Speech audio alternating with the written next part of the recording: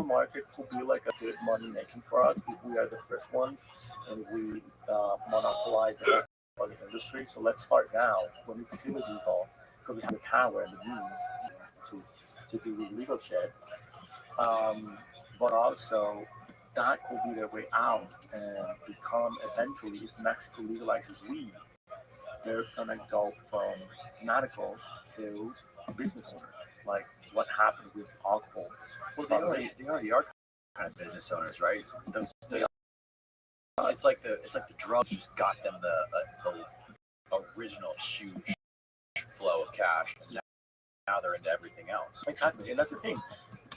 I think what they wanted is to have an exit strategy from the medical world, right? And say we might have a very well established business. Um, How would that happen in Mexico? the same way it happened with alcohol when US was still in place. A lot of Mexicans were alcohol traffickers. They will, like produce a bunch of whiskey, tequila, really export that to the US, making huge profits. And when the US legalized everything, they became who they are. They own Tijuana, in Sonora. It's people who were traffickers, they were criminals, they were in Chapo back in the prohibition era of the alcohol. And now they are like, like family, like wealthy families, like probably one of the most wealthy families in northern Mexico. And I guess that's what they're were aiming or are aiming for that to happen, to lobby, because the people from the Chapo just told me that they were lobbying the government to legalize weed. Um, and I guess that's an exit strategy. Do you think there's a better chance of being legalized in Mexico and it's legalized federally in the U.S.? Yes, absolutely. So you think that'll be like a domino effect that happens in the U.S. But yeah, I mean, not necessarily like a domino effect. We're definitely going to put more pressure in Mexico to legalize More weed, pressure, right? and also Mexico's looking both like it's in the middle of both, right? Like in the middle of like Latin America, like places like Colombia, who's planning also on legalizing weed, and the U.S. is planning also on legalizing weed based on the federal government. What if the U.S. legalized weed, like all of it, weed, cocaine, heroin? That's gonna create a fucking hell. It's gonna stop from being drug trafficking. Have to find new revenues, and those groups, because new revenues are always kidnapping, extortion. Um, every time their business goes down, they jump immediately to like kidnapping, extortion, carjacking. Right. I wonder if this may be the stupidest thing I ever said, but if coke became illegal in the U.S., if like big pharmaceutical companies that are now legally selling coke would start working with the cartels. That will be the best case scenario if they actually manage to work together, the U.S. and Mexico, right? Where Mexico says like, okay, maybe we don't sell, you sell it, we produce it legally for export, and that will be good, Right. right? But Mexico will have to legalize production of, I mean, first of all, like cocaine, like the coca plant doesn't grow in Mexico. It grows in certain altitudes like Colombia, Bolivia, Paraguay. Right. Mexican cartels have been attempting to grow coca in Mexico for a while, in Guerrero and in Chiapas. They haven't succeeded. The Mexican government has found like small regions where they planted, like a couple of hectares of coca leaves. Really? But they don't grow up as much as they grow in Colombia. I had a guy in here who lives in Brazil in the rainforest, Amazon rainforest, and he said that one like week he went on a solo sort of like adventure through the Amazon, like up the river and like on a crazy dangerous solo journey, and he saw um, whole parts of the Amazon forest that are like hollowed out for airplanes to like fly under the canopy of the forest and land there and load up. And then he also ran into a group of dudes on a boat. I think he actually caught a ride with them. There were a couple of dudes that were just had a boat full of bricks, bricks of coke, that were just going down the Amazon. And I guess just transporting it. But I guess there's a lot of little pop-up factories in the Amazon that are manufacturing coke. And are those Sinaloa? Are those like Mexican cartels? Yeah, those probably are providers. Right? Now, the biggest factory in Latin America for coffee production is National Park. It's in a national park. I put up a story like a couple of months ago about that park and how they're huge operations. It's not like they have like these not top food inside there. Huge population, like a massive festival. There's a massive national park. Did you go there? I didn't, but I got photos from the Bolivian police at that place. You have pictures, Austin. I think I have them somewhere on my Instagram account. At least one of them. But if you Google, let me tell you what the national park is. It's fucking crazy. Crazy, but that's the biggest And the government there, they obviously they can, you know, like they kind of have their hands on everything. It's so huge. So what is this? That's a clip from one of the national parks right there. After finding a and that is happening almost on a weekly basis. They're finding new kitchens and that kind of thing. So they're cooking a lot of that's kind of like all news to the region because they keep finding labs and that's all. So I'm interested. What is it like being you reporting on this shit every week, finding all these new stories, seeing all these sources in the different cartels, and referring to all these different news sites? Like, it's gotta be. Like, it's gonna make it hard to sleep at night when you're dealing with all these fucking violent people. Sort of, man. I mean, I've been doing this for 2 years now, so at the beginning, I guess, more at the beginning, I was still having like adrenaline rushing all day, getting like, you know, hard nights, trying to sleep, that kind of stuff. But you still like get used to it, you know, like to me right now, it's not that it is only a job, but I have a mechanism right now, you know, I have different cell phones for stuff, like that cell phone view, Yeah, I'm messaging now, I give that phone only like to very specific people, right? I know that that's my personal phone, and I'm gonna answer every call or message I get from that phone because only very specific people have that phone, and I always ask the people who have that phone not to share it with anyone. Like, don't share this with anyone. As soon as I find that, I haven't shared that phone. thanks a lot. And as soon as I found that my phone had been shared with somebody, you know, like people told me, hey, these or that, and you know, like Danny was shared your phone with me. Yeah. I need to change my phone back again. I start losing track of things. I'm doing like 100 things at the same time, so I need not to worry about my cell phone and my phone. Like my house, I mean, I guess less than 4 people know where I live.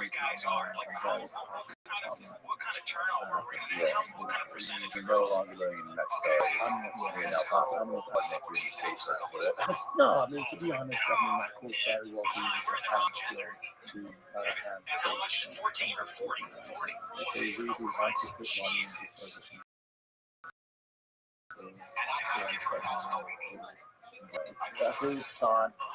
I'm not that big of a system. I get hate for what's something a lot of people say and send me messages and social saying that I work for this American channel.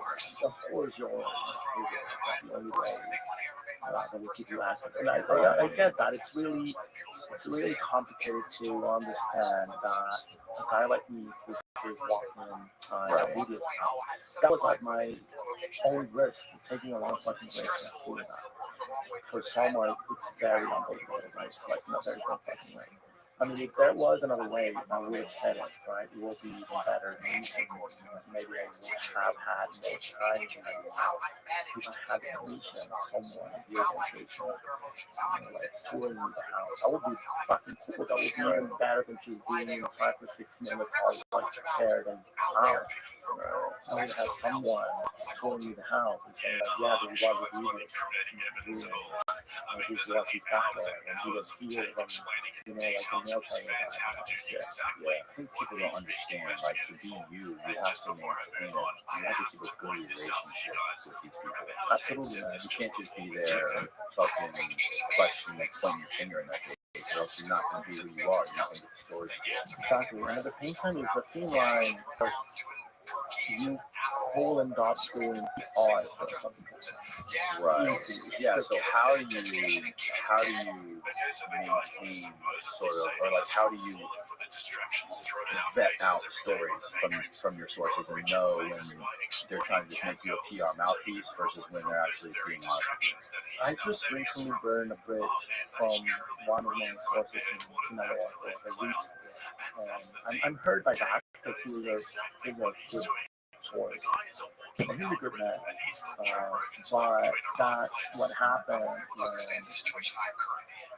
when I mean, that guy told me something that is very true. And when he told me that, I was very hurt by his words because he told me, I understand that you are more secure with the basically saying that I'm more like and I was very like hurt by his words. I was like, why did you say that? This was like face to face, or was it something? That was face to face. And so I kind of put on it. And probably I am. Probably terrorism is first and everything else.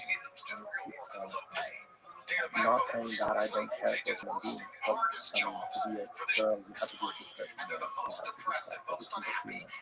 You're not really. Well, I mean, to be, I guess, a good girl, good yourself. Yeah, you're never gonna be a good person for everybody. Not for everybody. Not all journalists are created equal. Dude, I make pieces with like taking shit from my editors, taking shit from my family, taking shit from cartels, taking shit from government, taking shit from the US or Mexico, taking shit from like I take shit from everyone.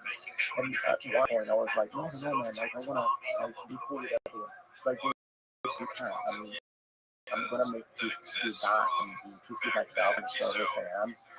And fucking walking my way to what I feel that I need to do. Like walking inside of this house at that moment, I was like, I don't know if this is on the ethics of journalism or not. But to me, it is fucking important to me. And this might be my last chance to use how Ovidio or someone like Ovidio was reading and what happened inside his place. I care about, even criminals, because fucking human beings, That's why we have a justice system, quote unquote. That's why we invest in jails, right? You go to jails. You just don't end up dead. If you have a family, you want to understand that side of it. You have family, you have daughters, you need your daughters after their kids, their regular people.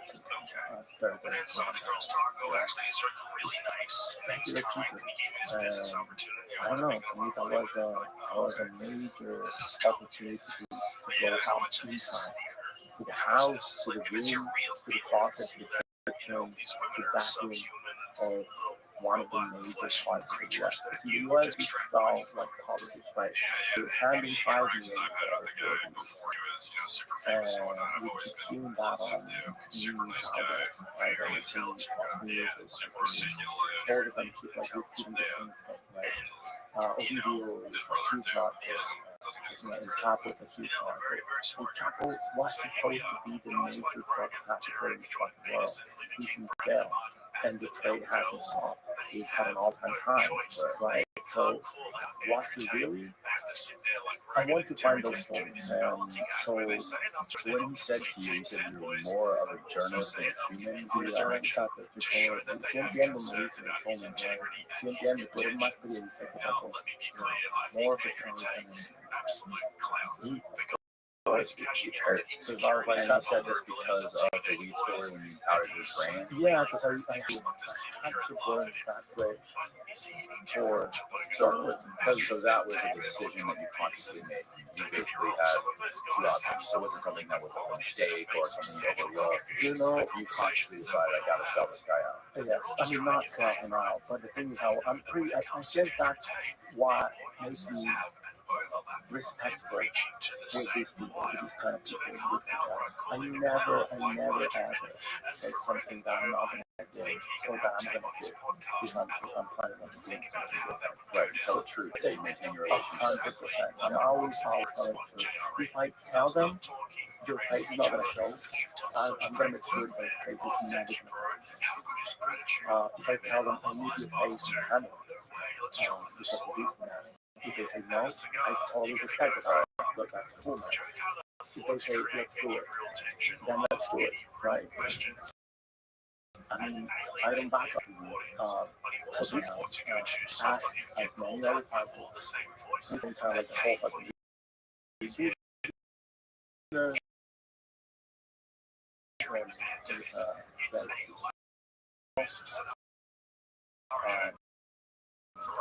I want to get them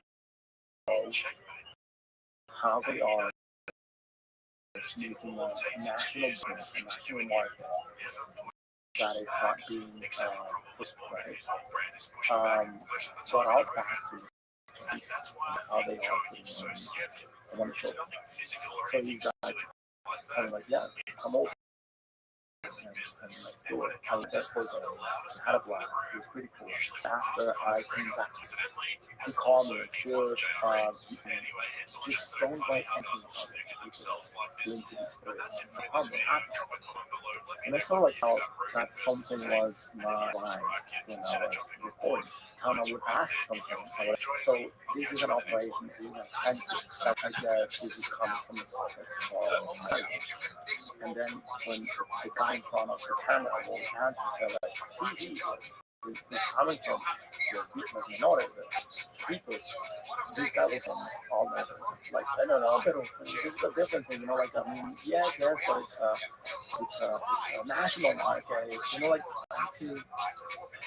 I don't know, like, trying to stop me from asking me. And I felt weird, but he never said anything about anything. Later, I learned teacher that he didn't really disclose what I was going to do to the people who were contributing, right? That I was going to write about it for people and probably make them really do this and do that was not me. That was I was very honest and very clear about what my intentions were, and I was making the right questions all through my research. And then after I back home, he asked me not to do it or link, so I had that was not a story. That was half a story. And I told him, dude, if I do that, that's gonna be fucking too much. It's not for camera.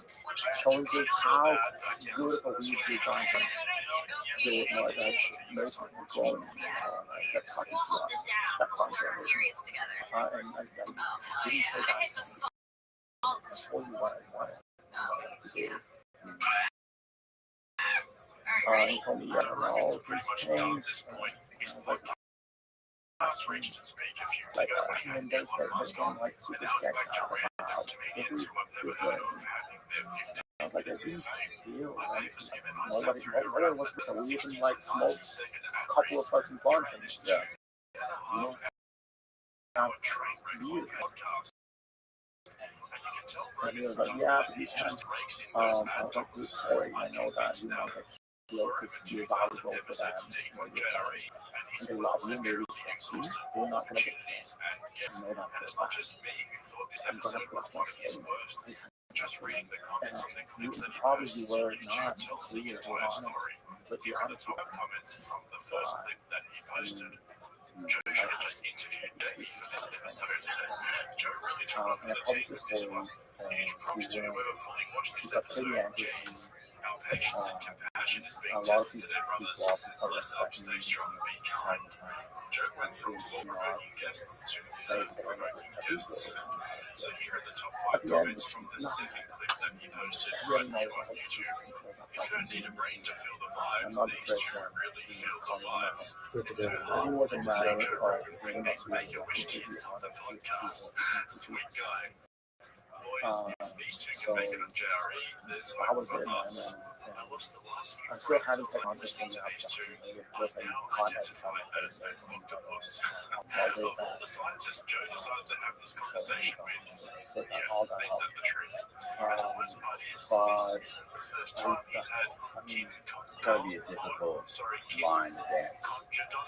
It's hard. That's kind of like the things that keeps me awake at night. You know, like, I'm not doing the best thing. I'm not doing it for fucking likes. I'm not doing it for fucking views. I'm not doing it for that. I'm doing it for the story, for my own path as a journalist, to explain things, to know and learn things. And that's why I want to be very honest every time I go out there. I don't want to think this is bullshit. When someone calls me and says, no, you can't do that. Yeah, I want to make sure that since the beginning, their kids able to do the skills. They want to have the attention. They want to bring it in, but they want to do just their way. You can't act that way. Not long ago, the attorney for one of our mothers and father's son called me. He gave me a call because the story saying that when he was collecting one of the sons who was arrested. He went over there. I just saw him. And he was recently released. I published this story about him going to some like the one real king hotel. I think I started comedians. And he called me and he was basically just called me and told me that what's not true, that his client wasn't even allowed to go into Mexico at all. So I was able to protect my story. Anyway, if you haven't picked it up yet, there were basically just two girls who think they're somehow made it onto JRE twice. Again, there's no way of telling who these people really are, but apparently King Kong does some acting as well, and she shared this story with Papa Rogan about the importance of acting. He then texted me something full fucking paragraph. And he told me, you need to put that out. And I was like, I'm gonna quote you, but don't quote you. I thought that it was a statement. And he was like, no, don't quote me. And I was like, so I'm gonna quote you Italian, which is a statement straight from my YouTube. And he's like, no, that's not what you need to like in the story. Fuck no, man, that's fucking PR. I'm not doing this without how it works. Right. Hit me up, call me back when you're ready to be honest with me on your behalf or on the behalf of about being able to think and just but I'm not doing that. Yeah, we're definitely on the same. I know that that's the getting in trouble as well. But dude, I was the right thing to do. That was the right thing. It was telling me, yeah. So, yeah, I mean, I fucked up many before, and I keep fucking it up. And I do because that's what I do. We keep breaking and things are happening. Especially covering truck traffic operations. It's clear that you're not supposed to know happening at that minute. So the chances of fucking loss are huge. And I guess people don't understand that, right? When you put out something, put an article about it, have to read it, and like talk to different sources, and have a million different versions, right? I have to go for the one that makes more sense to me at that moment, and maybe clear it out on the next one. But you get a lot of shit, like it's just a long process of putting together so many puzzle pieces and triangulating so many different sources, finding out what's right, what's bullshit. How do I make sure I don't fuck these guys over? Make sure these guys are safe. Don't compromise my source. Don't compromise myself. You don't have like a decent story from my editor. on time, which is like 2 hours from the time I learned that he was like arrested. It's like 5:30 in the morning. You talked about your story. You put up like customer stories that wasn't really reliable. That happens all the time. Yeah. But people tend to believe that journalists have it right 100% of the time. That's not something we talk about, especially widely. So there's a lot of things going on. Now back to your question, you have to have a thick skin and a full blood and the right mindset. Yeah, people are a lot of times people are not going to be happy. Most of the time, either I get accused of working for the Sinaloa cartel, or Sinaloa cartel people start like telling me that I work for the U.S. government, or the U.S. officials say that I work for the Mexican government, and the Mexican government said that I'm always in the middle of something. Always. It recently happened with that story from Ovidio's house. I entered with this photographer from Culiacan, and he took a bunch of pictures. And as you could see from my video, the scene has been manipulated many times before, probably by the attorney or the neighbors who rented before, or the Mexican military, or the sicarios who stay there. So when we went in, we made sure that we didn't fucking move anything, that we didn't touch anything. So we saw those bullets lined up on a table, that grenade lined up to a beer bottle, all that stuff. And one of the things the photographer found was unexploded bullet poked in a hole, in a bullet hole. You told me that whole story. So someone took that bullet inside that hole. Where can we find a picture of this online? I think it's on my story also. Okay, just go to just search Vice Louis Chaparro, and there'll be a list of all your articles, right? Yes, exactly. And you go to that story. So that bullet hanging out of the wall, that was at his house. That was at his house, and it was just like one of 100 photos we took from inside his house. But somehow, the super like right-wing comedy wrestling got a hold of that photo and made a huge campaign about how liberal media was so fake, and that's why we shouldn't believe my stories, because it's all bullshit because of that photo. And first of all, it's like, dude, I didn't take the photo. Second of all, how does that mean liberal media was fake because of unexploded bullets? Because they thought that I didn't know how fucking bullets work. Oh my God. So they thought that I thought that was actually a bullet, and I was trying to make people believe that was a high bullet. A complete unexploded bullet. Dude, I've been doing this fucking job for more than 15 fucking years. I know how bullets work. It's a Capital House. That one. Yeah. That one, and you scroll down photos. There it is. Look at that shit, man. It's obvious, right? That it was manipulated. I mean, at least to me, it's obvious. Now, the photo stuck the bullet in the hole. Exactly. And that was interesting enough for a photo. It's like, wow, one touch a fucking bullet across a bullet hole. It just looks cool. It just looks interesting. But it has nothing really to do with the story, right?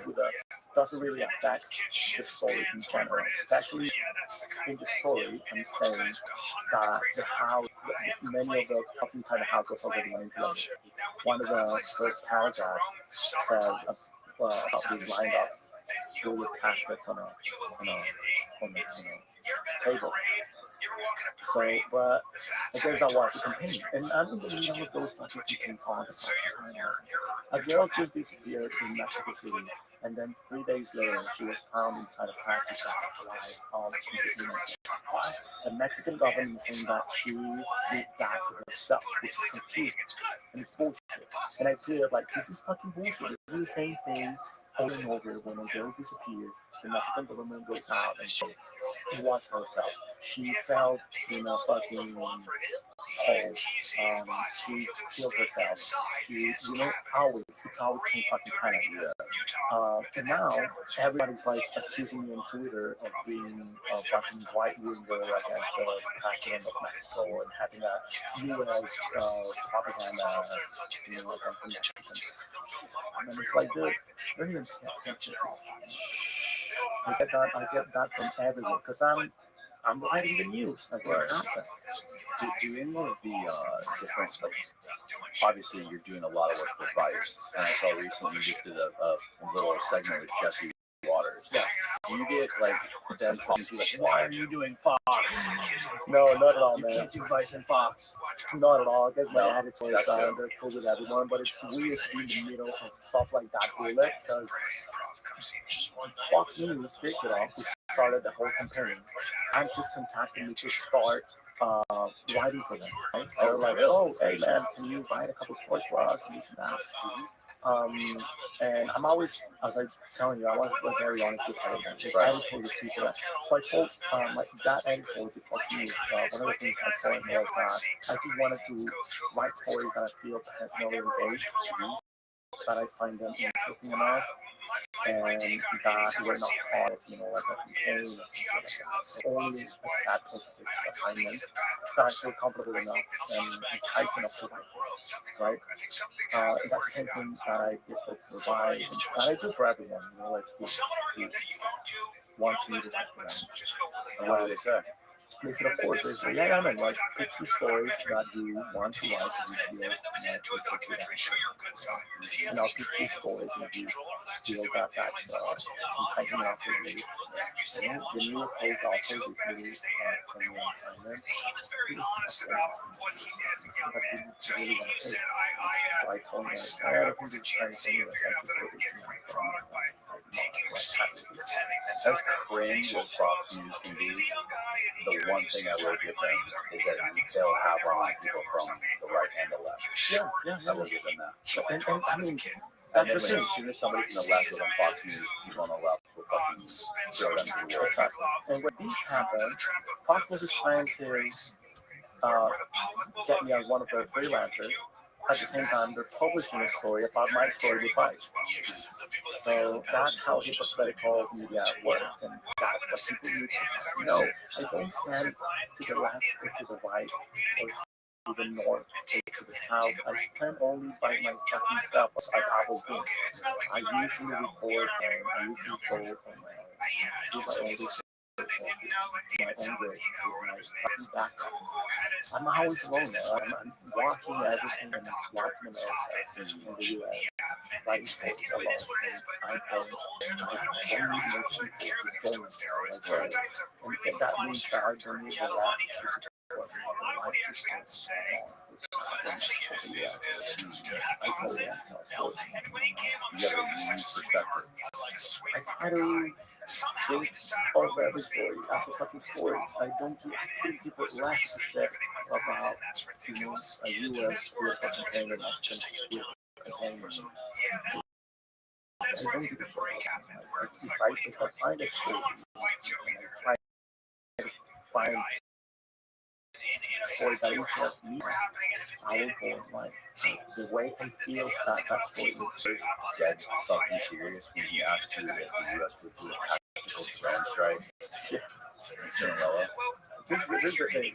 When they call you, I couldn't believe you kept a straight face. dude, at that time, I was just out from Bolivia. Adrenaline was so pumping because they call me and they're like, you're going in. I was like, at the 5:30. I was like, shit, man. By then, I should have been in Mexico City already out from Culiacan. Fucking cargo. I just literally walked in the hotel and looked at the van in front of the burning. It was stuck in the fucking hotel. My god. So I put on my fucking video and and then I forgot about that. At the end of that video, you're in the hotel.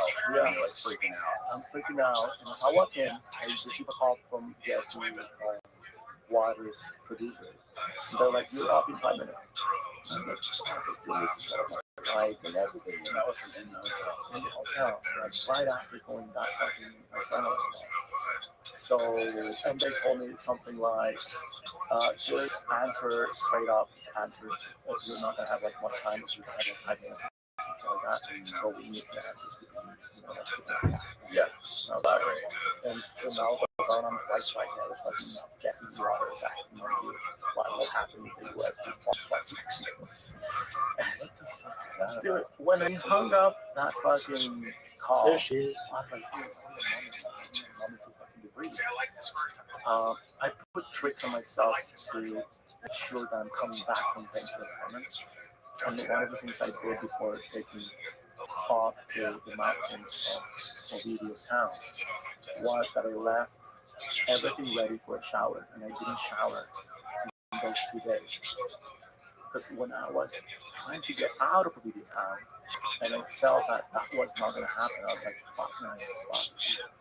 I was like, no, I left everything ready for a shower. I need to go into the shower. I haven't showered in 2 days. So I'm going now. And that's what like pushed me to go out and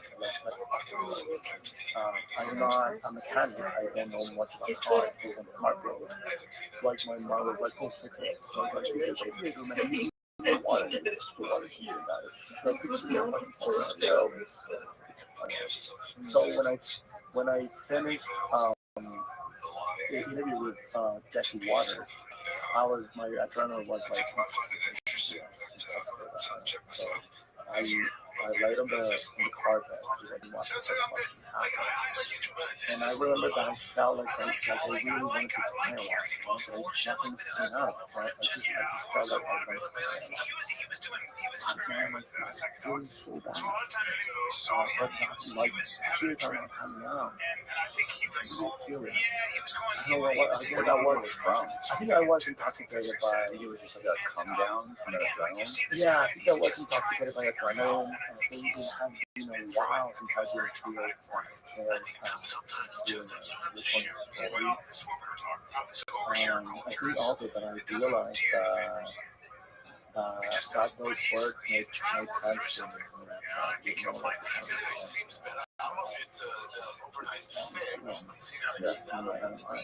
Right. And I still feel that it's working. I don't know, man. I guess it was all that. It was a reflection. I've heard stories like that from some other journalists, like war reporters, that have been specifically, I believe, actually, the guy I'm referring to was working for Vice UC, and he was explaining the same thing you just explained to me, that he was in the Middle East somewhere, and he was holding his video camera, and he was in the middle of a firefight between American troops and like the Taliban or some shit. And in the moment, his adrenaline was so peaked that he wasn't scared. He didn't feel anything. He was just looking in that viewfinder, just making sure he got the shot. Exactly. That's what happened. You get so excited, you know what I mean? Because that's why you're there. That's your purpose. Like, you want to go home and have the most fucking mind-bending shot in firefights between terrorists and American troops, and that's fucking all that matters in the world. Exactly. And the other thing is, like, that's a distraction from your brain from realizing that you're about to die. Right? You want to get away from that. They're like, yeah, but I'm doing my job. So you hide your fuckers and something else. Like, decide that you're fucking going to die. Yeah, I mean, I'm going regularly to therapy. Really? So going back from that to your real suburban city, what super quiet neighborhood, your kids, your wife, your regular life where you still have to shower your hair, make the bed, do some coffee, or make dinner for them. Decreasing from that adrenaline, feeling that you just went inside, and all of a sudden, next day, you're back home, just being you, washing the dishes, making dinner for your kids, facing regular shit. That's would be hard. And then all of a sudden, you wake up in the morning. Someone tells you COVID has been captured, you need to go to the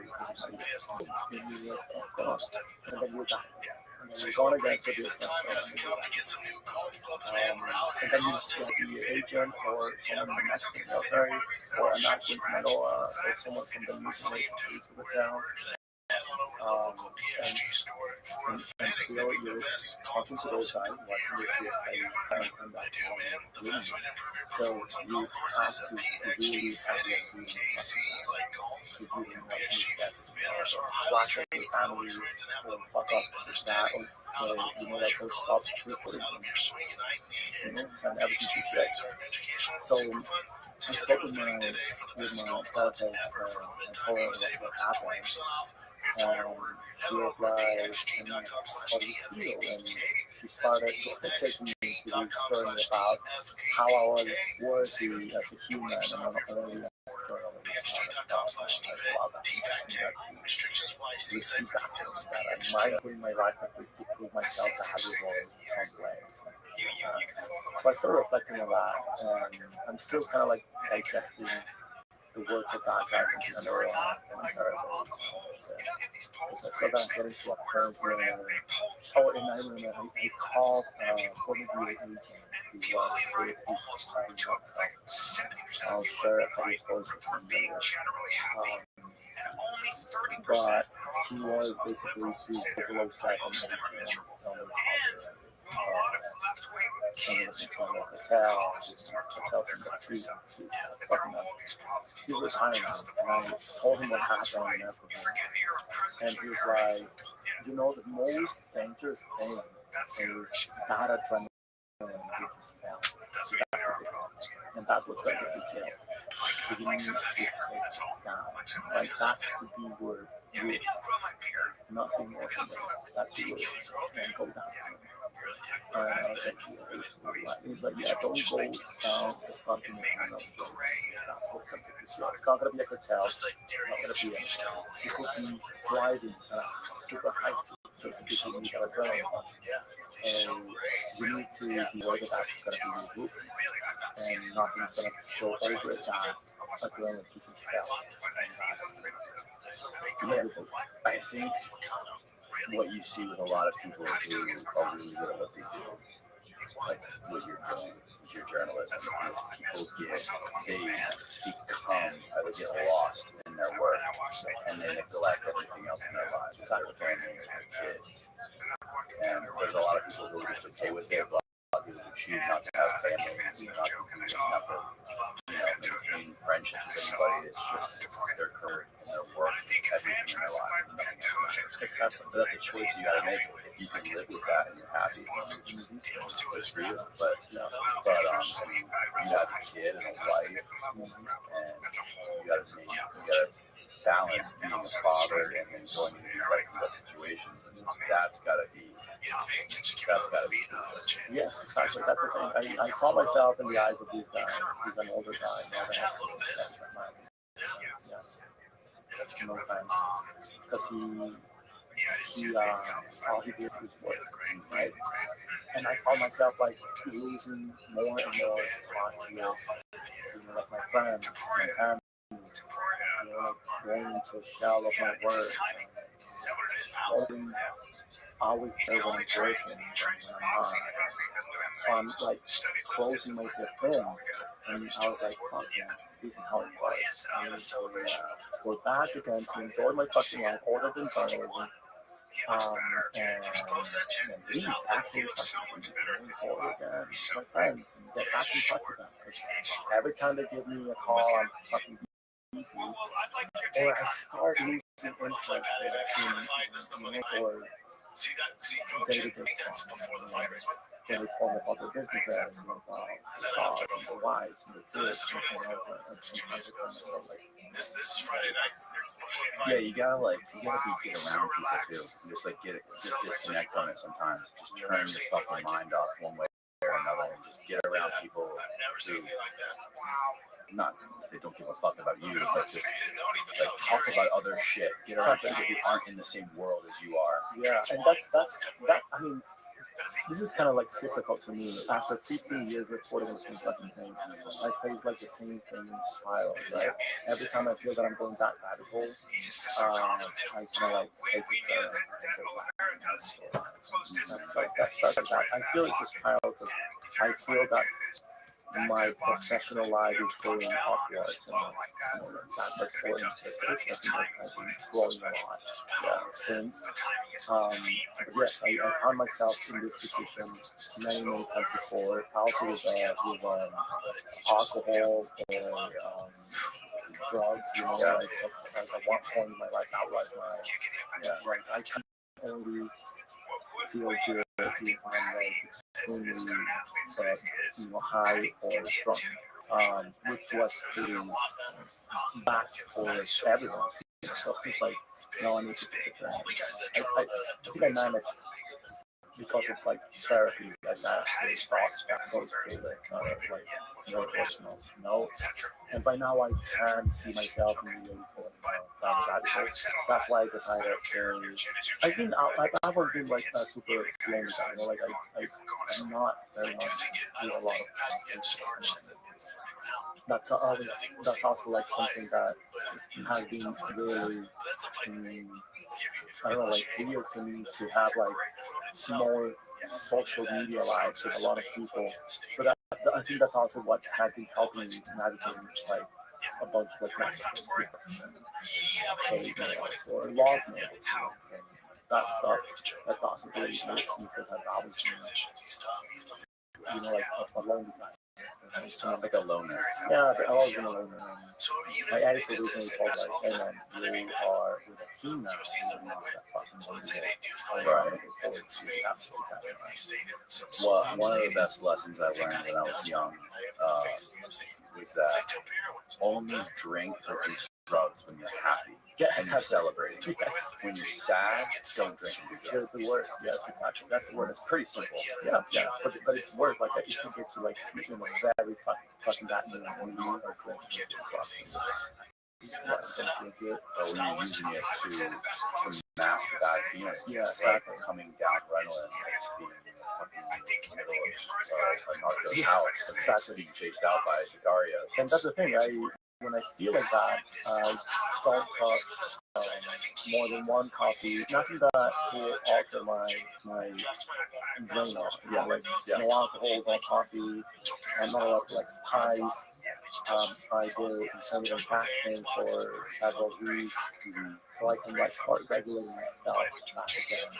To eat well, and then when I feel good, I start like having a beer to with my friends and join conversations. I decided not to have any journalism. Or do you think like a lot of people like have different habits to get out of their own heads?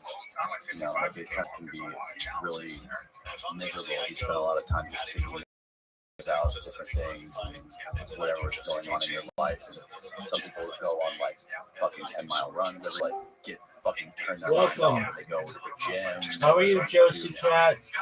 Letty ballet or jiu-jitsu, whatever it is. Do you have anything like that you do to try What's to up? like, How are you? Just get out of your head?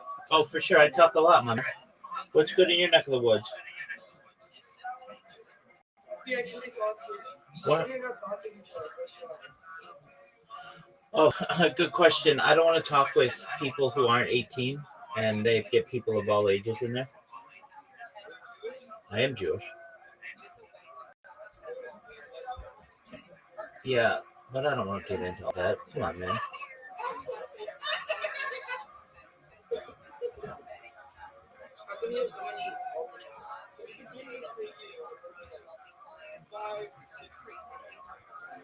No.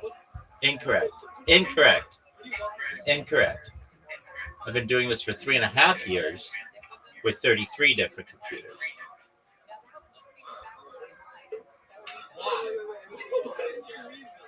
I want world peace.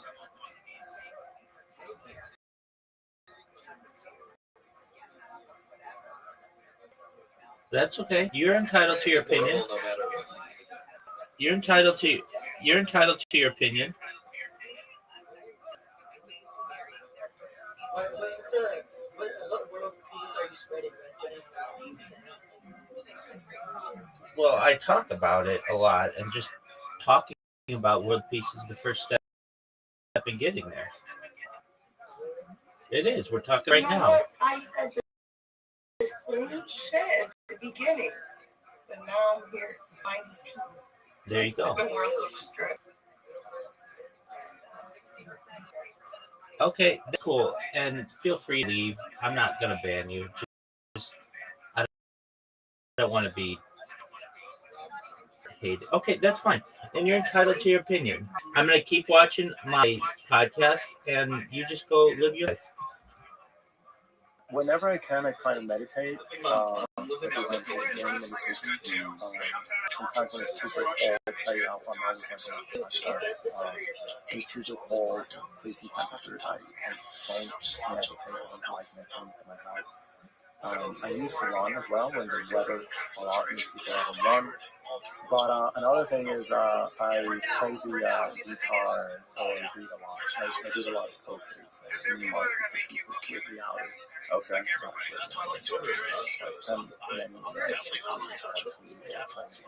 which is like you know some of the it gets me like a meditation song.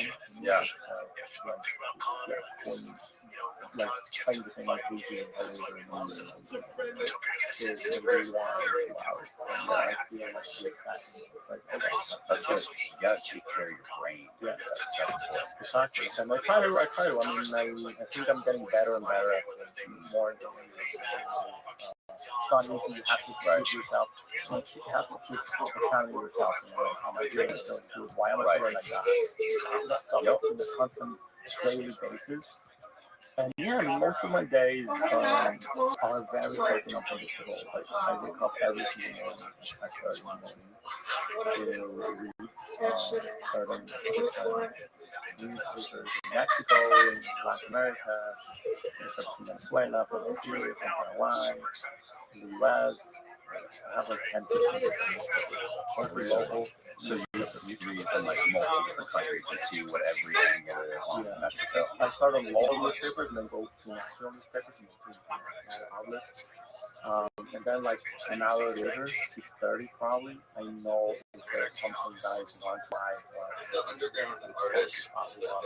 and that's good stories like middle term story, long term story, short term story. So probably I can find a story that is I'm gonna be done with the story in 5 hours.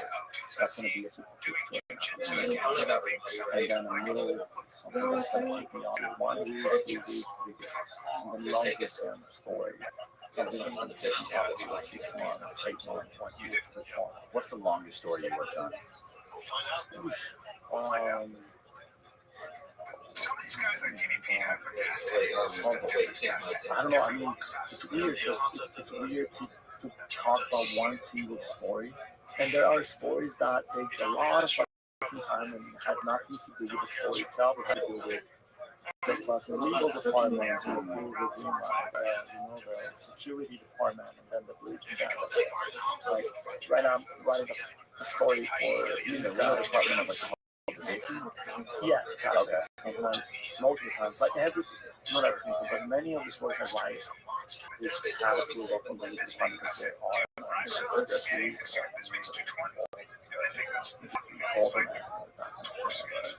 and then but you obviously need some stories guy. Yeah, but these guys called Rest of the World. I love it. We focus on technology tells compelling Rest of the world. They're pretty small. It's only and tell a story for them about how Uber is criminal battery, do a lot of crime, from sex trafficking to nice. I don't want to blow up the story, but I'm writing this story for them. But it's taking a lot of time for security to read the story. I've already done most of the story, like 90% of the recording I've already done. But it's dealing with cheap conversations where, that's going through their hearing department, their legal department, their editors. Right.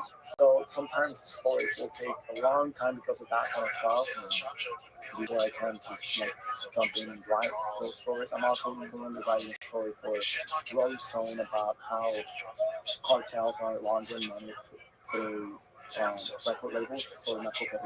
What? And it's pretty cool. I don't want to pull the story out. I'm nearly there. I'm on the last editing round, hopefully.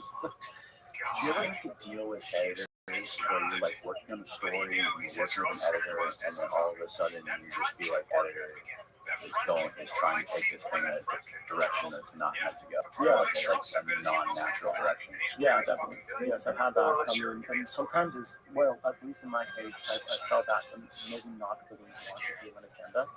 Sometimes it's just like, so yeah. What about it? Have you ever gotten the impression that one of your editors is dealing with intelligence or like? No. I just talked to a guy who was working on a story for a big publication about a CIA operation going on in Ukraine and the US. And this was like he was working for a really big American publication, and he was working with them for 6 to 8 months on the story, going back and forth. Great communication, great rapport, and this guy had former CIA sources giving him this stuff, so he was like, okay, this was a very solid information. Whoever was their point at the CIA somehow got into the editor's way, essentially killed the story. He tried to change it and like change the whole entire thing after 8 months of working with him. And he ended up publishing it on his own website because he just couldn't work with the editor anymore. That's the thing. That's the way to go, man. Like, when you're a freelance, you have, good and bad things about the industry. The bad things, on top of like writing a lot, finding sources, getting compelling stories compelling enough to compete with all the staffers your publication might have. Because otherwise, why would they choose you as a freelance? Some of the staffers, you have to do solve the rest of the staffers.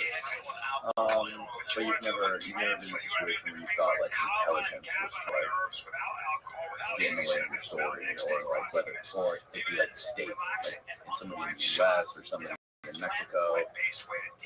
No, I guess not. I'm more that I've noticed. I've had stories feel or kind of like those situations where someone feels that, like, I don't know, this is not going to keep around to the people mostly like brands, where, I don't know, we're supported by that brand and feel about, I know, like, as an example, Uber reached out and Uber's a big sponsor for us. Yeah.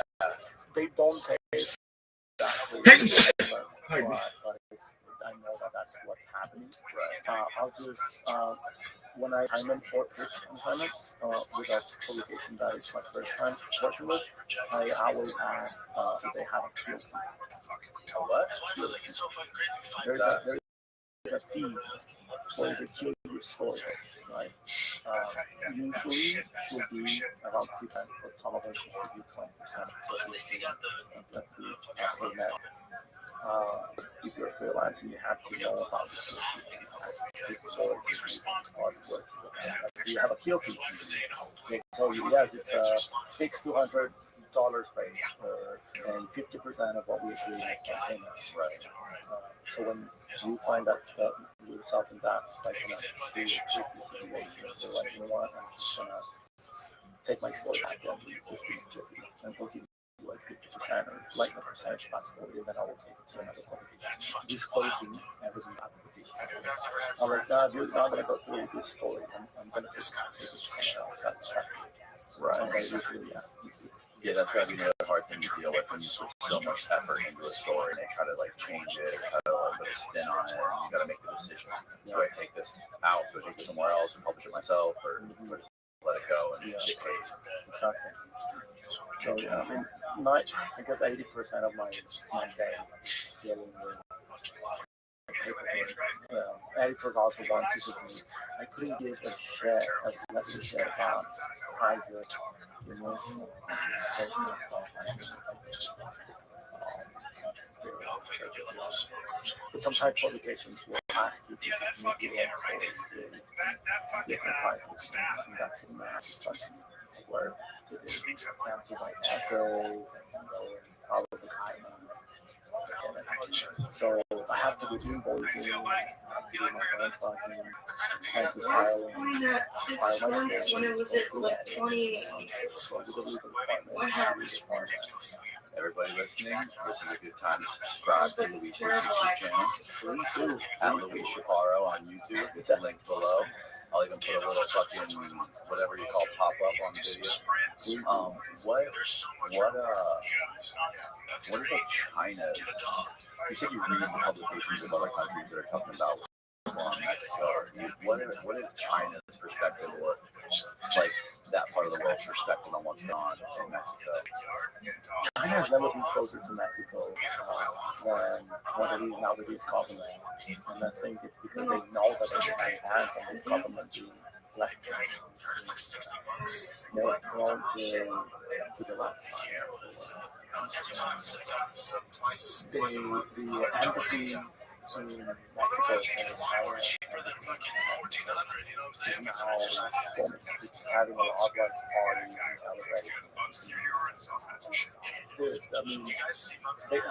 the investment is, I think, twice or three times the money that the U.S. is putting in Russia.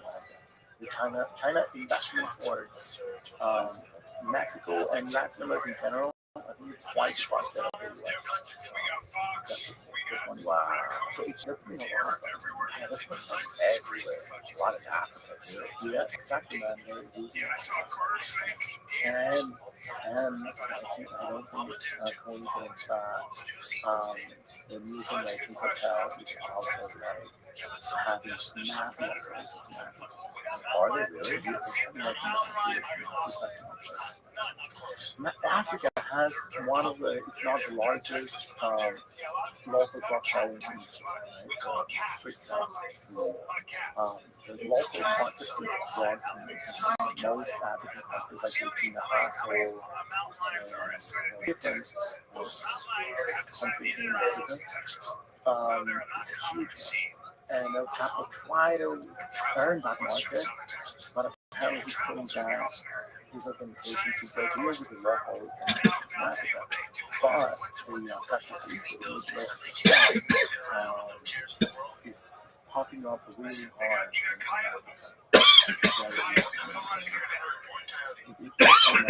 as well. I kind of story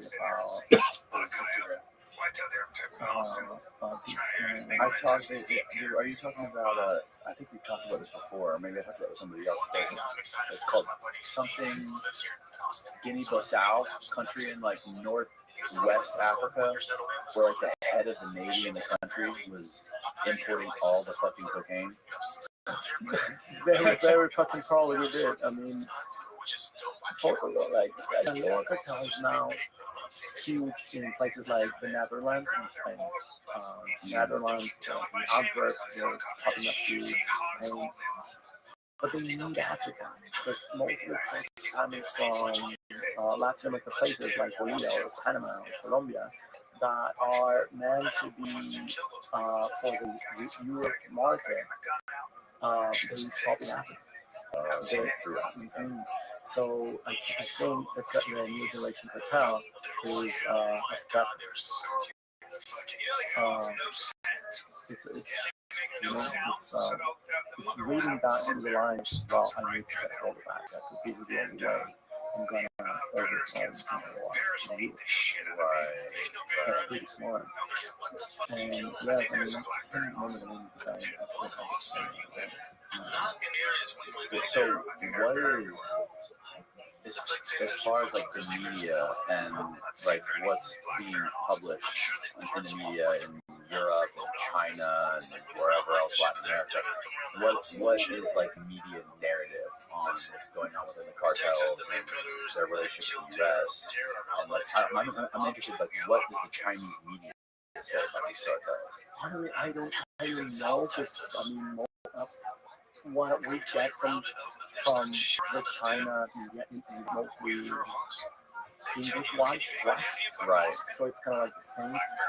If I cold read Chinese, probably I will have a really interesting, knowledge about how they're moving into Mexican conversations. But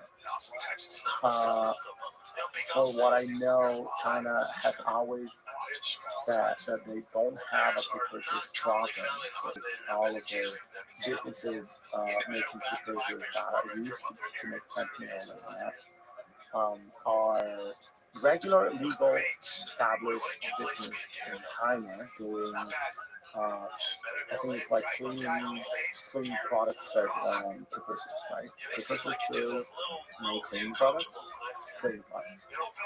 That's what they call it. But I mean, there's so many shit competition. Go precursors to Mexico, put them to New York and Acapulco and Mazatlan. So, and the U.S. have been going hard against these guys called China, which is like a Mario Zambada in China. In China, he's one of the most respected businessmen. He operates freely. A guy, writer and journalist I just recently met, and we're putting together a conference call from China to Mexico that fentanyl trade. When I was inside a laboratory in Sinaloa, a fentanyl laboratory, he was meeting up in China, paying flyers from Mexico. He was meeting this fucking journalist from Oh, shit. He has photos with Yap and his daughter. And we're putting together this fucking content that I think is gonna, because we're gonna tell the whole fucking story from inside these two major organizations, but I guess he's the only one that have had access to that in China. And probably does have access to laboratories. So we're trying to put a narrative together to have a full comprehension about how this fucking shit works. I mean, I was completely blown away by his story, and he felt the same way. Like, really mad. Like, dude, you really fucking China those guys? I was like, come on, dude, you really fucking Sinaloa with the fucking Mario Zambada people, the laboratories. So like, you have to do something together. It's fucking incredible, man.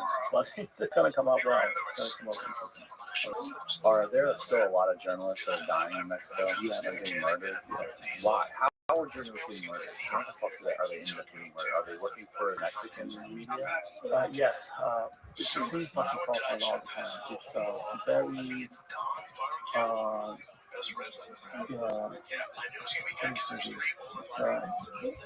very low wages jobs. They're always exploited by the owners of independent journalists without their own operations.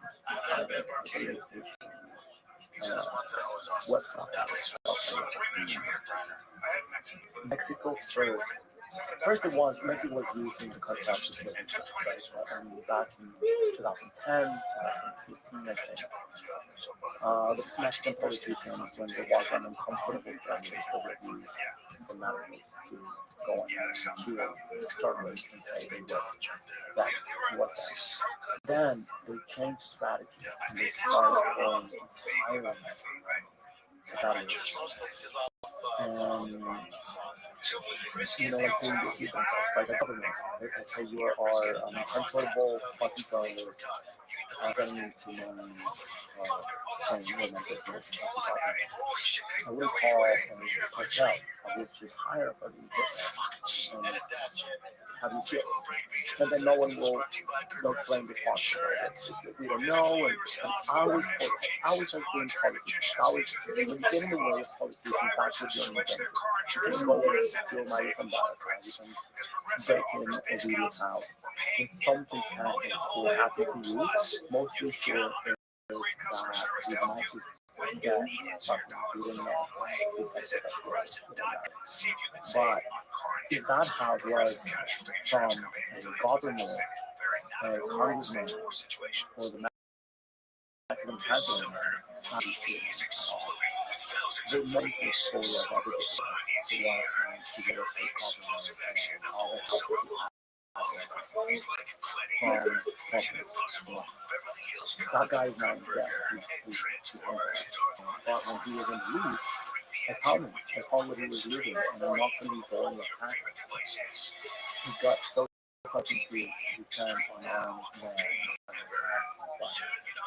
friends with the son of the wife.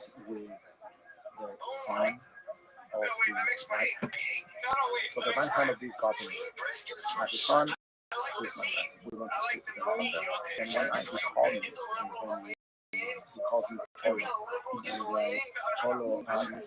help you with what was on the cover of the main publication and he wasn't called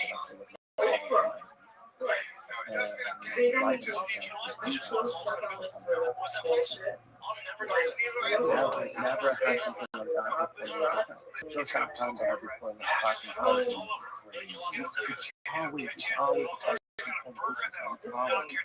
always them. And now they're not doing that. Now because of all the shit that it's been they killed so many terrorists and us journalists have been paying attention to those stories and telling their stories. They know that we're counting and that we're paying attention. International organisms are actually paying attention. So what they're doing now is they major publications to start a campaign against the single journalist and start calling him out as a rapist or as someone who stole money or is working with so he will be left alone without a job, without anyone to hire them. And then they will go after them for crime. That's fucking Mexican journalists wrongfully accused of rape, of sexual abuse, of stealing, of taking bribes or money from a narco. I just recently helped, last time I helped this guy from Cancun to arrive to Juarez after being raped by several men. All of them were working for the government. This was because the electricity company in the state was stealing shit tons of money. And he put his story. He fired him from the project. And then another one hired him. And then 3 days later, they fired him. And no one will take him again. So he was jobless. He put out his own publication. And he got threatened by armed men that they were going to kill him. He kept whining about that, and then they kidnapped him, have him captured for 2 days, take him to the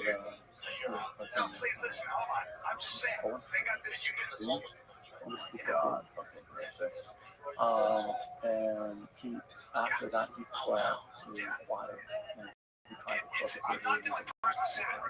river. I helped him put him in touch with and he managed to cross this highway process. And he's now in Mexico hiding from both sides. That's just the latest news in the paper about who personally helped to get out from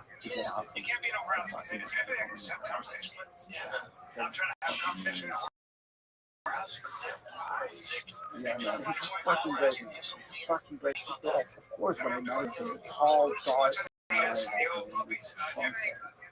a friend who said that to me one time. He was fucking snapped. He was like a pencil with a tooth.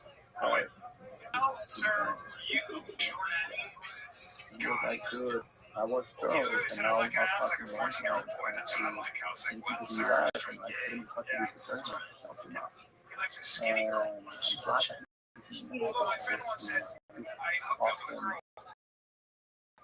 And I'm glad I helped he had his files, everything yeah, was his ear and 5 different hard drives.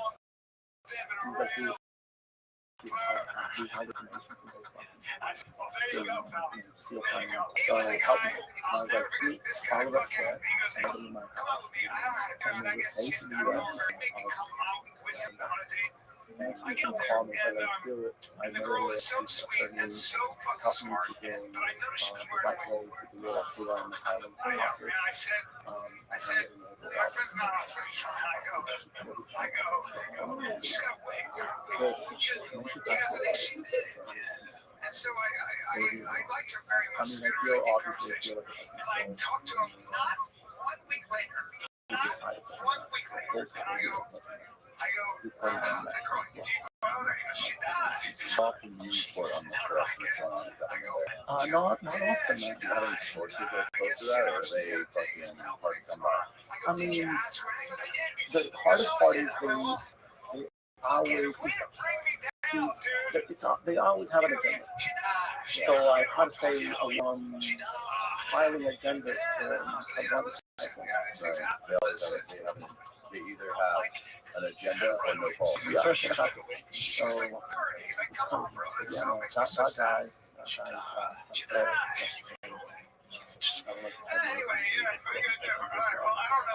I clutch my respect for us. So where does this all go from here? What do you think is on the horizon for this whole fucking war going on right now in Mexico? And the Sinaloa cartel and just the whole balance of power in the cartel world down there. I really think that things are still yet to get to it. The whole thing about Audie, I'm trying to watch this, please. If you're gonna just talk and talk and talk, just mute yourself, please.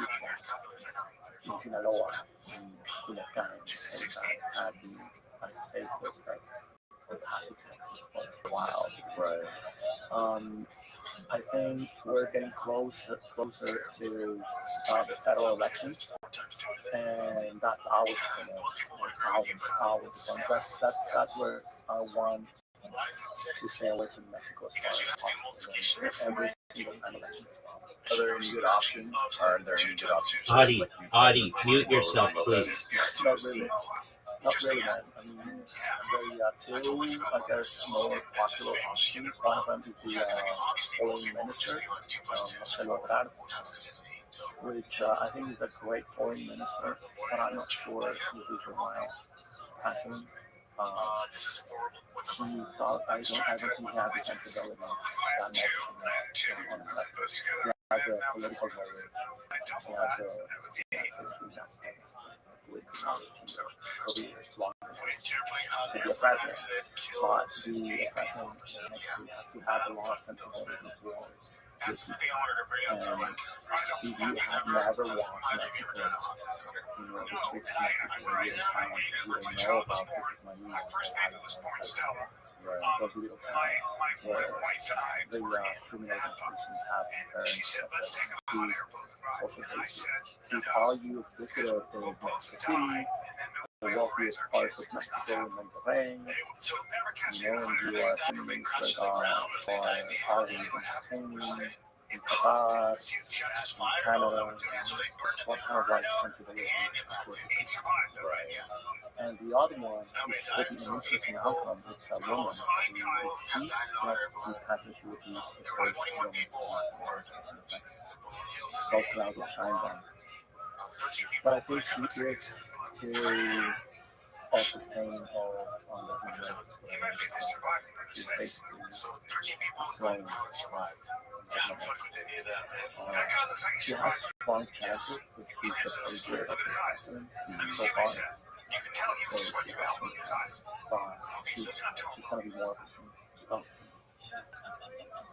What? It's hard to imagine these cartels going right in my lifetime.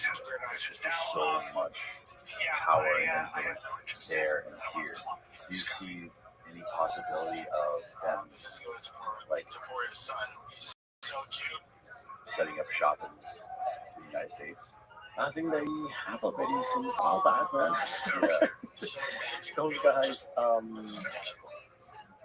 And this is a, I think this is like back in the days, like you were talking earlier in Prohibition, how Prohibition basically essentially created like the mob, the New York mafia, and then they eventually tied their way into U.S. politics. so I think that this is a thing where we need to untangle what stands as a cartel. While we understand as a cartel in the US, it's not what cartel is. Cartel in Mexico for I guess cartel is the orange branch of it's the guys with the border who has those types of the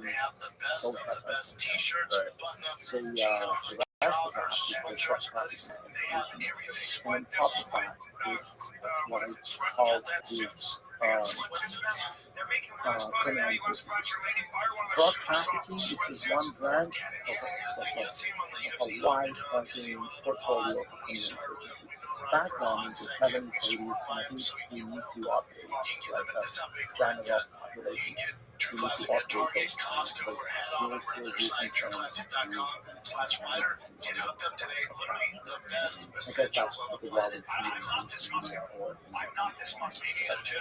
or that used to be the back then. That's just one branch of these criminal entities. They are ranking on fortune and corruption, natural resources, like monopolizing water, monopolizing certain foods like alcohol in certain places, cigarettes in certain places, even tortillas and chicken or avocado are being monopolized in certain regions. That's where they're getting a lot of money from. And one branch of all these criminal enterprise or these criminal insurgencies, one branch is the most profitable branch for this and that branch drug trafficking has sicarios and armed. That's called the cartel. That cartel could serve the different portfolio a guy who's in charge of corruption with the Mexican government to do hospitals or highways or whatever. He needs to earn that contract from the government. But there's a lot of people in that area, a lot of farmers, cattle runners, farming places, whatever. This guy will call up one of the cartel guys to make fucking in that territory. So people would just leave or be killed or sell so they cheat their lands. The government would get them and say like, yeah, we're nice, and then they would break the two fight, and the Mexican army is the law enforcement for a corrupt government. The town is the law enforcement of criminal. And after all the people who's out of that town, they're gonna make like, yeah, we're gonna pacify this territory to peace, these people are suffering enough, the government's gonna look well because they pacify their territories. And the guy was kind of going to building new schools, new down, new residential houses, super expensive, hiking up the prices. Do you think we'll ever see these like criminal insurgencies in cities in America? Like we traditionally used to see gangs and still gangs in Chicago where there's like the Bloods and the Crips in LA and the gangs in New York and like small criminal like mini insurgencies in America trying to like start small and like work their way up? I don't think so, man. I think that's happened during the 90s, probably early 2000s. You don't hear that. No, because what happened with the Rothschild is as the 2000s started, we started seeing a worldwide gig economy, and that also impacted the Rothschild and the criminal crisis. So they don't work as an integrated organization. The Australian Council and mostly working as a gig economy, so everybody's a freelancer for everyone. Got it. And the Mexican cartels or the Mexican criminal enterprise organization, what they did is that they stopped trying to deliver or to move their own drugs in the US, and they just sell huge bulks of drugs to gangs, the Crips, Bloods, the Mexican Mafia, the Aztecas, whoever. The guys that were in Chicago, the guys who were part of like getting El Chapo arrested. Yes.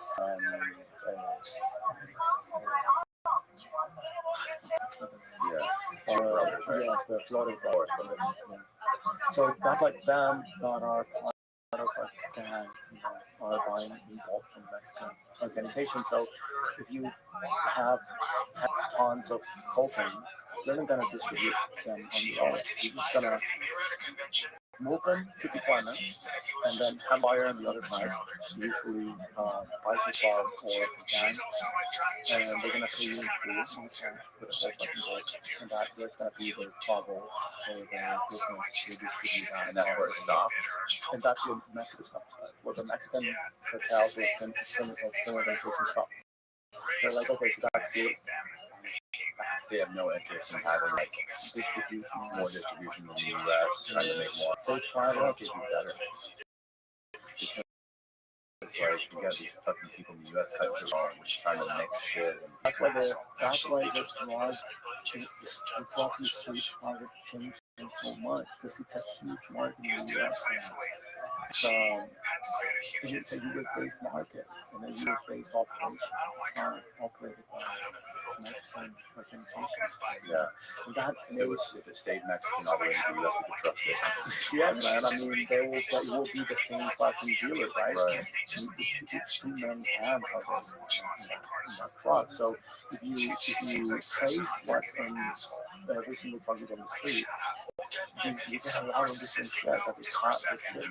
It's pushing the whole game in the street selling. I don't know if it was you who told me this or somebody else who told me, but there was like some sort of like very strict policy the cartels had that none of the cocaine was cut with fentanyl. They wanted to make sure that there was absolutely zero fentanyl in any of the cocaine that they were shipping out, and they were somehow like testing it. Is that real? Yes. That's cartels. Like fentanyl is for execution. You can use fentanyl in Mexico. There's a couple of guys that have been using. Most of them, they get what they call the tablazo. They get spanked in the ass with these massive, like, sort of like a cricket thing. No way. It's called the tablazo, man. And I mean, they go harder than they.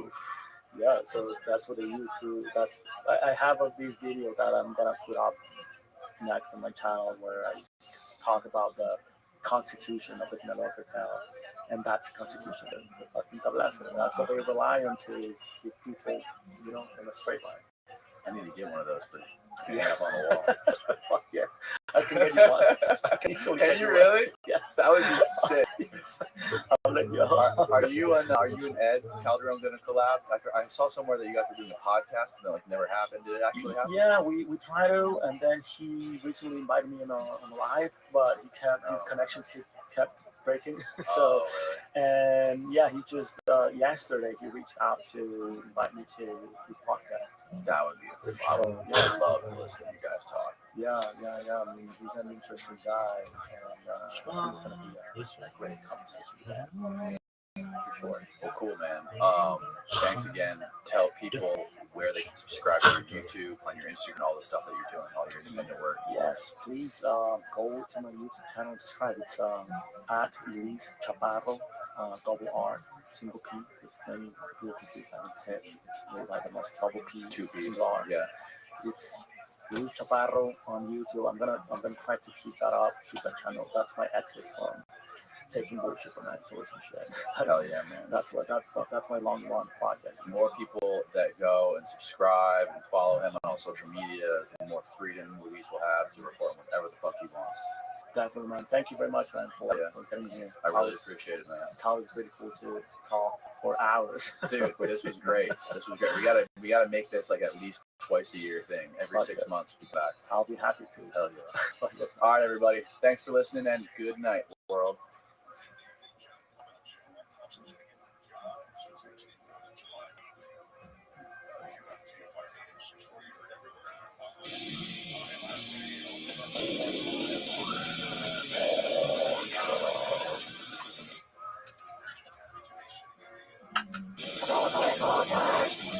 true. You were one of the first, or were you the first active duty fighter pilot to come out and talk publicly about UAPs? Yeah, specifically active duty. I was actually active duty when I did first speak about this. David Fravor, Commander David Fravor, he was kind of the first one to, I think, come out and speak about this. But at the time, he was no longer in the military.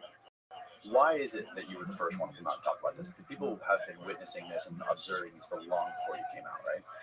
Yeah, that's my understanding of it. So, I mean, why was I the first? That's a great question, I think. Perhaps I wasn't, just maybe I'm the one we're hearing about. But, from my position where I was, it was a little different because we weren't just seeing a one-off object on the radar on a camera and we'll never see it again and question whether we really saw it or not. We were seeing this on such a regular basis that it was something that we were briefing every time. We were not only briefing through it, but we were also informing others that we don't have the technology to see them. And we were notifying the general public essentially broadcasting out that they were objects that we didn't understand what they were, but they were essentially safety flight hazards. So you just speak about it, they were just trying to solve that particular problem. And that's why I spoke out about it. And there was just today, we're recording today, which is, what is the 13th of January? And I think it was 2 or 3 days ago, a report came out that there was now over 500 reported incidents of UAP sightings or UFO sightings by like service members or military members. Yeah, my understanding is that reporting comes strictly from the reporting mechanisms that have been created within the Navy and Air Force. And so, yes, they are seeing more. And we would expect to see that, assuming what I've been saying is true. An increase in reporting will lead to an increase in reports. And so that's what we're seeing. Now, it doesn't necessarily mean the quality of reports will increase and we'll likely have more false negatives when we do have that. But generally speaking, they're out there, and now we have the agency to actually report them when data come in. I believe the New York Times, there was a bunch of articles about it. The New York Times article, I'm sure you saw, was speculating that a bunch of it was basically junk in the sky or weather balloons. And they even, I think they quoted about the gimbal and the go fast video. The object was only going 1 mile per hour. Did you see that? I don't remember if they specifically called out the go fast video in those articles. But generally speaking, there are aviators out that are talking about this constantly. They talk to me about it, and they tell me how this is about in their cockpits all the time. What they did disappointment in was the fact that there were reliable mainstream media organizations that they could talk to you about this. Not that they're necessarily looking to go out and make news, but they are looking for an opportunity to tell their story. And what we're seeing from the mainstream media is just kind of this little, little giggling, okay, well, maybe it's real, maybe it's not. And these people are putting their careers at risk to come forward to talk about this. So to have it blown off like that didn't really go over well to the aviators' eyes go for it. They're saying that the big mainstream media corporations weren't taking them seriously. Essentially, they didn't feel like they could go and have a respectful conversation about this. And we see that with some of the reporting we've had where they've essentially dismissed these sightings. And what that does is the exact opposite of what I've been pushing for, which is to increase reporting. You're going to mock the aviators when they actually do report something, because what's going to happen naturally, some people are going to second guess whether they should report. If you have an art news organization, New York Times, putting things out that are detrimental to the safe operation of aircraft, right? We have to report safety incidents, and if we are minimizing those that report it, then guess what? We're not going to have to. Yeah, a Navy aviator seems like would be the last thing we want to mock. Well, it's that topic, right? We kind of did it to ourselves. It's a conversation where it may not be pure mocking, but it's almost a defensive mechanism. At least what I've seen, people immediately want to laugh when they hear this topic, and I don't think they're laughing because they truly think it's funny. They just think they don't know how to react, right? And so they just burst out laughing, and then they listen for a real response, and sometimes they're shocked when they hear one.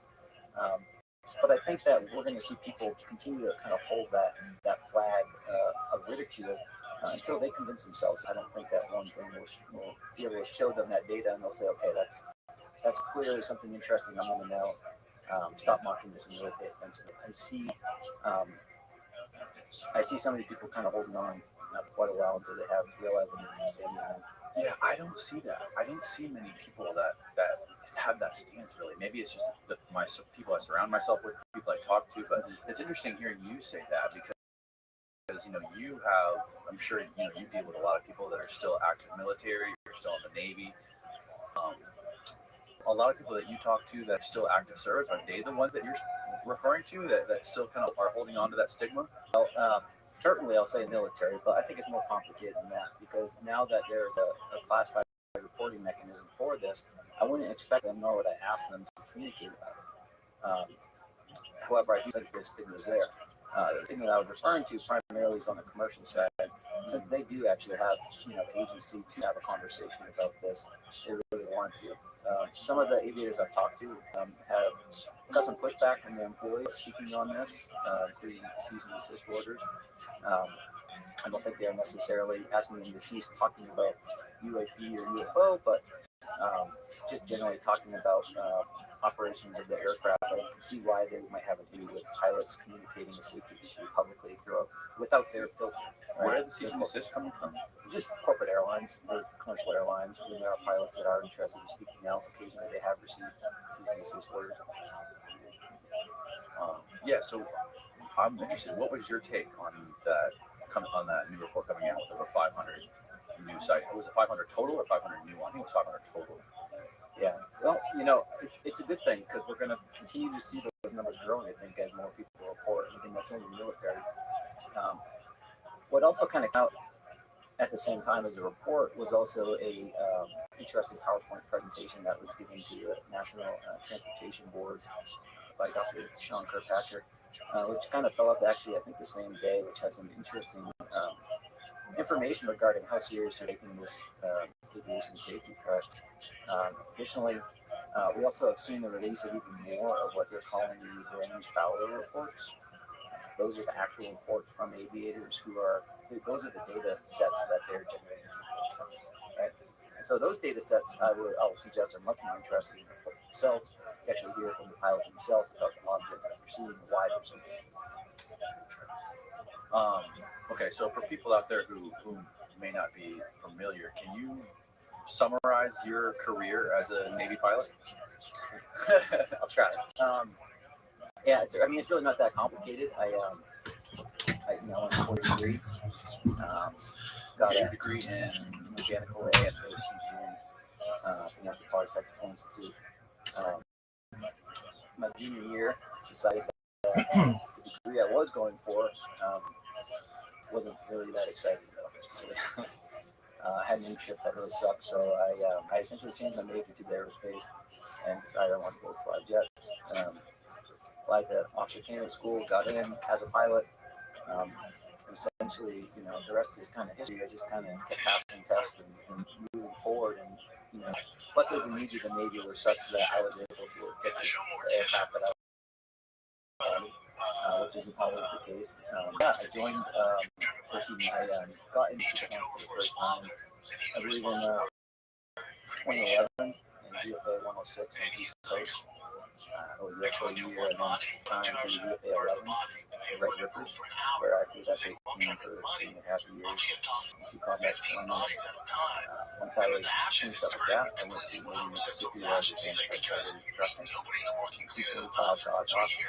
People had aircraft carriers, qualified fly formation, all that good stuff. And that was when I first actually spoke out about this. Kind of in my time in that instruction. And that was the last world before I just see the businessman. Wow. What's it like?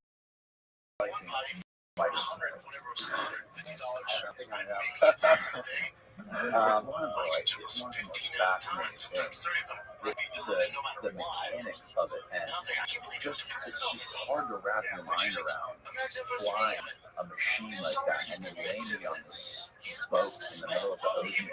It's hard to grasp, a lot of people in the military do kind of like mundane things that aren't necessarily as horrific as flying a jet, Even people that are, boots on the ground in the Middle East and stuff like that, it's just not as I mean, it's definitely terrifying, but doing what you were doing is just like on a whole nother level. But I was very fortunate to be able to do everything like that. Truly, most of it, it's a matter of your own skill and how you can perform. So in a way, it's unique in that it's just so much concentrated effort and focus on applying the skill sets to the maximum capability of the aircraft and the weapon. We don't go out there and fight at 60%. We're always pushing the envelope, we're always maximum performing and guys and gals on the ground as well are doing that. But we're up there, we're very protected of this thing, even going into combat, at least in the environment we're not really clear combat. So my job may have been more thrilling, right? I have more respect for the folks that are on the ground doing the hard work there. My great honor to be able to fly around in Afghanistan and Iraq, provide support for people on the ground. That's essentially what I was able to do. What can you talk about as far as what you're doing in the Middle East, flying? What sort of mission or objectives did you have? How similar was it to the Top Gun? Well, I was trained to do flights like you see in Top Gun. That's typically called like a hybrid. We would call it close air support. That was a two-point strike. We were there, but we do train to do low injections like that. The reality is a little more complicated. But typically, what we're doing is kind of playing chess while we're down there, not necessarily just trying to go as fast as we can with the targets. We usually identifying things and executing tactics while we're performing down there. And to get to your question earlier, that's really what's so difficult about being a fighter pilot. It's not the flying itself, learning how to employ that weapon, because that's what it is. We don't learn to fly about this thing very long. Maybe it's long. I think it's our third flight, we fly by ourselves. So we're trained to be able to set that point. What we're doing is learning how to deploy weapons. It's very complicated. They're learning tactics and timing, consistency, all the things that are required to survive up there if you are to go into combat. So what sort of thing? So what sort of targets are you going after? And what sort of objectives do you have? What's your daily? What is daily life like on an aircraft carrier in the Middle East? Like, are you spending your days and nights on the aircraft carrier? I'm assuming. Yep. Yes, and once we leave, we're pretty much out there for 9, 10, 11 months. But on a daily basis, essentially, you're looking at anywhere between 8 and 9 hour missions. You're going to launch sometime between 5 in the morning. But pretty much all day we're launching and going out and making missions. Once you fly out there, it's very complex to travel space. You do several times with tankers to get out there. So it's quite the trip. I mean, once we're out there, really what we do is we get tasked to various tips, as they're often called. Teaching contact scenarios where we have to bust through over the best becomes by the culture of troops that are in combat. And that either looks like identifying targets on their own, but I think it's and either requesting to have an authorization due to the program, or talking to someone that's on the ground or in some base and that for us. So that's the majority of what we do on a regular basis. That is what we were doing. However, 2 years ago, we were also operating near Syria. There were aircraft that were launched, and we actually had our first combat team. First one was the early 90s.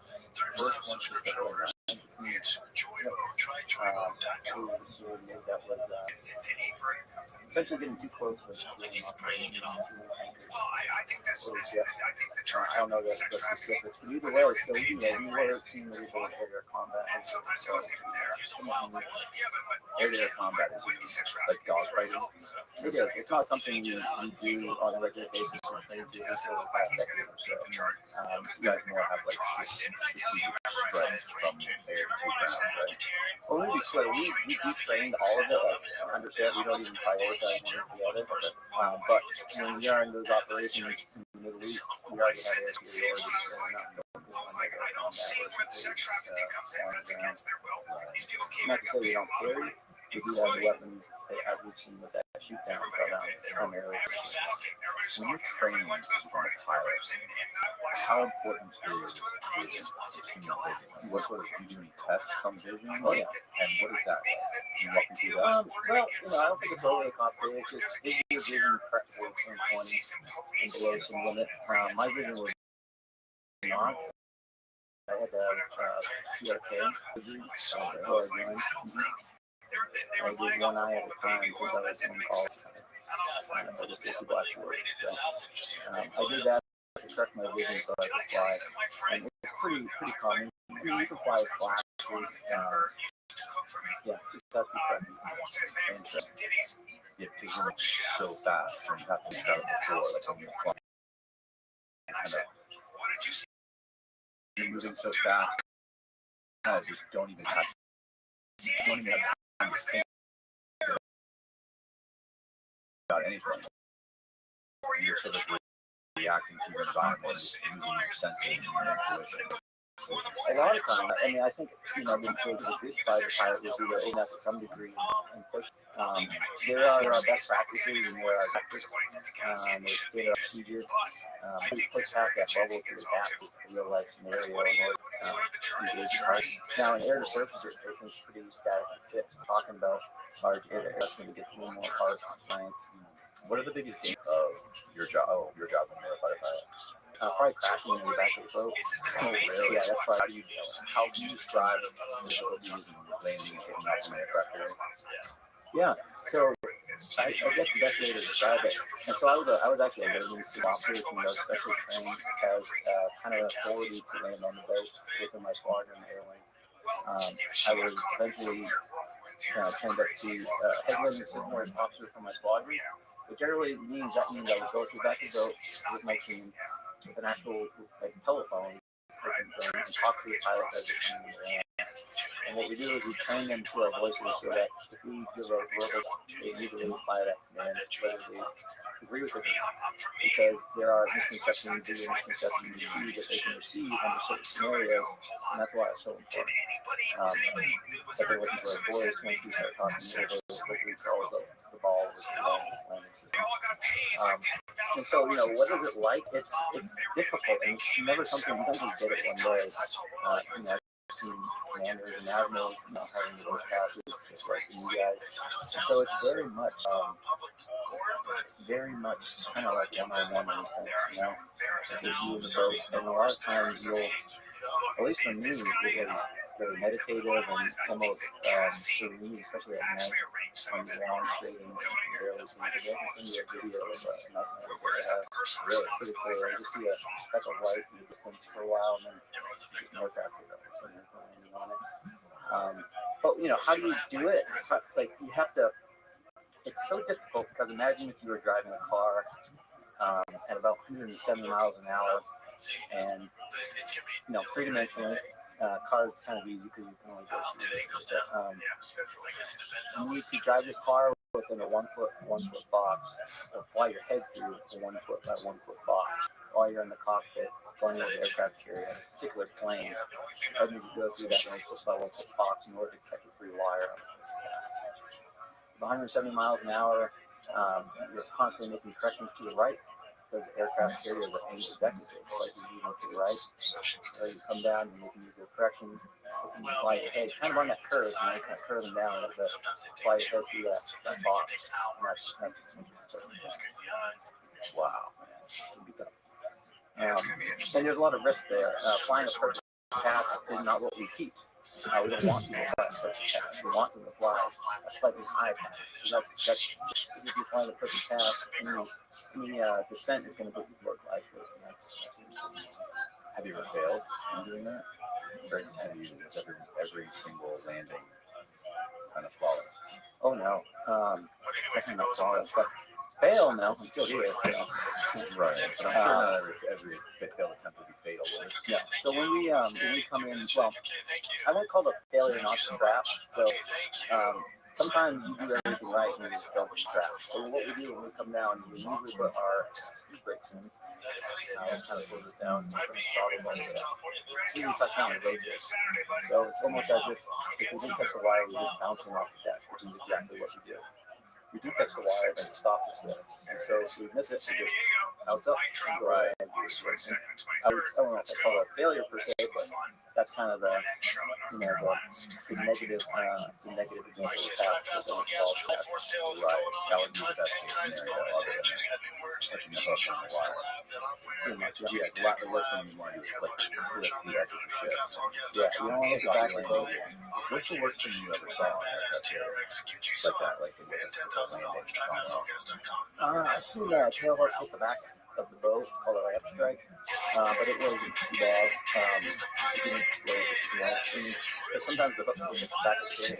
The metal grapnel goes everywhere, but it didn't happen. My buddy ejected off the front of the back in a landing, but he ejected four objects. We were thawed during the crash shot, which took out one of his engines, and there was a subsequent issue with the other engine as well, and they just ejected him shortly off the front of the boat. It was pretty low too. He did their weapons smash in the back seat that he messed up. The back several spots, and he's actually flying good. Either was or is one officer episodes. How was it? Especially during training. I don't know the numbers, but I'm sure there's some numbers calculated in hours of flight time, but I've witnessed. I've flown over two fireballs in the jet. Is this during combat missions? No, these are all trained. These are all trained. Much more serious than this. But you yourself, you never had a jet. Yeah. I don't think I would have survived my back. I would have got messed up. What are these guys? Did you ever talk to these guys after they ejected? I was responsible for investigating. I had an interview with guys. Yep. What did they say? What is that experience like? It's a lot, For some guys, I think it kind of depends, They kind of like, in movies, they kind of gloss over it. I mean, it seems like, something that when they do it in movies, it seems like the guys are always good to go. Like, especially the recent Top Gun. What if you going like 10 Mach and you just like walk into a diner? We should all be selected. But no, I've seen, I'd say very, right? Some younger guys and shoes and have to brush it off, just go back up. There are guys that have families and stuff, it can really shape them. I mean, these guys are getting almost as close to death, and you can hit, still surviving some of these times. And, one of the things I'm thinking about, they basically ejected after the ejection. Basically 135 degrees down, about 400 feet up to the ground, essentially sectioning into the ground. And luckily, they came out and they were able to swing, which at least once clear. And they were fine. But, they had varying responses to how it kind of made them feel and the comfort level. And I was, Navy trained me to be an aviation safety officer. Now in 2 years, do the aviation safety school for about 5 weeks. And that was my job. That was one of my collateral jobs. As a pilot, if or when someone goes down, I go out there and I figure it out. I pick the pieces up and figure out what happened and publish a report, and then go into the news and try to make it so it doesn't happen again. And I do that, a number of times. Every time there's a mishap, that's what happens. And that's why we say pocket checklist or as well. So we use the problems afterwards. And I've seen that lesson over and over again, and I can't say for certain, but perhaps that was part of my motivation to kind of speak up about the UAP topic, because it was just a matter of time for someone to send me one of Yeah, so when was the first time you experienced one of these objects? First time you ever experienced? Can you explain what was happening before you saw them and then what was happening after you saw them? I understand you had some equipment. Yeah, so we got back from our deployment on the USS Enterprise in 2012. We ended what's called a maintenance phase, where essentially we kind of give our good jets to the flight squadron and we mobilize some jets and pick some stuff. And part of it just so happened to be ready to be upgraded to avoid having systems uninstalled and flying these. And so eventually we upgraded, and as soon as we upgraded, we started noticing objects on our radar that we hadn't seen without that upgrade. And so we went from flying around with our APG-73 radar, which is really sweet, right? Like a radar you can use in APG-73. yeah, APG-73. Okay. And it's kind of like Is this the thing with the clock goes around in a circle? it kind of, but we see it kind of just like as a box with a line. And so, what do we see? We basically just see like a little icon. Like with the left button, it tells us the speed and various schematics about it. And that's what we would expect to see. We weren't seeing anything on the We upgraded our radar to 79 big jump. Kind of digital to mechanical much better, stronger, more powerful. And we see things on the radar. And it's like, okay, well, I just, does my wingman see this? No, we have just a radar, and I'm not, so we kind of just thought it was kind of error out there. And we were seeing objects on our radar that weren't there with the other one. And it's just a natural assumption. They were vulnerable, not vulnerable, but there's always errors that are involved in things like this, and so we thought maybe some of those had carried over. But, long story short, we eventually got close enough to see these not only with the radar, but also with the camera system that's on the jet here. So that kind of tucks in on our cheek pad here. Whenever we look at stuff on the radar, all our attention goes to that spot. And so as people were kind of noticing these locks on them, our attention was a little bit. Eventually people were close enough to see that there was higher energy coming from those spots as well. Infrared energy. Okay. And so our system is clear, shows us either camera view, and show the black and white. You can switch it from black hut to white hut, and the white is the hut, so it seems more black, just in the contrast. Or you can go to like a full color mode, which is doesn't show you heat, so you know what you're looking at in the camera. We typically fly with IR, so you can see better, further, more prominent. And we were choosing IR, and we come from these spots where our radar was dropping us off, essentially. And so at this point, we had to conclude that there was physically something there, and we had to respect it as maybe there was not, close to these objects, or just ignore them, clutter. Yeah, at this point, we were confident they were physical, they were more aliens, or even that it was totally remarkable. Pretty confident it was physical. That if we were to fly through the spot that our radar showed us there was something that we could do. Right? So what are the possibilities that this wasn't coming physical? What would show up on the radar that wasn't? Well, there could be energy in that spot. There are plasmas actually on radar and other things. You can have shouldn't hit clouds and return radar signals, and they could do something. So even like temperature versions with the older systems couldn't get through that much. But that was an assumption that there was some things like that. So now to have energy coming from that spot in the sky as well, in a very precise manner, and someone was shining that higher flashlight at us, we had to make assumption that it was physical at that point. Like this episode of the podcast, you saw these things. You mentioned you were flying with a wingman. What does that mean, flying with a wingman? That's not the Wizzo. That's not the person in the cockpit with you, right? Nope. You'll have one person in the back seat called weapons system officer, right. And then we have a wingman with us for a section. That's 2 aircraft.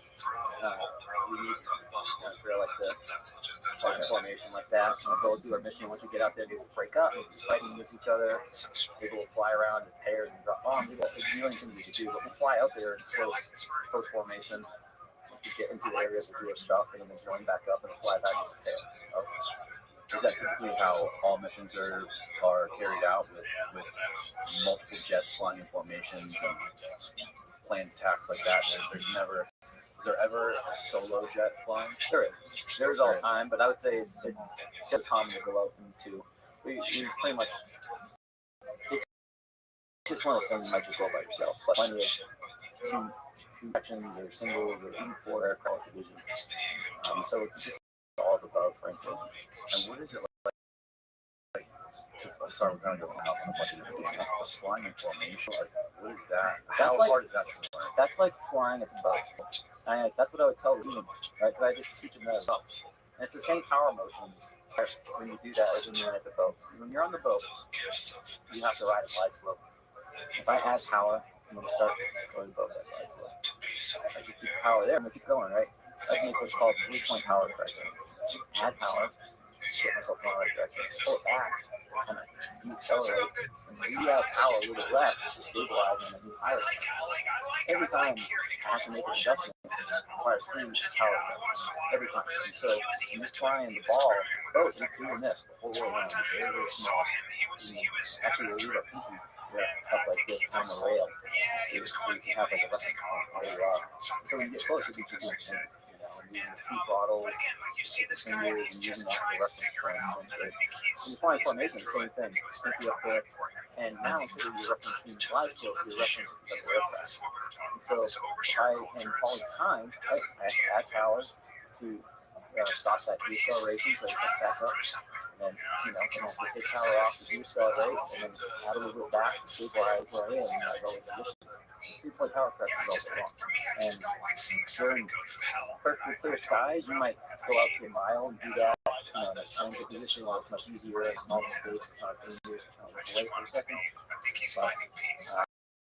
But, if you're in bad weather, you just have to away, take your route. Oh, God, yeah.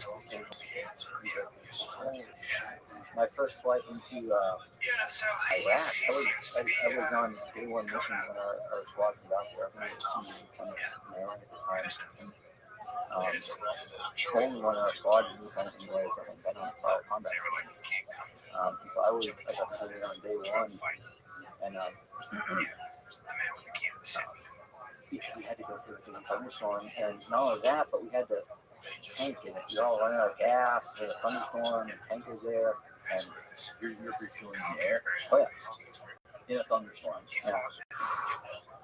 The very first guy he couldn't get in the basket, get in. He was getting frustrated, going below his bingo number, which means he could have already diverted, which is not good for long. Must have like bases set up things of that nature. But long story short, he was getting in. It's how it is. Every day, it's just something to deal with all the time. Flying, you never know what you're gonna get. Okay, back to where we were. The first time you saw one of these objects, you guys flying in formation and training. What was the weather like that day? Well, let me correct you a little bit. I don't want to. It's hard for me to say what the first time was. Because I've seen on the radar, I never was like, okay, I've seen it on the radar, quite realize they're real, and then we tried it out, it's clear. Then we did see it on the radar. So this wasn't just like the first time it happened. It wasn't just like this unbelievable experience. No, it was just kind of like, something like that, right? The radar time. And then once again, you have curiosity a little bit, but, your drive to survive and do what you're doing out there takes precedence over a lot of things. So This is 2014. yeah. But we were getting more curious as we were seeing them more. And then eventually, one of my squad mates, well, 4 of them, but 2, one saw it. They're flying out in section. 2 aircraft, 4 people, formation, flying out to a working area. And there's a single spot in the sky where all the traffic going into the working areas goes. Not a catch point, just an entry point. Okay, what is the difference? Yeah, what is the difference? So a cap point is kind of a tactical term that we use as a combat air patrol holding position when we're looking for a line of defense against enemies. We might be hold that cap point such that we get to push an hour attack point. Entry point is just an administrative point in the sky that we all see upon that takes away an area. For entering it. Yes. And there's a separate spot for exit. Same spot, 1,000 people. And so it's one of the busiest places, you go for air traffic. And so they Omar it's that like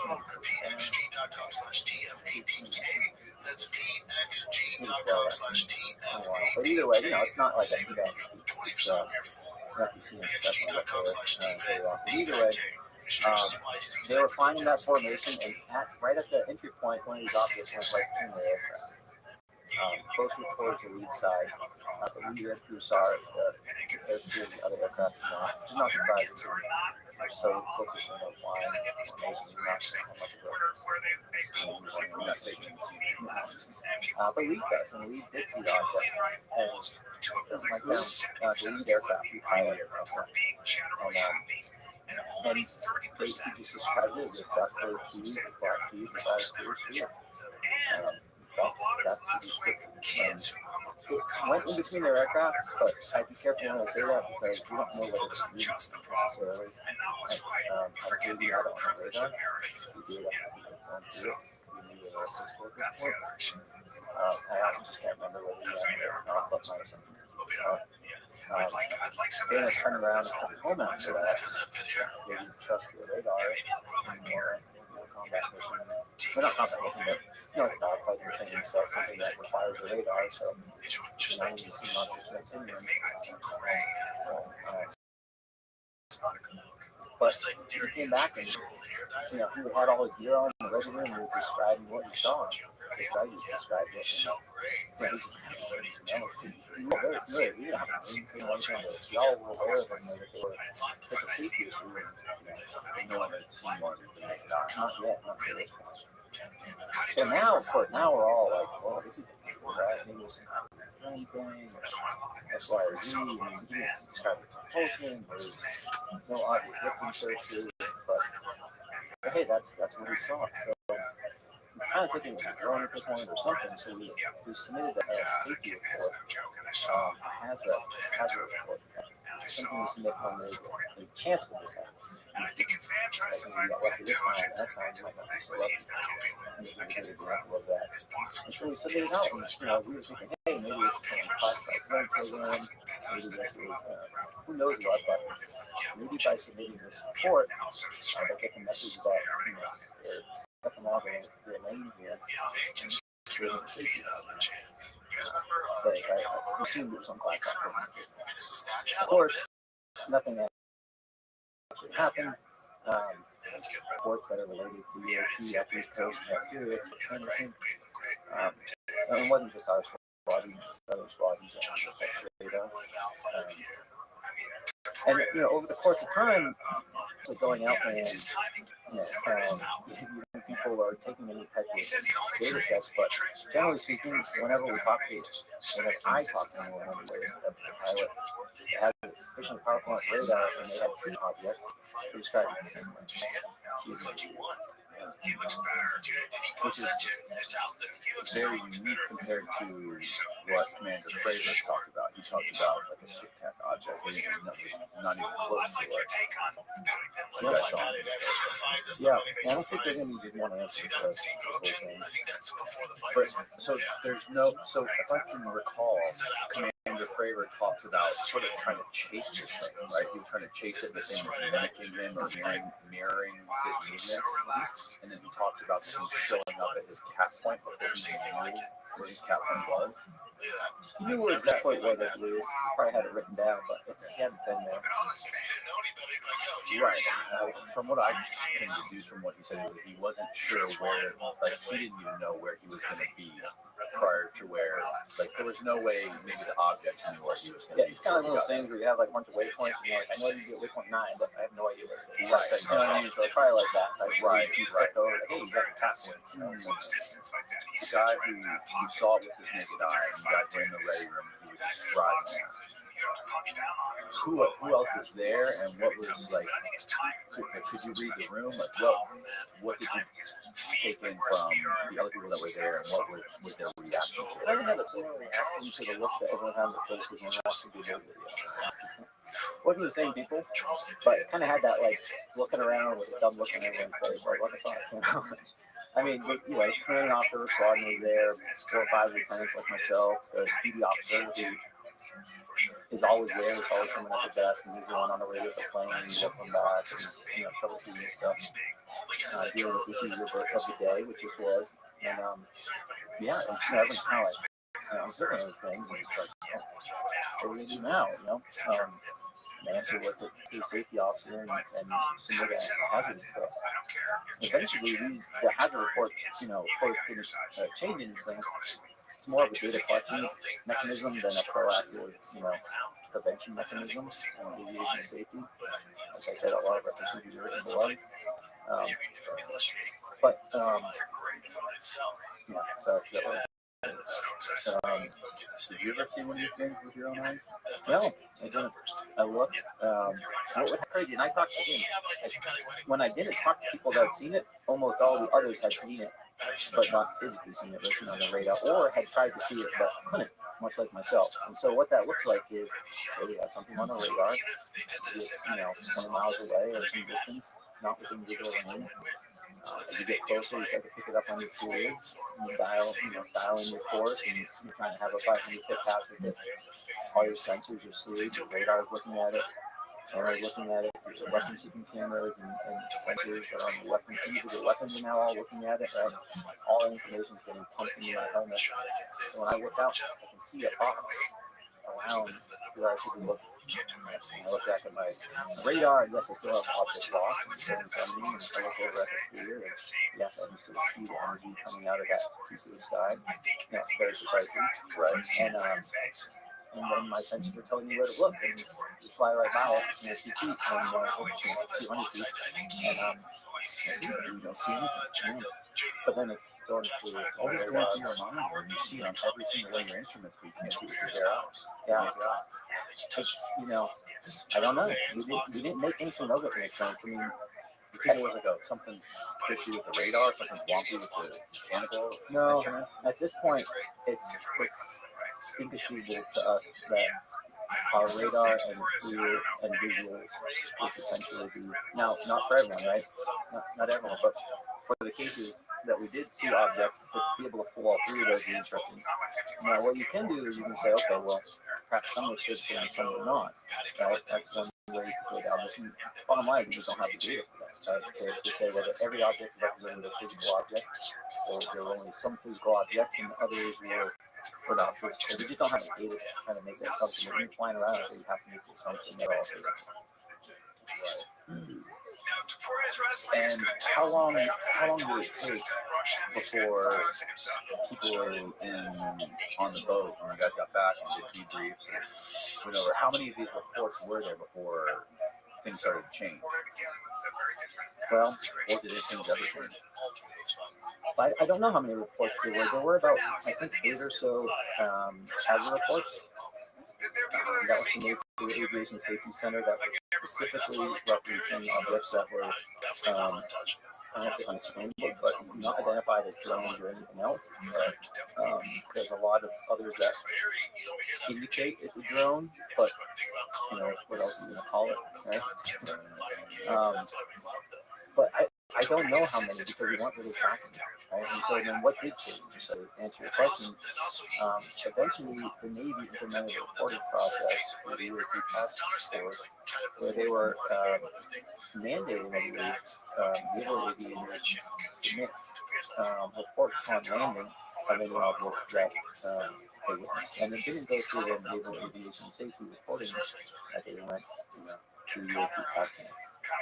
And so that is what changed. I don't know how many incidents there were before that, but the UAP Task Force report and now the ODNI report came out shows that it's happening quite often. You spoke about, I forget which podcast it was, you spoke about a moment when you were in the room and there was a senior officer, like a top guy who was reviewing it, and then he looked at it, he's like, and he turned around and walked away. What was that?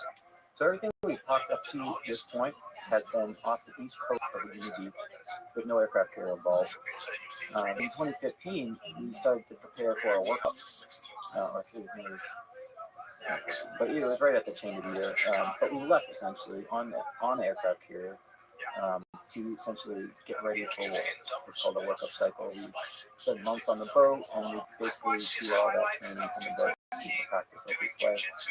And while we were off the coast of Jacksonville, Florida, that's when we filmed the Junior that people. And so yeah, it's pretty intense. And there's actually bases on the coast where they have called Red Air, contract Red Air essentially, where they come out and test us, right? So they'll come out, fly out, kind of like penetration test, scary, right? Over the emissions. We might be on like a training mission, we might need to break off of that because we want to intercept some other red air fighters that have been launched off Castle Hill. We can intercept them before they get within weapon range of both things of that nature, right? It's kind of, I mean, on one side it's awesome fun, right? And you're out there looking around, intercepting aircraft as they try to, break their way into the carrier. So it's kind of like, Where are these guys coming from? various bases off the East Coast, New Jacksonville, I forget where they are, but they just buzz right out there, and they're essentially targets for us. And we do that for our aerial training as well. But anyways, we're doing an aerial mission out there. This is actually interesting too, but I'll get to that after. No, please. Right after I tell the story, I'll tell you this little piece here. We didn't talk so much, but yeah, we've going out doing an air-to-air mission. The aircrew that filmed with this involved essentially started coming back to the boat. They had run out of gas, they were waiting to land. Don't like just come back and land. They have to wait for the deck to pick them up. So what that means is you essentially just slow down and you call it a maximum endurance profile. Fly at a certain airspeed that maximizes your power. So during like dogfights, training mission for both, you're eventually going to hit a fuel number and you can throttle back and done doing that. And so that's the position they were in. They're coming back and they ended up seeing real contact on the radar. And they initially thought it was penetration test, as I already talked about. So they went over to intercept the aircraft and looked on the radar and all that. But the kind of mechanics of it didn't really jive with what they would expect to see. Too slow, forming frames of being tough to see. Long story short, they essentially went to stern convert the objects, which what that means is you essentially want to, this object is flying around, you're in any position, you want to kind of arrive in a position. Right? Stern convert. So what that really looks like in real life, you usually go 10 miles per hour, something like that. Okay. So generally that's what they were doing as they were trying to get closer to the object. What they saw on the radar was one object, and then nearby were about 5 other objects that were flying like a wedge. And so the wedge essentially proceeded along like a straight line and kind of got jumbled up in very tight turns essentially. These objects that are in formation, is my assumption that they were objects we were seeing off the East Coast of the States. And I say that because they appeared on the radar similarly as what we're seeing on the East Coast. There are ways that we can identify it, such as the way the objects kind of like stick around a bit with what we're seeing on the radar. That's a clear radar representation. It kind of slip around as if you can tell exactly which direction it's going, even though it's showing it's moving up.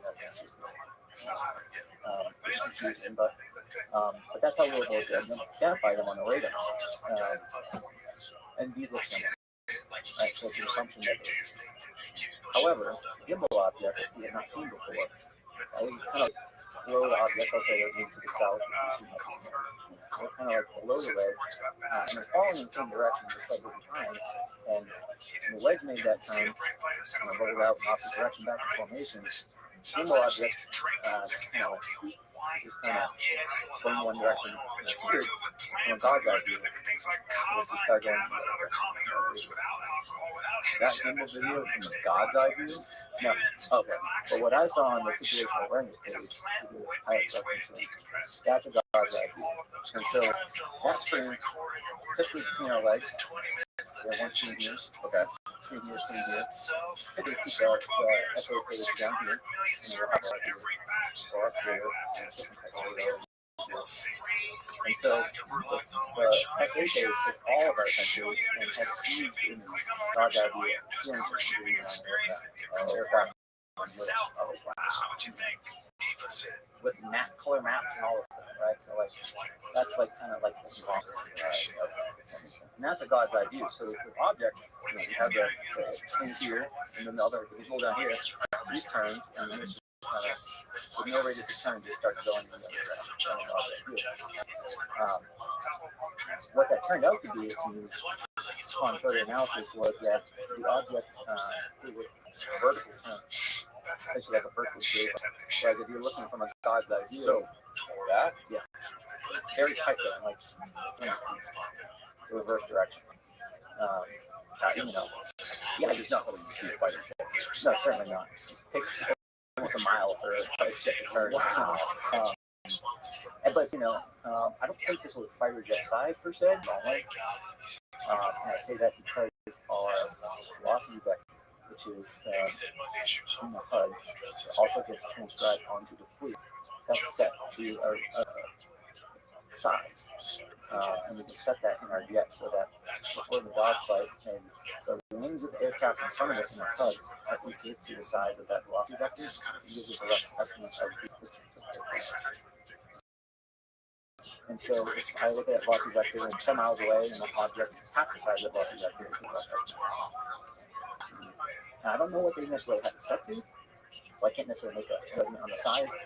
However, if it was set to standard, just I don't have a number, but looking at it, it would be smaller enough that communication to go with the size to the velocity vector. How long is the range? It's like 30. That's something you should know, Yeah, right? 30 feet, 35 feet. 35 feet long, and the wingspan is roughly 28.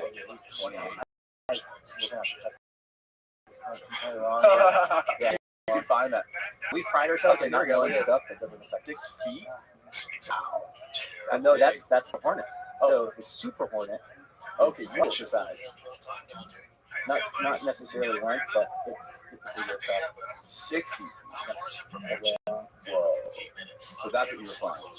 Super Hornet. So Find some better images of this thing. It looks the same, but it's 33% larger overall. So different engines, electronics, and all that. Carries lots of weapons. You can do some sprints. There's so much. That's a great dog. So yeah. Anyway, Look at that one. Look at all the bombs on the bottom of that one. The one in the middle. Yeah, right there. That's loaded. Argon ER. What? It's the Argon ER. Oh, okay. Advanced anti-radiation guided missile. Argon ER. So that is something that and that's actually not an F-15. Oh, it's not. No, that is actually a growler. Yeah, and actually, hey, look, that's actually Really? it's just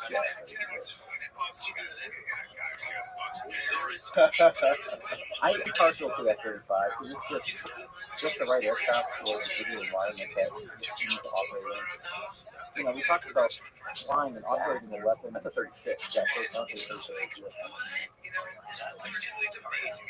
So yeah, you were 35. Yeah, I mean the F-22 a great jet as well. I mean the F-22. Wow, that thing looks Like very stealthy. so it is a stealth aircraft. It's a 75 stealth aircraft that's designed for penetration. Okay. Like every that's even minuses. For example, the F-22 fantastic aircraft, lots of thrust, ability to operate high and fast, all this stuff, and stealthy, and all of that things are carried but that also means the sensors on those weapons can't look out either. And so These are sensors. So you build weapons, say there's one called the IR missile, which we use to deploy close range. It could also be used for essentially high altitude shot. And that sensor needs to be able to kind of look behind you to like find it. And if you reckon you're ready to turn into the bay, sometimes it would do that. And so it's an interesting problem. I know they work to this point to some degree, so that there's not much issue. But no fighter is perfect to the point, and they're built for different things. The F-22 is no different than the F-35. They're both very different aircraft. Both is what's called model warfare. It's funny. The crew that did that first that big triangular black stealth bomber came out. There was the government was going along with stories that it was UFOs. They were trying to put back in the conspiracy with the hiding taken out to get. But yeah, so this is the gimbal video, right? So this is the object we were seeing next to the 5 other objects. Okay, yeah, go ahead and roll. So the whole fleet of them look on the headset. They're all going against the wind. The wind's 120 knots in the west. These are friends of yours. It was so weird when I was at the fair. So. That's not well, a person it's roasted. No, one of them was my wedding party. Really? I won't say which one, but one of them I spent most of my career with. We went through training together in the first met. So we were like in a 5-person class together. We trained together. He ended up going to boat with me. He was like my wizard. We was in the back seat. We went to do our next training for the very first time. Oh, really? And it was his first time landing on the boat. The wizards don't do that until but the pilots get day traps when they're in the So they don't do the landing though, right? They don't. Right. But it's still like this is like now they're like with another student, right? And this the student's first time laying on the boat, and now he's in the back seat. You know what I mean? So it's kind of like you trust them in a way. It's really it's like all right, saddle up. You know, he's a guy who's never been in a boat before. He's by himself, and they're sitting in the back. Oh god! Right? So I imagine when they're right, they don't stick. I mean, they're not pilots. They're like, hold their breath. Yeah. So we did this. We did this together, and it was an interesting story. And you guys. Yeah.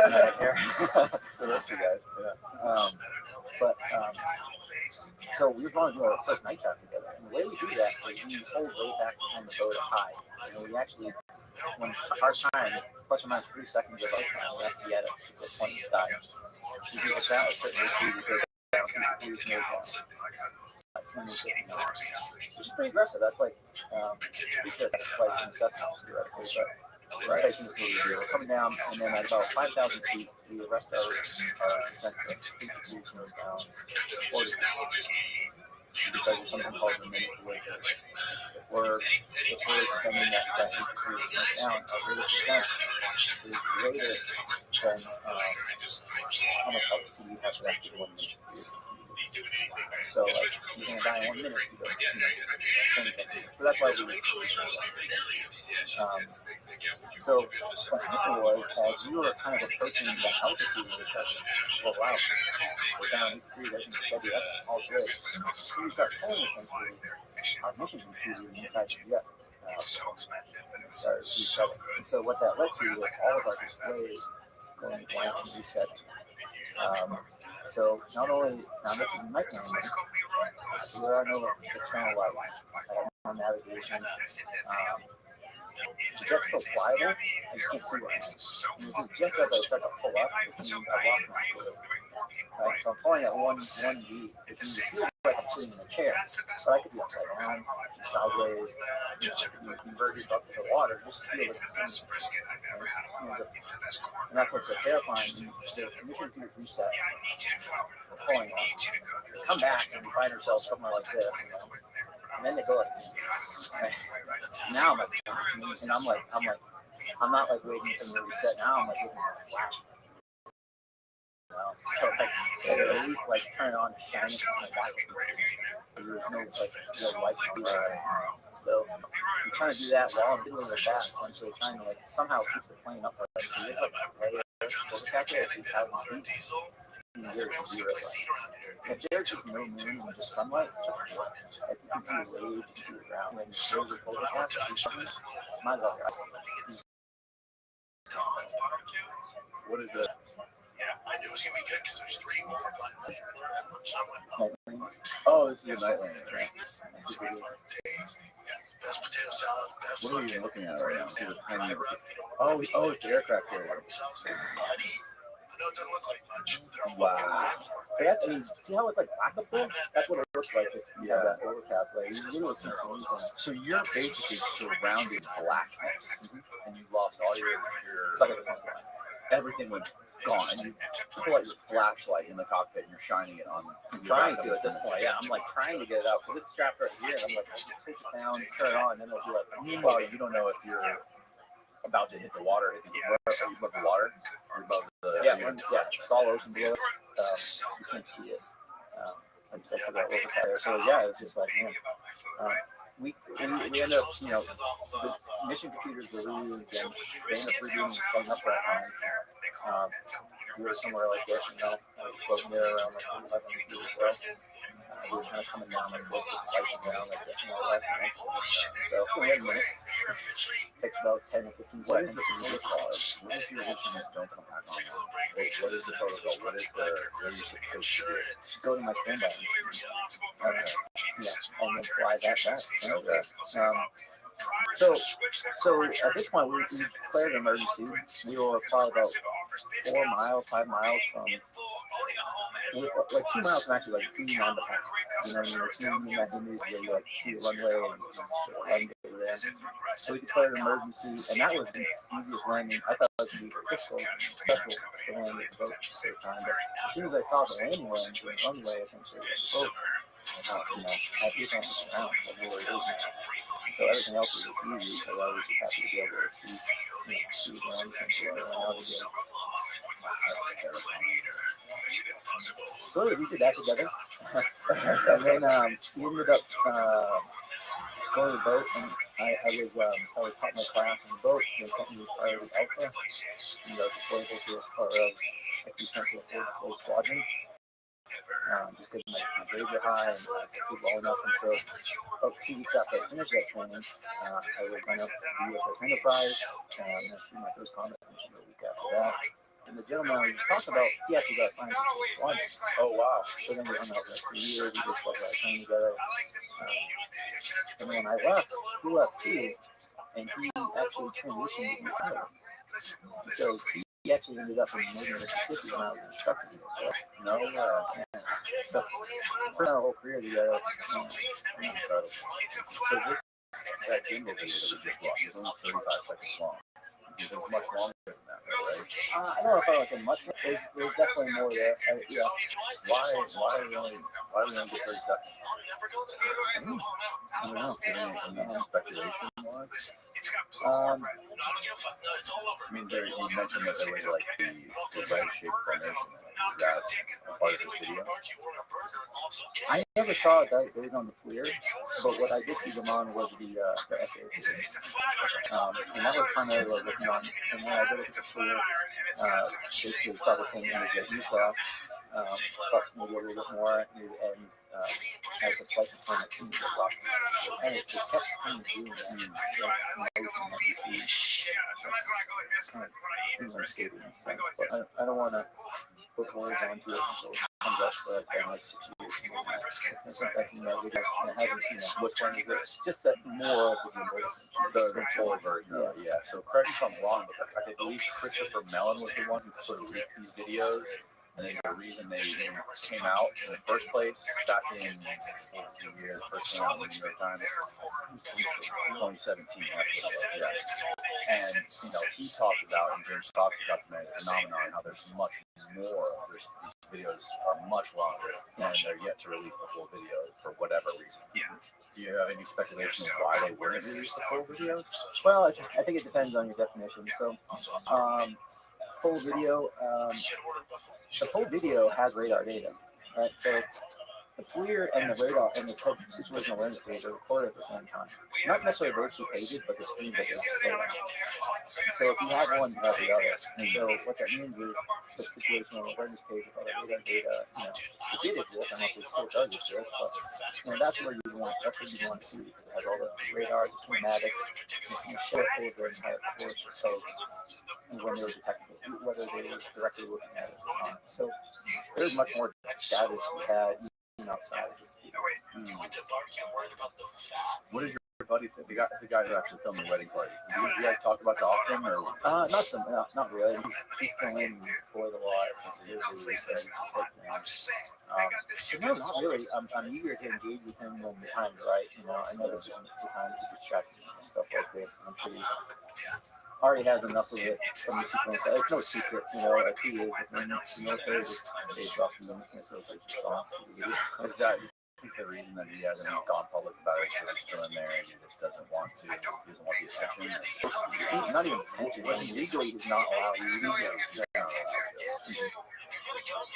Usually, the other military people is just kind of yeah. I was on this arrested for that. Really? That's what I can tell you. So when I did that, I was, I communicated to the best extent that I could. I was just communicating like a private citizen about the night before I left to go to DC, I got a call at 10 p.m. and I now had orders to be there. I need to be there in my uniform, my wife's essentially. And I need to go to Pentagon before I went to Congress and stuff. Which was not a great revelation. But, so I was scrambling, right? Like, I was months away from getting out. My uniform packed up and I shipped across the country at this point. It was like my dress alike, I wasn't anywhere. And someone died or something, really. So I'm like going around at buddies' houses at like midnight, calling and stuff so I could, show up for my flight the next day, like, so it was a bit of a scramble. I ended up going to the Pentagon into the bowels with some naval intelligence folks, some who might be more familiar with nowadays and everything. I'm so bad. Oh, okay. But we had a conversation about, my chart experiences. There's nothing very necessarily.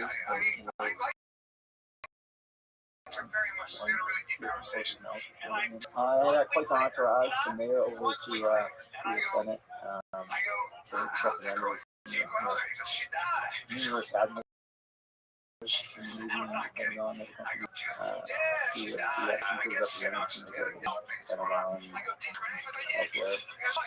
Essentially, me at a table like this, with kind of like folks on one side, and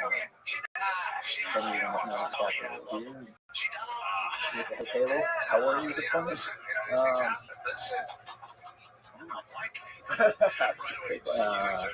I was probably. Wow. What was that like? What was the conversation? What did they seem interested in? What did you sense? Have you seen this? The priority is what was there. Answer this question. They seem to want to understand what they were seeing. So from the Pentagon, like, they had some understanding that there was a problem in this regard, but it was classified. We weren't really able to have too much of an open conversation about it in that environment. I would say some senators were asking questions and asking these folks, what do you have, have a comment on that? We'll do a yes, no, or we'll talk about it, under a higher classification, essentially. So they didn't have a lot to add to that conversation on the Pentagon side, but it was clear that the folks on the Senate side were intrigued and were interested, and they seemed to be asking questions. Of course, at the time, they were able to. I said my piece, and then maybe conversation. What were you afraid of? Were you afraid that something was going to happen and then you fired or something? Yeah, all 11 words. I was going to get fired in the military, so I kind of with that, but I think that would be anyway, I was. What do they say? Like, so I was kind of like ignorant of all this kind of drama going on in the background. Right. After later that night, I got a call from someone who was in the in the meeting they had on the hill. Okay. Inquiring whether the Pentagon had somebody doing whether they had asked President Bush to come forward and do that. There seemed to be, someone that was and what I communicated was that was not the case. Well, Well, I imagine it's got to be an intimidating situation for a 27-year-old to be called up there the next day and sitting down in front of all these people. well, Especially discussing things that it was classified stuff, right? So it was not. It was not classified. It was not classified because it wasn't happening, right? It wasn't a thing. And what gave you? What made you think that you were almost going to be arrested? What indication did you have of that? Did they make that The clear? person ended up being responsible for giving me the orders to us and told me they did that, so I would not be arrested. That's how I know it. Well, that explains why no one else is speaking out about it. Again, I wouldn't expect, I would not expect military members to publicly speak to us about this. That is, I would see that out of that. Especially now that there is action going on, right? There is a proper way to remediate this through the system. I didn't have that luxury at the time. Now I don't have that luxury because I didn't get to do it. And so I made the decision I made so that we could prevent someone from doing this accidentally instead of it happening and then us writing out CCA. When was the first time you spoke to Commander Fravor about this stuff? I spoke to Commander Fravor the first time I interviewed with Rothschild unidentified. Well, not the first time, it's almost not. They introduced me to Dave prior, and then he was there as well. I think they were kind of using it as a kind of a comfort thing for me and I actually recognized Dave because he had, I didn't know him personally at all, but he was in a show called Carrier, kind of a documentary squadron, and he was the commanding officer of the squadron at the time, Dave was. So I had seen him actually before I was even a pilot on that trip. It was funny that, I'm talking about friends now. We talk about now. But yeah, I know the objects were very different, and the stories were what was the thing that stuck out to you talking about them?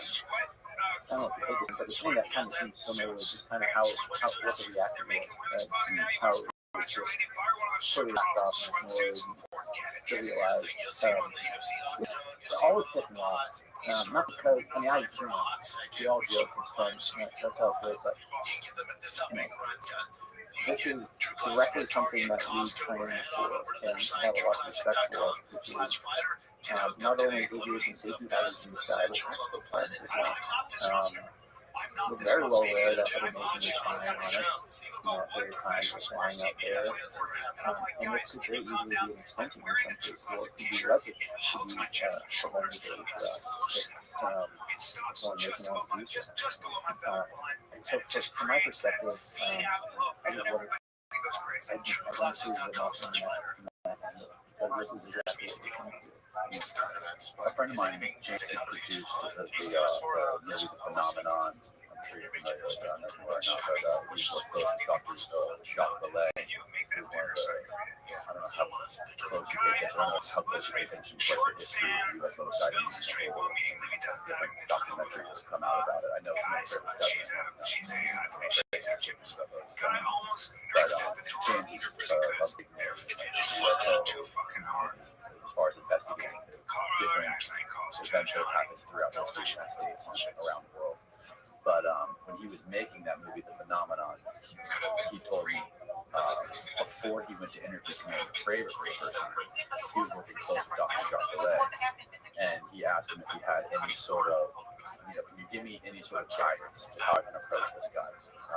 And Jacques Vallée, his question was, I'm very interested in the possibility of them seeing it, if they ever saw it with the naked eye or not, or if it was only on radar, because his main concern was holograms in the sky.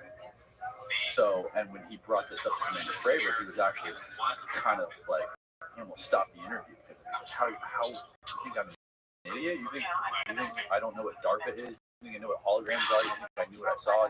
He was very like happy about that question.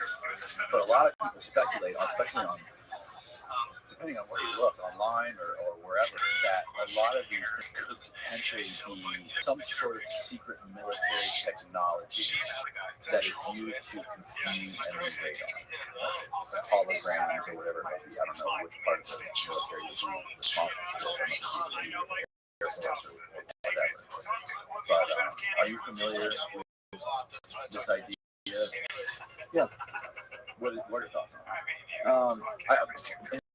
I even had a guy on here that was a Harvard professor with a contract for DARPA. He was the one who brought this up in the first place. Mm-hmm. And he claims he sees sort of holograms that are designed to distract enemy radar or something. Yeah, something I've never heard of. Yeah, let me just kind of provide some background of what DARPA does. I've worked with DARPA, probably not me, but Dave worked with DARPA,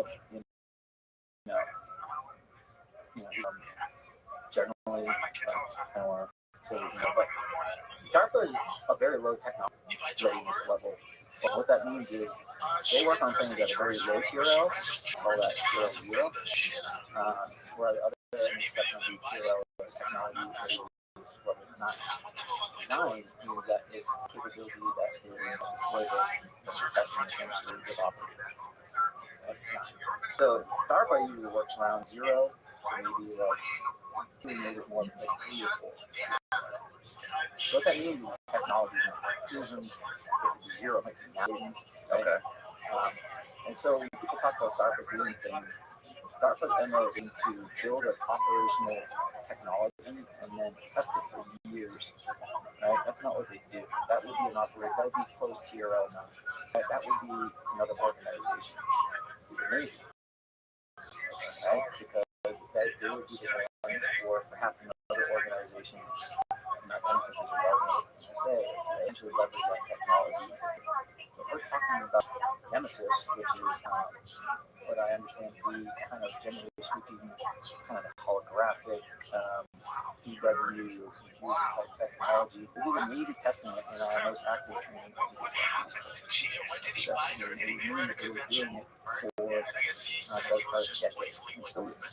And it would also mean that we're doing this for international waters and it would also mean that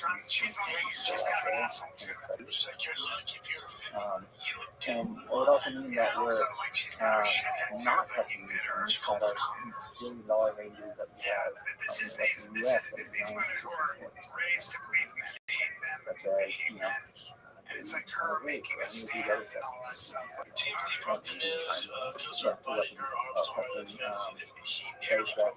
Test pilots. Test them out. You bomb, send it to away, strap on a 13-inch test pilot, and see what happens if it's in operation. Okay. And so we have those test spec. So when people talk about these programs like that, it's all well and good. There is a lot of interesting technology that can be pieced together to provide examples of how something could be feasible. But if you step away from that and look at the application and implementation of that technology, it starts to not make sense. Why would we do technology for 7, 8, 9 years after it's in public in international waters?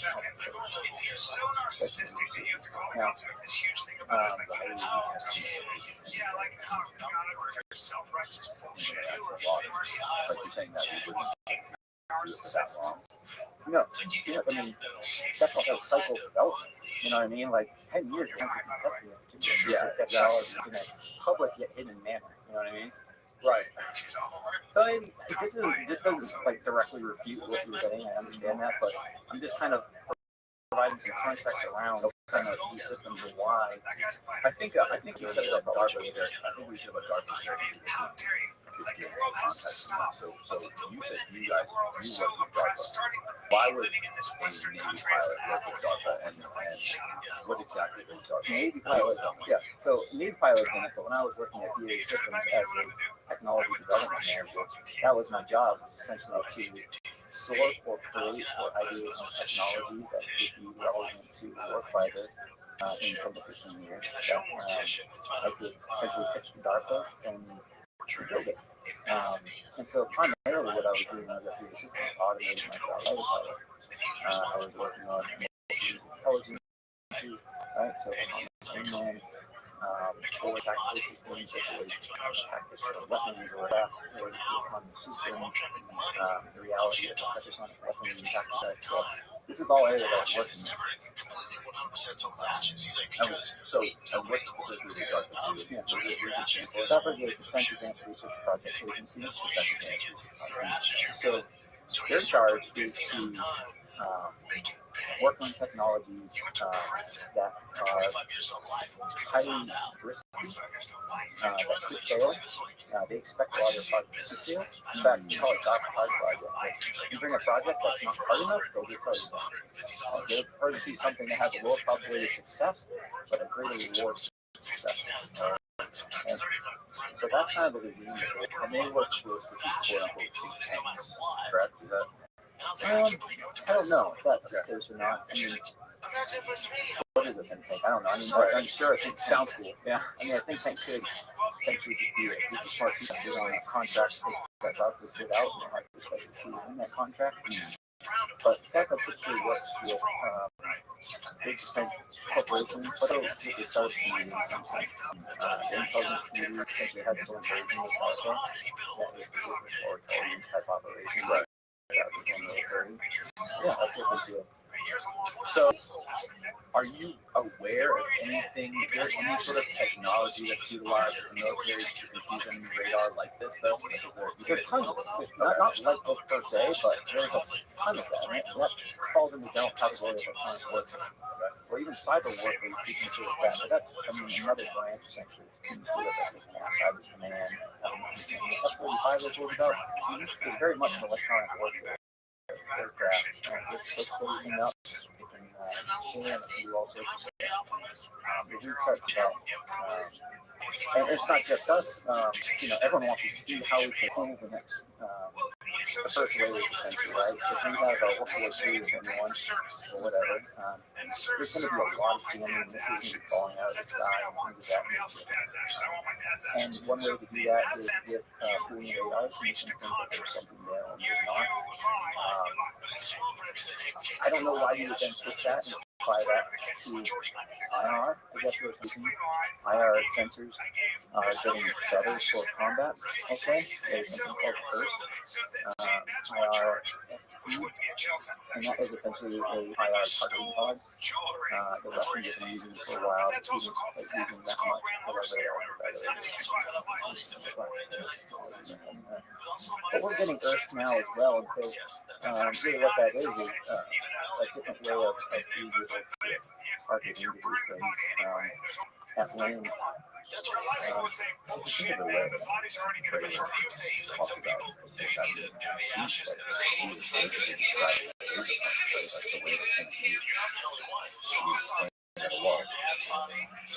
It was moving, I just didn't have much. Like now, so a shadow or something that's putting on a map could use as So it was nuts and bolts, but it was also psychic. Like you knew where he was going to be, right? Yeah, I mean, the object showed up at the caption. Is that well, that wouldn't be psychic? I know sort of the way these things are moving doesn't necessarily jive with general relativity, right? Like these things could be using some sort of propulsion that is gravity, like anti-gravity, or it's not necessarily like it's not shooting something out the back. To me, it's somehow manipulating gravity to me, like that. I'll agree that we don't see them spitting stuff out the back, but the mechanism that they are using, although gravity and space time is a potential option for that. There, I think, are others as well. There's. Well, let me just say this. Transportation really, at the end of the day, comes down to energy. Right? If you put enough energy into it, we have to map it, warp drive or what have you. In your space time, that's it.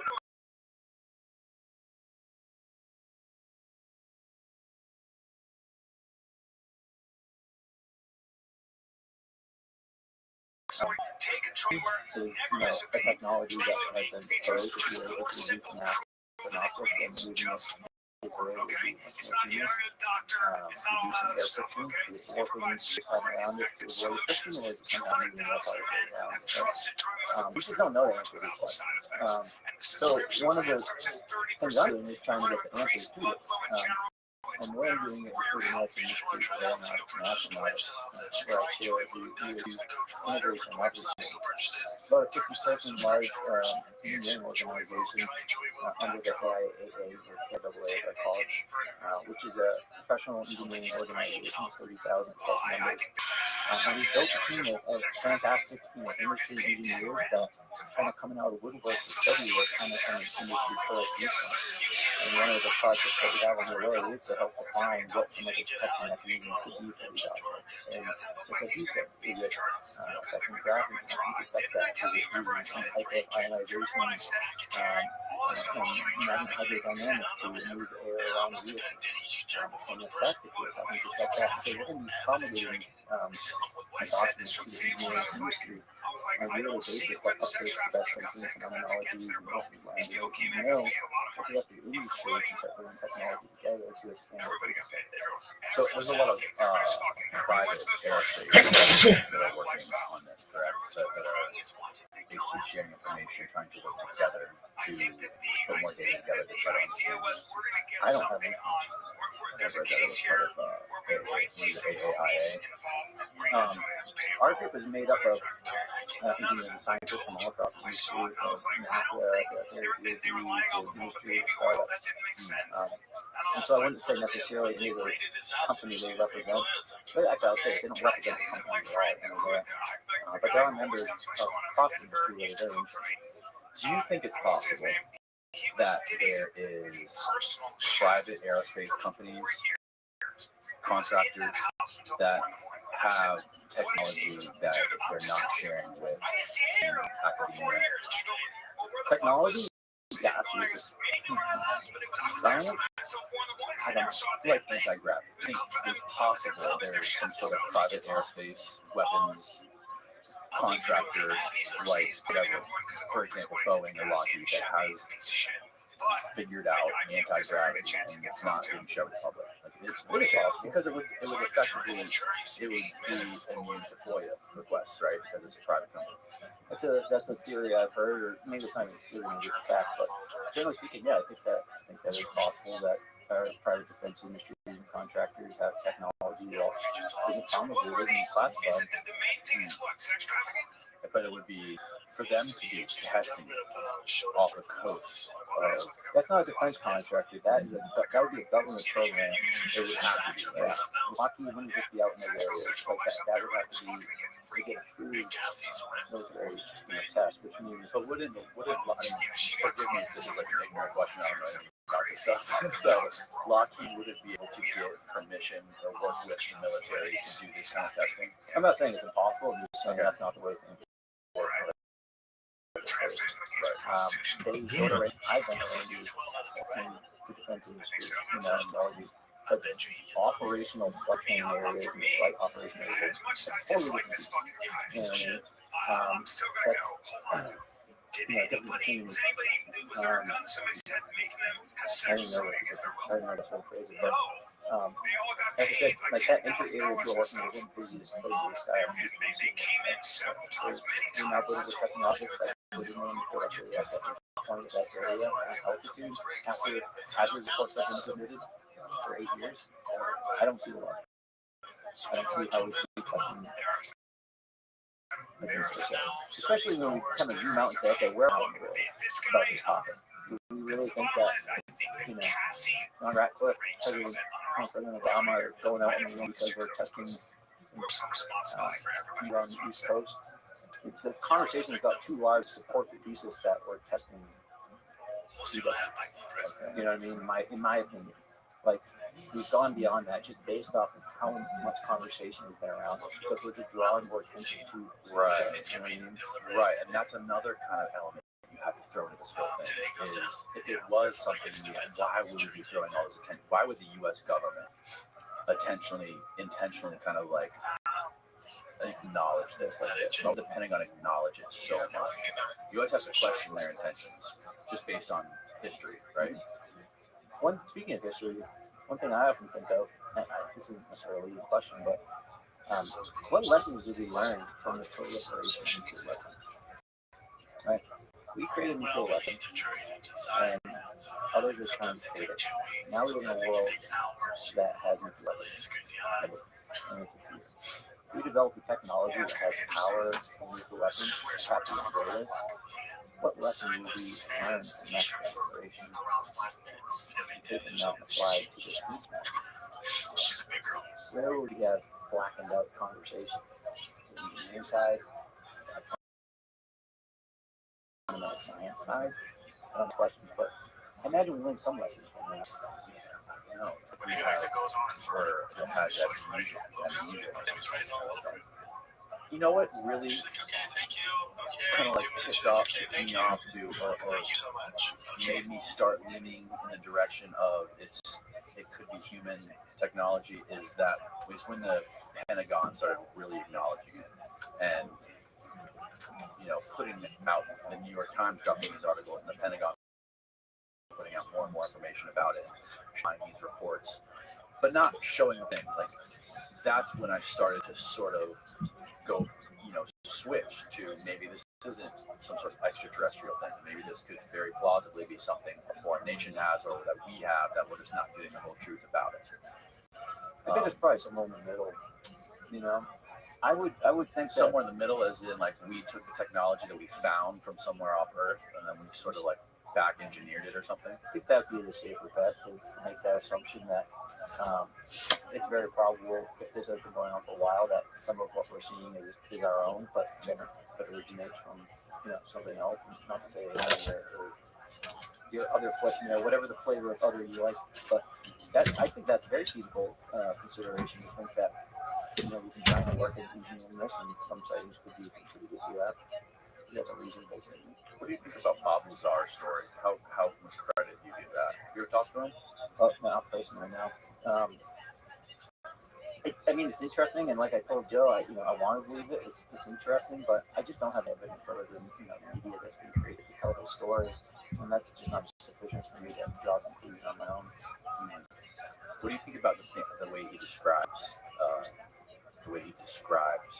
the anti-gravity propulsion and being able to manipulate time? Mm-hmm. Well, that's something that you study, right? That's something it's grounded in good science. Anytime that you would create some type of field that warps space-time around you, you would be by necessity warping time as well.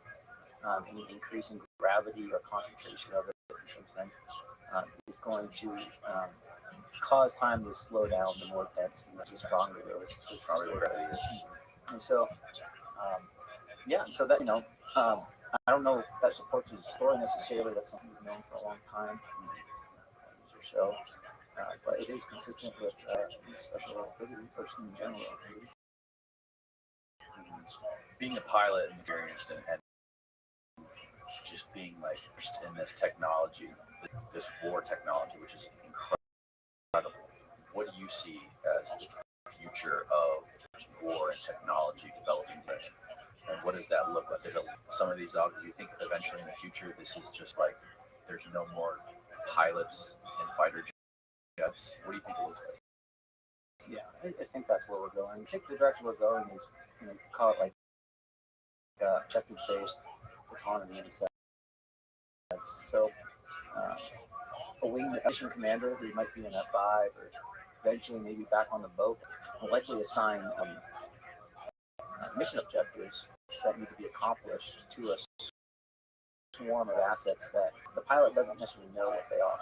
Right? He doesn't know where they are, what weapons they carry, doesn't even know what they look like, essentially. You're good. But he verifies the target and validates it, and issues the commands, and then the target is prosecuted with his assets. That the autonomy is suggested. We're going to use this and this to create those effects first.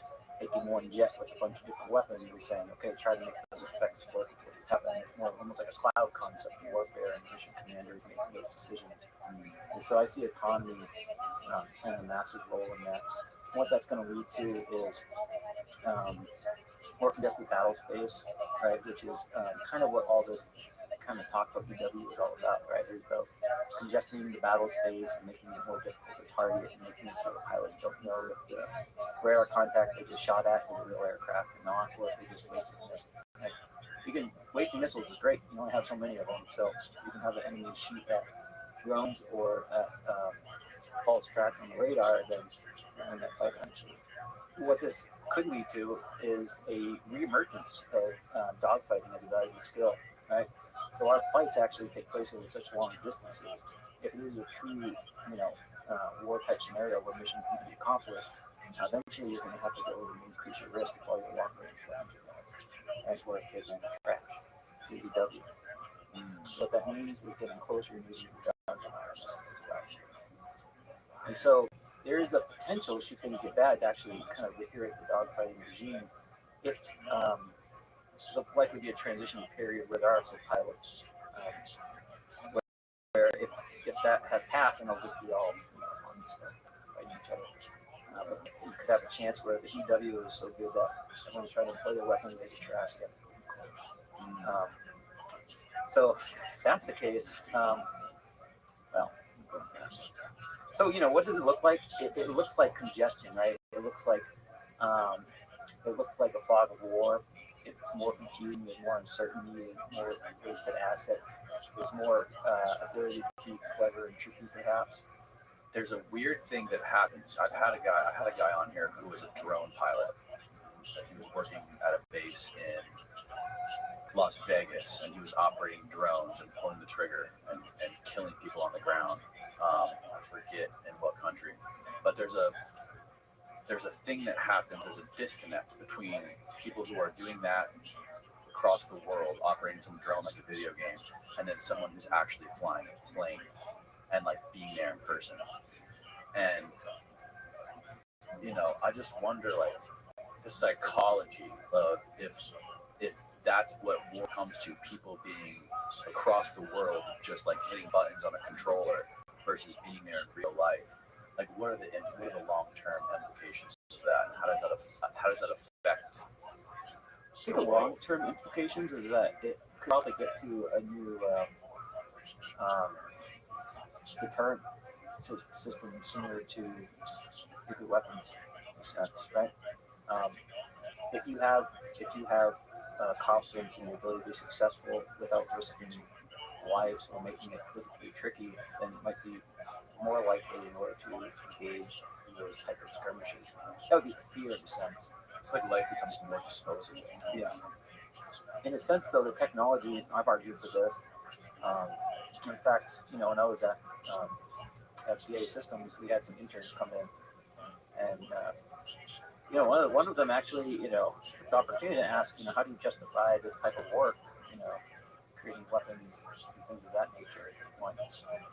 And as someone has, been out there employing these weapons, it's easy for me to answer because accuracy enables safer warfare if you have a moral weapon, right? If your government doesn't want to kill civilians, being more precise is better.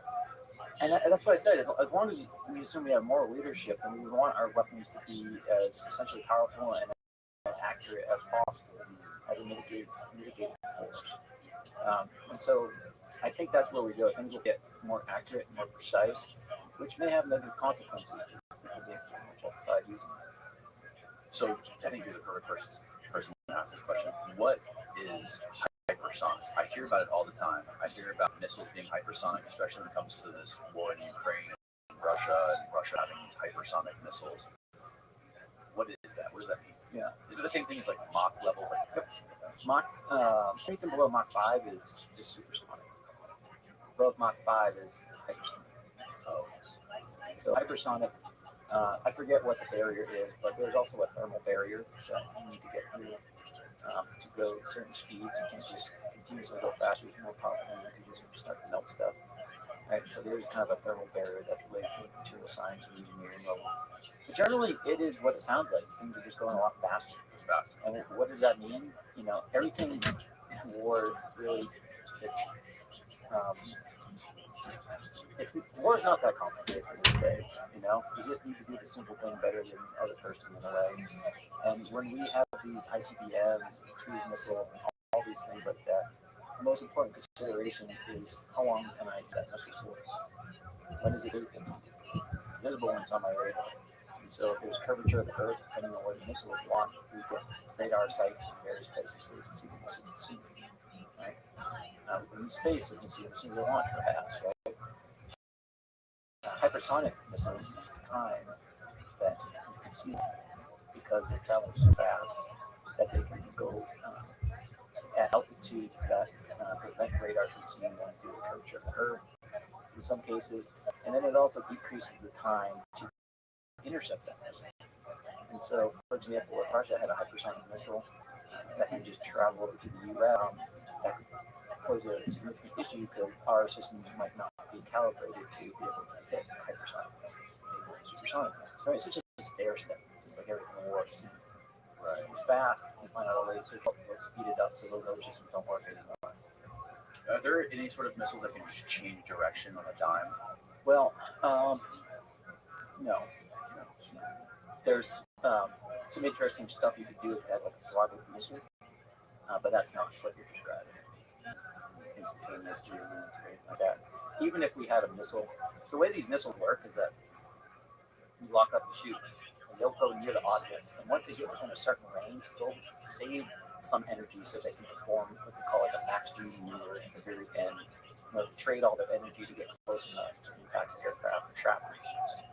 And so when they do that, they might pull like 70 or 80 Gs, which is a lot, but compared to an injection where the first few milliseconds get 300 Gs. 300 Gs? Yeah, for like a millisecond. The only reason you can, and then it backs off to like 12 Gs, but it just kicks off very fast. The only reason that's survivable is just due to the inertia of your body and blood. And yeah, so 300 slows down. Yeah, sorry, I forgot where we're going with that. Yeah, we're just on how, like, missiles travel and how fast they travel, and then you got ejected in 300 Gs. Yeah, but when you start talking about something like the Fravor moving position very fast, the G's in there could be 1,000. That's the first thing I just thought about is if there were actual like beings inside of those things, they would just be liquefied. Potentially, if they had mass and if they were operating with our normal space-time frame, right? So if you're bending space-time, then you're going to be in your own isolated bucket, and you're not going to be feeling those inertia changes, right? Because gravity is a field. Right? Gravity is affecting the atoms of your body all at the same time. Because the pulling head and the pulling here, feel that's pulling all in the same direction. So if you're moving gravity, you're not going to be feeling that inertia change. That's one way you could do that. Another way is to reduce somehow the mass of the object so that doesn't have as much effect. Right. And I don't have all the answers here. I'm just kind of explaining a couple of potential options where you could see that. You could see that movement and still survive. If we don't assume any of that and assume they're operating in their normal environment without reducing mass or affecting space-time, then yeah, the G-forces would be they would be too much for hard.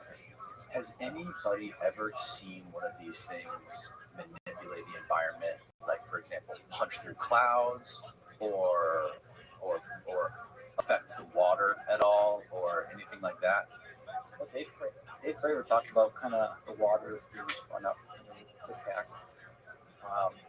But I'm not aware really. No, I'm not really aware of any cases. What did he say about how the thing was like hovering right above the water and there was just sort of like white water below him? Or yeah, well, I think they kind of described it as like foaming or bubbly in a sense. Because that's another huge element of this is being underwater. How much attention do you guys pay to being a Navy pilot? How much attention do you guys pay to like things happening on the surface of the water? Or ever, if you ever? Yeah, no, we do. We have particular radar nodes for ships. Are submarines a threat? Not to me. Not to aircraft? Not that I'm aware of. Okay. But they're certainly, well, foreign aircraft carrier they are. If the submarine comes to the surface, though, could they be a threat? I actually don't know enough about submarine weapons systems to tell you. I hope not. But no, typically we're not worried about submarines. But we don't really have the capability to track objects in a transdeviating manner. So if we see something get closer to oceans, we may have trouble tracking it depending on how close it gets, just the movement of water and all that stuff. And then if it goes below, it's just going to disappear off our radar. There's no continuation. So we can't necessarily make that assessment of it going in the water. We just see it and don't see it. Our radar is so, it can see very far away. So almost 99.9% of the time, what we're seeing on the radar is well beyond our view. What is sort of happening currently within the government, publicly or not, that you're aware of, to sort of like move this whole conversation forward and push it more into, get it away from the stigmatization that people are used to? Yeah, we're seeing a lot of good work on that. Within the AIAA, I mean, that's one of our primary missions is to mitigate the stigma around this topic so that we can do real science on the topic. And we're seeing that form up now. We're seeing the engineering skill sets and trials come in that want to approach this scientifically and agnostically. Within the government itself, we have the Ultimate Anomaly Resolution Office. I call it ARROW. No, it has but there seems to be a very concerted effort to actually get to the bottom. In my view. Dr. Sean Kirkpatrick, ARROW, I've heard him express that he believes he has all the access that he needs in order to continue investigating this. That he's made trips to national archives and he's really putting the legwork in understanding this. So I believe that he is truly working to uncover this to the best of his ability. And from my perspective, he's getting the support he needs from the Senate and Congress in order to do that. With the National Defense Authorization Act that was signed by President Biden recently. What is that one? What is that act? National Defense Authorization Act. Okay.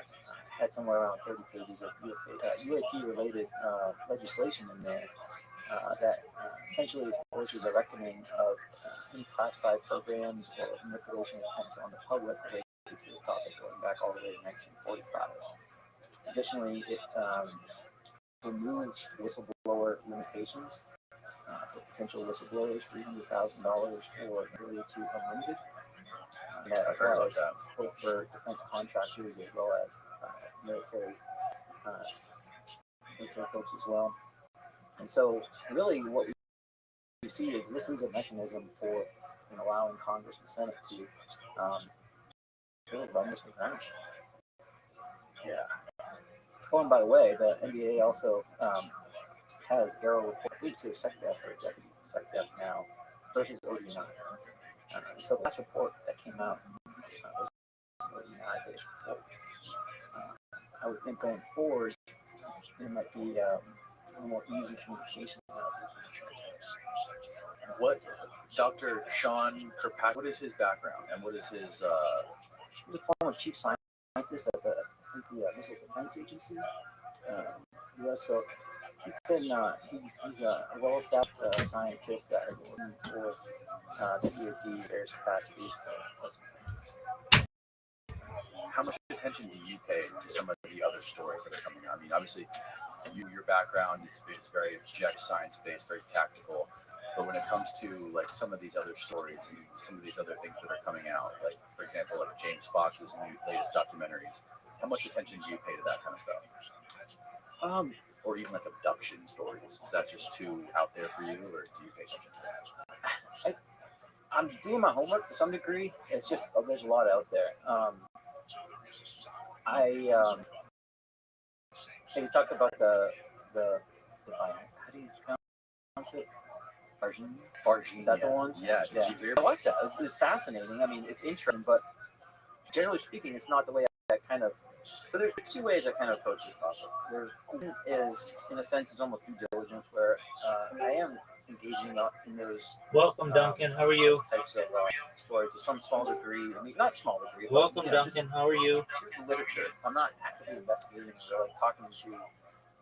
The problem is it's so entertaining, right? Yeah, it's well. There's been a trend, I think, in the past where, due to lack of data, probably for one reason, that there has been an entertainment industry of sorts that's kind of folded on around this. I don't see myself as necessarily participating in that. And so, yeah, go back a second. I tried to do my homework to get a broad understanding of this, but I'm very focused on the future as well. I think that there are real solutions that we can bring forward in order to better understand this outside of the military leash, right? I don't think the way to expand this conversation is to just wait for the government to essentially provide us with the answers. Um, we know we can see these things, right? We can see them on certain radars. These radars they're classified, but the technology necessarily isn't. You can find phased array radars out there. And the democratization and access to these technologies, I think, are going to allow us to expand this conversation with or without the government. And I think that maybe is why this time is so the tools that you have access to can provide answers that the government can't necessarily keep reaching. Yeah, man. But like the Virginia case is so interesting too, because a lot of the people that were there that day, James says that they were just intimidated to the point where they would not talk about it. Like the one guy, he literally chased him off, threatened to shoot him and kill him if he didn't leave the property because of the government intimidation. He said these people, these quote unquote men in black, would come and basically tell them, like, if you love your family, don't say a word about this to anyone. And additionally to that, this so-called being that was found, the Air Force, the United States Air Force, all these United States planes landed the next day, and basically like hushed everyone up and took all the evidence and went back to the United States. So like, it's almost like the biggest barrier is at the same time the government, even though the government is claiming to put all these things out in the New York Times, and anyone wants to openly talk about it. It's like, this is what we're doing on the public side, but on the other side, we're also doing all this stuff with intimidation and all this stuff to keep people to shut up. Yeah, I don't disagree, but I think one of the misconceptions is that the government is being well run. One, I think there are different factions. I think there's different people within the government that are involved in this, and I don't necessarily think that they all work together. It's so big, and there's so many people and personalities that it's not as monolithic as people make it out to seem. This story you just described, it's interesting because what official channel of communication exists between Brazil and the United States in order to facilitate something like that. That must be an ongoing relationship to some degree. Brazil, from what I understand, really relies on the United States, and they rely on having a good, really strong relationship with the United States. I could be wrong, but on UAP, on anything, if they had something, and so if you're Brazil, why would you want to keep that from the U.S.? The U.S. is studying, right? Like officially, the government wasn't really studying this, so was there some communication between them? If there was some high-level commander or the head of the military in Brazil, do you think they have an open line of communication to somebody here? No? They would have to go through. So I don't have any answer here, but these are interesting. The case is very interesting, but what does that relationship tell us? When did it start? Did it start then, or did it start out? It started out with why I don't. The case is fascinating. I want to know more. I want it to be true. But these are the clues I try to look for to better understand. Really what's going on, And it's so much different than what you're saying too, because that case was true. There was a biological being inside of a crack that accidentally cracked. These things are so advanced. How the hell would it accidentally crack? Why would they travel so far and put a biological being that is of importance to whatever civilization it came from? Why would it be straight? It seems like they're so advanced that that sort of thing wouldn't happen. I think there's some assumption in there. Okay. One, I landed in New York.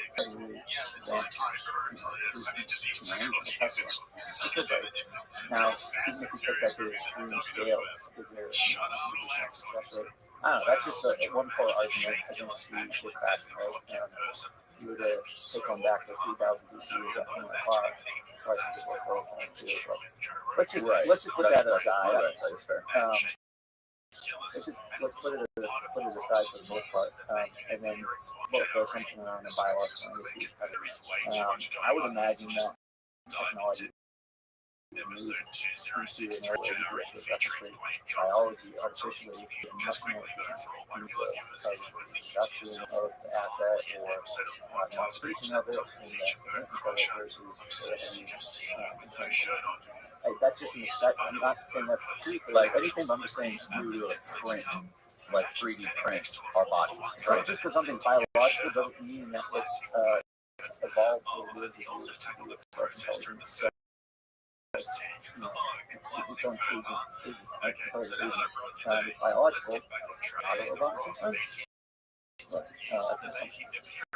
like biological, maybe that's just there were a lot of us who never thought this would happen just because the room is clearly scared of Yeah, shame. no, that does make sense. And then, that could be that once we do advance to a certain level that, like our bottleneck right now is our biological body decay and the AI. But if in 1,000 years it seems plausible that we would be able to, we're already cloning ourselves, cells, and basically like 3D printing skin, like burn victims can get brand new skin, so why wouldn't we be able to eventually just create new vehicles that we're in right now and put it into one? So essentially that advanced, they would be able to do something like that. Maybe there is no consciousness. There is something. And there's a biological being that isn't necessarily conscious. Why can't we all just get along? You're going to Hey, if you're just the average day trading accounts on Instagram on a toilet on level 34, but these are the fun conversations. We're never gonna get to a conclusion on any of this, but it's interesting because I try hard to not emphasize this conversation too much. It's so easy, right? This is biological entity on there, so that has value to society.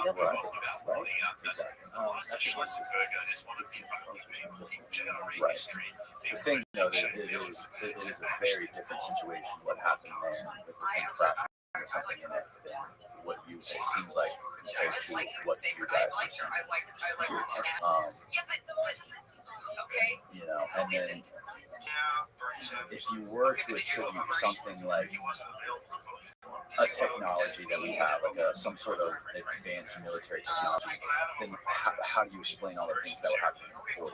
All the different, sightings and, there's documented cases of all these things hovering above nuclear bases and the early days, what decade that was, the 60s, 70s. How plausible that we had that technology back then. What the hell was going on back then? But that is kind of the weird thing about this subject. Is it's so entertaining and so fun to talk about, but at the same time, that's at the same time what makes it kind of like what makes people dismiss it so easily. After History Channel. History Channel makes stuff entertaining, really entertainment. I don't know if you've ever watched the channel, like some of these shows like Skinwalker Ranch, like a person like me who's familiar with like production and how it works and watching this thing happen, it's just like making it fucking movie. And they're trying to entertain people. Like, for somebody who understands some of the stuff that has actually happened in these situations and the research that's been done behind it scientifically, and then you watch it dramatized on television, to me,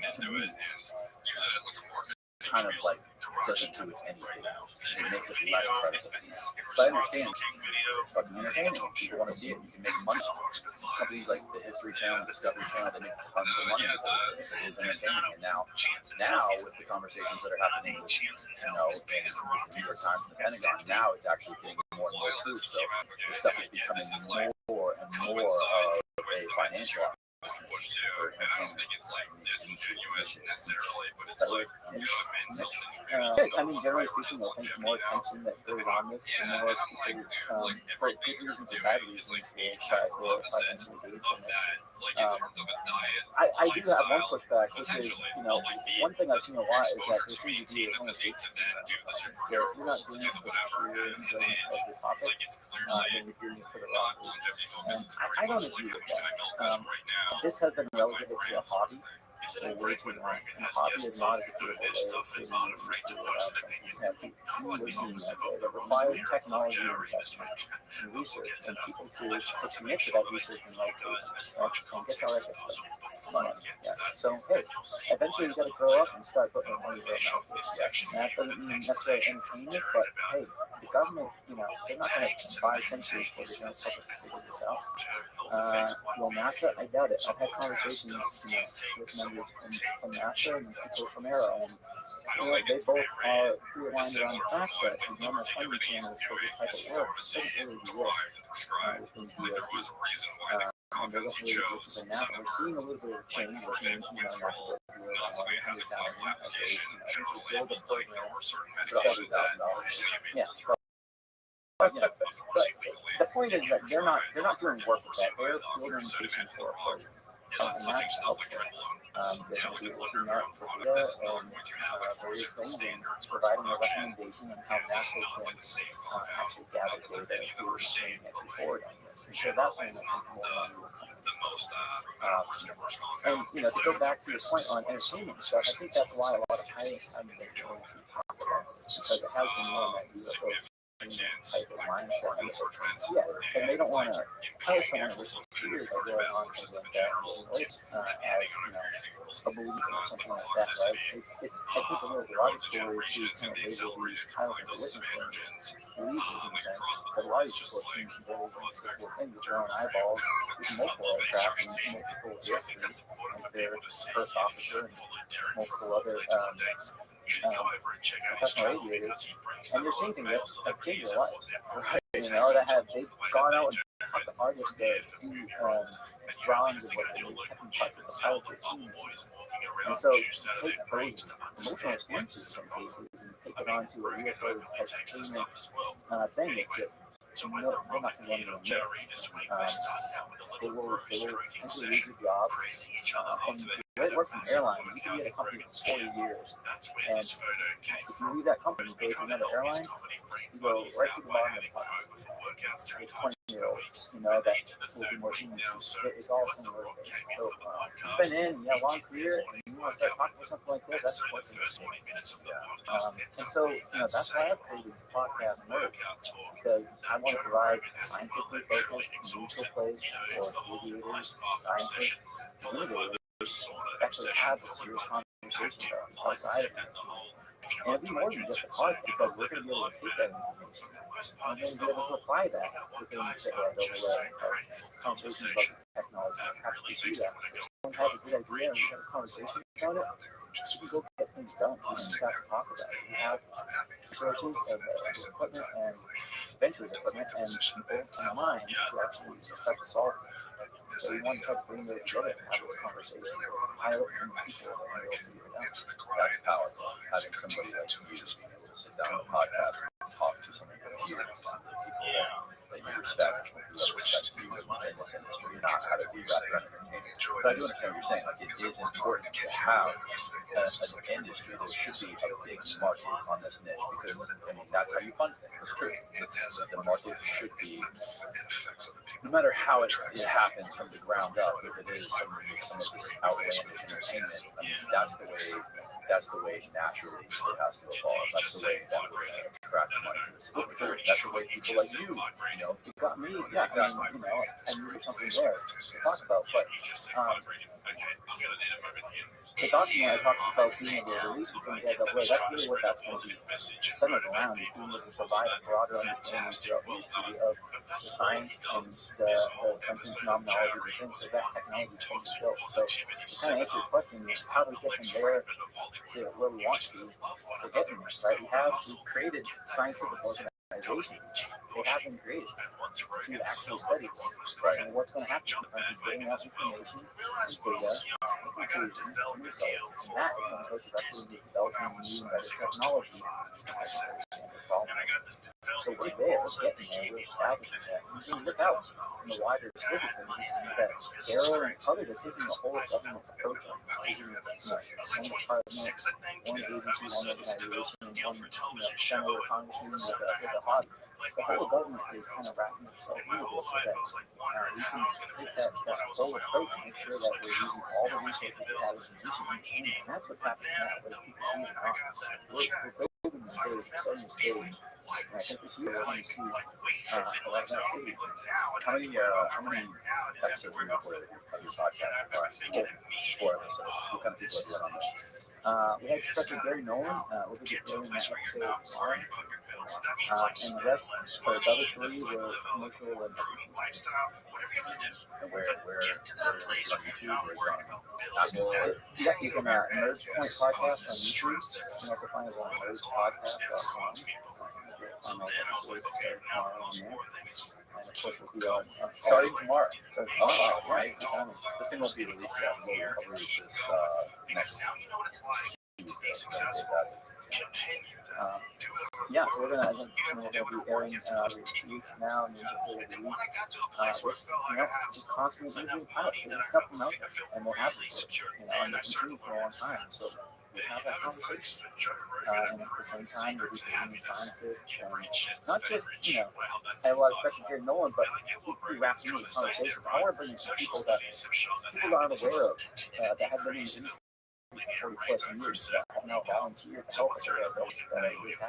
Known entities, known senior engineers and scientists from across the aerospace are really getting around to what we like to find in the public manner. So we're going to see what parts of this year. Have you thought about what happens once, if and when this becomes just accepted public knowledge? If there is another civilization that's unique that is trying to communicate or traveling and monitoring us and that is here with us and we're not alone. If that just becomes common knowledge and accepted knowledge within the world and all the main governments in the world, you thought about what the implications of that are? What are the public implications and how does it affect wars and military? I don't have an answer for that entirely, but I will say that I know there are efforts underway to form certain organizations that will study this from a more broad perspective like that. Focusing on AIAA, I'm focusing on science and engineering on this topic.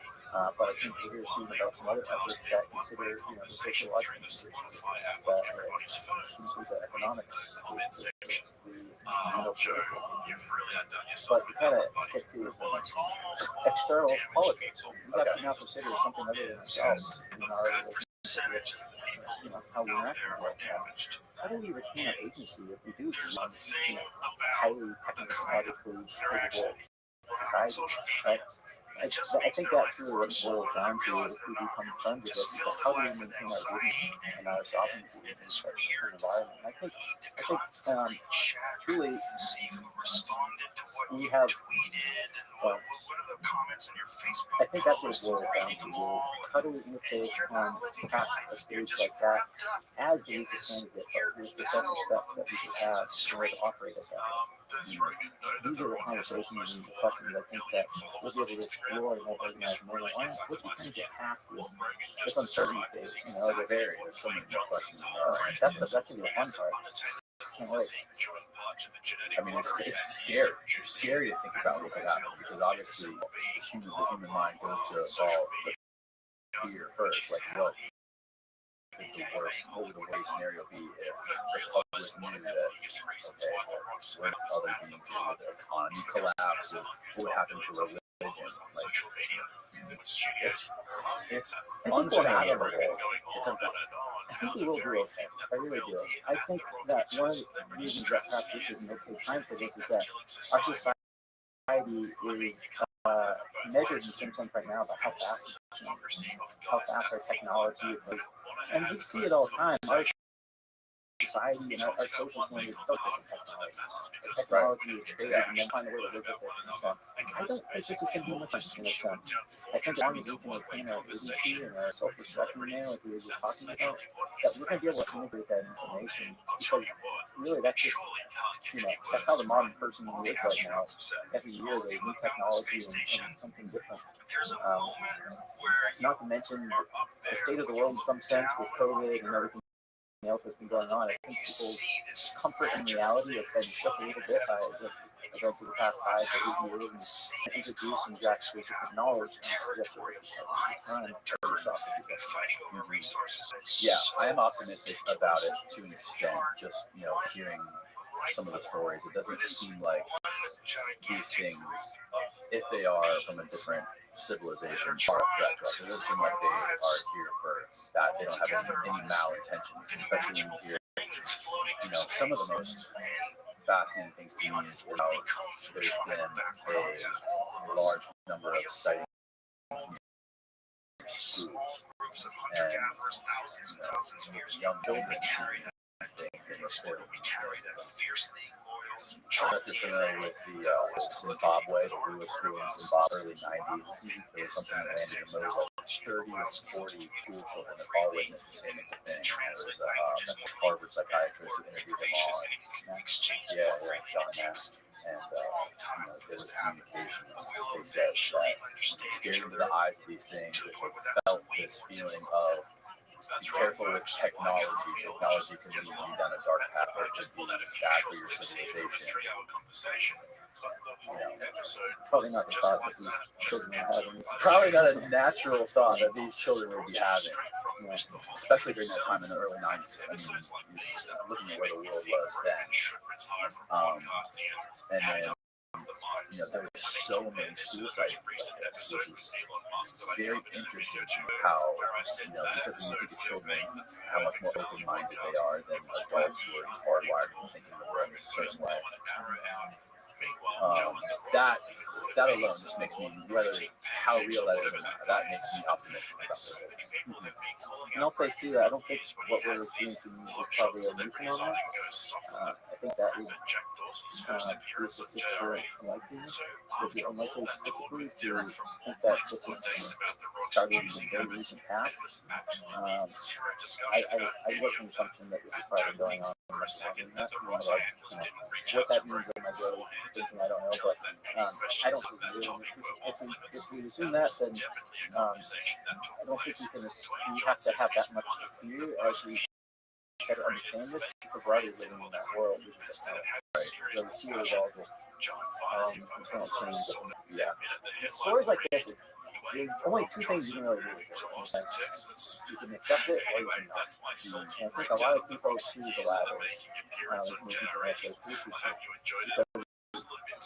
almost like a cognitive dissonance where you cannot process that information about your life and your just kind of dismisses it as either confusion or security or what have you, and go about their life. And I've noticed that in the conversation that I've been having more broadly about this topic. Sometimes there's just people that, one of the best ways you can identify them is as soon as you mention something different, it's immediate laughter, right? The first reaction is, and then they realize you're not laughing, and they're kind of like, oh, okay. But they don't know how to move forward at that point because they're not ready to integrate that into their reality yet. I truly think people really do live in their own reality, right? You create your pure perception of the world brain, right? And do that based on your experience, whether it's true or not, right? And a lot of times I think people use that kind of mentality to protect themselves from this type of information almost as a protection mechanism, where it's just too outside, their scope of every day for them to really just stop and integrate it because it's just too much. Right, it's too much and we're busy. Yeah, we're busy. We got shit to do. Yeah, right. It's almost the same thing that you dealt with in the Navy. Oh, yeah, 100%. Exactly the same way. We got missions to do, we get this, we get that. I want to promote, I want to do this, I want to eventually get into my life. Right. They're focused on their day-to-day life and what they have to do in that hour and staring at their phones or social media. And we were, I mean, that was even true for us with fire pilots when we were really in the sky looking at these objects, right? Which, bad on us, but, we only have so much fuel and X, Y, and Z. And there's a lot of reasons why that is the best, that's the right answer, of course. But it didn't prevent me from looking at the blue there, regret, wondering what we could have done.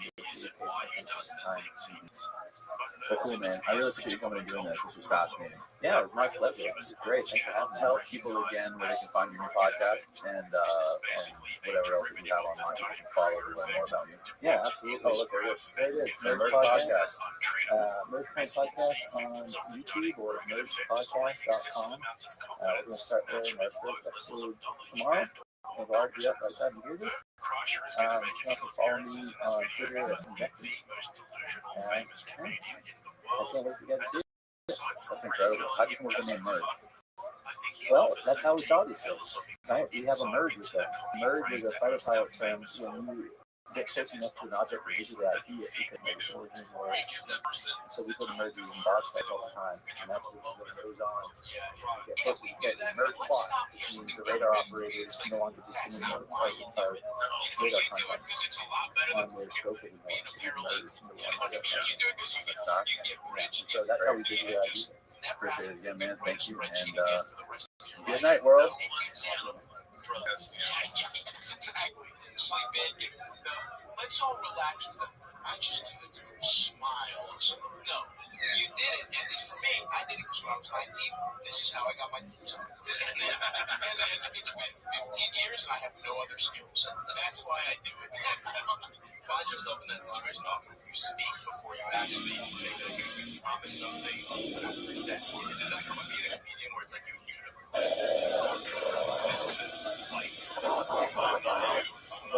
Why is it that every Albanian I've ever met looks like they would kill you for sport?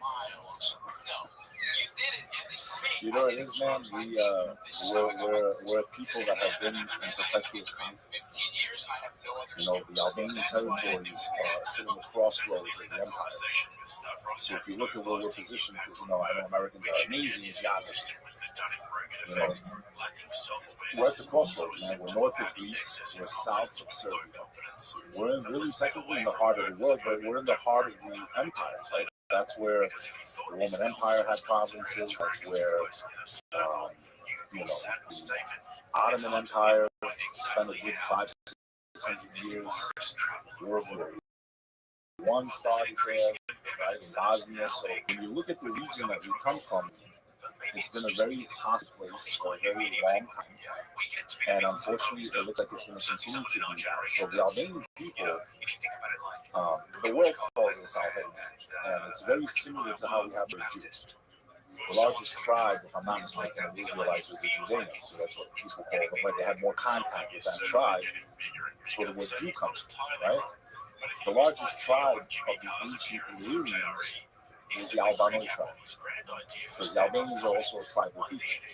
So the world had more contact with that. So we got the word Albanian from that. We don't call ourselves that. The word that we use in our own language is called Shiktar. Shiktar. And when another Albanian sees another Albanian, hey, what's up, Shika? So listen, it's unfortunately still one of the poorest regions in the world. It's the poorest region in all of Europe. We've been through conflict after conflict. We've been struggling for our freedom for over 2,000 years. And I would equate us to like being kind of like the Afghans of Europe, the people that are constantly under conflict, constantly struggling to live in peace. So we're not as, not a similar history to that. What I'm saying is we come from a very rugged terrain. It's very mountainous. It's the second most mountainous country of Europe after Switzerland. We didn't really have roads up until the last 10 years.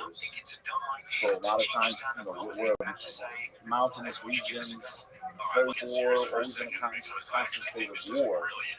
That's going to lead you. And it's going to make you rugged. It's going to make you tough. Because you That's just the same. Those stories of I used to walk 20 miles to get to school. My dad really walked to get to school. He was not blind. I'm born and raised in America. I'm first generation. Very blessed to be here. How lucky I am. And I know a lot of Albanians feel that way. Because every time I go back to Albania, on the Albanian territories, the number one question I'm asked is, "How do I get to America, man? I want to get to America." And everybody wants to here. Tell me before we started, back in the day when I was in my mid-teens, I worked construction, and I worked with these two Albanian guys. And I never heard anybody talk so positively about America before. They were so happy to be here. They were some of the most fun, kind people I'd ever met. And I still keep in touch with them. I still talk to them. This one guy, his name's Ilya. So our language is the oldest original Indo-European language. So when you look at the family tree of languages, you have Latin-based languages like Portuguese, Spanish, Italian. They're all cousins. Then you have the Slavic languages like Russian, Polish, Serbian. These are Slavic languages. The Albanian language comes from nothing. It's original. When you look at it, so a lot of countries that surround us, unfortunately, very hostile towards us. And I really hope that our neighbors can let's just accept this now. Nobody's won in these conflicts. Speaking about your friends, in the Albanian culture, it's extremely important. The guest. They have an expression in Albania. The guest is the god of the house. Basically, when someone comes over your home, you're responsible for their life. The second they cross your threshold, you're supposed to treat them better than you treat yourself. You're supposed to feed them better than you feed yourself. They're sleeping in your bed, you're sleeping on the floor. You take your shoes off before you enter the house. The house is a sacred place, the home. So when a guest is over, ask anyone that's ever visited an Albanian family. Everything's coming out. Everything, every beverage, whatever we have, whatever you want. If you don't have what you want, there's something to get out. The guest comes first because it's very important. But listen, the longer we live in the melting pot, we start to kind of adopt, the American way. It might be a little bit different. You go in the house. You sleep on the couch. Right. But we are a very loyal people. What bothers me, I'm from families from Florida, where if you watch the movie Taken, that's where the guys get this bad reputation, being these guys that, we want to voice our words. That movie, everyone knows it's Taken, and blah, blah, blah, and so and this is like the most watched movie that has anything to do with our people. And for me, it's like crazy because it's like we really have so much of a sense of history. We've done so much for the world that the world doesn't even know. And this is how we're the films when most Albanians live, half of our people live abroad. Because of the perpetual conflicts, because of the hostility of our neighbors that our people live in, half our people live outside. They live in Germany, Switzerland, Austria, they live all over the world, Australia. There's a big chunk of us in America. The love for America, as you mentioned earlier, goes back to the early 1900s. Most Americans don't realize that you have no greater ally, not just in the world, when it's the relationship of the American and the Albanian, the thing to understand is that the Albanian people are willing to and die to the United States of America. You want proof? Then, the proof is, when the Ottoman Empire collapsed, Ottoman Turkey, they controlled most of that region for 500 years. When they collapsed, there was no borders and boundaries. You're under an empire, it's just one big blanket. There was no borders and boundaries. The Balkan Wars erupted, and everyone that was stronger was just grabbing land. The Greeks took what they could, the Serbs took what they could, and we were in the middle of their countries, and we lost about 70% of our territory. We would have lost 100% of our territory if it wasn't for the president. The first Albanians to America settled in Boston. So I always make a funny joke. Most Americans don't know. It's a cute little fact. two countries started in Massachusetts. The United States of America, when the first pilgrims landed on Plymouth Rock, and Albania. Albania was recognized as a sovereign nation because of Woodrow Wilson and the first Albanians that migrated west. Wow. They were able to court the friendship of Woodrow Wilson, who was the president at the time. One of them went to Harvard, talking about Fayita. He's a very influential person. We owe our existence to him and a couple other figures in Boston. They're buried there in the Forest Cemetery in Boston. If it was not for them and their friendship with Woodrow Wilson, when we were being attacked by all of our neighbors, we would have lost 100% of our territory. We would have been the courage of Europe. He went to the League of Nations with Woodrow Wilson, which at the time was today's modern version of the United Nations. And he lobbied and said, listen, we got to get this thing something. So the love affair of our country with America is over 100 years old. We literally live our existence. We're much older than that, right? We're talking about in modern history where we had a chance to live it. The love affair continued in the late 90s when the war broke out in Kosovo and the Clinton administration got involved and initiated bombing against Serbia, which ended that conflict and made them withdraw. Today, Albania Kosovo is recognized as a country, even though most Albanians consider it just Albania. We can't control what the world's doing. We build statues of American presidents. So if you go to Albania or Kosovo, you're going to see statues of George Bush, statues of Bill Clinton, statues of Hillary Clinton. The highway that connects Kosovo and Albania is named Biden Highway. Named after us. So they don't know about us as Americans. They don't know about our political strife right now, how we're at each other's throats left and right. They don't care about that. They don't know what we're going through in America. They don't care about our politics. They just want to respect the country. They want to respect us as Americans. As a matter of fact, after that conflict ended, they were naming their kids, if they had a boy, Clinton or Bill or Hugh, and they were naming their daughters Hillary to respect America. It wasn't about, they're not in our political strife. So when I say that America is making a big mistake, yes, Albania joined NATO. Albania is in NATO, but Kosovo is at a force of 5,000. That's all they're letting us have. We can't defend ourselves. And, it's like a slap in the face when, someone that was in the war, underneath the buildings in New York when they went down that day in September. We went over there to take out this enemy that we ended up leaving in power anyway 20 years later, leaving them all these weapons that if they would have gave us, we would have been a formidable force who's willing to fight and die for. If the American Albanians, you don't want to be a part of the U.S., are you willing to be the 51st state? No hesitation. I'm so confident in our love with this country that I know our nation, rather than being the European Union, if they gave us a choice to be the 51st state, we would. That's how much love we have. So I hope whoever watches this understands we need to be armed, we need to be trained. Not because we've never been the aggressor in history, we've never attacked our neighbors. But if we're a force to be reckoned with, then maybe we will bring peace and stability. Maybe our neighbors won't keep attacking us. And we can have peace permanent in the wall. How does that make having your unique perspective on the United States and living here and seeing all the strife going on here, all the division going on here? What is that like? Being born in the U.S. and growing up here and being proud, and even when I would go back to visit, so even before the Kosovo War erupted, when I used to go visit my dad's family in Kosovo, I went there as a child, as a baby. But the first memories I have of it are in 91, right when the Bosnian War erupted, and Kosovo was still a part of Yugoslavia. It was a province that had autonomy. So we always had a special class.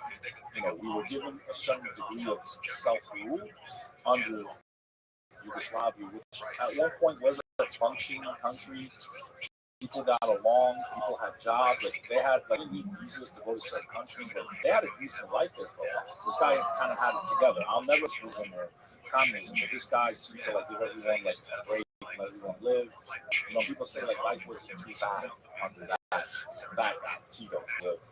the main figure of Islam for a very long time. When nationalists got into power in these other different countries, those wars erupted.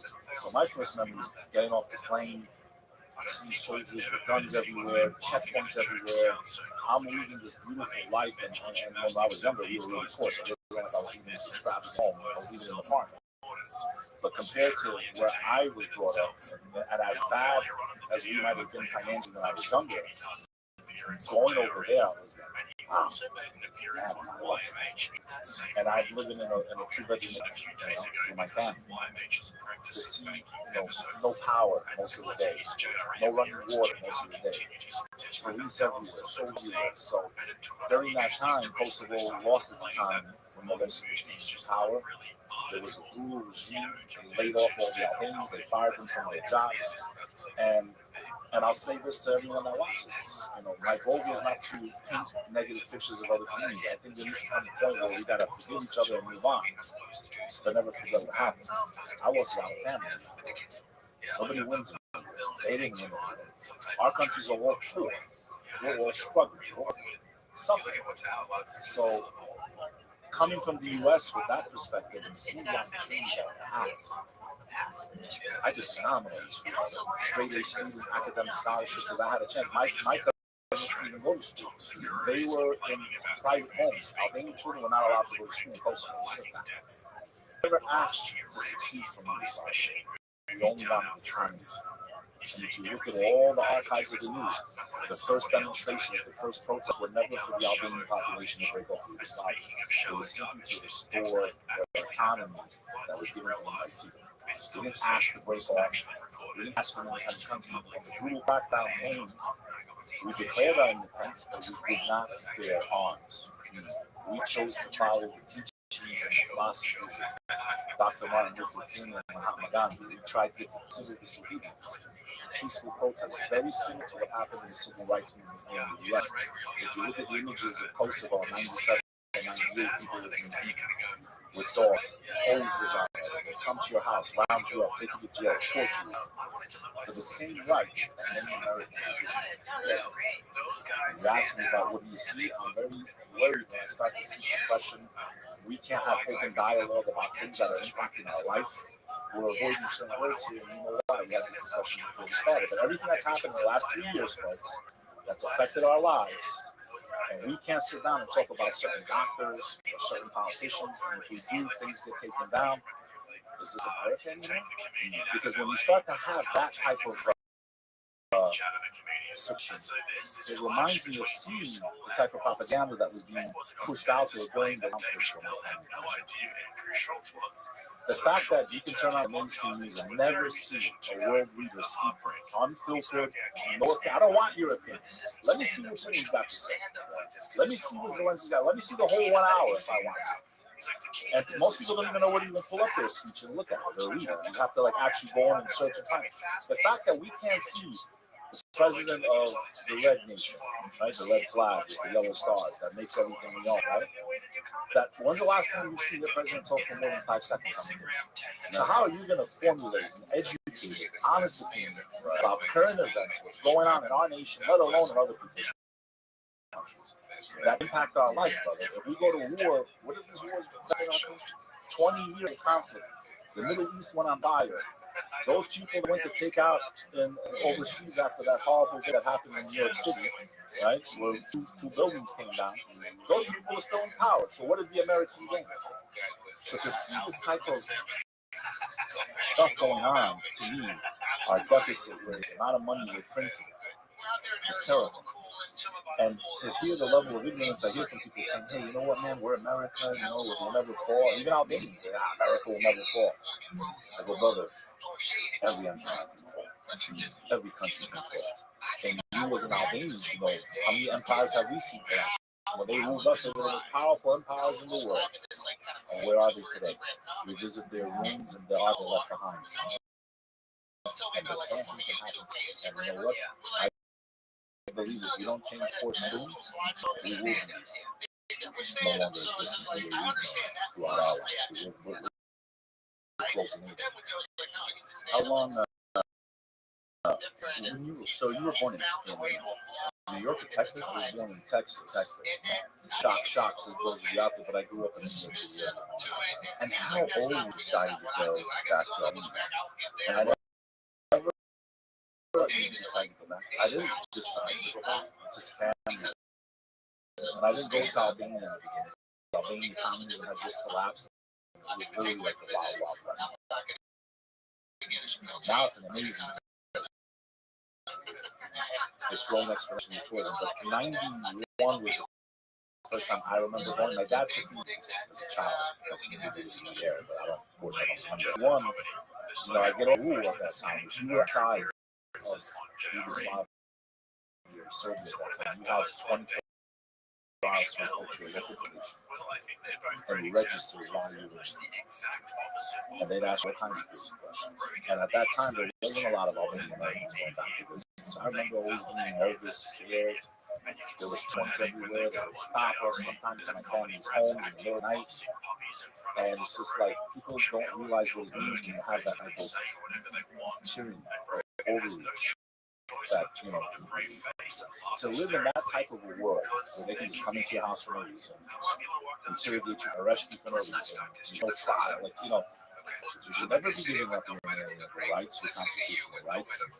A lot of these things are in play right now, whether Americans realize it or not. So to see this type of stuff happen in our society, I haven't seen anything this volatile since I've been alive. It's very scary, man. It's very to me, and I really hope attention. I feel like when you're a fifth, sixth, seventh generation American, you were born with this privilege, you even realize you have. A lot of people don't try it. I tell you, go outside. No one's saying you're perfect, no one's ignoring us as Americans, as an American person. Yes, we have a lot. No one's denying it. But please go visit other countries where no one sees being a different race, a different nationality. I've experienced racism because in some parts of Europe, they can tell me you're doing it like tonight, just because they know I was out in the soul. I also know what it feels like to be hated to the point where you lose 30 people. I lost 30 people in a single day during the course of the war. The only person to survive the massacre of that village in my family is my first cousin. He was shot over 30 times on top of a mountain. No medical aid, no help. They're hunting him down. It's kind of like behind enemy lines. He's wounded. They can't, they're hunting him down. They can't find him. He has no help, no food. My son, you get shot once and you don't get help in a day or two, you probably dead. That's why I believe unless it's your time, and I've seen some instances like this, unless it's your time, nothing on this. He was shot 30 times and his lower extremities, 3 to 4 days. His documentaries online. I can get you footage of it. You can show him, explain what happened. First, he witnessed the death of all his first cousins, and then he's coming down this mountain with his foot tied around his neck with a belt, falling like this with his arms on his butt. Down a mountain, he fell down hundreds of yards. I got the message he was dead. So when I get the phone call, I found out these 30 guys. I used to go back every summer, when we used to visit. These guys made it bearable for me. They were similar to me. We played hide and go seek. They treated me like your friends treat me. Very hospitable. He's come from America. You have to honor him. You have to take care of him. What's crazy is that I used to feel really sad, because being so privileged at that time, the Albanians were not using the currency of Yugoslavia. Because of the crackdown and the brutal repression, we created parallel systems to supersede the repression that was going on. So we had our own school systems within private homes. So imagine there's a beautiful high school, but there's no Albanians in it. They're not allowed to go to school. We had an apartment. And meanwhile, we're 90% of the population in my province. Right? And we got no rents. So I would see what they went through. They started using the German mark. This is before the euro. So they were using the Deutschmark as a secondary currency, and also because inflation was so high with the currency of Yugoslavia, that they used, it was easier just to do business with the German mark. So at that time, when I would visit, $1 was like 2 to 3 marks, depending on the euro. It was between 2 and 3 times our money. So one getting me through there. My dad was giving me $1,000 for 2 months, and I couldn't spend it. And I just felt bad because, like, here I am, this little kid, 12 years old, and I'm buying them food, drinks, and I'm not even thinking. I'm telling people in the village, yo, whatever you need, man, grab bags of flour, whatever you need, rice. I'd still go home with money at the end of the 2 months, man. And I'm like sitting here feeling bad that I'm buying 40-year-olds and 50-year-olds food. So when you say to me, how did that impact your life? I was like, God gave me this chance to be born in this beautiful country, to have a chance to do anything I want. I'm going to point fingers and blame people. When I see my family, I see my friends, I see my people, they have no freedom. They have no freedom. They have no rights. No, man, I love this place. I'll die for this. And for me to see where we are is lack of information, suppression of information, ignorance at the utmost degree. Ignorance squared is what's going on right now. And it's sad. Your kids? I got 3. What sort of lessons do you teach your own kids about the world, about life, about the way they treat other people that you've gained from your experiences and were there and you got to hear? So I've been able to maintain the next generation of this nation, even though I believe in the people will. See, what's sad is because everything that's happened to our people, 50% of us live abroad. We run the real risk of losing half of our population, not to war or conflict, but abroad. In 2 generations, we're not going to know how to speak. Most Albanians in 100 years from now don't even know what Albania is, right? Because they became we're the first generation, so I'm in between the 2 worlds. My children, they will be because their mother's actually from there. She's from Kosovo. She's from the war, thanks to America. Every day she says it, her family almost got the right village that was wiped out next to them in the Paya region. The Serbs pronounced it Pech, the Albanians pronounced it Paya. And in that region, they got trapped in the city. They were fortunate to run into, people that were doing bad things, but they weren't wiping people out. And then when the NATO planes started flying over, they evacuated. But if they would have fell into one more group's hands, my wife would be dead. So that pressure from NATO really saved my life's life. She's writing a book about Not Without My Father. She really saved my father's life. Her family was hiding outside of their village. Her dad got trapped because he went back to get something.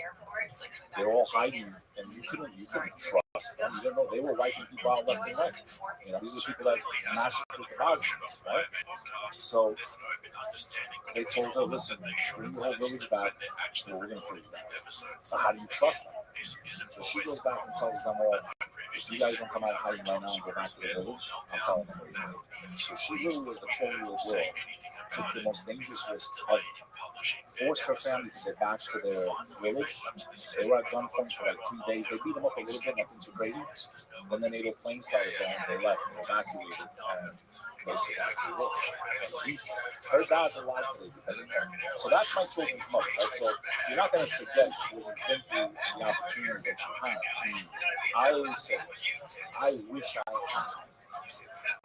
Because even though, I come from over here, I was born here, and I was brought up very, very blessed, right? Compared to, I wish I had the hunger of so many people I see humble. What they do in such a short amount of time boggles my mind. I'd rather have been the Albanian that came here as an immigrant than the one born here. The one that from over there, brother, within 10 years, they all buy homes, successful businesses. They work hard. And it's also, I feel like, when you don't have a choice. I feel like we're so spoiled. I have a million different things I can do. I'll go to school. Maybe I'll major in language arts and I'll switch to a minor in marketing. Like, we have all these options where when you come here as an immigrant, you don't have an option. You have to survive. You have to succeed. So that's why a lot of them end up in construction or they own restaurants. They work hard in the restaurant, they save their money, they buy a restaurant.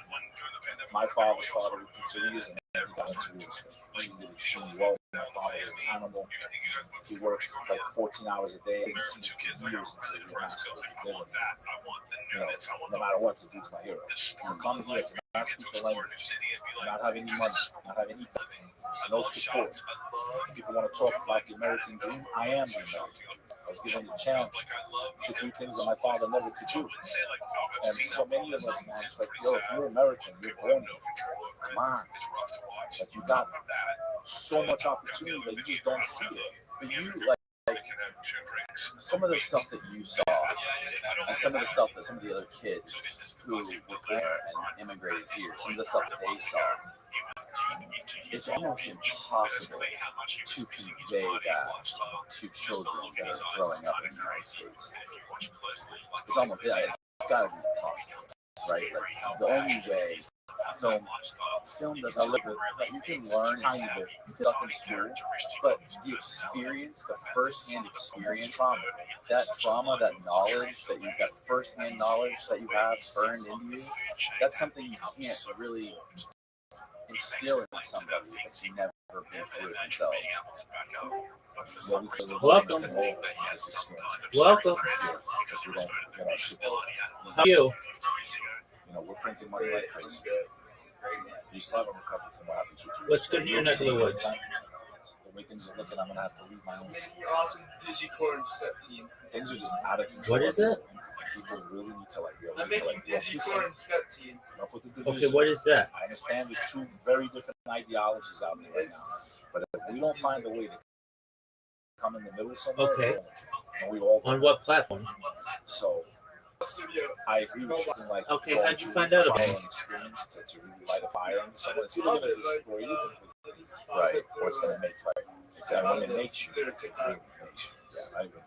You found it through One of TikTok? those life-changing events for me, for example, Yep. when I lost. Really? Right? That type of trauma, I came out of. You didn't find me through Discord?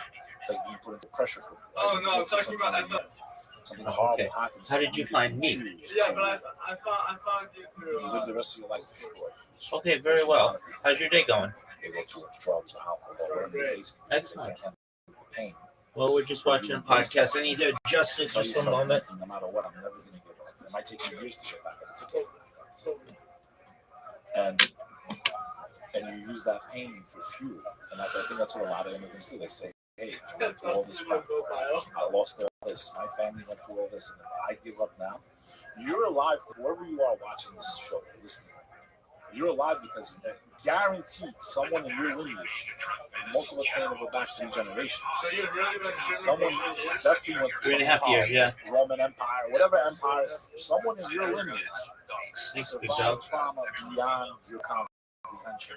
For you to be alive right now, to have the chance that you have, somebody, your great grandmother, suffered away, whatever part of the world you come from, went through a living hell for you to be alive. Risking your life to come out of those No, who's that?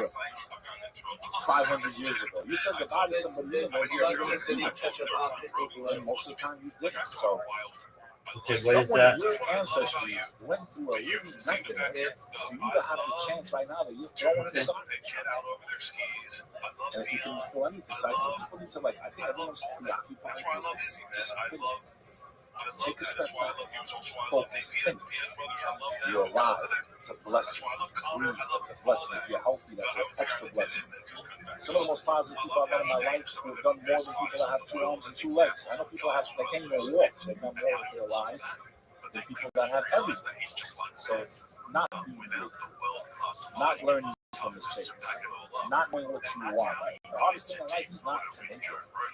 It's knowing what you want. Because once you know what you want, whether it's to be the best podcaster in the world, and music, whatever, once you know, most people either know and they're scared to go after it, or they haven't fully committed to going after it. Because there's nothing between them. Whether you're paying with tears, sweat, money, everything comes out of sacrifice. And most people are not willing to lose in order to. And we've all been there. I've been there at times in my life too, so I'm not going to sit there and act like I'm some amazing human being who hasn't made mistakes, who doesn't have fear. But I try to learn from mistakes, people in my life, situations I've witnessed, visiting Kosovo before the war, visiting Kosovo after the war, and seeing it completely burned to the ground, every single house pretty much in destroyed. And to not take advantage of that opportunity that I have here in the U.S., to not be grateful for it, and when the setback comes, your family's going to be worse. Your friends are going to be worse. And they don't give up how you can't give up. There's so many people that migrate from some of these places overseas or Mexico, like you were talking about, you were on the podcast with Sam, is that a lot of these immigrants are the backbone of America. They're the ones that keep the infrastructure going. The ones that are doing the blue collar work. Taking this up. They're the ones not taking this, but you know, they're doing things you don't want to do. Go to any construction site when they're pouring concrete, they're all fucking immigrants. The whole fucking world is made of concrete. They're the ones that are doing shit that we don't want to do. You know, but do I think we have a little bit of an issue right now with the way people are coming in? I think it's weird. Like, you know, there needs to be some type of inflation. You can't just, for sure. You can top on empire. Yeah, demographics and the way. You know, go to other countries, you see how they immigration policy. I mean, we still have immigration policy. People come here, you know, not the legal way, and they still get their papers, they still get their citizenship. But the Albanians have done that also. They came here, you know, political asylum or whatever the case may be, they got their papers. Right, so I'm not saying people should go that route. And my family, my mom's family, my grandfather escaped communist Albania. He was hunted down by the communists. He had to get out of there. He made it to Rome, and he was granted a visa to Amnesty International. Which is how they work, Bronx. That's why my mom's family started Bronx, New York, which is where the Albania is today. And my dad came because my uncle married an amazing Jewish woman in Croatia. They met, fell in love. She brought him to Texas, and then they did the visa for my dad. So, you know, both of my parents did immigrate illegally, but many people came out to come out. You know, it's hard to judge these people, it's hard to not feel sympathetic to them. Listen, overwhelming Jewish people coming over the border are not bad. That's a fact. They're just like where they live is a hard. Where they're coming from is poverty, whatever it is. To not feel for them, but we also have to protect the interests of our nation. Things are done the right way because this can really back big time. So it's like a catch-22. Yeah. How does it make you feel when you watch the news and see like things that are going on in conflicts with like Ukraine and Russia? So it's a very dangerous time for our us. Serbia is basically the sister of Russia. And last week, Serbia amassed their forces on the Kosovo border since the Kosovo War. So over 20 years ago, just last week they had all their forces on the border north of Kosovo. And they're talking of this rhetoric. I mean, we're still under the protection of NATO. So what's to say that they don't do the same thing they do to Afghanistan? If they listen to us, we're in big trouble. So I think there could be a conflict in the Balkans again. Maybe Russia tells Serbia to start a war. This conflict in Ukraine has the potential to pull the entire world. On a level I don't think any of us is. And Russia can't afford it. So I think we're far from it. I hope they do find a way to end it. My heart goes out to Ukraine. I can only imagine what they're going through, but there's a lot of crap going on. I think most of us don't even realize what's going on, and no one really knows what's the real reasons. Yeah, that's a difficult thing, right? Like we were talking about earlier, propaganda. Most people watch the news, like Fox and CNN, to understand what's going on in the world, and they're just competing for views. They're just fucking with. It's all opinion. It's crazy headlines. Just compete for views, and they both put their own spin on it. And then, if you want to even do that, if you want to understand what the leaders of these other countries are saying, it's in a different fucking language. How are you going to understand it? How are you going to trust what the first level is the translation? Like, is it being translated out here? The second level is the news taking it, putting it through their blender, and then recycling it and regurgitating it on TV. And that's usually the time. Yeah, just like that. Like I said, ask yourself when was the last time you got to see world leaders outside the U.S. talking unhindered, and you get to formulate your own. I can't remember last time. You? So you might get a little blip. They said this, and they take one line that fits their narrative.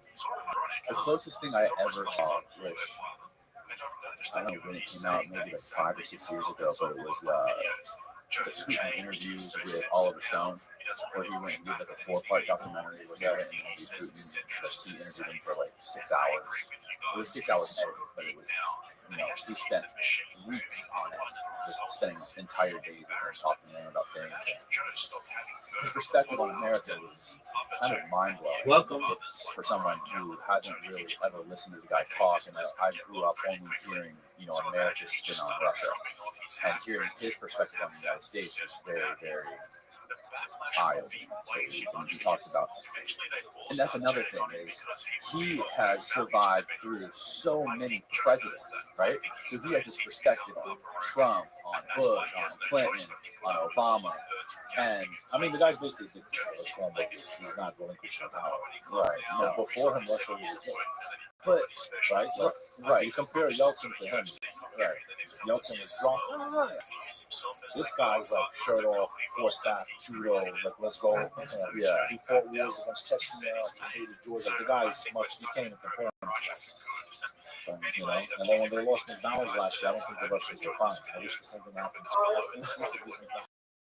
I think McDonald's is hurting us. No offense, Mickey D's. I mean, he said, when you talk about the history of America and Russia, we've just been instigating with NATO, pointing, having They're completely surrounded. I mean, they're surrounded with these missile sites that are supposed to be defensive missile sites, but they can be converted into offensive missile sites in a matter of minutes. Right. Yeah, so that's one thing that I think a lot of Americans understand. Again, you got to be fair. Nations that are hostile, if you look at the whole picture, are they completely surrounded? They are. So do I know a lot at play? I think our pieces are risk. I don't see the dollar surviving if we continue unless we pay down this deficit. I think that is into crypto. I think that is game. And I think there are powers that manipulate that are not in the interest of the U.S. And we don't need to get into all that. Most people know what I'm talking about. So, What are you talking about? there's a lot of people that are in power that do not have the interest of our nation first. They make interest based on the interest of their group. Whatever they are, people have different names. You know what I'm talking about. People say, oh, it's a theory.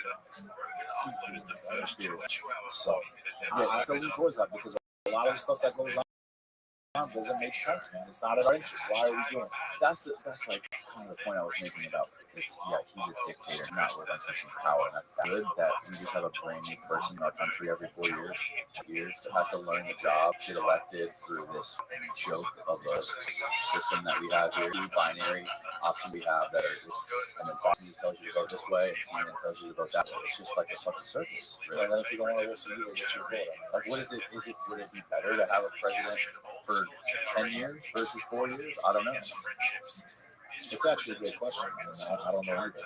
I don't know why there has to be. Given that we can secure like right? Which is how we mix that. Getting back to the point, I don't have a problem. The American people vote for someone to stay in power for 25 years and they're doing a good job. Who cares? We had this extraordinary leader and we keep voting. The masses vote for him. Who cares? It's still a democracy. You're still voting for that person to stay in power. Why break something that's amazing? We have a human being who puts us first. Because to me, a leader is someone who's willing to sacrifice themselves for the people. If we use that definition to describe a leader, you don't have one leader. You don't have a single. And it's so obvious that the people that are in power in America, no matter who they are, whether it be the president or any of the other given politicians, senators, whatever, they all want that really badly. Like they started in this weird system.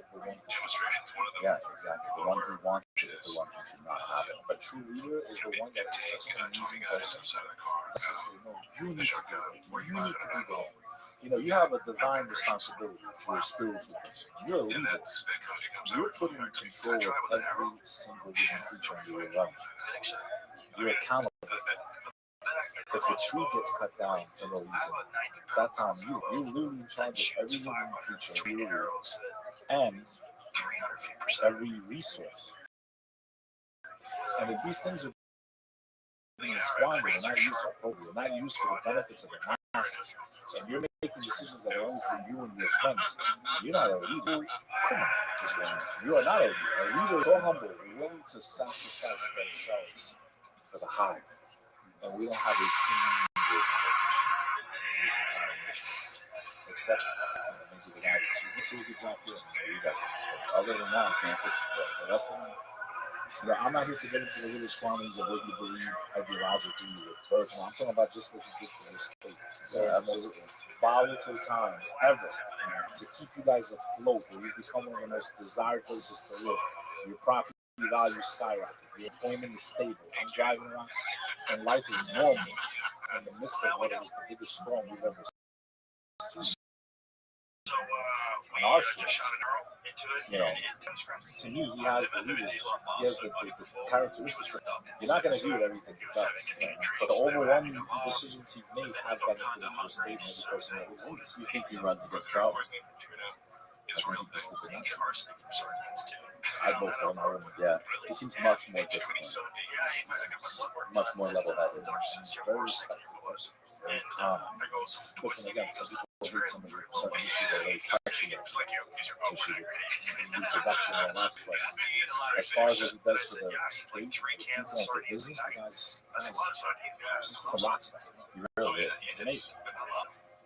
How do you think this is fixed? How do you think we fixed the problem in America with the leadership? There was a song that came out of it. All I need is a miracle. All I need is help. I don't know how to answer. But I think the responsibility comes back to each individual American to educate themselves, to be open-minded, to be scared when conversations are suppressed. That has always been the first step to tyranny in any society. When you see, even if you hate the other people, and you can't stand their ideas, their principles, or whatever the case may be, when you allow them to be silent, you are next, you idiots. You will be next to be silent. So these are the scary as someone that comes from a part of the world that was the norm. And if you voiced your opinion, you disappeared in the middle of the night. So any shape or form of that, even creeping into our society, whether it's through social media, whether it's through policies and laws, must be turned down, must be defeated, must not happen. Everyone should be able to voice their opinion in the collective right now. You can either choose to listen or not. But when we do not allow these conversations to happen, we're in a very, very dangerous place. Have you experienced on your podcast? Have you experienced any kind of? Not even close to it. What are you talking about? You're fantastic. Some of the guests that you have, Joe Rogan. No, come on, stop. Dude, you really are. First of all, I want to thank you for having me on the show. And so you look at the cast of people, you have an eye for picking out amazing guests. I'm not just saying that because I'm hungry. So it's not to like, I feel like I won the lottery by being here today. So it's amazing to talk to. I love talking to people like you. Not only people that have grown up and experienced the things that you've experienced and have a very unique perspective on human beings and cultures and different countries. Your perspective is so unique. And then on top of that, you grew up in New York City, which is people who just spent a lot of time in New York. They always seem to be most fun to talk to. It was just my entire life. I love my city. The fact that I might have to turn my back on it. Even everything I went through in September 2001, didn't make me leave, right? And you were there underneath the towers? Yeah, I was on the V train. I was V train beautiful day. I go, underneath was like the whole subway system. I ended up underneath the building's not realizing that they're on fire. I was going to Peace University. It's in the shadows of the screaming and yelling. I was sophomore in college, about 19 years old. And I'm like, I remember just being excited for a split second, like, like a young dumb man, like, hey Billy, there's a fire. Let's go look at the fire.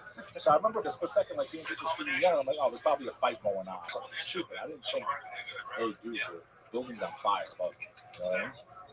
So I get out of the subway. As I'm getting to surface level, I hear another, oh my god! That was when the second plane was hit. I didn't get to see either of them. But I remember, I put two and two in my mind later. I realized that when everyone was yelling at something else, when the second plane was hit. Make the story short, I get out of the subway and it's snowing outside. It's like 80 degrees outside. And I look up and I couldn't believe what I was seeing. I don't know how close were you to the towers? Like, were you literally underneath? Like right under. Like I came out from everyone that lives in North knows trains last stop World Trade. World Trade. So I came out from beneath those towers. I was in the subway. And it was crazy. And make the story short, I ended up walking over the David Brooklyn, over the Brooklyn Bridge. Halfway over the bridge, the earth trembles and the towers come down. I want to remind people, because it kind of plays a role in what's going on today. In the aftermath of what happened after those buildings fell, half of my school got dropped because we're so close. The trauma that they witnessed, a lot of them couldn't process it. So you smell burning metal, right? The smell I'll never forget as long as I live. And we were told the air was safe and don't worry. And the whole time I got my guard up. Now that's the one time I should have wore a mask. Yeah, right. Look, it works for part of this. And I remember being so worried that eventually, by a couple of weeks, I walked out. And I was calling the students to action because I was like, I feel like the air is safe, even though they're telling us it is. And I ended up meeting with the president at the time, and there was like some people from CA, if I'm not mistaken, they were there, and they were giving us all these reports, and they put HEPA filters, and don't worry, we guarantee you the air is safe. Now, the EPA was in charge of making sure we were safe. It was under the watch of Christine Town, who was the former governor of New Jersey. And they were wrong. She issued an apology 10 years later. We were wrong. We were sorry. More people have died from getting sickness related to breathing that air than died in the States. There's a multi-million-dollar fund today that I'm ineligible for, which I've never claimed it. So far, I'm healthy, thank God. But plenty of people are getting $50, $60, $100, $200,000 from this multi-billion-dollar fund, which was created many years after the events that took place because they promised us that they were safe. The same way they're promising us right now that, yeah, they're safe. The things you're putting into your body right now are safe. And no one knows long-term what it does. I was already lied to about my health and promised I would be safe. Why would I ever trust them again? That's my argument with the one thing that we can't talk about because no one will see the damn episode. We're in America. Yeah. I mean, that's real. That's real shit. This happened. That's a real event. You want proof that you can't trust? Make it in downtown New York. Millions of fires, thousands of people. Yeah. Respiratory illnesses, lungs, cancer, every sort and kind. Thank God that cloud, the cloud that came after the buildings fell? If I hadn't left when I left, because it went all the way to the Brooklyn Bridge, like over the East River, I was just far enough away where, like, because if I would have breathed any of that in, I guarantee you, anyone that breathed that far, that was glass, asbestos, dust, whatever the hell went through it, they all was getting like really bad respiratory infections and cancers. People going to saunas and they were sweating blue and green. What? Oh yeah, man, this is sweating blue and green. Firefighters, yeah, I had the guy, Tim. Shout out to the firefighters, man. When we were going over that bridge, running for our lives, these guys were heading into harm's way and they never made it. I'll never forget that. Yeah. Out over the bridge, the fire trucks are going in. These men and women never came back down. Some of those people, there's US firefighters and rescuers that are today really fucked up. That's what I missed. See, as horrible as that event was, the aftermath was amazing. We were united as a country. New Yorkers were like brothers and sisters together. If we had a trauma happen to us, and we were closer than ever. Proud to you from New York. Everyone was a Yankees fan. Brooklyn fan. Then when I compare it to what happened a few years ago with all the chaos, the sickness that shows that, and all the political stuff that happened, and then basically New York's turning their back on police, you know, and to see how divided we are and how it was left. They're saying 500,000. Brother, if I had to estimate, 1-2 million votes. Really? I don't care what they say. I know my city. Don't show me a couple of images of Times Square busy. Because you drive there, I'm getting back and forth all over New York in 15, 20 minutes. That was never the case. I don't care if, you know, Times Square gets a little busy. People are like, oh, New York's back. No, it's not. Those corporate buildings just empty. Some people have gone back. I have family that works on 57th Street. They haven't been back to the office in 3 years. Just one of the biggest companies, I don't want to say the industry, but a very big company that if I mention their name, you know exactly who they are. And they haven't gone back. That's the core of Manhattan. Now they're talking about maybe we should convert these office buildings into residential. That means your city, the city that I know, the city that terrorists could destroy, right? Is never coming back to what I knew. It's God. I'm never going to see it. I don't see it on my Instagram. I don't think I'll ever see it. To me, it's devastating. I love my city. I love, like you said, growing up there. You know why I love New York? Because I may never feel safe enough to go to Afghanistan. But if I wanted to learn about the Afghan people, I could go to the Afghan restaurant in my back, sit down with Muhammad, explain to me about his family fought the Russians, and then he made it out alive. And I get to experience this culture and the food, and it's authentic as hell, as if I was in Kabul. And I've been all over the world, man. Ain't nobody touching the world. It's like you want authentic, I get it. And you have this fusion of amazing things that happen. And the one thing that really stood out to me is that one day I'm at the park watching my kid, and I see this Hasidic Jewish woman. She's covered, you know, the way the Hasidics are. I see this Middle Eastern woman, this Arab woman. She's covered, you know, the way Muslims cover. And they're standing right next to each other. Their kids are playing with them. And I'm like, on the other side of the road, they might be killing each other.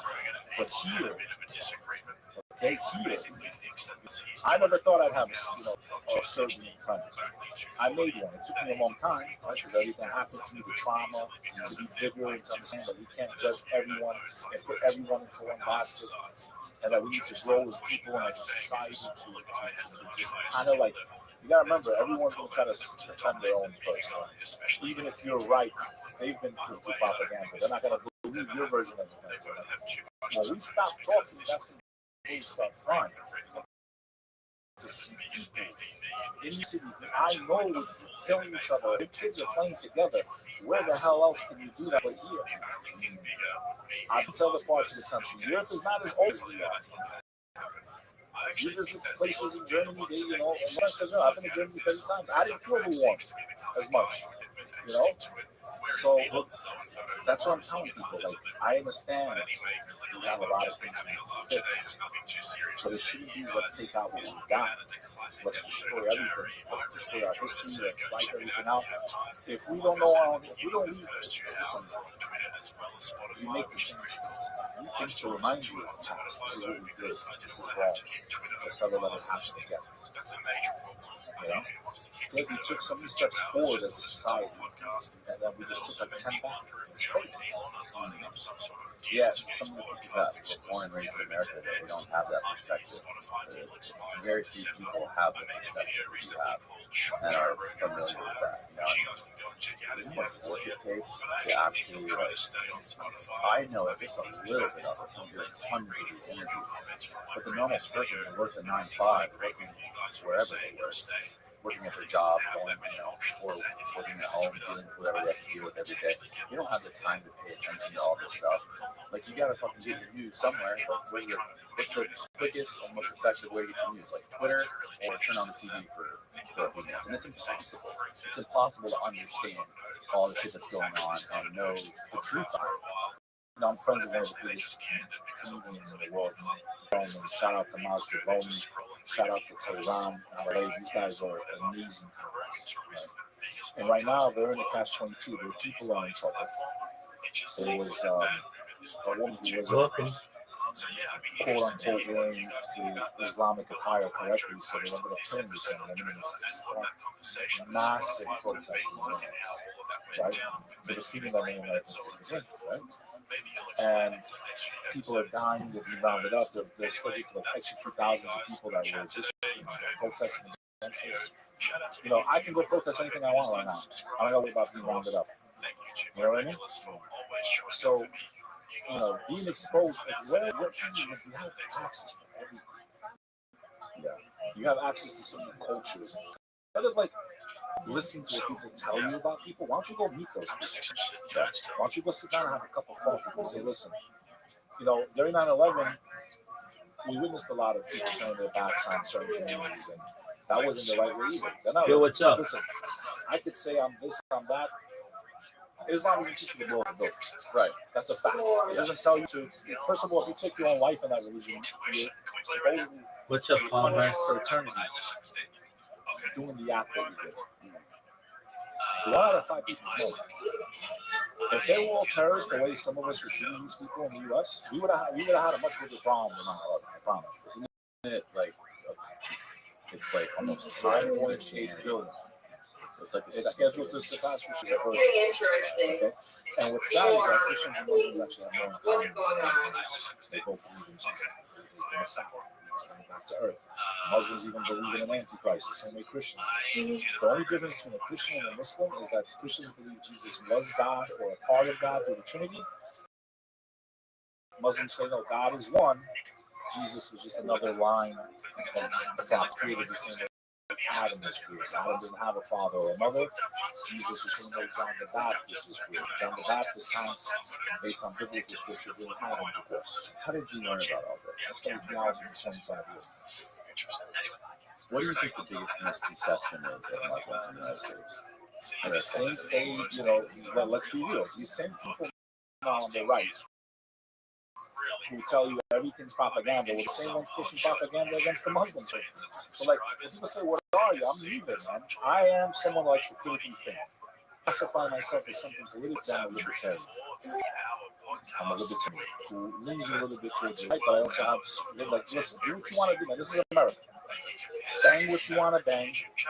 Leave me and my kids alone.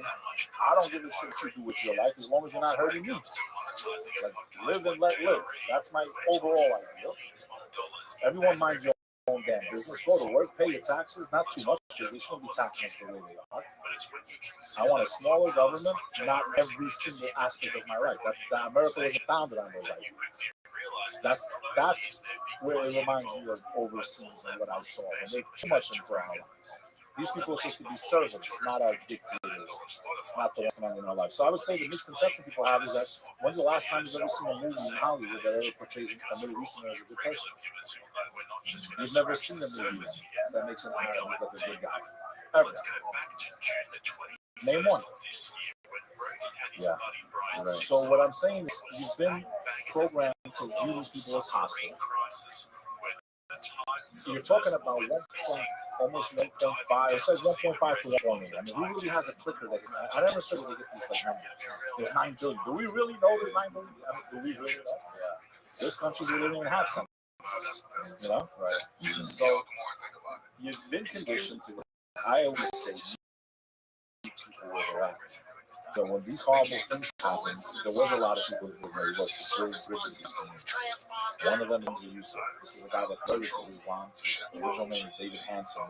He's the founder of the Zaytuna Institute out in Burbank, California. An amazing human being. He's built bridges between all communities and faiths. He was president during the burial of Muhammad Ali. Him and I believe the guy's name was, I forgot, my brain's friend. It's when conversation goes silent. It's when you give voice and put people under a microscope and you're focusing on the worst element of. Yo, buddy, you gotta be 18 to be in here. 1.8 billion. You know? Yeah, they're basically the propaganda was we just applied the ideals of a couple of guys in a cave to an entire enormous religion. That's a guy that we supported and trained. Take care, champ. I mean, we got to tell the whole story. You know? That's the guy that we are. You know, so like let's look at the whole picture. But I saw instances where like they were misquoting, you know, the Quran. Who was misquoting? The mainstream media.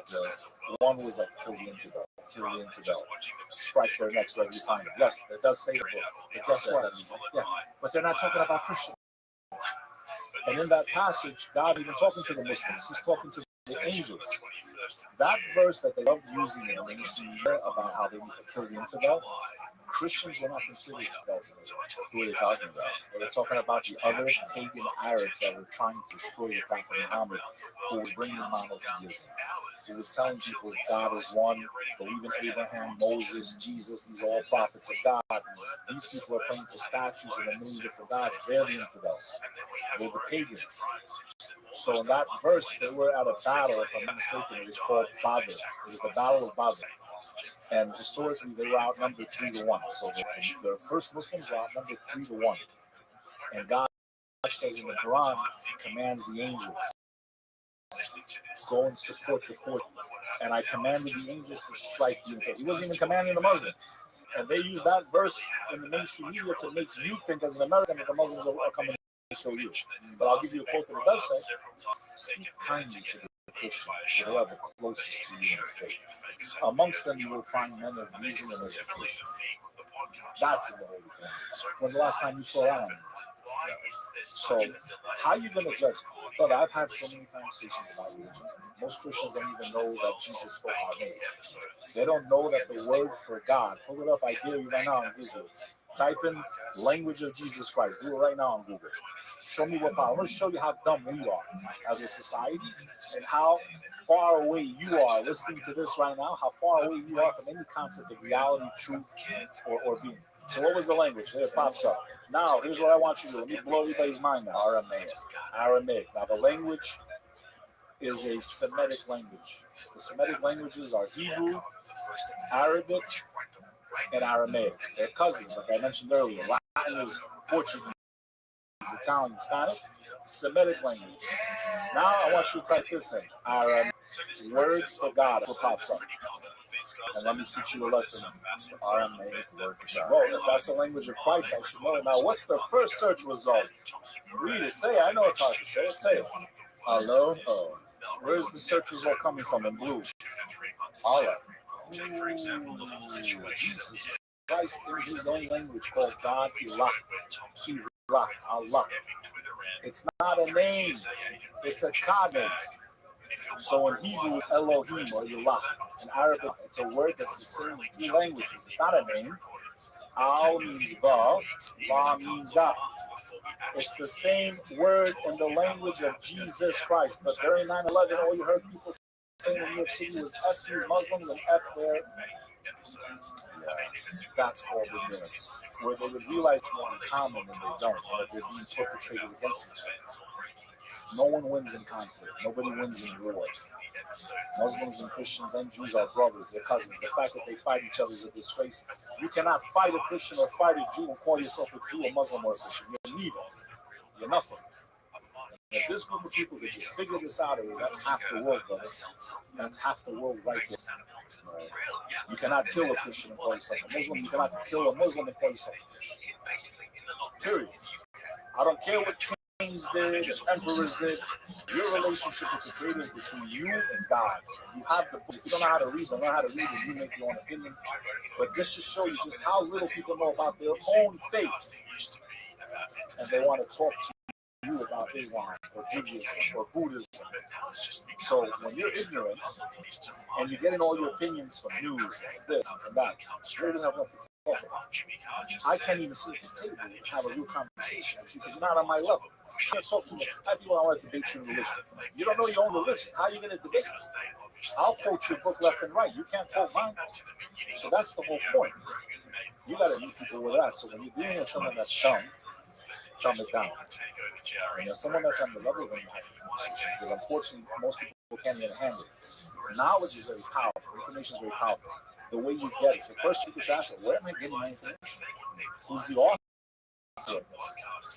Who's the one telling me? Who am I listening to? Let me read their biography on Wikipedia if that's even accurate. Let me see who they are. Because information has the power to do amazing things or But when it's used, we saw what it did in World War II when people getting information from a guy with a little mustache who brainwashed the nation to wipe out millions of people. Information is so powerful. You need to know where you're getting it from. Where's the source? Where's the proof that this is accurate? So I just wish that these things people would say, let me go down to the local mosque. Let me talk to them. Is this what you guys believe? Instead, they were pulling out 4 seats out of their, they're not even Muslim. They were pouring them out of their pads and beating the living crap out of them. Some even got killed. Just because stereotype is a weird and so this is ignorance. This is ignorance. Most people that live in this country, 99%, they came from wherever they came from. My friend owns the Russian Samovar. We're talking about Ukraine. Shout out to Yasha, Misha. Okay, their families mixed. They're Jewish, Ukrainian, and Russian. Their family came here a long time ago. They own one of the most recognizable Russian establishments in all of New York City and America. It's called the Russian Samovar. 57th Street between 8th and 11th. These 4 people went through the struggles of the last 2 years with all the shutdown. You know what that did to hospitality in New York. It almost wiped it out completely.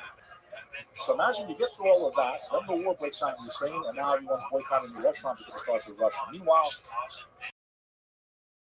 you're American, so now you're of Ukrainian descent also. He puts a huge Ukrainian flag in front of his restaurant. We're against the war, and it's a good time for the first couple of months in this. And I go to see them because they're my friend. I'm never turning my back on them. And they're like, that gets crazy. So the word got out, though. No, they don't support it. They did fundraisers over there that they can never go back to work. So it's like, just because somebody's from this place, like maybe you don't originally like it, you come from originally, doesn't mean that they're like those people or whatever. They're here. I'm American first. I was born and raised in this country first. I will fight and die for this first. Because I'm American first. But people came here, they came for the same reasons you came. They were oppressed. They had things that went on in Russia. I heard a lot of Jews were not treated well during the Soviet Union. That's why they came to the U.S.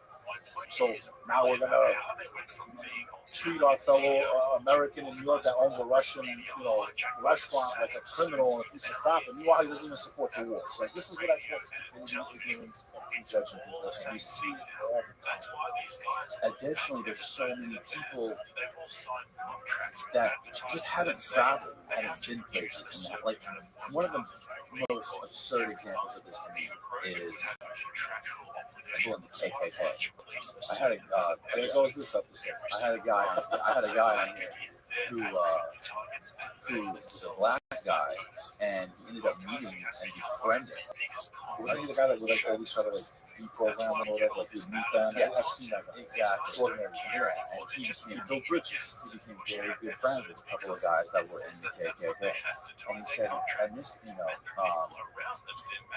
he originally spent lots of time over in Europe and overseas in his like brave person, like in high school, and then he got here when he was like, after high school.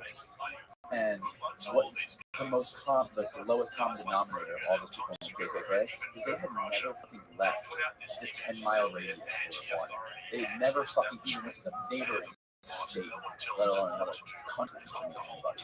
So in a very close microcosm, information from a very limited source, most people, I like to believe that everyone is Daryl Davis. Correct. Martin with a mustache. Yeah, big. It's going back to information.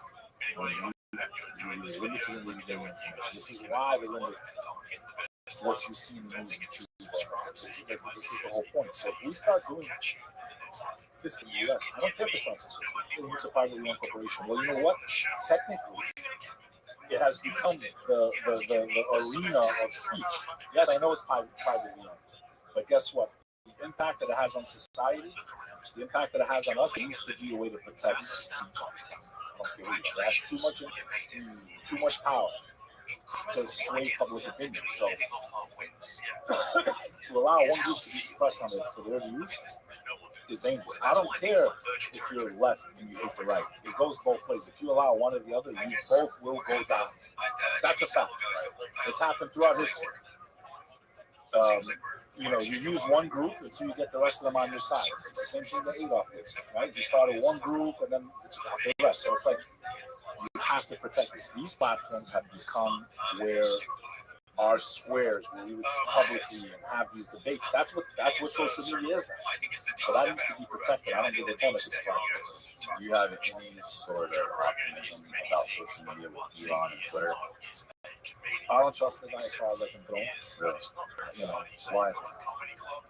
I'm not all about this neural stuff. No. And can there be some benefits? I think everything needs to be looked at from a good perspective. I'm not saying he's a bad dude, but my perception of him is I feel like he is either A, not as in our favor as and that'll come out later, or B, he's like the scientist on Judgment Day 2, Terminator. He's like the black scientist. Remember the movie? They're trying to go and get the arm and destroy it and they blow up the whole office building.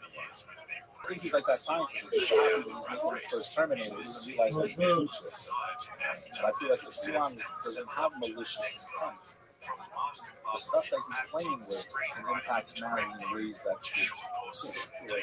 He's one of the most outspoken people about the dangers of AI. Which is great. Like I said, I'm not saying it's bad. I'm saying I just agree with a grain of salt. Because he has so much power either way. And just because you're on Twitter doesn't mean stay free speech or that people are not getting familiar. Like everything you type, why do you think it's such a difference? AI combines everything you've ever input. They're going to know you better than yourself. I agree with you. If you speak intelligence, that's great. There's a lot I love about because he's in charge of what's going on. And so many apply this corporation has control of our space. I think NASA closed, basically, if I'm not mistaken, they funded NASA. I understand this technology is way out. If he really come up with this, I don't trust them. I don't trust those. I don't trust. I mean, that's a good example of It's just weird. You know, capitalism. Government, a guy with a company figured out how to cut the fat, how to do it more effectively, how to do it better, how to do it, and he had that drive and ambition to make it happen.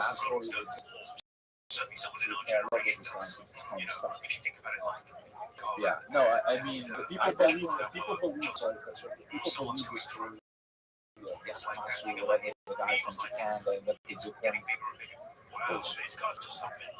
If the youth of blockchain, unless I'm wrong, I think the whole place they'll never allow something like that. But if they have to let people fall in love with the idea and get used to using it, see these good returns, and now they introduce the one that they send the one that's going to tell you how much meat you can buy. And they tie it into global warming and social credit score. That's where this is all going. So the worst economies that could have ever been as hard as it was. That's my view. So keeping that on the front stage, front and center. Okay, cool. I like technology. I like advancing. Great. Everything has two sides. The way it can be used. It can be used for good or bad. The internet, in my opinion, is doing more construction now than good. There's a lot of great that came from it. Everything has two ways it can be used. For good or for bad. You can use your phone to look at porno all day, or you can use your phone to read, study, Google. Hey, you want to talk to me about religion? It takes you 5 seconds to do some basic facts on Jesus Christ. I just showed you one of them. That took you 2 seconds to learn something you probably didn't know about. Most people are not using it for sexual pleasure. They're using it to degenerate themselves, to become lower vibrational beings. They're using it for the senses. The only difference between a human being and an animal, from the spiritual experience, we share the same anatomy as animals, as monkeys, as pigs. The pig is one of the closest to us. But what separates us from them is our souls, our spirit. When a human being only acts upon their desires, they are lower than the animal because they have intellect. If all I do is eat, drink, suck, all you got to do is eat and drink and suck and fuck, right, Tony Montana? They said that one scene. Yeah. Is this all there is to life, man? Eating, drinking, talking. If that's all that a human being does, you are lower than an animal. Most people in our society, that's all they do. Eat, drink, suck, fuck. Yeah. Consume content. That doesn't benefit. Content like this benefits them. That's why the work that you do is so important. The people that you have on, sharing their experiences, their lives, what they've been through. These are things that will benefit you. If you know nothing about life, nothing about people never even heard about being here. They learn something. Where are you spending your time? You have a responsibility with the gift that you've been given. Your time is the most precious asset that most people throw right into the garbage. And I'm guilty of it too. I procrastinate much of it. But the duality is good. What it could be. What could it be used for? And maybe that's the fear from the trauma of knowing what my family went through. What could happen? How tyranny can creep in. How things that were created to liberate us have actually started to enslave us. And I think this is the greatest example of that. This is a weapon of mass envy. Mass envy. If you look at my Instagram, you're like, this guy looks like a rock star. But there's been times I posted on Real Paradise, I'm crying in my hotel room. And that's the truth. Because you only see the good stuff. You don't see the bad stuff. Yeah. So you're creating this environment where everyone feels like they're behind. I'm not doing it in life. My life sucks. There's a lot of responsibility that comes with this technology, brother, that I think the majority of us are failing with. And I have even given a term to this society. I call this generation the Easter Bunny generation. This is either going to be the smartest thing you've ever heard or the Easter Bunny generation. During Easter, when we go to the store and we buy all the stuff for Easter, one of the things we buy are the Easter Bunny chocolates, right? A lot of those chocolates are what inside? They're hollow. Right. During Easter, a lot of those chocolates They have like caramel inside. Yeah, you can get the solid ones, but a lot of the ones that they give you, if they stuff the back, they're hollow. You really bite into them and they're empty. Right? They look great on the outside. They're empty on the inside. It's the same thing with this generation. Everything is beautiful on the exterior. Every moment of my life is handcrafted to make my life look amazing. But deep down inside, they're never more depressed than they are now. 1 in 12 of them on antidepressants. People are suffering. Suicide rates are through the roof. And it's got to read you what I'm looking at this. I've lost friends to suicide. Like just looking at their lives on Instagram. That's how I see it. I don't know. I don't see it every day. Whenever I'm happy, I look online, they seem amazing. Online. Married with children. I lost a friend. I couldn't believe I lost him. I couldn't believe how his life ended. I would have never seen the warning signs. It's the Easter Bunny generation. Beautiful on the outside, empty on the inside. I also heard you use the term generation of bastards. Yo, you went deep, huh? What does that mean? So, I gotta take down some of this content before I get taken down. But basically, brother, from a spiritual perspective, you need that parents to raise a child. Right. Divorce has never been higher. Where's the divorce rate? Is the divorce rate really the highest in the U.S.? You know, like, listen, divorce is like nothing but now, then, people would have, like, families would have gotten into blood wars over honor, guns were drawn. And now it's like, so that just shows you from that ancient society, well over in the U.S. But what I mean by generation of bastards is that so many children are born out of wedlock. Now, in the old days, if somebody called you a bastard, you break your jaw. Someone called you a bastard, there's nothing. Look at the films where they show people in medieval Europe. Right. He's the bastard of Sir John Eliot III. Yeah. And like Game of Thrones, Jon Snow was the bastard. So like to be called a bastard is like you're a low man, right? And I'm not saying that you are. What I mean by that is that you don't have the proper parental guidance. So many children are born out of wedlock being men. I don't care if you're not even a man. You brought that child into this earth. You have a responsibility to that woman and to that child to make sure that they're okay, to make sure that they're being raised properly. That you have a social responsibility not only to them because you brought them into the world, but to society. And the problem is, so many children are born out of wedlock, they're full of rage. Brother, they've done most of these violent crimes are committed by children from a single parent. Most violent crime, sexual crime. You look up I know my stuff. I get rusty sometimes because I store too much information. It's committed by children from a single parent. So this is why we see the rage, why we see the stuff that's happening in schools, violence. It's a lot more than just firearms. I promise you. So, and not to get into that subject, but real quickly, every house in Albania has a weapon. We've never had one national, ever. But what we don't have is psychotropic drugs. Most children, the minute they get a little depressed, put them on this tour. Why are the American people not demanding just toxicology? Every shooter was draw blood. I want to know what they want. I got it. Your answer's right in front of your face. Every time you turn on the TV, there's a commercial. If you're taking such and such, discontinue the use if you're experiencing, suicidal thought. Okay. The answer's right there. Clearly, drugs make people. Yeah, but I mean, like one of the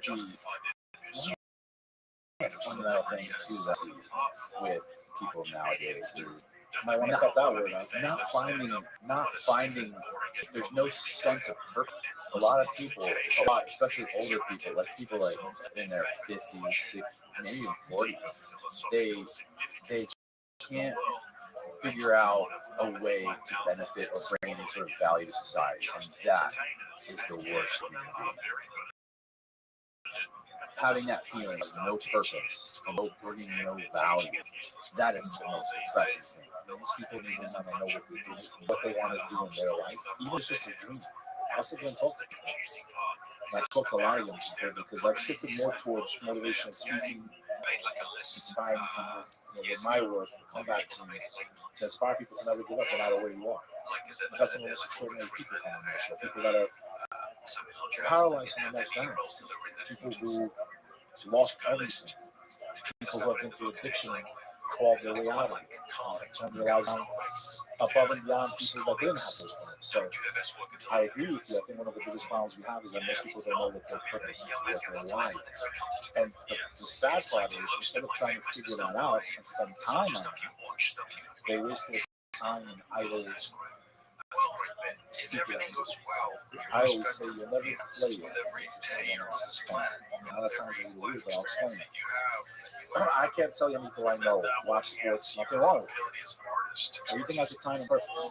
But if all you're doing is one sport to the next, fantasy leagues, gambling, placing bets on the stuff, every stat, you're reading tons and tons of newspapers, and one way or the other, unless you're winning millions of dollars. That's all you get. Unless you're one of these really good guys on it, or girls, right? You wasted so much time and resources and money that's never going to change your life. If anything, it costs you. Because by being a fan, you couldn't become a player. How can I be a player in the game of life? All I do is spend my time and my resources watching other people live in their dreams. So that's why I say you'll never be a fan. Sorry, you'll never be a player. If you're someone else's fan. Yes, you should not be very successful. But I mean, like when you're really a fan, all you do is sit there and watch and study the jersey and paint your face, and that time can be used better in your life or your children's life. So it's the same thing as TikTok, scrolling Instagram, watching football. I'm guilty of it a little bit. But I am a content creator, and it does kind of serve a purpose a little bit for it. Yeah, when you can create something that's valuable to people, yeah, it's great. But I mean, the whole platform is just fucking a waste of time. People are just like, fucking China, they have lockdowns on it after what, a certain time frame where their kids can only see educational content there. It's too o'clock. Yeah. And these things are not bad. Dumbing down, we need to if you don't know, if you're young and you're listening to the show and you're in your 20s, you should start having an idea. The secret to life is not knowing what you want. Once you know what you want, you gravitate towards it. Things do fall into place. I don't care how far behind you are. Wherever you are right now, this moment in your life, there's someone that started further away than you have, and they already got it. Meaning, someone in worse circumstance than you is able to get to where you're going. You have no excuse. Get up. Start today. Read. Study. I'm not saying school. Straight as, I can tell you school impact my life. A little bit. There's always a deny that it's only how to articulate and write. Right? Which is, I think, the most important thing is to learn how to write and communicate. Basically, history I love, but we also like to be very flawed, very one-sided. Albania is not even mentioned. No. Nope. Right? And we learn about World War II all the time, and Albania was the only country in the Holocaust that saved every single Jew. Really? Okay. So much so that there's even speculation that even possibly Albert Einstein we're having a very hard time proving. I'm very good friends with the Prince of Albania, Prince Elect, amazing human being. His family was in power before the fall. So Albania was under Italian and German occupation during the Holocaust. We were the only country in Europe with more Jews after the destruction before. And now they seem to be perished.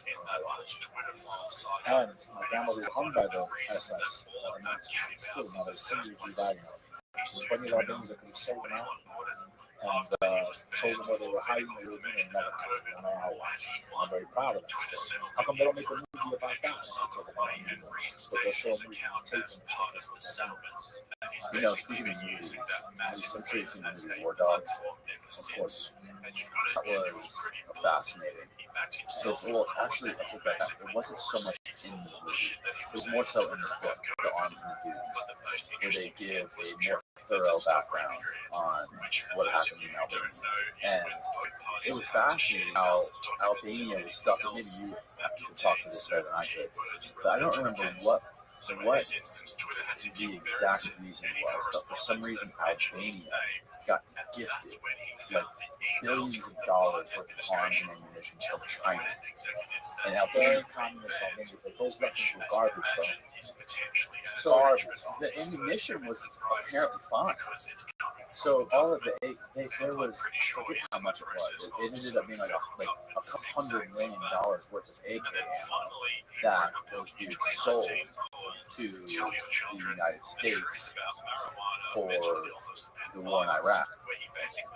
And all of it, according to the military officers in Iraq, all of it fired perfectly. There was never any issues with it, but it was Chinese.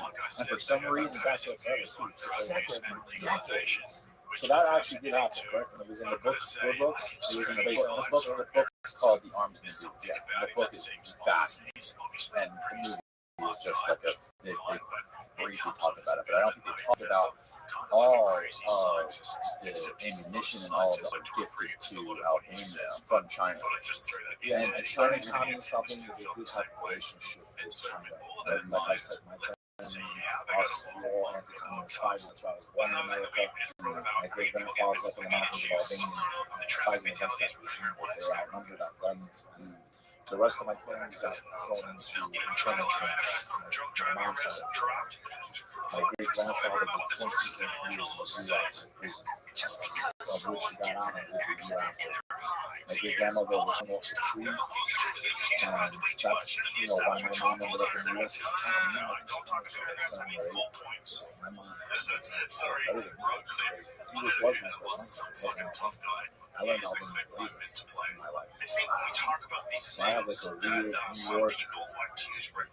My voice is very deep too, so like kind of exaggerates the way I pronounce certain things. It's not really a true Albanian accent. Do you think that sort of trauma in your bloodline transcend? Like, do you think that gets passed down somehow? Without the actual like, without the experience that somehow gets transferred. I think there's definitely some generations. I think that everything shapes you, whether you realize it or not. So I'm a product of two traumas, right? So two negative things like negative times a negative is positive. I consider my birth positive. I consider my contribution to life a good one. I don't hate people that did what they did. I think there's a certain level of propaganda and things that happen. I hope that the people that made our people realize that we just want peace too. Enough's enough. None of us are winning. This whole war shit, where's it at? Right? So I try to broadcast positivity. I try to be better. And I think I find my bravery a lot of times. I'm not going to say that. I'm a big dude. I know a lot of people. New York City's my playground. So it's my playground. But I'm not some tough guy trying to prove a point or anything like that. I think that, I don't know where I'm going with this stuff. I just lost my first track of thing. But basically, I feel like I just want to do things that are positive. And at times when life gets really difficult, and it does get difficult, it's a certain sort of my life is difficult. We all have problems, personal issues, things like that. I think of my grandfather and what he went through, and how he came to this country with nothing. He started as a doorman, and then a super. And what he felt like, kids, if you didn't speak the language, and the Bronx, war zone, the Bronx is burning, and I find strength when I think of what they went through. I do find, so I do believe it doesn't matter when you're aware of it, to know that my great-grandfather, great-great-grandfather, is all over Albania. He was the general of the resistance of our people. Legion of prisoners. My great-great-grandfather was literally the general that led that resistance. So I find bravery in that. Bravery is absolutely fear. Some people are just right? But the majority of people that are great, to me, the most great people in our history here in the U.S., I'm going to take off my hat. Like that for plus the mind. He needs to die, bro. Malcolm X, he preached in the beginning, and then he preached the music. Cost him his life. That's great, and that's evolving. That's taking new information and saying, you know what? Maybe I was wrong. I think that we all can get along. It doesn't matter what the cover that is. He changed his whole tone. To me, you're going to die anyway. I'd rather die speaking the truth, and I'd rather die freedom. I'd rather live one day free than a million. And when I look at what my family went through to get their freedom now, I had a cousin that was fighting she's come years of freedom and working everything. The way we were before wasn't working. So I think so many of us don't realize what we are. And I hope that this message. I just want to be someone that people together. I'm not trying to alienate certain names or they'll find a way to coexist. Just accept us. We accept you. Let some time die. Come visit the places that you think are yours. And no one's stopping you. Just acknowledge us the right to exist. And we can all live in harmony. Nobody's stopping. I get along with anyone I've met. I've met Serbians over here. That's the beauty of America. Here we can talk. Over there, I can't be seen sitting down and having a coffee. And these are the things I love about our society. Even the worst enemies can come together and have a conversation. When you're in Brooklyn at a park, going over a slice of pizza. You know what I mean? It just seems like there's something missing in the DNA chain of us that just makes us too tribal.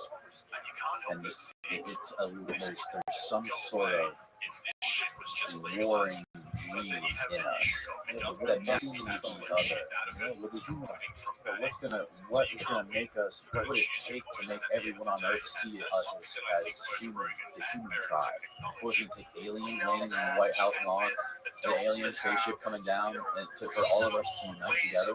I mean, I haven't heard of a plausible scenario where that happened.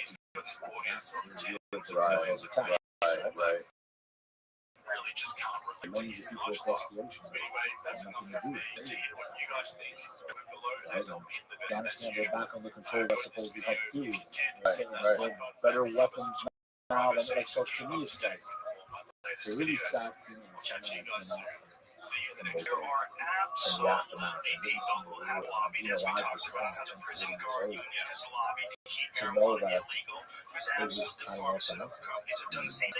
The family that served, my cousin just listening to me yesterday to get her citizenship. You know, talk about like Americans and like what it means. Like she's from Kosovo. She is from Kosovo. She was living in Colorado. She wants to be an American so bad. She enlisted in the Navy. It just gives her citizenship. She's so happy. Yeah, she's willing to risk her life. Shout out to my cousin Samira. Samira Saeed. She enlisted in the Navy. She's on the boat right now as we speak. She's on her first day as a Navy. Wow. But the key there was to get her citizenship. She's going to put her life on the line to become an American. And you guys were born with this privilege. You don't take advantage of it. You don't care to stay up to speed, pay attention. If we loved our country, we'd all be watching C-SPAN every day instead of sports. We would watch what these assholes are saying and then hold them accountable when they lie. We'd have massive protests demanding term limits. Because there should be term limits. And like, I don't care if they want to go on forever, no problem. As long as they keep us, so we're doing a great job. I'm not walking through human feces. I'm not living in a city where I can smash another guy with a head with a bat and he's out on bail in New York City. A place that was an example to the rest of what society would look like. We were safe to go down the street where everyone lived together in harmony, and it was ripped to pieces in the last 3 years. It's horrible to go to city, and I'll never forget it. Ever. You did a better, de Blasio, better job at destroying New York than it sounded like they were fucking. My job. Wow. So you think you're moving to Florida? I can never fully just come out. Even if I come down here for my children to have a better opportunity, and some days I feel like someone giving this homeland for a better start, I'll have to go back. By the time my life is there, that's too much of that. Time. Yeah, no. New York is. Hopefully you find out about that. It would be so sad if something never go back to where it was. It's just. It's not. I mean, listen. As far as like, I'm involved in that. So, you know, at one point, my brother owned one of the restaurant in New York. Closed down about 10 years ago. And I've been in the nightlife since 2000. So 22 years. In the scene, in the limelight,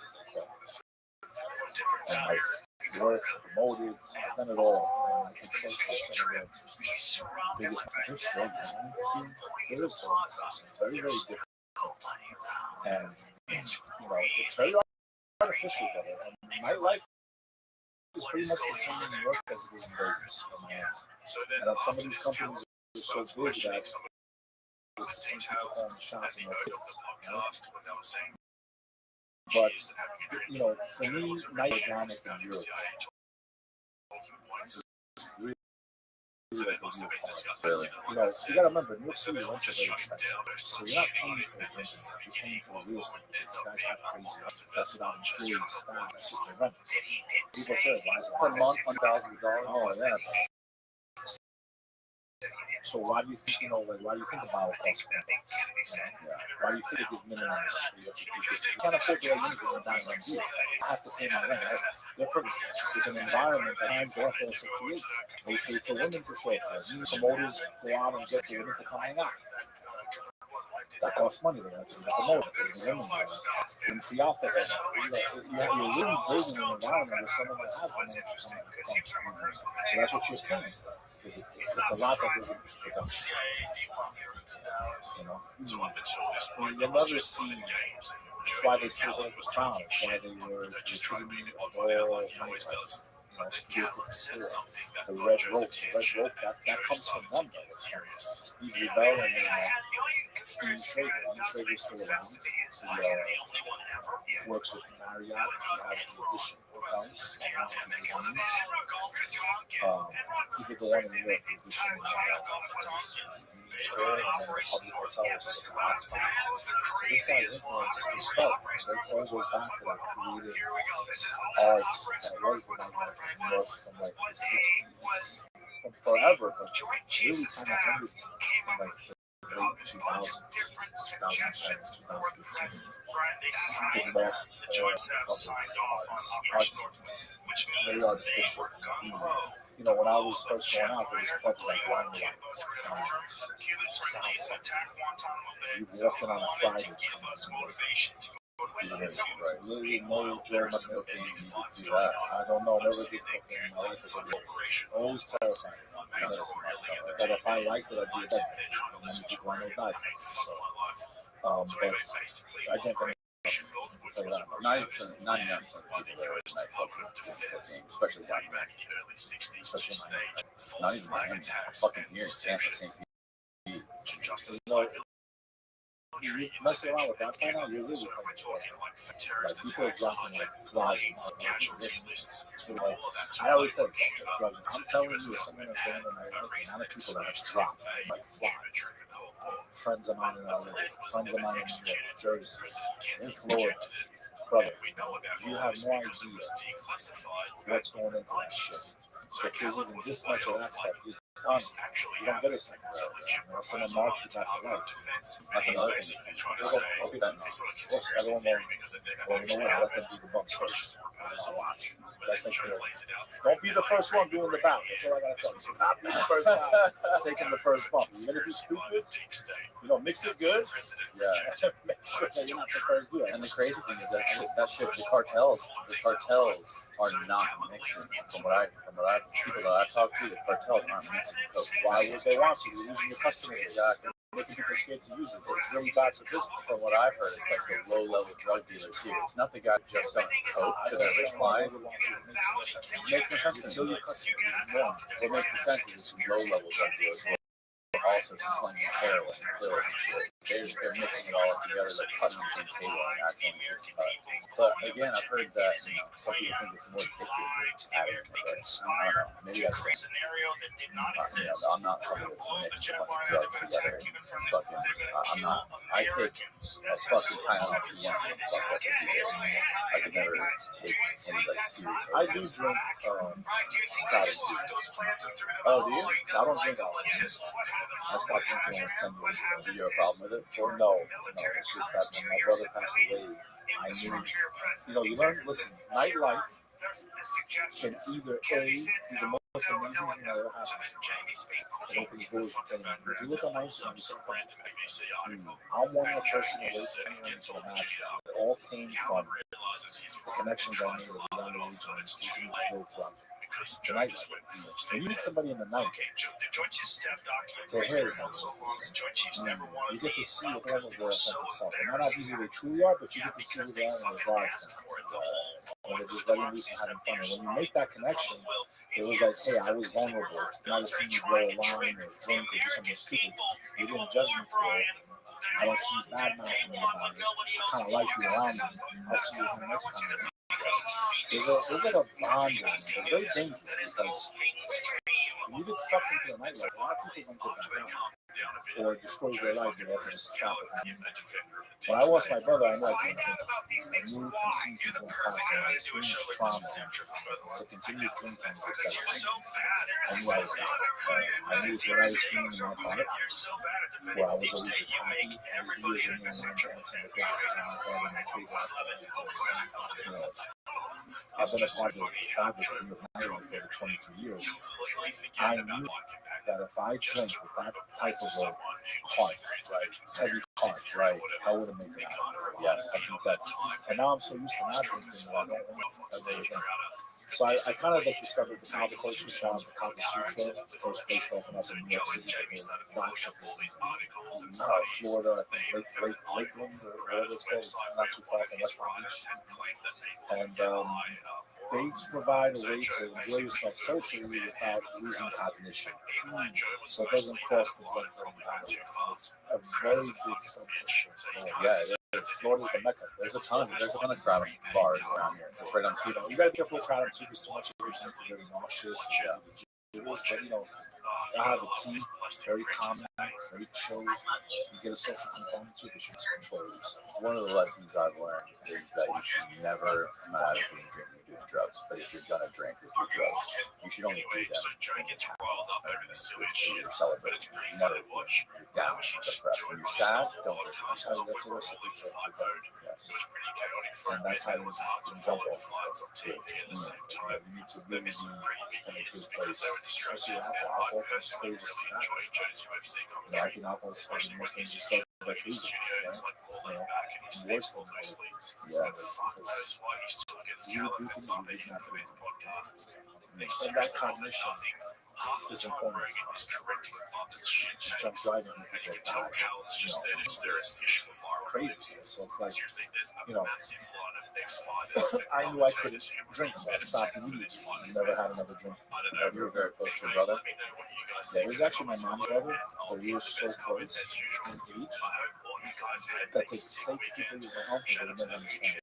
the relationship. Strickland's an absolute beast. Crazy This guy was how my he just mentor. shut down Adesanya like He that. lived less than a mile No away one from saw me. that coming. Since the And day I that's was what born, makes he was always UFC in my so life. good, in We my were opinion. either together all day Probably do a or on whole the video phone. on We that. were always Anyway, we were make sure you inseparable. hit the like button if you enjoyed And he today's passed video. away. And don't forget to become a He subscriber was so the you true can king. keep up to date with all my latest videos. And I was like his I'll little chat to you protege. guys That's what soon. he called me. He's the See one that you gave me next the name one. back then. Really? My brother Nicky Moore. Lobbied as we talked about how the He owns prison an amazing guard nightclub has on lobbied 52nd Street. That's how I met the owners of the Russian Sound Bar. I've got a partner. companies have done the same thing. We opened that place together. WikiLeaks memos. Visit Had a good run websites. there. Don't care about And, but I was already a nightlife before that. But then once they opened, Hang I on, was Eric. like, Yes, you can my controller. I got some really cool parties there. Was Man, I mean, he's the reason I met him. The people I met him, and I knew how to like capitalize out of nowhere. That's interesting. He brought me to a lot of like, listen. He brought me to places that were experience. it's just like so. You know, he Oh, and this showed one me how to has be social, less drop, how to less. create If you relationships listen with to the people, whole thing, how to you're actually just kind watching of, Alex you know, Jones talking nonstop how about to just penetrate. Yeah, I know exactly what you're saying, man. I've so many people I've met that are fit the description that you're making right now, that fit that description of being able just to connect with somebody instantly, being able to find a way with words to make somebody drop their guard or let their hair down. And that skill, I've never seen that skill in somebody like I see that in people that are born and raised in New York, especially like commerce. Those people have a way of connecting with other human beings like no one else I've ever met. Just the communication skills alone. I think a lot of people who have been through trauma, I know I myself, I've known some of the classical and going on, but jokes. I think a lot of times when you're dealing with pain, I do believe that clowns and a lot of us are doing fine, and rather than dwell on that, focus on that. Let me laugh because I'm gonna fucking die. I need to laugh. Laugh and lose my fucking mind. Right. My life's already so shit right now. At least let me fucking make people feel good. And so I feel like, people do Robin Williams. Yeah. What else you want to know? Right. That guy's death was based. I can't believe, the amount of joy. This guy is such a very powerful human being. And for him to go down the way he went, really just broke my heart in so many ways. And it scared me a little bit because I feel like a lot of times maybe I wasn't doing good and I was just using my alcohol as a way to self-medicate. And I don't use alcohol, I don't use drugs as a way to kind of like, as like a high, like a way to maybe do at least more. There's nothing like laughing. Like laughing is such a powerful weapon. Use it the right way. Yeah. It's easy to pick up a beautiful woman. I know, trust me. It's a beautiful way to instantly connect with someone. If someone makes you laugh and they're like really witty, sharp in the way they do it, you feel an instant bond with them. Right. Like, this guy's not an asshole. They're funny. I'm gonna give this guy the benefit of the doubt. I think laughter is such a powerful weapon in music. But I do believe a lot of people that are funny all the time, really probably deep down inside, Specifically, the though, home big feels shout like out to my Yes. brother crew. Yeah, man. If you want to we get use on board laughter and as a join way our to deal ability with and get into pain. podcast reach, make sure you're subscribed so And I you know don't there was miss out times in on my any life when my life was on fire, right? Like uploads. you get a phone call and you find out 30 people who Back to left Johnny dead. Harris. Now listen, I am not a That was a phone call. That was a phone call. So receipts, right? So But by that was now, I sophomore, am, because by now, in freshman my or team, sophomore, there's truly a lot of Joe, but I've junior dedicated year, a high school. significant amount of my time over the past several And, months to you watching know, the show. I got a phone call with my brother. Just scratching the surface. These episodes Crazy. are long. They're like 2.5 Get to hours work, average, and and then I get a phone call from my aunt. She doesn't want to tell me what's going on. I already knew somebody was dead. luckily for this story, Then my cousin calls me and tells me I was in the yellow cabin. I I found also out spoke he with passed some in a longtime car Joe accident Rogan listeners for some in insights, 2013. and here in the And office, I'm in the back of his cab because they had told me to like rush towards get to his house. first beer. And so And I'm in the back of the cab, and when my cousin calls me, my cousin Leo, he's like, here. I'm like, bro, just tell me he died, man. He's like, This was their collective hot take on Joe Rogan, presented by Johnny I Harris. fucking lost it. I was like punching the roof. Crazy. He presents his ideas Poor in cab this and the guy very from the kind of racing. anti-woke, anti-political correctness, say It whatever was you always, want type sir, of you were vibe. paid or you were right. I said, It's "Son, I'm just sorry." confusing, That's but also very get me to the ferry. love towards it to a Get guy to whose Jersey. views and language are all over the place. I think for a lot of people, it's You know, a respite we go through from these the things, man, predictable lineup of and it's only a matter of time. that towing We all get hit with predictable it. I tell people there's knockdowns. There's knockdowns and Rogan knockdowns. style is A rare. lot of people go through knockdowns and act like they shouldn't have been a knockdown. A knockdown is now you're like, oh my god, I'm not gonna do it, I'm not gonna die. That's why I know how stressful I've been there. You're supposed to have all You the lose, opinions you that know, one a view girlfriend has, or a boyfriend or, you know, with all the opinions that one camp has. something You that's find just yourself really annoying cast out of the group. you know, maybe so, yeah, divorce is pretty bad too. I still don't consider that. Just You know, get married. You might get married someone even better than you. It's just the way you think, it's the way you perceive. But a knockout is when you do something you can never do. Anticipate what social Someone passes media away. and the echo chambers that it would 1 provide. year, And 2 years. these ideological echo chambers also come I'm from not virtues. fucking seeing this His thing brand is ever again.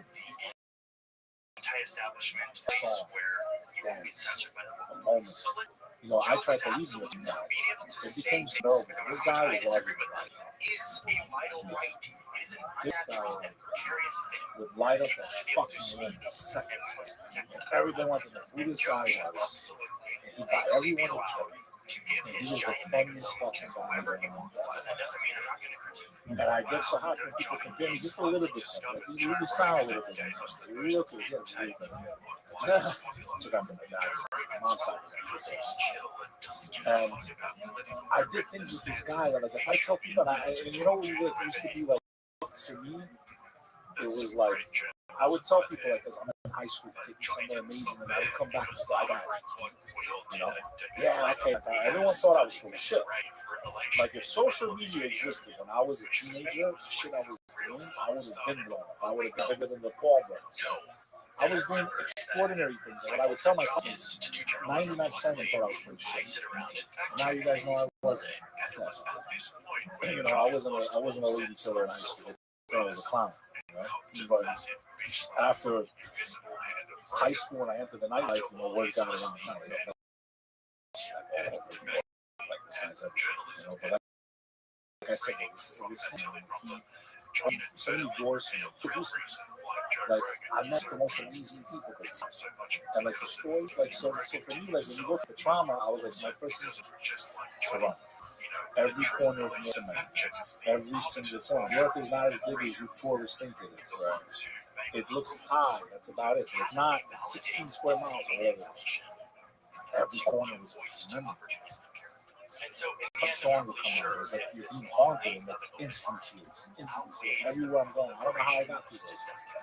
All I have is a little voice inside. And like you said earlier, having a lie. My lie was my voice. I'm not going to give up.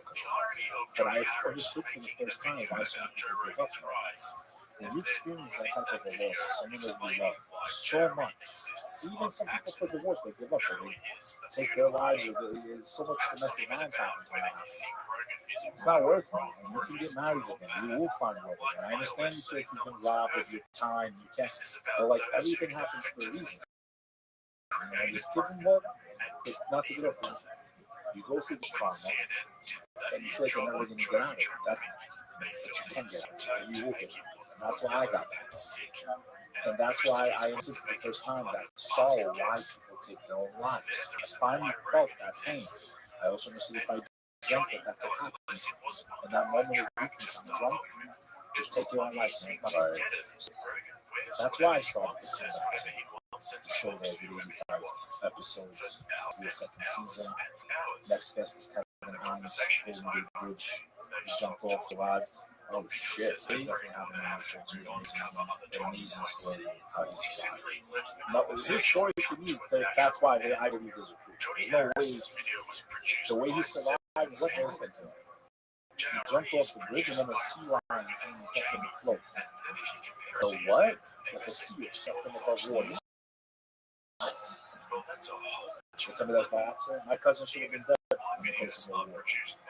People on 9/11 didn't go to work 2 seconds earlier. They missed their train. That's what's known as divine wisdom. Beyond when we look backwards, sometimes we can understand it, but not everything is for us to understand. Not everything that happens makes logic.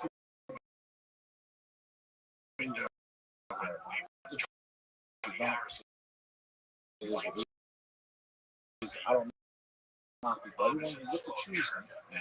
I can do anything I want. I can say anything I want. It's my choice. People do what they do. It doesn't mean that they're following a certain doctrine or whatever. None of those religions permit murder, killing, innocence. There's rules. Don't follow these rules. So how the hell are you a follower of that faith? You're not. We all make mistakes. You guys think in the comments below. We're back on sharing religion, the history. Tell people that are listening where they can work on YouTube, podcast.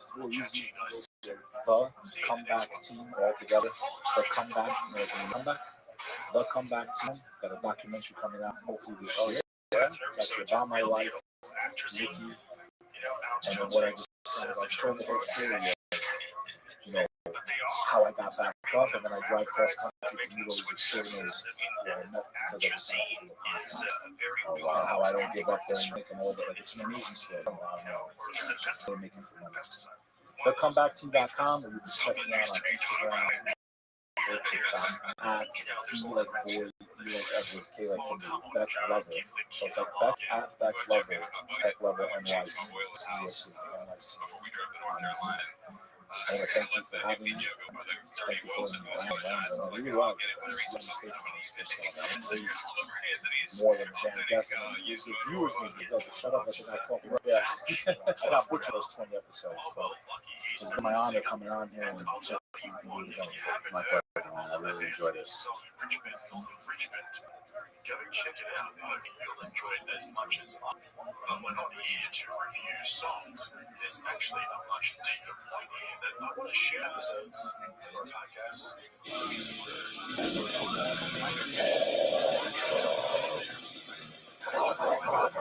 I was really curious to ask you about this. Have you watched all the videos? All the videos. And I watched the response video, and I watched the video that he just released, the podcast where he and his buddy are all, which is really just a 7-minute video that I'm pretty sure his lawyer. Can you fill me in, sum it up for me? Because I have no idea. Yeah, you want to do it on the podcast to get everybody background? Yeah, tell him. Explain Shane on the coffee. By the way, you know coffee is on the podcast. I don't even know what this Coffeezilla is. You only told me. Rothschild was on here 2 years ago. He lives in Texas, and he has a YouTube channel where he does like what do you call it? Have you seen the YouTube videos? The videos on there's certain channels that will do like documentaries where they just take footage and tell a story. They don't actually film anything. They just sort of tell stories or like kind of history over it. They take footage over it and they narrate stories, scientific stuff. It's kind of like that, but we used to have a different channel called Coffee Break where we would do these like long explainer educational videos. Now he transitioned to Talkzilla, where he basically exposes scams like Grant Cardone, Ty Lopez, those kind of guys. He's exposed. And then now he just recently on, well, about a month ago, he was on Lex Friedman's podcast. He's like the biggest podcast that I've seen. He went on his podcast, and then I guess for the past year, he's also been working on the Logan Paul scam. So I guess he figured since he just went on Lex's podcast, now he's just on so he dropped a little documentary on Logan Paul. He's investing in some like NFT project. You gotta really talk. I can't. It's all scam. Matt can do it well. Anyway, people who are listening, I want to hear from a real con man. People that are listening and watching, are familiar with the whole thing, the whole documentary how it was made, and the way it was called. My question to Matt is, are we on? Yeah, we did. My question to you, after watching it, and after watching it over and over again, I've written songs with other messages, but as far as that sort of, I guess, I'm gonna start a GoFundMe. You can get there. How much money do you want? Let your hair grow out. That's what I've been doing too, trying to have corners. Yeah, me and him got deep corners, man. How much would it cost to touch my corners? Probably $7,000. Each surgery is $7,000, but if you have to localize it around the area, but most likely they would go through and feather in some all around. Mine are the individual colors, like their plugs are like a grouping, say 20 to 30, so it's a little, it's like an eraser, right? It's like a little chunk, like, you know, but they kind of fix that. So, well, you're kind of they go hair by hair. I don't know what plugs cost, so I'm assuming mine's more expensive. So I'm definitely plugs are what you do like in packs. No, plugs are what they do. They don't do them like when they first came out with this. They were doing plugs, and then so then as they were like, you know, but of course people were like, hey, he just got this plug installed. He just got it done. So is it possible that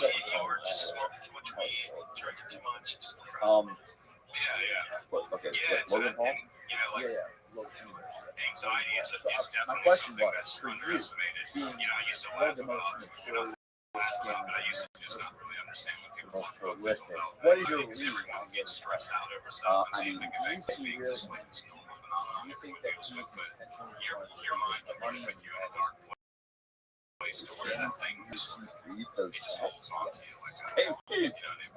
mean, the text my read is actually don't have response. 2 years of life almost constantly. He's, I think in his mind, it's not a scam. In his mind, he probably deluded himself into thinking, I'm not a criminal, it's not a scam. But if you lay it out, like, you know, if it walks like a duck and it comes like I understand you're to say, well, it was a scam, I'm not a criminal. What you did was, you ran something to us. You pumped up, you misled people that to buy something that you were going to artificially inflate, and then you were going to sell off your tokens and you're going to sell it. Like, once you, and you say that in the text. You know, you say in the text, we're going to buy up whatever it was, 40,000 tokens. We're going to buy up 40,000 tokens before, without releasing it. So we're going to release it, but we're not going to notify anybody so that we can buy them up, and then we're going to hold them for so many months, and then we're going to sell them, but we cannot sell them if it affects the market by more than 3%. So if the tokens drop by more than 3%, we can't sell. Wow. And then over the next so many months, over this many months, we can sell this many. This many months, we can sell this many. But we can only sell them as long as they don't affect the market more than 3%. You are artificially keeping the tokens high. And the only reason to do that is so that you can sell off the remaining tokens you have at a higher value.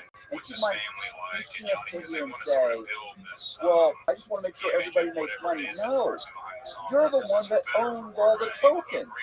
So if I'm a developer and I built all these houses that I put $50,000 in, and then I artificially create a bunch of sales of 50 houses at $300 or $400,000, I got 50 grand there.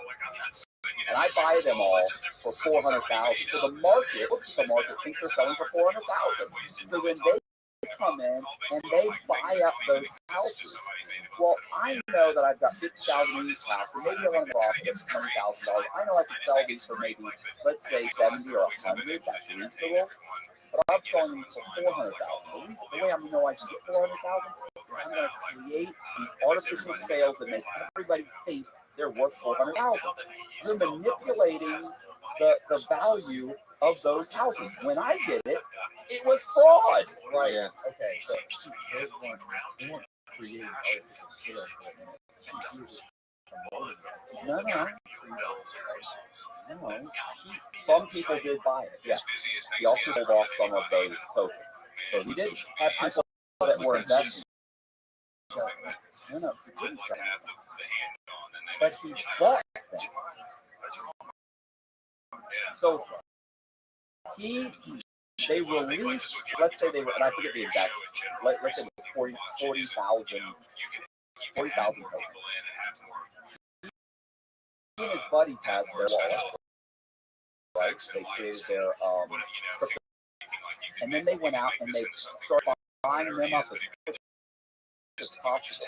Well, remember the one guy, I think it was it Zach or Eddie, crypto king. One of them created like 5 additional wallets, and they started buying a bunch too. And Logan was, they did this argument through tech, like, hey, what just happened? Like, what's going on? Like, and it becomes like this whole like, it looks like a bot just bought up a bunch of our.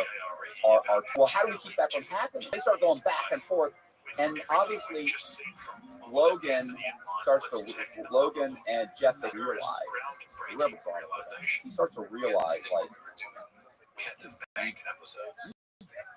bought a bunch of these things. Nobody else knew that we were doing this. Like, it's like 4 of us, and nobody but 4 or 5 people. How is it a bunch of other people buying? So then that guy in that money, and he had what, $6 million, estimated $1 million. Now somebody else, I want to say it was either was Eddie that made 1.7.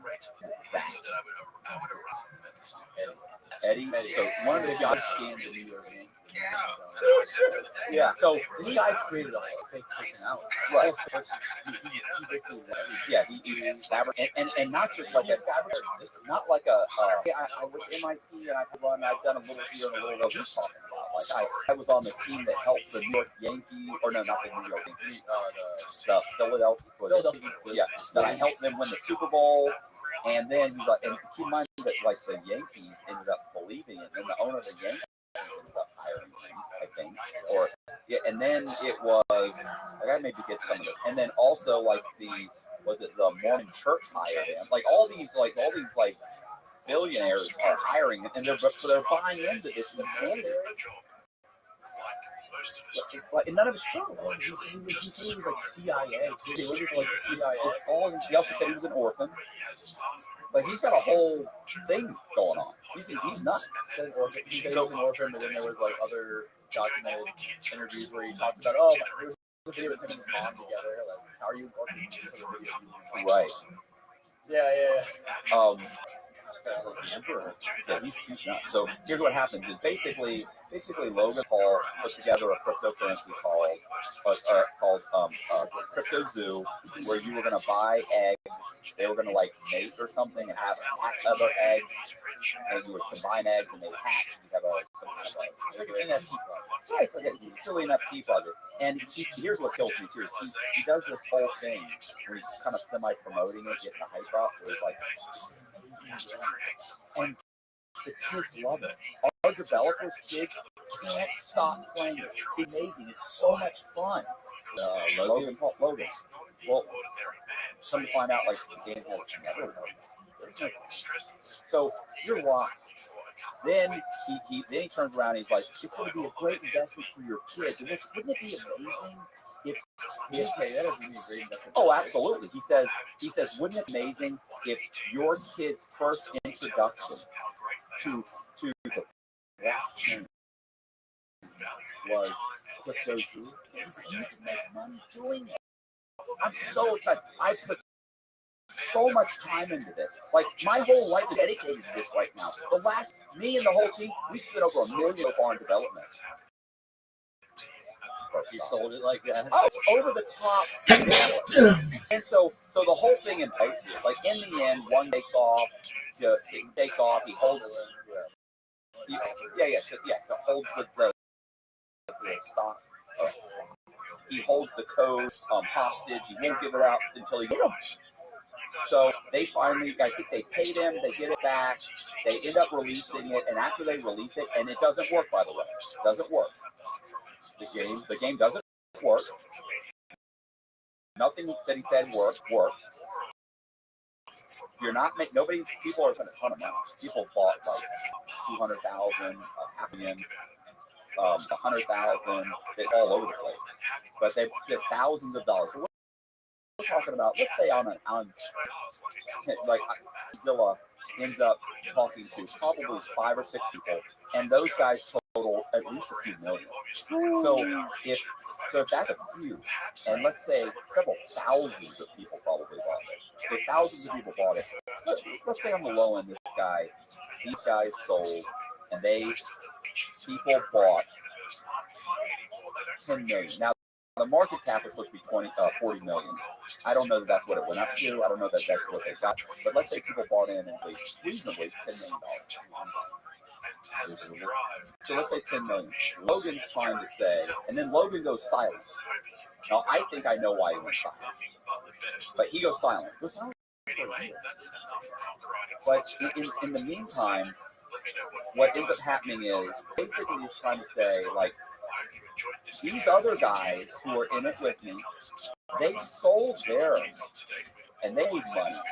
I didn't sell mine, and Jeff didn't sell his. Jeff is his manager. So he's saying, so it's not a scam because I didn't benefit. Really? So if you go in the bank and they give you fake dollars, and you run out and you drop the bag, you didn't rob the bank. Great perspective. Or I saw another comment that said, if you organize a bank heist, and you have 3 guys that are going to go in there, and you're just the getaway driver, but they go in, they get all the money, and then they rob you of the money they robbed. All of a sudden, you're innocent. Right. Yeah. That's funny because I use that example. I was talking about this, and I use the example. I use the example of this is like saying, going to listen. I know a guy who drives a getaway car for bank robbery. And they go, well, how do you know that? He goes, I'm not in the bank. Logan Paul, like that's what's happening now. He's saying these bastards, they this and they that, and they. You were in charge of the whole thing. You went in the bank. You organized the whole thing. So now you're saying, yeah, but I didn't make any money, so it's not a scam, and I didn't expect to scam anybody, and I didn't sell anything. Let me tell you here. I'll tell you right now why he didn't scam. Here's why he probably because there's really only one scenario that answers all of those questions. And it's funny because his podcast came out and he actually says it in his podcast.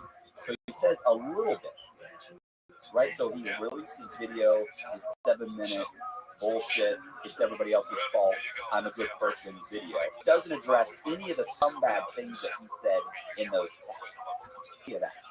Just says Coffee Phil is a hack. Can you pull up his response video? So bad, bro. I think you can sit there and you can watch that. CoffeeZilla. I watched your 3-part series called Investigating Logan Paul's Biggest Scam, and like many on this platform, you have successfully used my name for views and money. While your work used to be impartial, your addiction to clicks has clouded your judgment and made very real errors with very real repercussions. Coffee, you took a shot at my reputation. This video today, I'm going to be defending myself with facts, something that you have done. gotten into the habit of twisting as he continued to morph from an investigator to a gossip channel. You see, Zilla tried to work with law enforcement in the past, but his work was described as not anchored to truth and often speculative. He is a lopsided journalist with an agenda, and he's nothing more than a keen star of crypto and finance. But as opposed to just telling you, I'm going to show you some of the core discrepancies that I caught in Coffee Bill's investigation. Coffee interviewed the developer Pause. So listen. So I watched another video where the guy calls or texts, he reaches out to the CoffeeZilla. CoffeeZilla said the thing about law enforcement. He said, I've never tried to work with law enforcement. He said the only time I've ever spoken with law enforcement is when they come in to ask me for documents related to one of my investigations. So I don't know what law enforcement he's talking about. I've never tried to work with law enforcement. So he's now Logan Paul's now doing the same stuff that he's blaming accusing CoffeeZilla of, even though CoffeeZilla, as far as I can tell, did an amazing job. And he never really says anything. He just puts the evidence and lets you make up your own. Code fled to Switzerland and held it hostage for $1 million. Well, his name is Zach Kellen. Surely, as the internet detective that you proclaim to be, you would know that he spent time in prison for multiple felonies, one for aggravated robbery, armed robbery at a liquor store, and the other for surprise. Where did it say armed robbery at a liquor store? Can you back up 1 second? So what part about that explains armed robbery at a liquor store? I didn't understand that. Is he getting this from somewhere else? Yeah, it's obviously he's getting from he doesn't show their level gun, whatever that is. Yeah, he's just saying he's quite guilty probation. What's so funny is here it says obstruction, right? Obstruction, felony level 9. But here's the thing, like he's once again bashing CoffeeZilla for using this guy. Well, this is the guy who, right? Like, sorry, I didn't put this guy in the mix. You did. Yes, that's a very good point. And who else do you talk to? Like when the cops go in and they raid a house and they arrest a bunch of dealers, and then those drug dealers cooperate against each other, you have to deal with criminals. And when you're investigating a crime like a scam, like I have to talk to the scam artist because the decent people that work at the church weren't involved. So I can't go talk to decent citizens because the decent citizens weren't involved in your scam, Logan. This is the guy that you had running your scam. Keep going.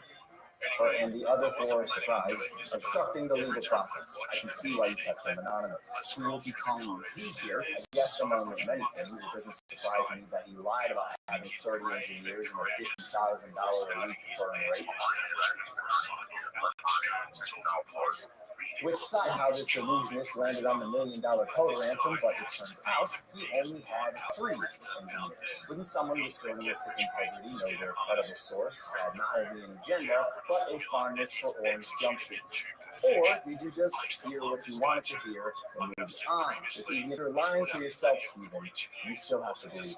And I know what you're thinking. What type of idiot would work with an unsavory individual like Zach Kellen? I guess that's what I get for trusting the team that I relied on to vet and manage Eddie's hiring process, who has turned out to be a professional conman that I've since learned through billionaires, the Mormon Church, the owner of the New York Yankees, and now me. And surely you knew Emilio, the gentleman who supported the elected stop hire. Look, so you kind of start to play well, the guy scammed the Yankees, he scammed these boy, and then he scammed me. Sorry. The team that the team hired, the team would be your manager who hired, or the team is the people that you put together. So you're blaming the imaginary team that you have that picked these idiots.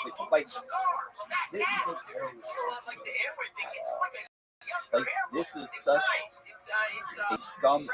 Nobody would tell you to put this out, except for a lawyer who is telling you do not put out a video where you accept responsibility. Don't do it. Like, you could get sued. And if you don't get sued, at the very least, most likely what's happening is I think Logan Paul is probably cooperating with the authorities, or he's in what's called the pretrial intervention. Because I think if the U.S. attorney looked into this, or the FBI, or whoever's looking into it right now, and obviously somebody's looking into it. You mentioned several times somebody's looking into it. So if they look at those texts, they know you were running the whole thing. They know you're running pump and dump. So either they're saying we won't prosecute you if you cooperate, or they're saying we're gonna prosecute, but you can do a pre-trial intervention if you make it right. So you have to do one of two things: make everyone whole again, pay everybody back, or you have to make sure that this product is delivered. And that's why at the end of this, he's so positive that it will be delivered. I'll bet. Because if it's not delivered, you're looking at it selling prison. Right. That's why he's positive. If I have to learn how to code myself, last dollar he's got on. Absolutely. The only thing that makes sense. There's an investigation. So all this falls apart. So this whole thing falls apart. First thing you do when you realize these guys are selling everything off, sold millions of dollars, it's all scam, and it doesn't. What do? I go to my lawyer. I make at least $500,000 a month. What do I go to my lawyer. Hey man, listen, this is what's going on. I'm a little freaked out. Here's what's happening. There's a guy investigating. Here's what happened. He tells him, he says, okay, did you sell anything? And he goes, no, don't sell anything. And so what is Logan? Jeff, you can't sell anything. So we're going to go to the U.S. attorney. Right. And it looks bad. Right. You can't dump. He's trying to say, it's not a pump and dump, or I would have done. Right. Okay. And he says, then the lawyer's going to say, let me go to the U.S. attorney. Let me tell them what's going on. Tell them you weren't a part of it. You just found out. You immediately went to it. Go to them. They then launch an investigation. Yes, the FBI or someone who's best. That doesn't happen right away. That's at least. So in the meantime, Logan, talk about it. Don't sell. Don't do nothing while they investigate. Now, they most likely come up with an agreement where they say, look, if they think he's involved, there's no way they can. They're going to say, you got two choices: make everybody whole, or deliver on the product. Or you can sell all your stuff right now, or not sell it, and we're gonna arrest you. You're gonna go to jail. It's at least $10 million. You're gonna do some time. For $10 million, you're doing some time no matter pretty much whoever you are. So to me, that is the only scenario that really makes all of this make sense. And don't do what every professional out there would tell you, which is take responsibility to look better. Don't do that. You can't do that. You have to say it wasn't my fault. Blame it on the guys that are being investigated. I'm sure Logan's already worked a deal to skirt that whole investigation. I'm working with you. We're all on the same team. Of course. But he can't, listen, anybody would tell you that is to own up to it. That's why Logan got into some trouble, you know this, right? So 5 years ago, he dresses up in kimono and kind of like Suicide Forest? Yes, Suicide Forest thing. And he then comes out, he's getting canceled, people hate him, everything turns against him. So what does he do? He immediately comes out and says, I'm sorry. I messed up. You could tell, that video, I genuinely looked at him and thought, this is a guy who's terrified. He genuinely is sorry. He's freaking out. And so kind of turned around for the next few years. Then he got cocky. He probably started surrounding himself with people who said, yes, man, you're wonderful. You're great. Everything you do is wonderful. And so then he started just thinking he could do whatever he wants, which is how he behaved last year. And then you end up with this. Rothschild invested in a cryptocurrency, was allegedly responsible for 2 rug pulls before you interviewed him.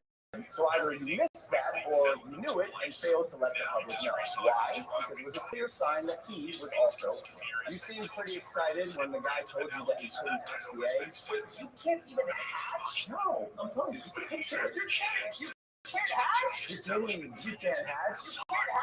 Yeah, 1 second of research would that to be false, as you can definitely hatch an egg and even breed your animals. Click on that. Oh, duck. And as you pointed out in your prime, cross hatching was available on eBay at one point. It perpetuated the opposite as truth with your chest out. Basically, nothing works. And by the way, guy, almost all NFTs are just pictures. No, just a picture. And surely a real internet detective would not break criminal and civil laws in trying to get information, right? So why would you allow the illegal recording of just phone call without his permission?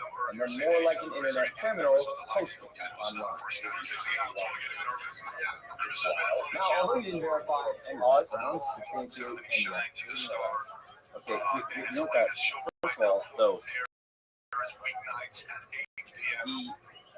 so in Texas, and I'm sure you watch the video. Like in Texas, it's like, well, I don't have to tell you. I know it's being recorded. I don't have to tell you it's being recorded. The problem is that most likely Jeff was in California, and California is a two-party state. So both parties have to agree. Here's my problem with that. Him mentioning this at all, it's like saying they raided my house. The cops raided my house, and they found a meth lab. And then I say, wait a second, on the search warrant, you got the address wrong, and you never should have been able to raid my house. Oh, okay. So you didn't have a meth lab? Like, it's illegal to record somebody and put it out there. Motherfucker, you're a scam artist. Right. Technicalities don't fucking change. So you couldn't use it in court or something, could you? Yes. No. Oh, what, that? You can court, but the problem is, he lied to me. He didn't lie to the audience. He may have put his neck out there and risk doing this illegally before he was publishing it. That could be illegal. The point is, he didn't lie. That wasn't the deceitful part of the overall.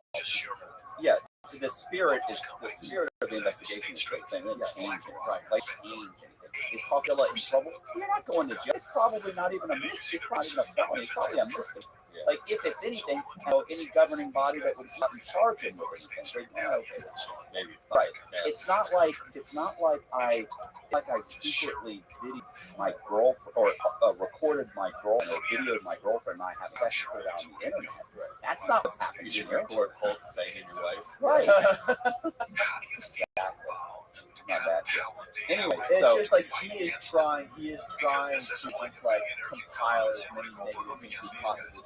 He's trying to deflect as much shit as and bring up as many other people as possible. You know what's funny too is he mentions here, I don't know if it was last time we talked about like this guy who says his kid vested in this, like you were putting this to kid, right? Keep on.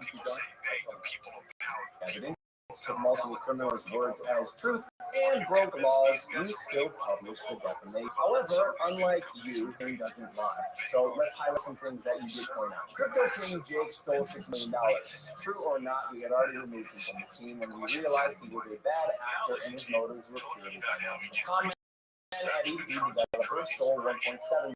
True or not, when we learned he was an actor as well, he was immediately routine. While myself and Jeff sold nothing and made nothing as verified through investigation and the blockchain. Jeff, Logan's manager, to my knowledge, never sold. Neither did Logan Paul. I repeat, Jeff and I made no money and will never make any money on CryptoZoo. In fact, we only lost money trying to pick up the pieces. That has been the case for dozens of crypto. By the way, you understand that in the text, they say, we're going to all go in and buy up everything and hold it for 6 months. Well, within 6 months, you know everything's falling apart. You can't sell. You've spoken with your lawyers, where you planned on it. You know there's a criminal investigation. You were told not to sell. Like, don't act like you did it because I'm a good guy. $30 million. You're not a good guy. You got told what to do. Don't act like you did it because you're an ethical person. You read the guy. Yeah, all the text. You're a scumbag. I know scumbags. I spent 13 years around scumbags. I'm a scumbag. That's what I'm saying. It's like I was actually, I don't want to get this demonetized, but it's like, it's like a sex offender saying, "Wow, you're sick." Like if a sex offender says you're sick, you've got a problem. Like that's an issue. Like this is me. I'm a scumbag, and I'm telling you what I do. This is not it.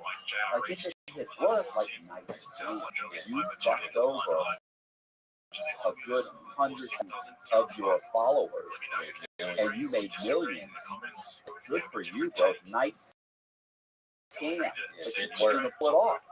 The scammers are turning on it. There's no honor among people. You're all victims. So he should have known that. I just did like deep doinks or something, some deep doink shit, whatever. Anyway, where he made like $6 million on that and promoted the whole thing, the other guy's thing, and it really was him. And we find our thing. Godzilla just did one on that. I could don't.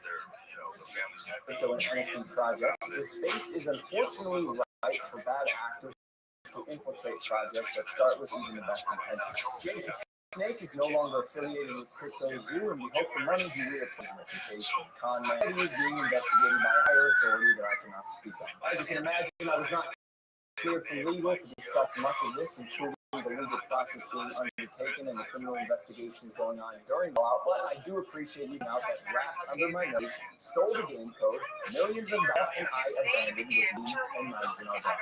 Even after 12 months work, you still managed to overlook one crucial information. See, even though I've said it's coming so many times, you've assumed that Crypto Zoo isn't being made. Who are you to decide when the development timeline ends? I got everything stolen from me in our community. Stop promoting publicly. As I need to extent of my problems to all, you already launched it. It didn't come out. You set the date. You said, hey, we're launching. You launched it. It came out. It doesn't work. Like, it doesn't work. Like, you're talking the whole time. Right. I didn't say it. You said it. You said it. And it doesn't work. And not just that. You've had all this time to go out and get a team, put it together, make it work. And this isn't difficult. It doesn't take $1 million. I feel like somebody. Well, I think what he's trying to say is what Coffee was saying is that Logan had already given up. But what Logan's trying to say right now is, no, we are still currently working on it, trying to fix it, trying to make it better. So here, and that's what he also said in the podcast. Like, yeah, there's just no way. Keep going. Was it Eat on Social, and you still published a defamatory hit piece claiming I was innocent just so you could enrich yourself in your $10 million studio. Sharp, but deeply unethical, dangerously misleading, and illegal. I suggest you use the money you got from your Patreon to hire a good lawyer. You're gonna need it. Maybe we could have talked about this if you had reached out to me personally, not my manager Jeff, who is not me, Steven. But the first time you did was on Christmas Eve. Who else would you do? You released this series so you could rely on false statements and unreliable people used recklessly. This time was third request for comment. Yeah, not quite. This will be my third time reaching out to you and your team. The first 2 times was your manager Jeff. The first 2 times was your manager Jeff. Okay, so the last time on Christmas Eve, after the fact, was to me, you have a funny way of twisting things. And I also noticed you left out that part on Twitter. Why hide that? Trust twisting things is coming. I will make damn sure. Stop. Honestly, it's going to go zero. So listen, like, who else do you go through? Like, no, that's the point of having a man. That is the right. That is the definition of a man. That's what you do. That's like me saying, we tried to reach out to you 3 times, and me saying, well, how? Oh, we called your secretary. Your secretary's answering your phone. Like, that's the available number. That's the number we've got. That your manager who I talked. Are you telling me that your manager never told you that I called? Right. Manager's with him every day. Fire Jeff needs to go. If Jeff didn't turn to him and say, bro, this dude called me twice. I talked to him. I think he was recording me. Yeah. It's bad. You gotta talk to him. We gotta shut this down. No, the lawyer said not to talk to anybody. Like, I'm gonna, and then this way, you keep fielding the calls, and I'll be able to say, you never reach out to me for contact. You know, for a float. Like, it's so child. It's like I'm gonna take my ball and go home. You don't. Real slow. You just kind of get out of it. That after years of personal reform, tribulations, and busting my ass to evolve into a person that I can say I'm actually proud of, you led the charge to drive and monetize a narrative telling millions of people that I'm a fraud or I tried to scam my audience. That is patently false. This video is mainly for my fans and anyone who's on the fence that I hope I can help understand a situation that is tremendously complex and oversimplified for both you and folks. And lastly, CoffeeZilla, I now know your motives with this. Art and money, good for you, but also you're slimy. So I'm not going to come on any of your podcasts. If you want to come on Impulsive and talk about this, that's fine. And you Not my ceiling. What is it? I don't understand. Invite little one-on-one. If not, we're going to handle this ourselves while we continue to build Crypto Zoo, and I'll see you. And the next part, walk play in.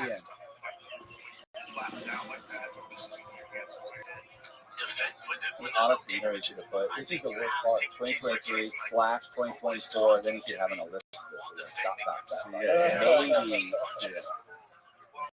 What do you think this video is a good look for him, or should he have done this? He should have just come out and said, look, I'm currently trying to pay everybody back. I messed up. Here's what, and just been honest. Like, here's what happened. You think he goes to jail if he does that, though? Very stiff.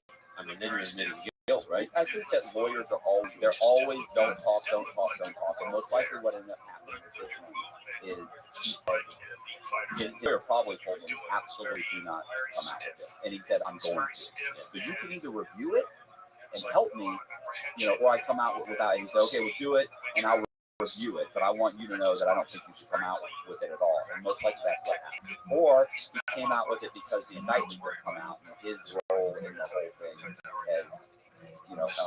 has been basically ended, and so he feels comfortable coming out with it. So, guys could have been indicted, and then they may not release the indictment or arrest anybody for months. They have to locate them. So some guys have been indicted, and then 3 years later they were arrested. So it's not, and it's not like I heard that one time. No, I know dozens of guys that were indicted and they didn't arrested for years. So I think that I think it's a horrible look. I think he should have just come out and been honest. But I don't even think this guy knows what honest is. I mean, if you watch his videos, he so jumps on every trend that's out there. He's so overly trying to be woke,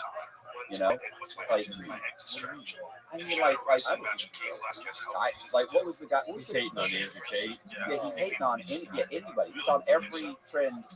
So what's the guy that came out and was wearing a dress?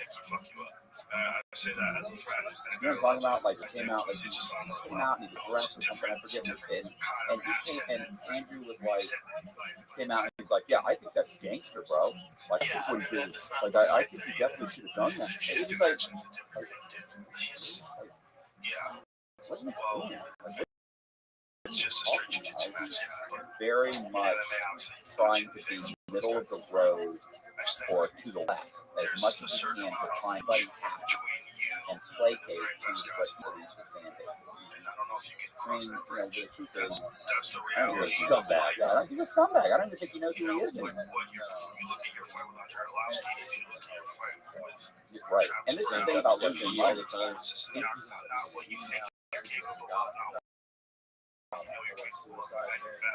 Just by performances inside the boxing match, you can go all the way back.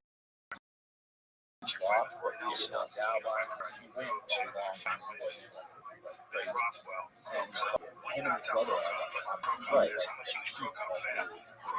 There's a lot of people that would say, well, right, so there's no reason for him to do this. Right? But the truth is, he started it thinking he was just going to make a bunch of money. He agreed. He never thought it was going to go wrong, and now it's gone wrong.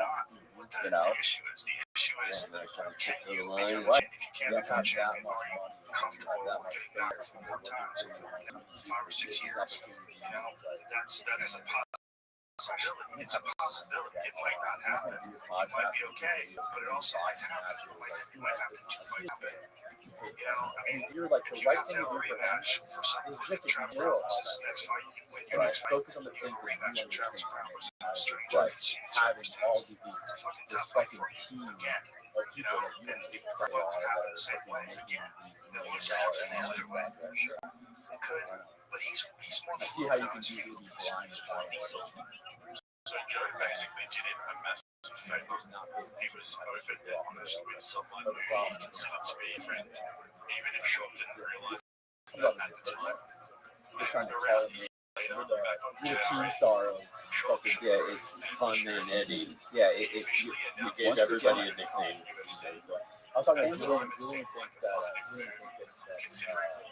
That Joe made that coffee did fuck intervention, up. Like I'm trying to. but unfortunately for the Because rest now of I guess us, the sound is actually we had to endure Sean's transition. Right, but I mean, to stand-up like, comedy and podcast, how do you get in touch with him? which And is not just that, that's what I said. I think that he on Twitter or something, he had like blocked him on Twitter, right? So he blocked me. I reached out to your manager. Like honestly, I don't What have else do you want to do? Yeah, honestly, I made an attempt. You knew there was investigation. It doesn't make sense. I can't see myself in what comes. I Like can't see that whole myself thing. in a fucking Reebok kid. And then he doesn't address the pump and dump. Doesn't address any of it. So all the things that really make me look bad, you didn't address. No, and you didn't take any response. You blamed it on the team. Who's the team? The team is Jeff. But you can't really blame anything on Jeff. You can't really talk bad about Jeff because probably you need Jeff to back you up, the FBI. Yeah, for sure. You know, or the U.S. Attorney's Office. Yeah, Jeff could flip the script on it real quick. Right. What if Jeff says no the whole time? Yeah, Well, we're going to make this much money. We're going to make this. We're going to do this. We're going to pump it up here. And you even have the whole thing. We'll release it this much of the time. This much. Never, if it's drop more than 3%, we won't release any more. Wait another month. You've got a nice little got it all figured out. It's good on paper. Look, it looked good on paper. It didn't account for these two comments. Yeah, you thought first. Yeah. It's typical. It is. It goes bad. Sometimes it goes bad. You can't change it. At least Joe thought it was a good move. I mean, I think honestly he'll probably release that.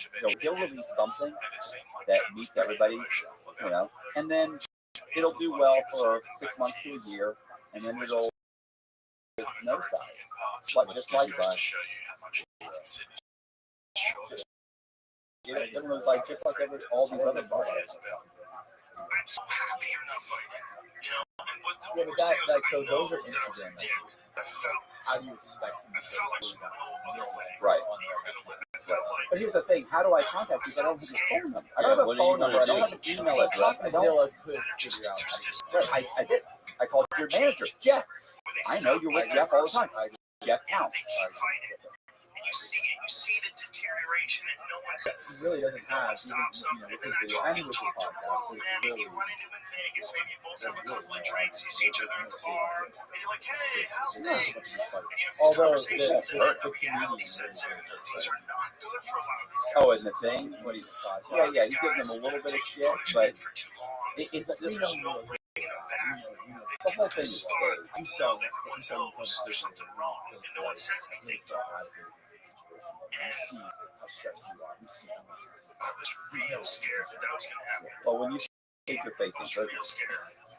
it'll do it. A prison stint will do that to you. Hey, read the first comment. I didn't even know I was going to do it. It's like hiring a team of former bank robbers to run a new bank.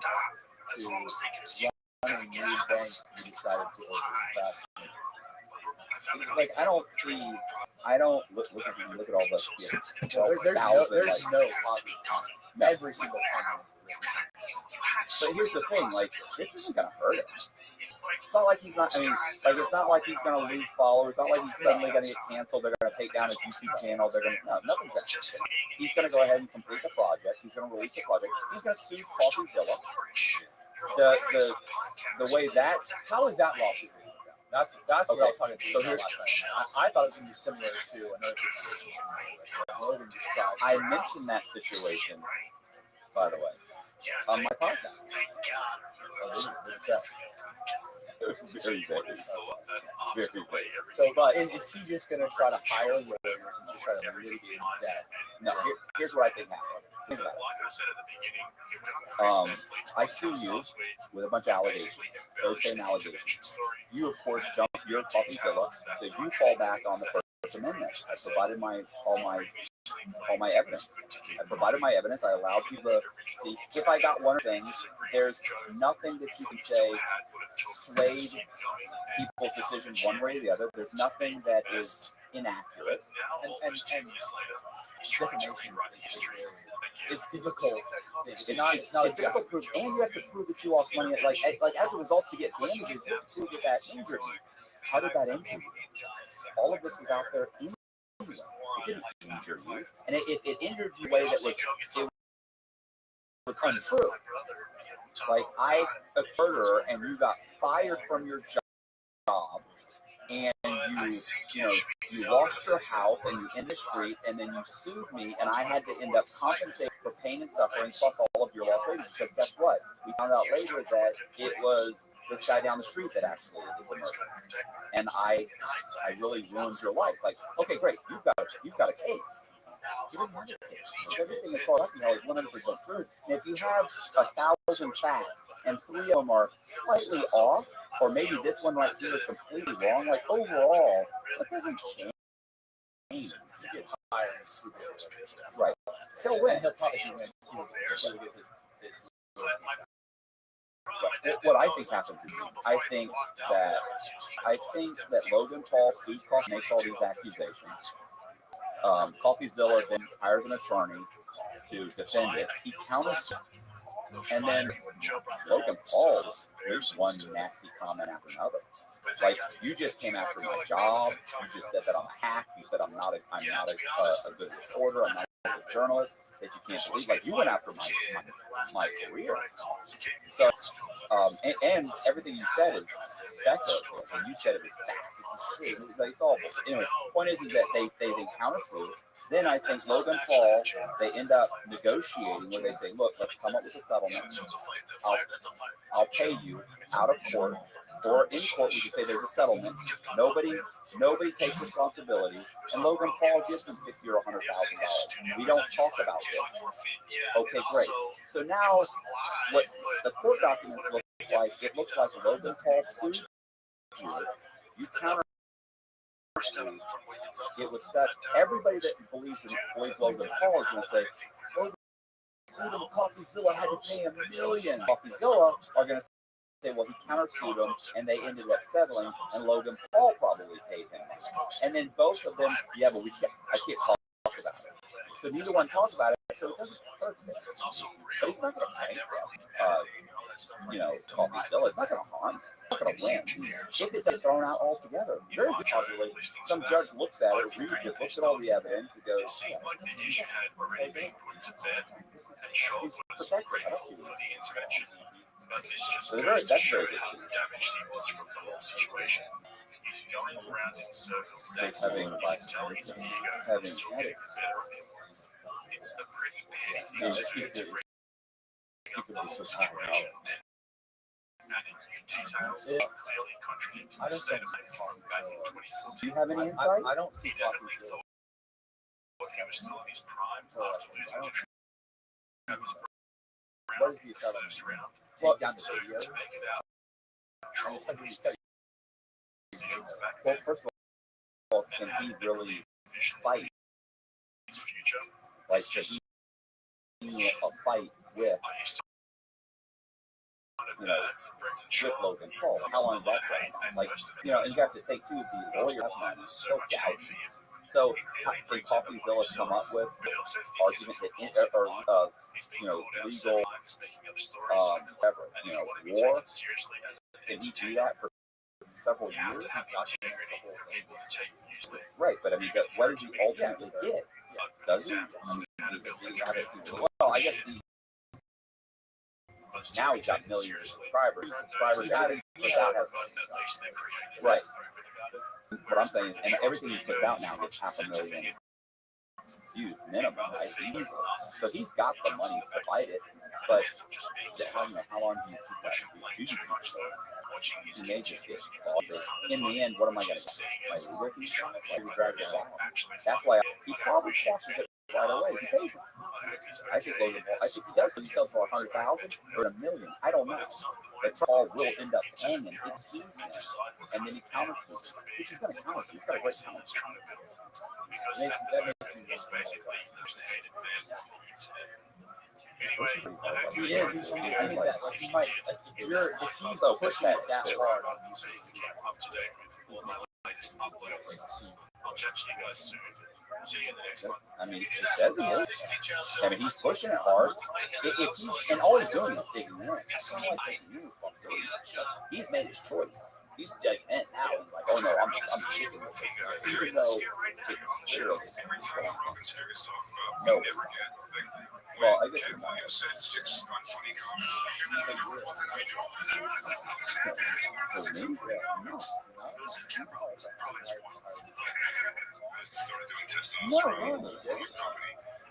No. For what?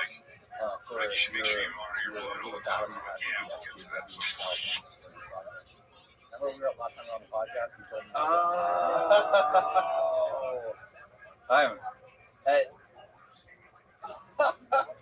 Yeah, you can't talk about it. I can't talk about it. You can't? No. Why not? We don't know where it's going. What's yet. a SJW? Social justice warrior. Oh. Remember we were on the podcast last time? He was talking about when they were talking about Andrew Tate on Zoom and the girl. Oh yeah. Yeah. Oh yeah. Whatever happened with that? Yeah, we'll see. Working on it. There was the holidays. You got a little spun. It's been pushed out a little bit, pushed out, but it's okay. It's coming. It's coming. They rescheduled the date. Yeah. It's coming. We'll see what happens. You're looking pretty filled out. How are you feeling? Listen, I gym every morning. Hit the gym. You look like you're retaining a little bit of water. Listen, it's horrible. Like I literally, I went a few days where I ate barely anything. I lost like a pound. In like 3 days, I barely ate anything. So what's going on? So yeah, I'm like steadily I'm like 182. I can't seem to break so much of it. Right. It's ridiculous. I mean, here's the thing though, and I don't check about that, but you know, I'm strong. Like I'm shocked how strong I am. Danny, I'm positive I'm strong. Oh, I got 100 on Matt for an arm wrestle right now. Arm match. I don't know if arm wrestling means anything, but it's good enough to bet on. It's good. Yeah, it's like I'm you don't shocked. have any fat burn. What else has changed? So muscles and any other benefits to your regiment? Oh, like yeah. For those of you who aren't familiar with talking about Matt therapy. Don't say it like that. That makes it sound easy. Hey, I'm gonna tell you, I tried it. I did it. And I went on the Roy's for 1 month. That's not enough. So what happened? This is killing me. What happened? I went on it and I probably tried it like twice. I am now off. Why stop? It was. I felt just like overstimulated all the time. I just felt like too over. I don't know how to explain it other than I felt overstimulated. Did you feel energetic? Like you? Yeah, I felt more. When I woke up in the morning, I would jump out of bed and I was just like, like morning fog at all. Instantly. Just stop doing that. Stop taking that. You don't want to be. But during the day, I couldn't relax. Like I couldn't just chill, like relax, sit back, and not like shut my brain off. My brain was just fucking going 24/7. I just felt like the only way to make myself feel normal was just to like fucking work out 24/7 and like run, do cardio, wear myself out, and that was the only way to feel. I always felt like way above baseline. I never felt like I was cruising. So why didn't you just kind of dial it back a little bit? I tried dialing it back like halfway through, and it just didn't change. I had to eat. I was eating 24/7. Were you hungry all the time? Always hungry. Yeah, that's my problem. Like that's ridiculous. This is ridiculous. There was days.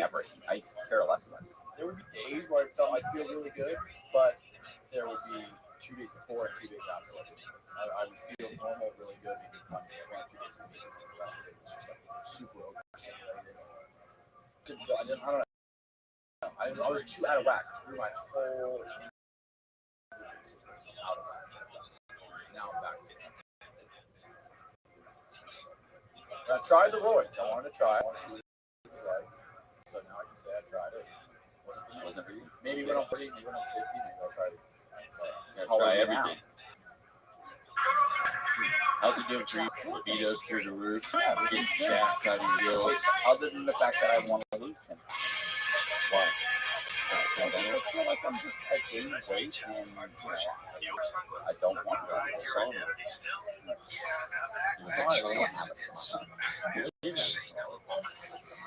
I don't know that. No, you're right. I really. So 2-3 times a week. really? He walks in there. He's walking around snapping the big flipper feet all around like bare tile in the sauna. I'm afraid I'll catch you. Gotta wear shower socks. You gotta wear shower socks. Yeah. That's full of scared me when I walk in there. Yeah, I still have my shower So socks. when you first started working, that's what the Yeah, sauna will double pounds off your bones. Yeah. Cognitive benefits. I've seen her for 30 minutes. I'm taking Joe Rogan's Alpha Brain. Started On it? Yeah, about for Christmas. I got it for Christmas. I started. Black label? Yeah. How's that doing? I mean, maybe it's got like a slight placebo effect or something. Like I don't know. I don't know that. Yeah, you tried it? Yeah, I did try it. It's supposed to be I like didn't better know. than alcohol, and if you're like trying to learn new things, and so how does that it's supposed to help you take you infiltrate the mind? like retaining knowledge and recalling. I forgot everything. Listen, I can't remember nothing. Like living halfway through those coffee elevators, like I'll never remember this. This is too much. You're all hopped up on supplements. It does sound like that. Bro. Yeah, it does sound Dude's got 1,000 supplements. Listen, if I didn't take like 3 or 4 ibuprofen every morning. What's your diet? Lean cuisines, Yeah, baby. lean cuisine. I probably eat a lean cuisine probably 5-6 days a week, and then I eat like a can of tuna, or not tuna, I'm sorry, like white chicken breast. I'll eat maybe a couple scoops of peanut butter. You know, that's honestly typically about it. I'm telling you, and I can't seem to lose weight. My favorite midday meal is I buy these. Cases back then, the FBI was big into gambling. So what was your first undercover work? First was infiltrating I hate hot sauce. gambling house I hate sardines. in Jacksonville, Florida. Actually, that's my first office. I like fish, but Crabs. no, it's not. You buy it like you buy like the Little baby fillets. you buy the like fillets. You can buy those, but I just buy like the fillets. Tuna has a lot of moisture. Tuna are big. I don't eat. I eat the white chicken breast. Just the little cans of white chicken. But I'm not talking about fish. I'm talking about like a big collaborative, getting into these games. Right. So that's right. If you're not eating it all. Right. That's basically what it was. So when you do this, did you That's why I'm testify in court? How's your diet? He's just going keto. That's not how we went diet. We just went keto. Most of these guys Just trying to tell you a little bit. Yeah. Fucking bread, pasta, it wasn't where they were facing, 15, 20 years. I was trying to cut that. I love that. Yeah, I really love we got these eye watches so we can see heat on we do this weekly workout competition to see if we like burn some calories. Was there an issue with you being discovered? When you get the eye watch, kill it. Getting Oh yeah, smoking. When you get the eye watch, you safety smoke, of right? course. So Not too much with these cases. I can go to the gym and work out like a fucking crazy person. I need one. You gotta need one. Yeah, you gotta get one, You bro. gotta get, it'll be fucking. You gotta get you. So I'll go to the gym for like 2 hours, lift So weights for how many years did you do stuff like that before you started? 2 hours and do cardio, right? All he has to do is fucking like hang out at home and watch the football game. It's a little bit exaggerated, but I so, do carve on the calories. and so like me and him went golfing one day, right? And we both clocked the workout and golf. Both together. Same word. The same word. Check our heart rate. My heart rate will be like 88 or 85. His heart rate will be like 120. Doing the same fucking thing. That's, I think, why he's burning more calories. He'll probably be dead too if he's something's wrong. That's the thing too. Bigger people have lower heart rates, right? Like if you're bigger, like typically bigger guys have lower resting heart rates than small guys. Look at a mouse. A mouse is a super fast heart rate, right? Compared to a fucking gorilla. I've always thought that the bigger the person, the bigger the resting heart rate. I have no idea. Maybe that's something you find out on. So I find out that way. Look it up, Doc. His heart rate is always fucking 30 beats faster. Let's see what you're ticking at right now. Not always. Yeah, Also, it has partly to do with like your age. Like I bet you my heart is not that fast. I can't. Like I don't take in 2,000 calories a day. All right, right now I'm taking an 88. No way. So he says, all right, so he has 99, 99. I'm at 84. He's at 99. Just hit triple digits, baby. That's crazy. So, and you've been talking, and you're talking, and he's just very quiet. And he's stoned as shit right now, too. So that's got to be the reason. This is like, what year was this? This was in I'm talking. There'll be about 50, 100 people in the comments. idiot. Don't know what you're talking about. Nothing to do with that. Long story short, he's mad because I smoke with the competition on the regular. Taller people have lower resting heart rate compared to shorter people. The lower heart rate is generally associated with a longer functioning heart. In addition, larger diameter arteries are less likely to develop fat buildup in the resting body. Hey, look, bro. I have been easy on this heart for 34 years, okay? I put this thing through fucking hell and back. This thing maybe I've been through times where it wasn't ticking at all. Oh, hello there, Will. Unfortunately, we had to cut this episode short because the conversation got a little too hot for YouTube. If you want to watch the full episode, we put the whole thing up on our Patreon, which is linked below. I very much appreciate you guys watching and supporting the show. We have lots of heavy-hitting episodes coming up the next couple of weeks. Thank you, and I love you all. No, we just stole the cars and I bring them to you. But I mean, we stole rings, took phones. It goes with every deal with the companies. These guys. The cop does that. You pulled over drunk. What is that? Ammonia? Smelling salts. Yeah, but salt. what is it? It just probably just killed the brain. Let's smell it. I love your cigar too. You see, look at the, even in the diamond edition, very long diamond, look at diamond. And this is the first one. We just come out with the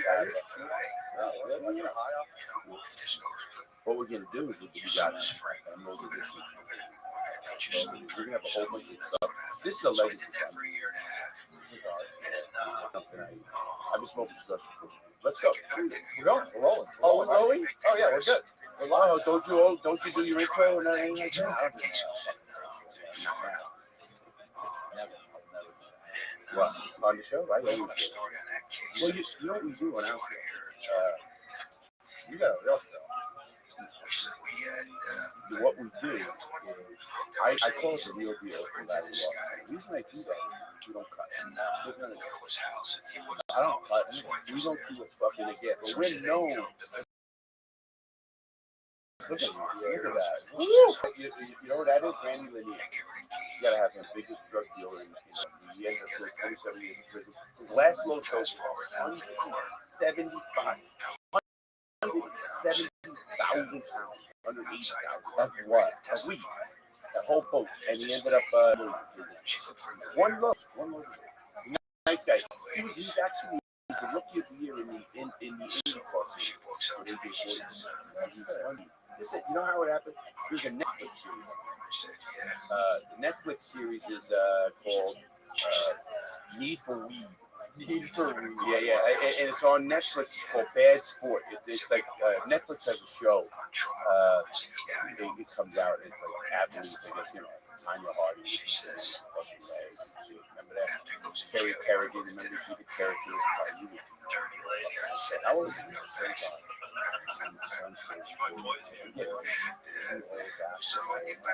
I'm 61. We're on top of the fucking world right now. You got so much energy. You got a YouTube channel. You got the podcast. Well, that's the podcast. I was watching your video this morning. Your video. You're talking about certain giant.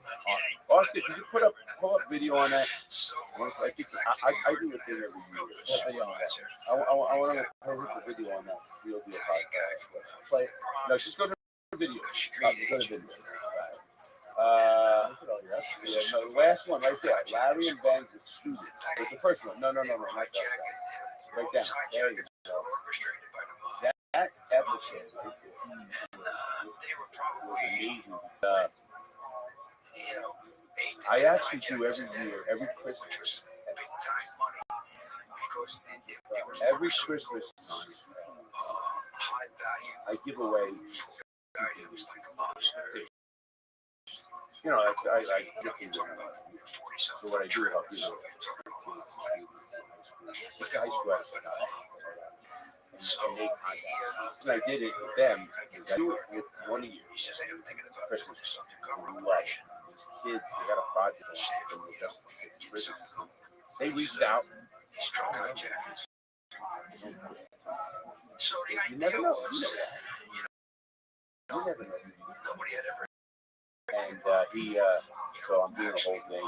I put them on the podcast. They actually told me it's in Fenton. It's called Fenton High School.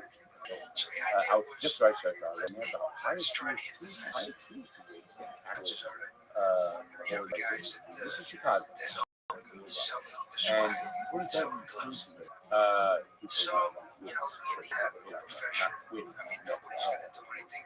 That's actually I heard that. Yeah. Parents I heard stupid. So I heard Kamala Harris had something to do with that. People would that he kills us. He kills you. Doesn't kill the person who hate. It's necessary. No, it's not. No, I tell you what. Whenever I take that word out of my vocabulary, I always feel better. You know what happened? Remember when I don't know if you remember, the audience remembers, I was stabbing me.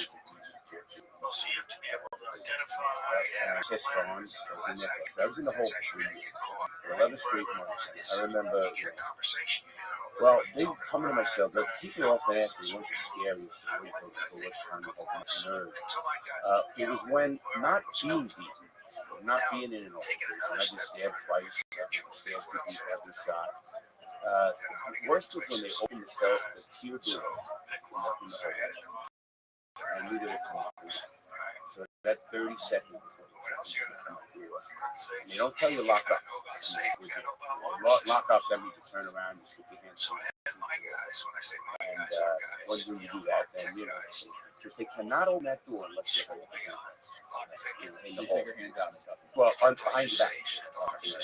And I did a video on my show on my YouTube. I have to flip phone.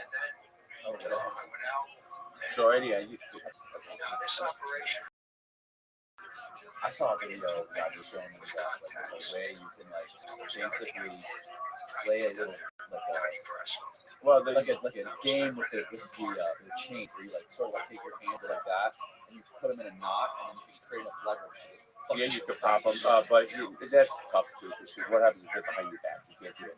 Also, what they used to do with me, I was doing what they call a black box is when they the box that goes over the head in between.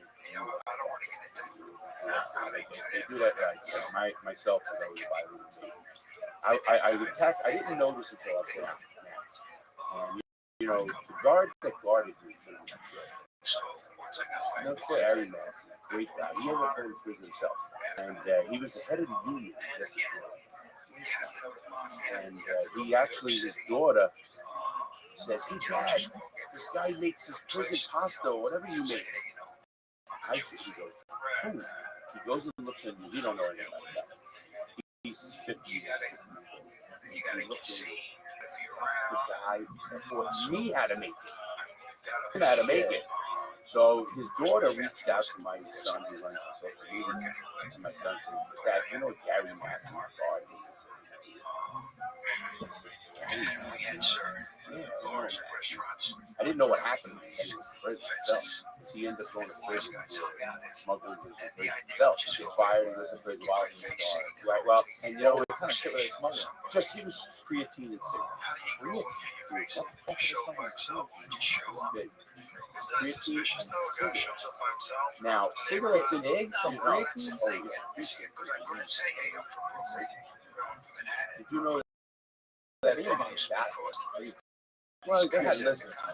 No. I don't know. He's smart now. I've never heard of that one. That's a good one. My story We was, should get 100 you have to know your enemy. It's the best. Matter of fact, I always tell people, even on my channel, the best high I've ever had, and you always try to keep it. And that was in Atlanta, loaded out of for the in the lock. I literally loaded it. And I, you know, to add about it, it's just, you know, you can see the whole, it's unfucking real. Is there a CIA cast? You know, they actually, LSD now and all that being used for it's very good. Yeah, you can't overdose on it. You can't do any of that kind of stuff. You know, we used to do that. Best thing you do. Anybody's out there. You know, young. So when you jack up afterwards, now you can't jack up when we are on the way down. It feels like your whole body is. It's a nerve drug. So it fucking. I fucking that I've never done it, and I used to jack up 2-3 times in prison. You know, I knew my my time. Yeah, I was with a guy who was the biggest ass guy in the country. Followed his dad. His dad, Rachel's dad. And that's an idea. It's a 7-day-a-week job. Yeah, it's a funny story. Because if they see But Monday to Friday, So coming down off the acid, then they don't see about Saturday. Can I get a Sunday, water? where the hell are you Saturday and Sunday? That's water? yeah, it's liquid death. It's It's 7 a days a sponsor. week. It looks So like 7 it's days a fucking. It's in a week. can. It looks like it's weed. They're trying to market it to kids. That's why. So they're dropping water in a metal can. They're trying to make water like heavy metal. It was. Trying to make it clean. It looks like an energy drink. I'm gonna see how it tastes. So you just kind of hang around restaurants or bars. My only conversation with anybody was Yeah. what I'll have to drink and what I'll have to eat. And I'm not a drinker. I never was a drinker. So, I thought it was like a year. you know, And when I first looked at the liquid death, why would you call water liquid you death? know, Because water kills more people. gangsters do. More people drown from water. Drown in water. I used to drink it. Hurricanes, Surfers, hurricanes, shippers, tsunami. Water kills And I never, way more. Energy drinks maybe kill like what 2 or 3 kids a year. Water kills fucking thousands of people. Water's what kills people in hurricanes. They think it's So you saw this wind. one place. You know, we just went through a whole couple of places down here and the rest of them. You know, I have a All these spot hurricanes, for my. all these crazy things, hurricanes, Wise guys um, come in there. I don't remember some Ian, Thursdays. these things, they're all headed right for Tampa, where we're sitting. And they right always now. go off. The last minute, they always veer another direction. It's so fucking crazy. You know, it's so lucky. I don't know if it's luck. I'll tell you why. You know, NASA. I live with NASA. Right. Space Coast, yeah. Space Coast. Now my parents have been there for 3 years, 1980. Wise guys are there. And did you know they've never ever had damage ever And we're living in an older house. I told my mom, she was, oh, we never get in trouble. The hurricane hit this, fucking dark. Sky. This is it's a wood frame house. It doesn't have a pre-hurricane. Right.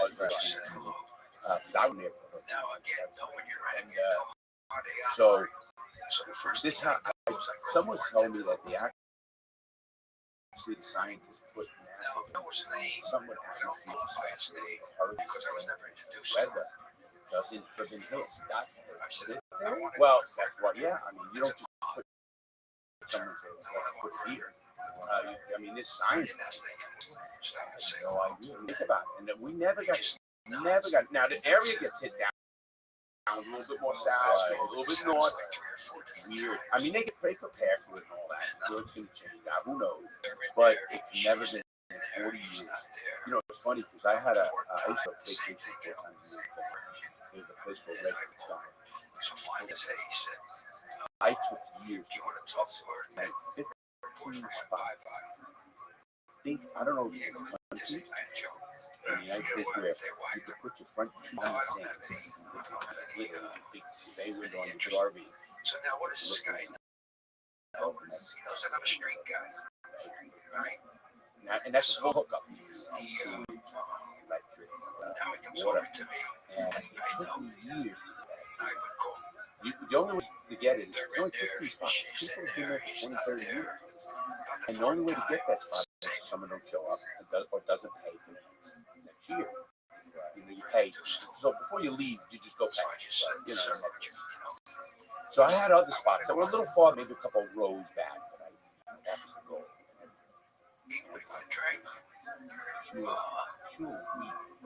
So one night I go in there, and the wise guys are there. There was a building called Junkaroos or something like that. Junkaroos, big building bar right next to this place. So I'm at the bar. Gone. I don't mean just like destroyed. I guess you know, like there was nothing ever there. It fucking, you know, the worst I seen before that was Hurricane. I went down on my horses. I was in jail first. I got arrested over YouTube. And then after that, I ended up going down to Hurricane Andrew to help because the animals escaped from the zoo. And it was right there.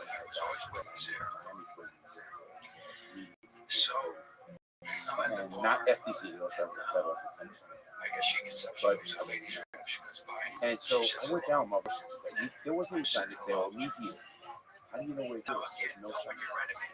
No sign. So the first thing I do is I call the bar. You know, I mean, people have no idea what this stuff is. I mean, they really don't. Did you know there was people who had a hurricane party before? Voodoo. Now, there's video of that. The water went over the Voodoo. Some people died. This one, last one. I know that industry. Fuck. And I used to own you know where you are right now? I used to own a condo here. That's what you're telling me. Yeah, a long time ago. Deer Beach is a fun beach.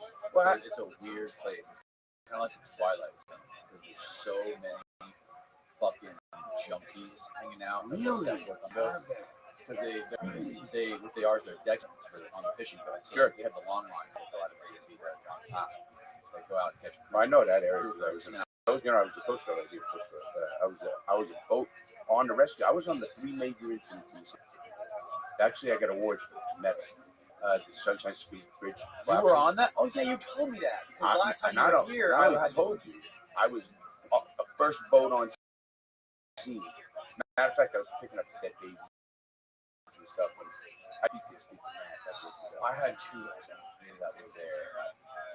that were there on one of the U.S.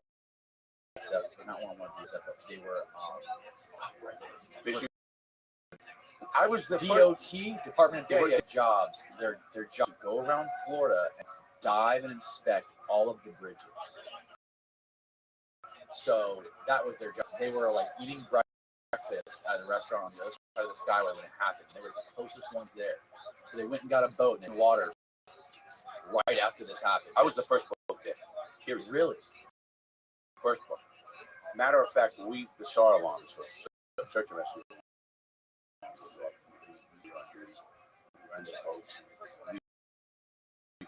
So you were, how old were you? I was 18 years old. 81. 81. Oh, if it was 81, yeah, it was born, so I was 20. I was born 6. People who aren't familiar with about 1981, one of the worst disasters in like Florida. How about 2 of them right here? So the Coast Guard cutter Black hit by Right. ship, the Some Adventure. No, the Capricorn. But what we're talking about right now is when the cargo ship ran into one of the pilings of the Sunrise Skyway Bridge. It did that because of fog. And I remember the SAR alarm goes. Bridge collapsed. Car. Well, but we didn't know this at this point. Matter of fact, it was off. We jumped off. Heading there, and boat, they had a boat or something. And that happened often. But there's giant concrete, or fucking concrete stanchions, right? Like to hold the bridge up. Sometimes Sky would be a thing, you know. It's a high bridge. Jumpers all the time. And matter of fact, I used to even know the point where they lived. Like there's people we've hit a lot, broken legs. They went up halfway. The story of one guy who jumped off the So I just said, so. I said, no, What? that's a hot term. Yeah, you know, I've seen a lot of death. I can't. So what was that day the bridge collapsed? You know, when we were going there, the alarm goes off, we race the boat. And that's kind of normal. I mean, you get like yachts. Kids used to try to go to water skiing. So finally he says, hey, he said, do you want to talk and but we come up and now it's foggy. Now we know these areas. Listen, Cortez, I was sitting there at Cortez Bar, which is a great Right. matter of fact, Egg Monkey. Matter of fact, a lot of people don't know Egg Monkey right here is one of the best breeding grounds in the world. It's 100 official. So, But anyway, now he comes over to me, and now we start talking. So anyway, we would go and so we're heading there. I was straight up New York City. Now we know what we're doing. We know that we have radar here. When this fog, you can say. Finally, he says, hey, my name is Charlie. I said, my name is Don. Going on. And I said, another thing, these guys don't introduce themselves. I myself, I wasn't the captain. I was the one of crew, and I was up on the front of the boat. My name is Don Nebraska. And I'm the one, you know, you hear the listen to orders that I become a captain. So anyway, we go and we maybe go by. Then one night he says, hey, I'd like to give. all of a sudden, I look up. He said, when I back up here, I'm going to go to the Quiet. So you want to come? No yelling and screaming. First thing I noticed when I looked up, car hanging on the fucking edge there, like a piece of the bridge. Holy fuck! That guy lived. Yeah, oh yeah. Like he stopped, he got out of his car and walked away from his car. And it wasn't. It was on. There was a piece of the bridge that was like that, and he was on. What really people didn't know in that whole thing. So we ended up calling him. We were there days. Now it took them over 30 days to go down. People don't know why it's so hard to dive. And we have to use the wheel. Probably the worst thing I've ever done was picking up my ship. Yeah. See, that's told you. That's where it was. Imagine being that fuck. I have actual pictures that I have of the whole. And me in the newspaper. I was in the newspaper. I was in the safety paper. And it was amazing. What people don't know, when I have pictures of a bus, a Greyhound bus one. Click on the link for that one. Let's see if this goes to Yeah, you're going to see a Greyhound bus. I have pictures probably nobody has. Really? I'm still hanging around with him. I got 2 more. He comes in one night. Look at that, bro. Yeah, see that, and that's the Some Adventure. See it? Landed on the See front it? of the bridge. It says I think it's, you see the boat, Some Adventure, and the Capricorn's the one that hits the Coast Guard Black. But if you keep going, I want to see the Greyhound. Show the Greyhound. No, because they never had that car. They pulled it out of the water. And it was just flat. It was like this. I have pictures right of mine. I was going to donate those. Yeah. It was amazing. There it is. That was it. That was it. Yeah. The flat. Yep, the flat. That boat. I remember when I was there when they did that. That picture. I'm there. That was how many days after? Oh, 30 days. I bet. Wow. It took them a long time. People don't know how the currents are under there. You know, the currents are amazingly strong, and it's very tough waters to do. And it's a very navigating cup. And there's been a lot. I think 30 some odd, maybe 34. And the worst, then the Coast Guard happened, and we had 2 fish. Wow. Well, what happened to the Coast Guard got a black hole? Oh, that was a different thing. Yeah, different. 180 foot yeah, I was on. See that platform right there? That was there for all the time. I used to go on that all the time. They brought that same platform out when the Coast Guard went. So, and they had a salvage. These guys that I had on here, Bob, too much drugs. drivers that was there. He was a DOT diver. I went to dive school in the Coast Guard, and I actually went to Pearl Harbor. Oh, no, sure. Actually on Fort Island, where they have Battleship Row, where Arizona does. Fort Island.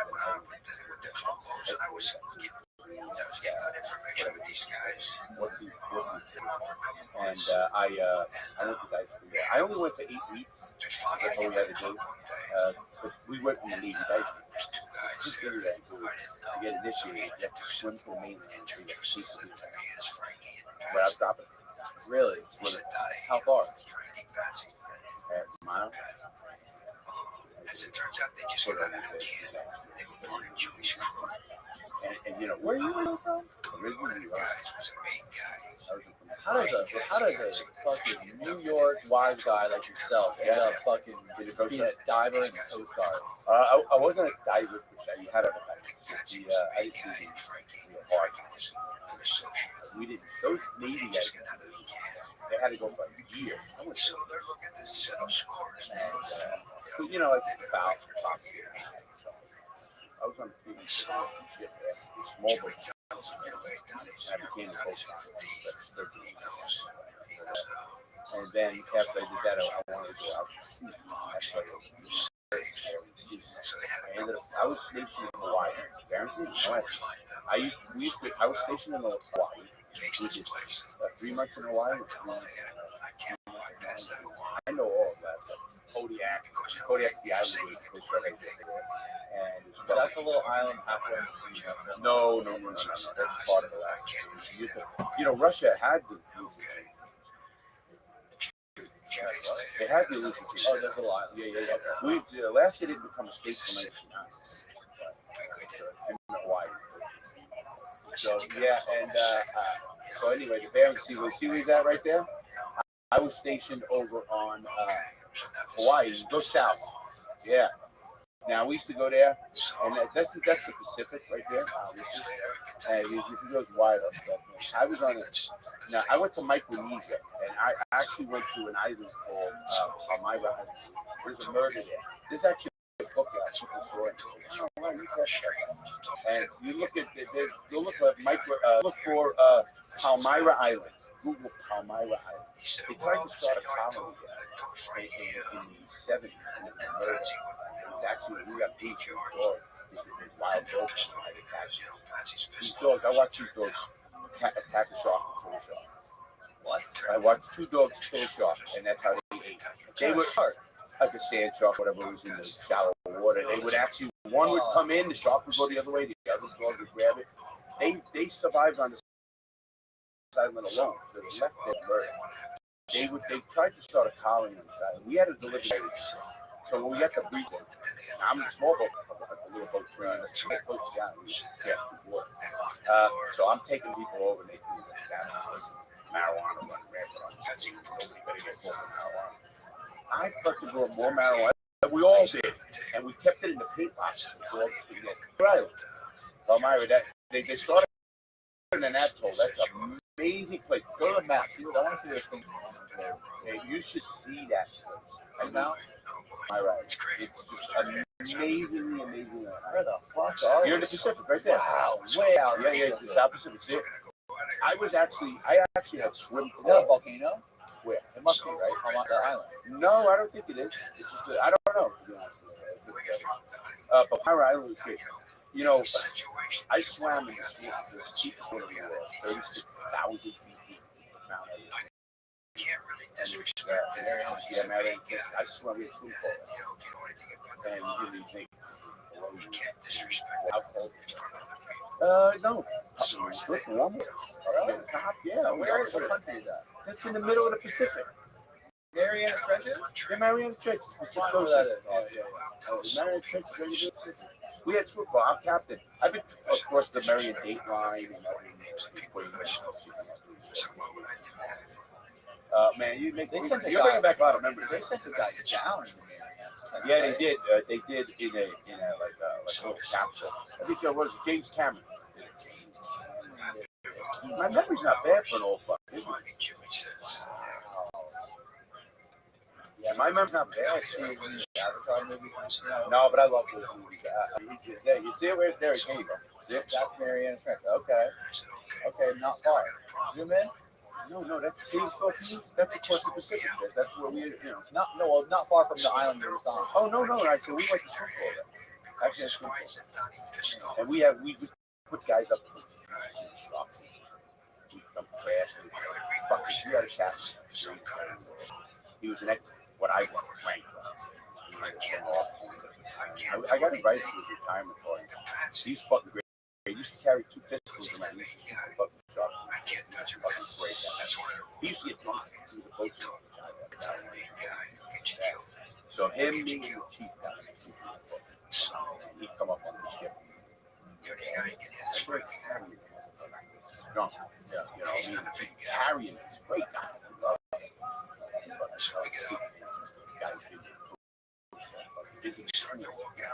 Shut the fuck up, moron.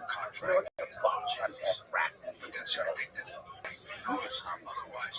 Yeah, the Mariana Trench is the deepest part of the world.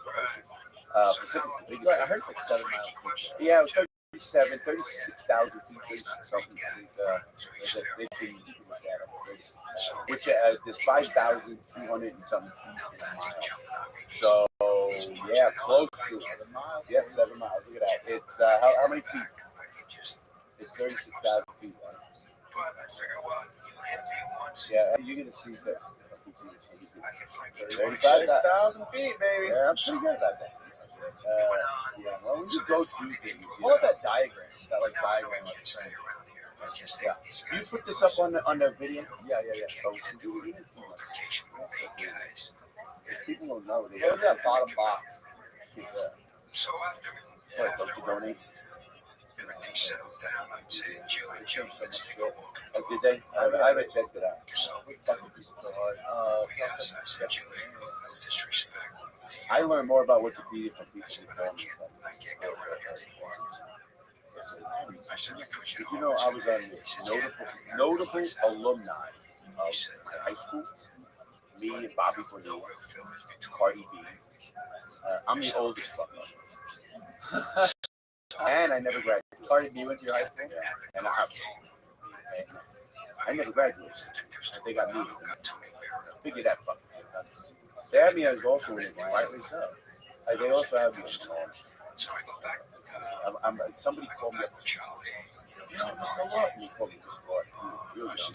He says, "You're on the same page as Al Capone."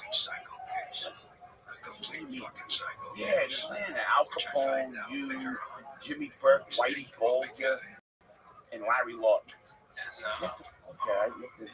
Hey, you were talking about doing acid. Oh, world, man. You need to get on the acid. We're going to fucking trip. I should have brought something now. Would you do it? I'll do it. I'll do it. I would do half. Well, okay. I do 4.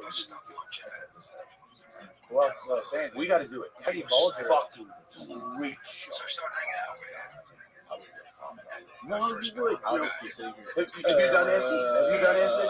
No, the mushroom. Okay. Mushrooms, acid is a lot better to me. Some people last a little longer, better. Once you do acid, they did study in acid for the government. They took 2 military units. You can look it up. They took 2 military units, and they gave one acid, one non. LSD. And they did the mission twice as fast, twice as more efficient. Once you do acid once, it's going to open your whole fucking world up. And it's amazing. I've actually got things, ideas, shit. You know, you look at Steve, back a lot of the greatest artists in the world, you know, Edgar Allan Poe, Einstein. Maybe he fucking found that shit in that math shit. Yeah. So, you know, why you bold there? He was experimenting. Yes, absolutely. It was in Atlanta. In Atlanta. I was in Philly. I was in Philly.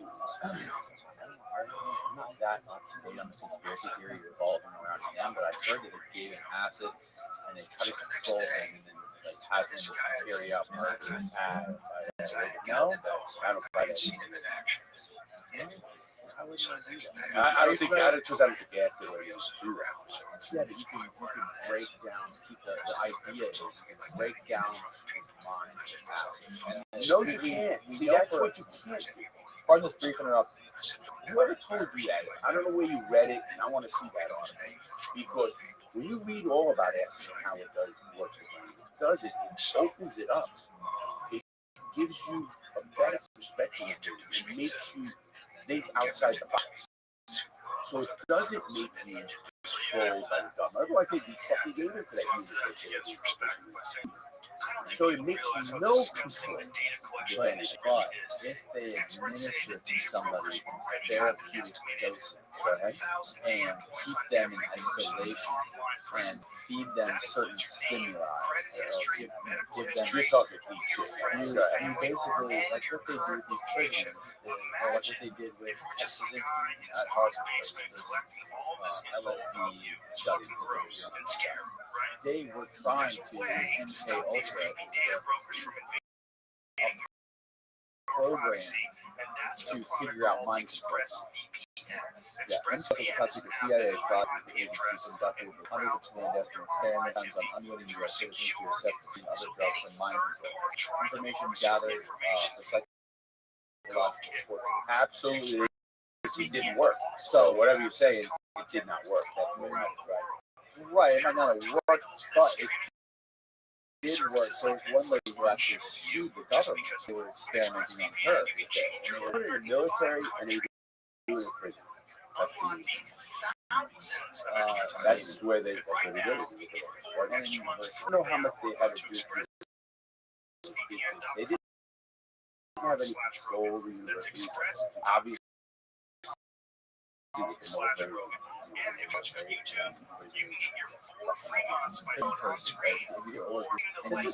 you give them. I'm not going to try.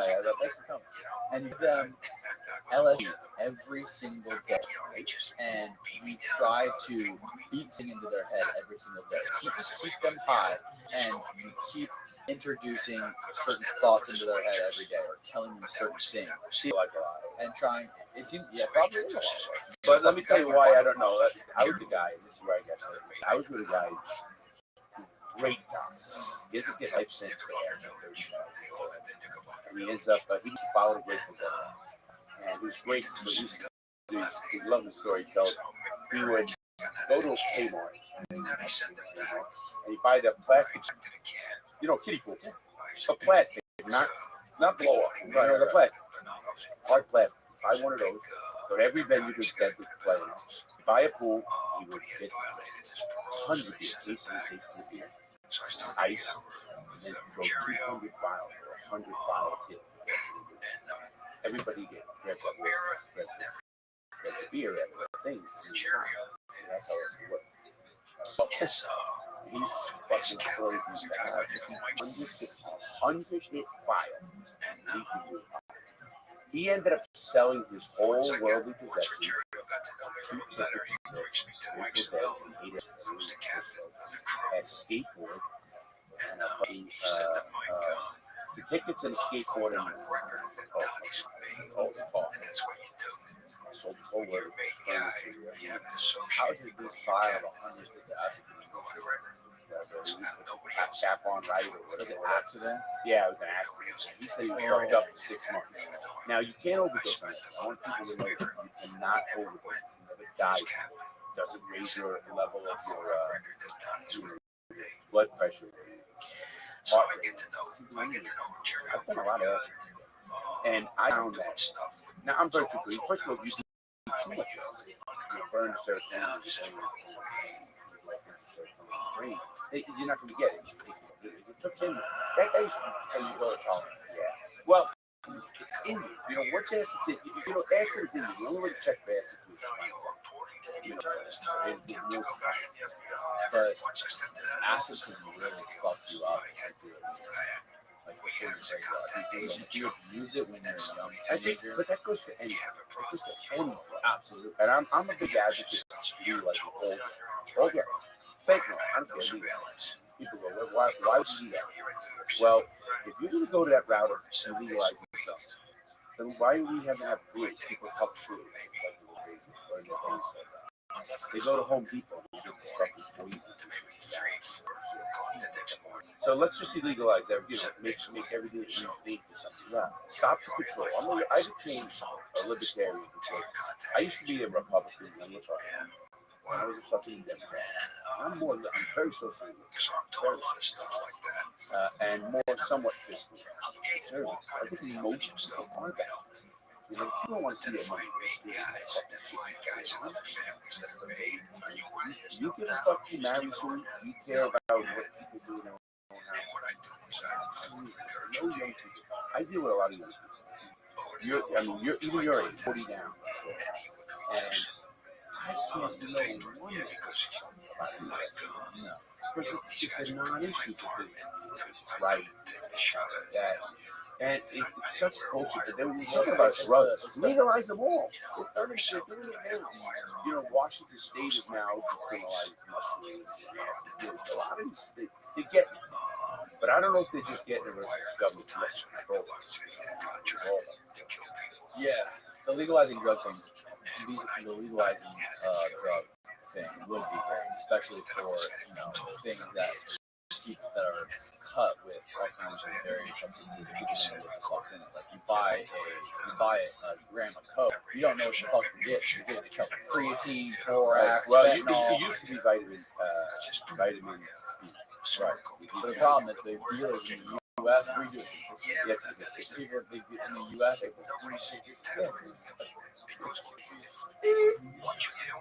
get it and they don't know what the fuck's in it. You know what I mean? Like you can go to the store and you can buy a bottle of booze, or you can buy a fucking cigar. You know it's tobacco. You know it's no. What you say is correct. And if you want, people should be able to, if they want to go to a pharmacy with a prescription for cocaine, which you can get. You can get a prescription for cocaine. Can you? Yeah. You should be able to go and do it and know exactly what the fuck you get. I just think, we have gotten away from, people say, first of all, both sides suck. We've gotten away from, we're not free. I love it. You took the well, you can do that. Listen, whether it's by money, whether it's by status, George Carlin. Never listen to George Carlin. I love it. I still listen to all of and he's just so fucking hilarious. And George Carlin says, listen, there's a club and you're not in it. It's meaning like, they can do everything. They just, alcohol. Anybody who tells you, I don't believe it. Anybody. Or even legalize nobody. First thing I say to them, they say, it's okay. All your arguments go out the window. Because, listen, many studies, I deal with them. Did you know that 79 kids starting the first one?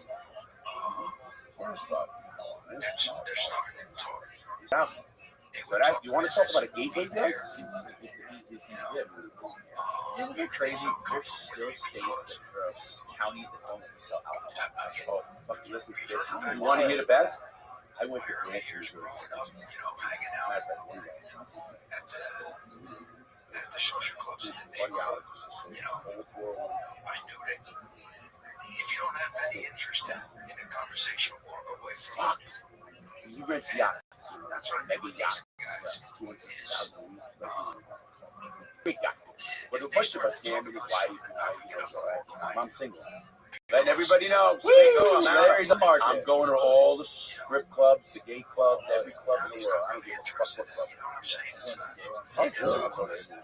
A lot of get into our real business. Oh yeah. So, First of all, when I was in and Florida, make them trust me more. And make them trust me I more. just flew. I knew everything protocol. Exactly. Took us. What? Fucking flight and leave it. Get there one. You know, fucking. We were over fucking bars, food bars and shit. Keys, fucking. You have to go. You have to go in the hospital. Gotta fucking go to the keys and stay in a hospital. Find a hospital. Hospitals where they just rent.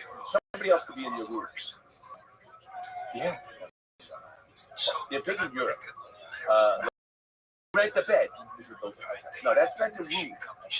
But those, everyone. I mean, I'm so tall for bed. Great. You would never know. I didn't know you. And we were in a hostel. And it was, we ended up having, it was a 4-room hostel. But so we had it. It was so fucking funny. I have my own buddy is, and I've been around the world. Very, very nice. We got an operation going. With vodka. You know, fucking, it was just, you gotta do that. I'm gonna do that. Because yeah, the pool's there, you know, who you can fun, it could be a girl or a guy, and you don't know. It's not to do anything, and you can't get you know, it's just it's what it is. You rent the bed. And it's called the No Name. It's not your average hotel. Not your NYAH. Not your average hotel. Something like that. It was fucking shit. I had to. We do a lot of press like that. And you know what I found is we go to Branson, Missouri. That's where we go. So we go.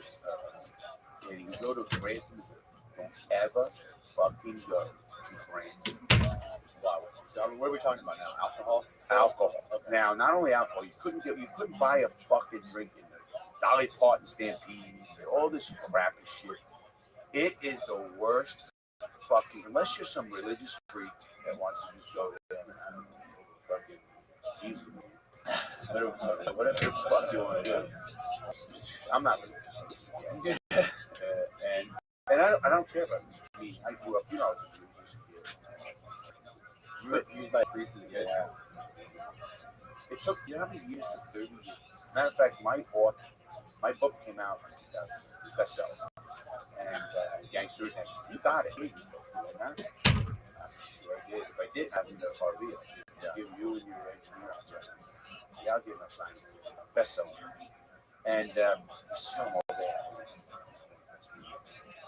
But anyway, so when I wrote the book, I wrote it with an 8-time year. And unbelievable, of course. It said it. And he got things out of me that I didn't have. And I get what all these fucking this something. So this guy was able to talk to you and get at you?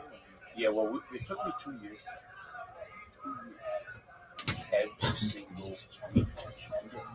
Almost not. I don't even think I golf and then come over to golf. Sit down.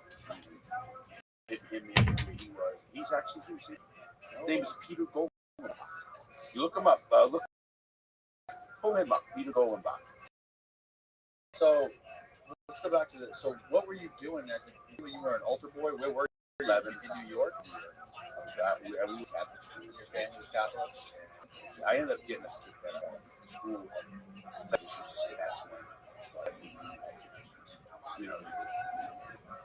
You know, by against everybody. So how did this all come about? I was an old boy who was doing you get money to do a few things.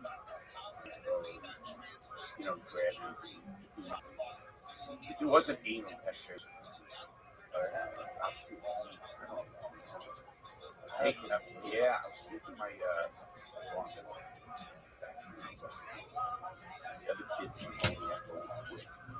always split the money.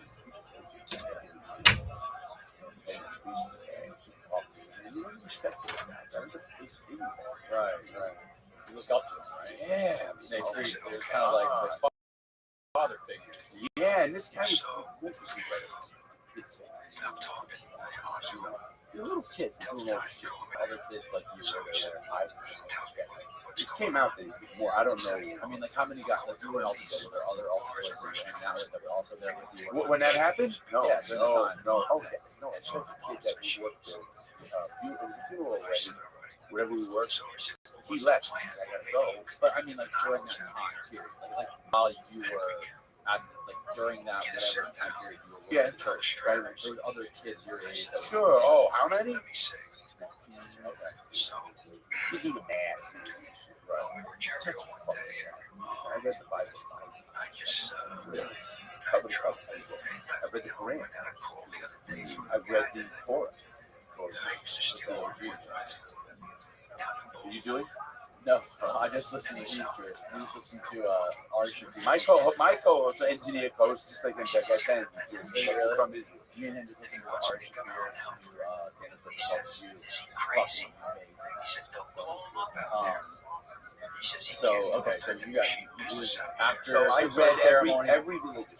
So most I believe is a group. Let's go back to the. Did you call up Peter Gold about it? After one of the ceremonies or after that's my co-writer. He wrote books with Yogi Berra. You know, he said my book is the best book ever. He just had a baseball. You can't just go out there. That book right there. And he wrote books on Billy Martin. He wrote books on like big time. Tony Curtis. All bestsellers. So great guy. He used to come here all the time. We meet in Orlando. He was going by name of Tony. And I said, Tony, you know, is this guy balling or what? He said, yeah, no, he's very, very, he's a great, unbelievable. Yeah, he's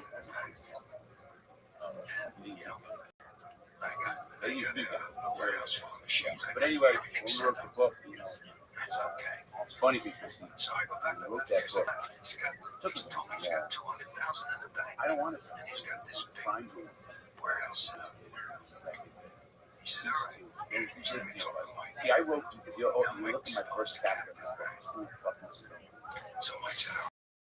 and that was a late teacher. Just sit down with him, make sure that he has what he has. Don't tell anybody you're going.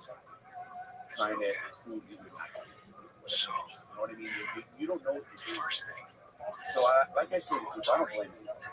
I'm a very tickets. You know, wise guys they're not spending their own money. So, I found out at my age, I'm 61 years. I know. Takes us to the warehouse. If I'm lucky, 20 years. And you know what? They said, okay, so we go back and open the report back to Mike. He said, okay, he says, now here's the story. Tony's been with the Minatos for 10 years. He's been an associate of ours for 10 years. Holy shit. That's what he has to tell. Chicago and Milwaukee. Cut me off. They just say 11 hours. Tony just met this guy. I got hurt in church. That much is I have.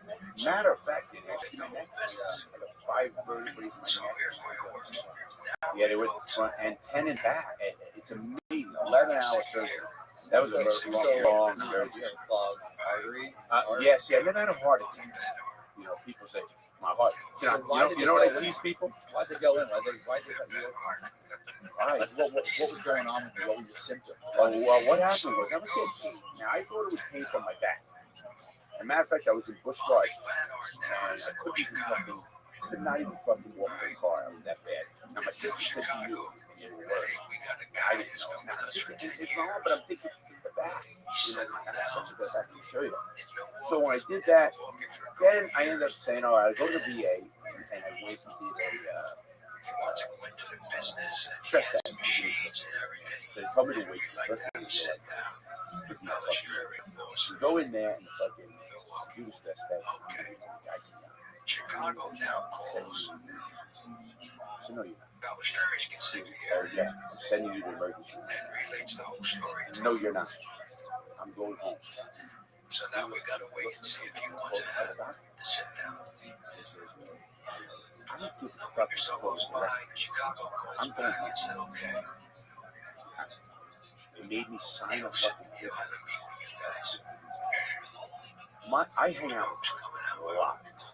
We left it with Jerry and Donnie Brasco. They're really good friends.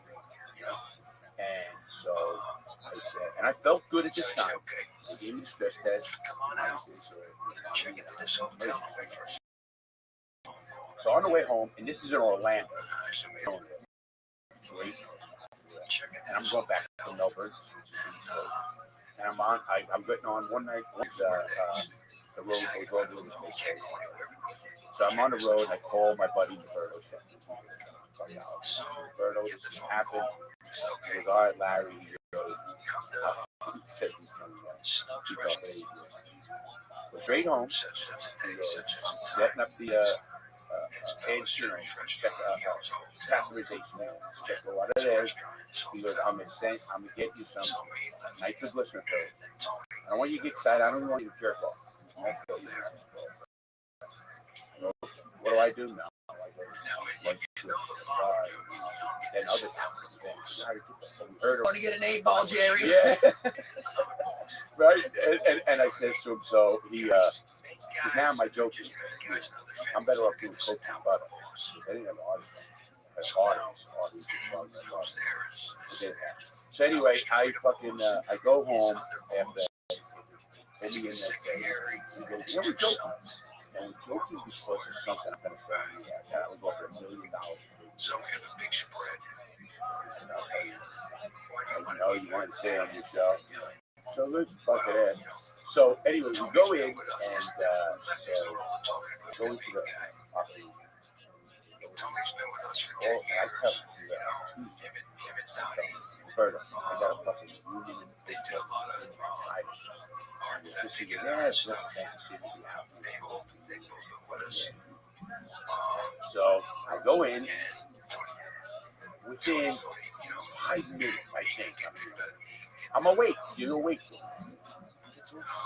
Business woman with the machines and stuff. Comes out, stops everything, gives some orders. So after On this the whole way out, dinner, probably about 5 or 6 hours, he said, okay, we'll get back to you. I had a girlfriend. All right. The end. What we? Okay. He called. What? So anyway, we funny. The fucking boss is inviting us to dinner at his house. It doesn't happen. Emergency. The world of the mafia. Gives us Now the word address. goes out. Lefty and Tony. Lefty's like, you gotta know Again, boys, guys. all these guys Lefty's like, we're going to the dinner at a mob boss's house. At his house. is the head doctor, and all He's this like, stuff. All of a sudden, we know it's a big deal, but it's the happening. wise guy, it's a big fucking deal too. You died. So we go to You his died. house. So He's like, he has we don't make it the main artery. The main artery was the heart. That's big what people die. table, like you've seen the movies. I don't know what it hits you. I hit you. It's okay, he said, Yeah, it's good. Yeah, you look good, man. That's hell of an idea. It really is. I'm a higher one. tell you where to go. Anyway, so what happened was They put your machines in. They'll my take your heart was machines. making another vessels through the heart, little clogged. So they couldn't stent it? We just married 2 mafia families together. Really? I had other, again, I had such low shit working for me. And the, when I was in Busch Gardens, it says on these rides, if you have a bad back or a hard, don't go on these rides. I'm on every fucking ride. And so anyway, so we go and fucking shit happens. He's fucking like shoots. But I'm up at the and I'm not feeling bad. You know what I'm saying? I'm not feeling bad. Right. And all now my friends, you think I'm dying, motherfuckers? You know, friends, lawyers, guys. I hang out a lot of nice people. I don't do the drama. We have one rule. No asshole. Yeah. So anyway, it has nothing to do with money. So we're sitting there, and all of a sudden, my buddy John, my best friend, leaving.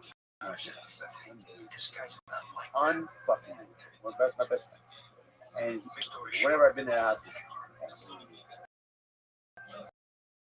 Anyway, so all of a sudden, another doctor.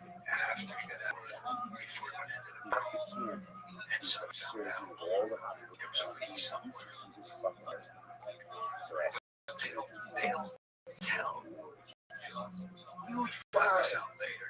Today we kept friends. They like the story. Would save my ass. So he comes in and goes, "Hey, I heard you might be celebrity patient." Fuck you up. He goes, "I'm Dr. Campbell. I was requested to come to We're trying to get in touch with Chicago. Chicago's not. You know, Chicago say we don't know why they. I'm in the room. We don't have any idea. So it's just, I said, I don't feel that way. So that goes surgery. He takes my, right, puts it on a plate. See that? Right. Most people. So lefty sense. Most people. I said, I actually feel good. We just reached this Thursday. Because if you leave this hospital, I guarantee you. Now it's cars in the parking lot. Okay. So they shake me up a bomb. This is 8 night. And at fucking 6 in the morning. And then when I went back, it was gone. Triple bypass. Do the bypass and take part out of your body. And you fucking do the triple bypass. And I checked myself out. I was supposed to be. So now we gotta go. So what's the place, the artery? They actually take veins. See this? Yeah. Our money source. Look at this. See this? I broke my bicep. My bicep tore. On another exit. It tore from here to what tear you have a bicep. It's not tear. And they can't repair it because they have arteries twisted. They took, I have a card in my wallet. So from here to here, they took this whole piece and they put it in themselves. What's the widow?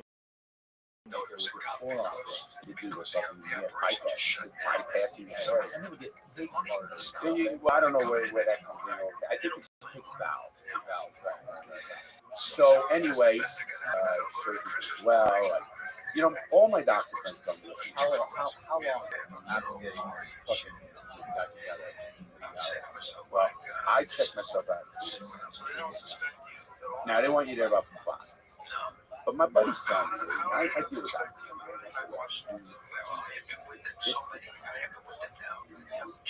Over 2 years now. So hospitals are bad. Once you don't need them, don't fuck with them. So anyway, so the doctor can't listen. This happened. July was 3 years. Okay, 3 years. July. And my doctor. I had something. To this day, I have no idea what he didn't tell me. Yeah, no, let's just shut the operation down.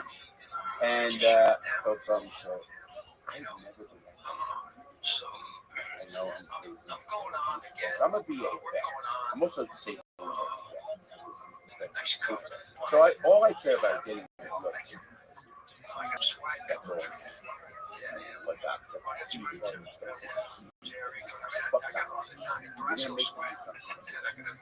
So anyway, I fucking him. Yeah, he becomes they don't like. I found out about a lot of doctors. They don't like. No, they don't want your normal guy, crazy like you. They want a light conversation. I don't know, crazy guys. They Right, love that shit. crazy, but it's nothing. Nothing too serious. Not life with And that. we vacation. I was just on a virgin voyages with Richard Branson, twice already. And we go. So anyway, he says that the doctor does a full look. When did you see a doctor? Come on, Harry. Fucking I'm not bad. So he says, all right, but I'm gonna set you up. You know, his car. Kind of like his friends. I didn't know he knows my father. So he goes, I'm gonna call him. We're not seeing this, but you're giving me this. Okay. So he calls. Not long. And he calls me. I got a special piece of obviously he's the head surgeon. He's difficult. He won't listen to me. He's fucking funny as hell. But they'll kiss him. So it's good. You got him in your pocket. It's consistent. I swear to God. So now I know we got correct. And I go to the car. I got I walk to the car. Easy to say. I don't know what to think. And I'm known as so I walk up to the table. I heard you're my new cardiologist. Here's how it goes. I don't do appointments. I'll text you. I'll fucking bring a sandwich, and we'll fucking have lunch. Do whatever the fuck I want. Other than that, I ain't doing it.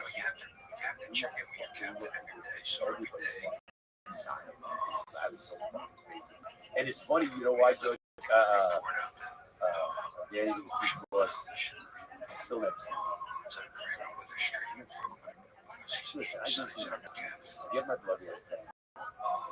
I feel bad. I'm no death wish, and I actually had a blood issue. What kind of blood issue? Ooh, my white blood cells. Intelligence information I'm gathering is like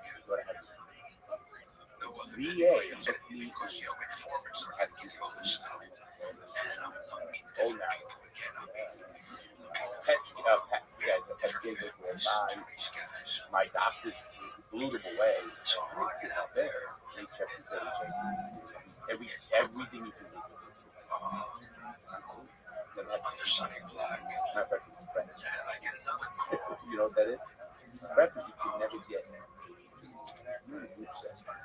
They want to fucking everyone wants to talk to him. I know he's thinking.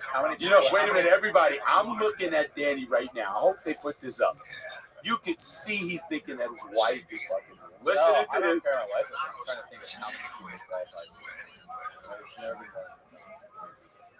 I did 4. I have threesomes. I have many of them. I've been in 7, 8. I go to clubs.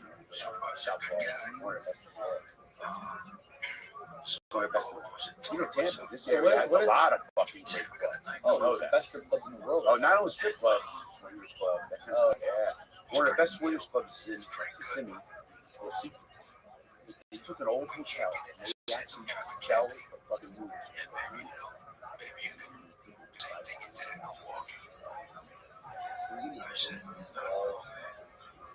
I said, if I do it, number one, where's the undercovers? Because they had 2 undercovers. No, you know what? I can't be. So what is that stuff you're talking about that makes you so you can't get AIDS? PrEP. PrEP. What exactly? What's the difference? Like I take it to Coast or Cubby. You can look it up. We can pull PrEP up. Your doctor friends always telling me about the problem with Steve. Oh, absolutely. You want to get the best I get? I take a thing called I could get a hard on. Nothing, no problem. You want negative You taken Viagra? Absolutely. This shit will aggravate like a fuck. Needle you shoot. I had a, this is no joke, swear to my children, I had a hard on the other day. So I figured, okay. Pre-exposure prophylaxis. PrEP. Reduces the risk of getting HIV from sex about 99. They can't say 100. 99%. PrEP reduces the risk of getting HIV in injection drug use. By injection, even by fucking people who get it. Most people. So you take the injection? No. The injection we get. No, I don't. No, I take the PrEP. And I'm religious. I mean, I'm a Bible. I used to always take drugs. I take from my dad.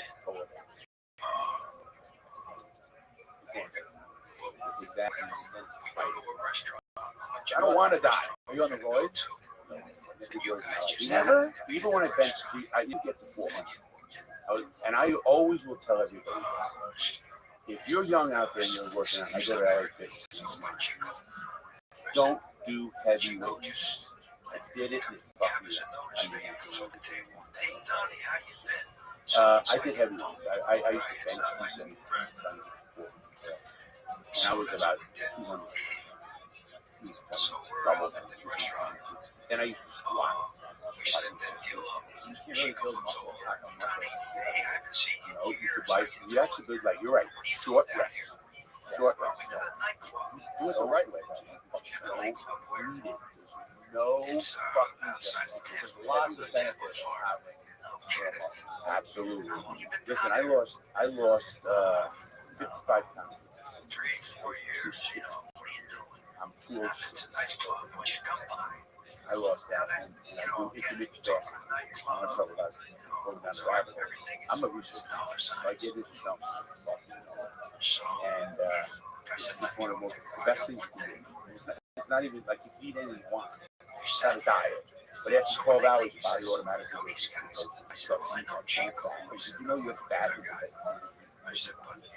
Because it's already shit out. So you take the nutrients, fat. I was 260, and again, I was a big guy. Still a big guy. Listen, so we take a ride up. Nice. You never done the roid. Nope, never did that. And I knew guys who did. Never ever touched it. Never take the top shot? I take the steroids. That's roids. I take the Anabolic steroids. The one you shoot right in the eye. Yeah, and I always take it very low dose, just like replacement therapy. Exactly. My testosterone went down to 1 something. And yeah. And again, people think, oh, you don't have sex. I used to fuck, did a lot of shit. Now I'm up there. Your age. That's what I try to stay at. So it's funny. I tried the roids for 1 month. And that's my experiment. Nothing wrong with it. Like, it gives you way more drive, cognitive. I heard tighty nuts, though. Yeah, it is. Well, it shuts down your testicles. So I want to try it. So I tried it for a month. I wanted to see what it was like. Do my blood work, and my testosterone was lower. Wow. So I did my blood work before to make sure I get my base down. Did you ask the doctor? Yeah, the guy, my doctor, was like, I'm not doing enough. I got a phone number we could call on air that would know that answer. You know that? I literally have a phone number we could call on air. One of the best blood doctors. Oh shit! He was on my podcast. He's from Ukraine. Really? Unfucking. You want to He's a Russian. He was at Russia when he was at Russia. Does he monitor your roid yeah, use? Yeah. I know you like to call it testosterone, but it's anabolic steroids. No, it's not. It's a difference. You'll ask him. Testosterone is the same as an anabolic steroid. It's not a bodybuilder crazy dose you're taking. Right. You're taking a replacement. You know what HGH is? Yes. They say that's very good for you. Very expensive. Yeah, about that. Liver King's taking $11,000 a month worth of HGH. Yeah, what a wacko. That's, I mean, I only like follow the fringes of it. Yeah, I didn't know who he was. Yeah, he was on all these podcasts lying about. They're all asking, how did you see steroids, anything, no supplements, anything like that. Just liver, brother. But they found out with one of these. I know, because Rogan said something. Yeah, oh yeah. Everyone's like, you're lying. And somebody found some emails where he's like listing all the shit he's taking. This much testosterone, this much HGH, this much DECA, all this fucking shit he's taking. So he finally came out and admitted all the stuff he's taking. He spends more money on steroids every month. Spends enough money to buy a car. What? Yeah. You know, it's funny because I'm a believer in trying to drugs. I'm a totally pro drug guy. Understanding yourself. Understanding you. You know, I teach this because I don't know your audience. I'll let your audience know. I'm the only program and the only ex-con in the United States. And the only ex-con is on it. And when I teach certain things about testify and stuff, I'm a very, I like to research and do things. I'm a believer in trying. Not that I didn't. How long ago did you start taking the testosterone? 5 years ago. Just my energy. I mean, I felt, you know, I'm a guy who doesn't want to smoke. I'm a 4 hours. I mean, yesterday I went to bed at 3. Well, I think it was here. Yeah. I think I got here at 5:36. I think go to bed at 7. I don't get 8 hours. Yeah, some people like that. And I get that. You know, I think I don't know if I learned that from the mob days or from prison. You know, just sleeping. So, you know, I don't know where I learned it, but it was always, you know, and I always learned that when I was younger, you know, the early bird catches it. And it's back in the day, the hustlers, so I think it's different today, and I think you're right, obviously, right? But I look at it now like the shot. People tell me I get to do What do you mean? Do you inject testosterone in your dick? Not testosterone. I take Trimix. Oh, the Trimix. Yeah. Now that Trimix is the best thing I've ever done. I literally had a hard on for 10 hours. You can only do it about 3 times a week, is what you want to say. Yeah. You know, you can't do it back then. You shouldn't do it back then. So you put a fucking needle in. Yeah, but again, everybody has that right. How deep into your dick does the needle go? Into the chamber. Oh No. Dude, that's deep. No, yeah. That was like a half inch. Yeah. Listen, you're going halfway. You're going like pretty deep into the shaft. You know, you're getting into the part of I pull it up. I need to pull up this shit. Pull it up. Pull up Trimix and pull up there's a video and they show you how to do it. Well, how do you say it? Trimix. Trimix. I'm telling you, I hope somebody in your audience tries. I want to get a sponsor. I'll try it. It does not hurt. I don't want to take a shot though. I want to take a pill. No, they don't have Trimix pill. Yes, we understand. Now the reason. Yeah. Oh no, it's actually take it off the screen. Let's see it. Let's see what it looks like first. Oh, you got. If there's no dicks in it, we can put it on. Listen, it's gonna be a failure. It's gonna be, you know.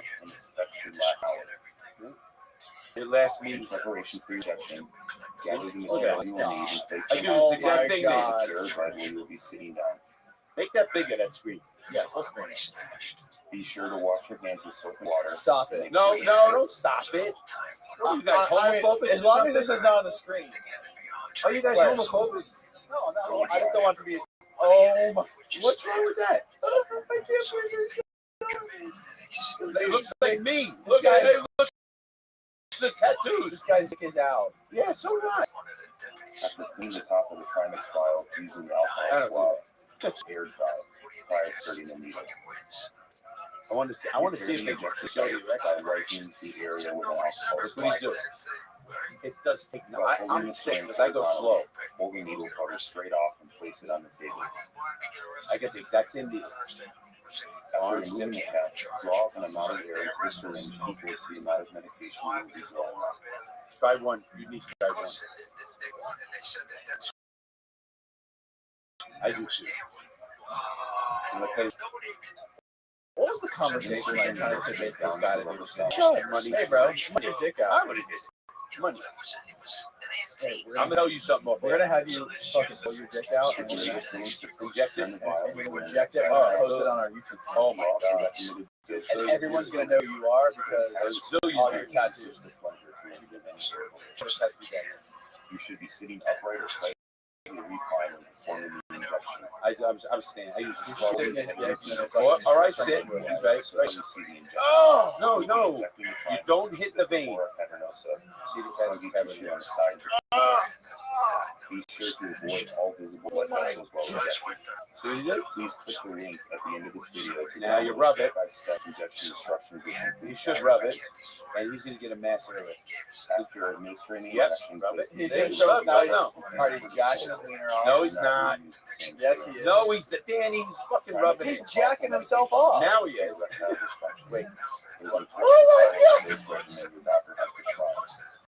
Increasing the dose. I never saw this video. I hope that's on the screen, right?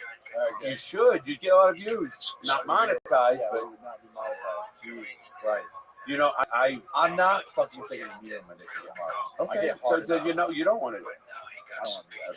Let me tell you what happened. I'd rather chew No, my Viagra. I'm gonna tell you something. So I called my urologist. Another friend.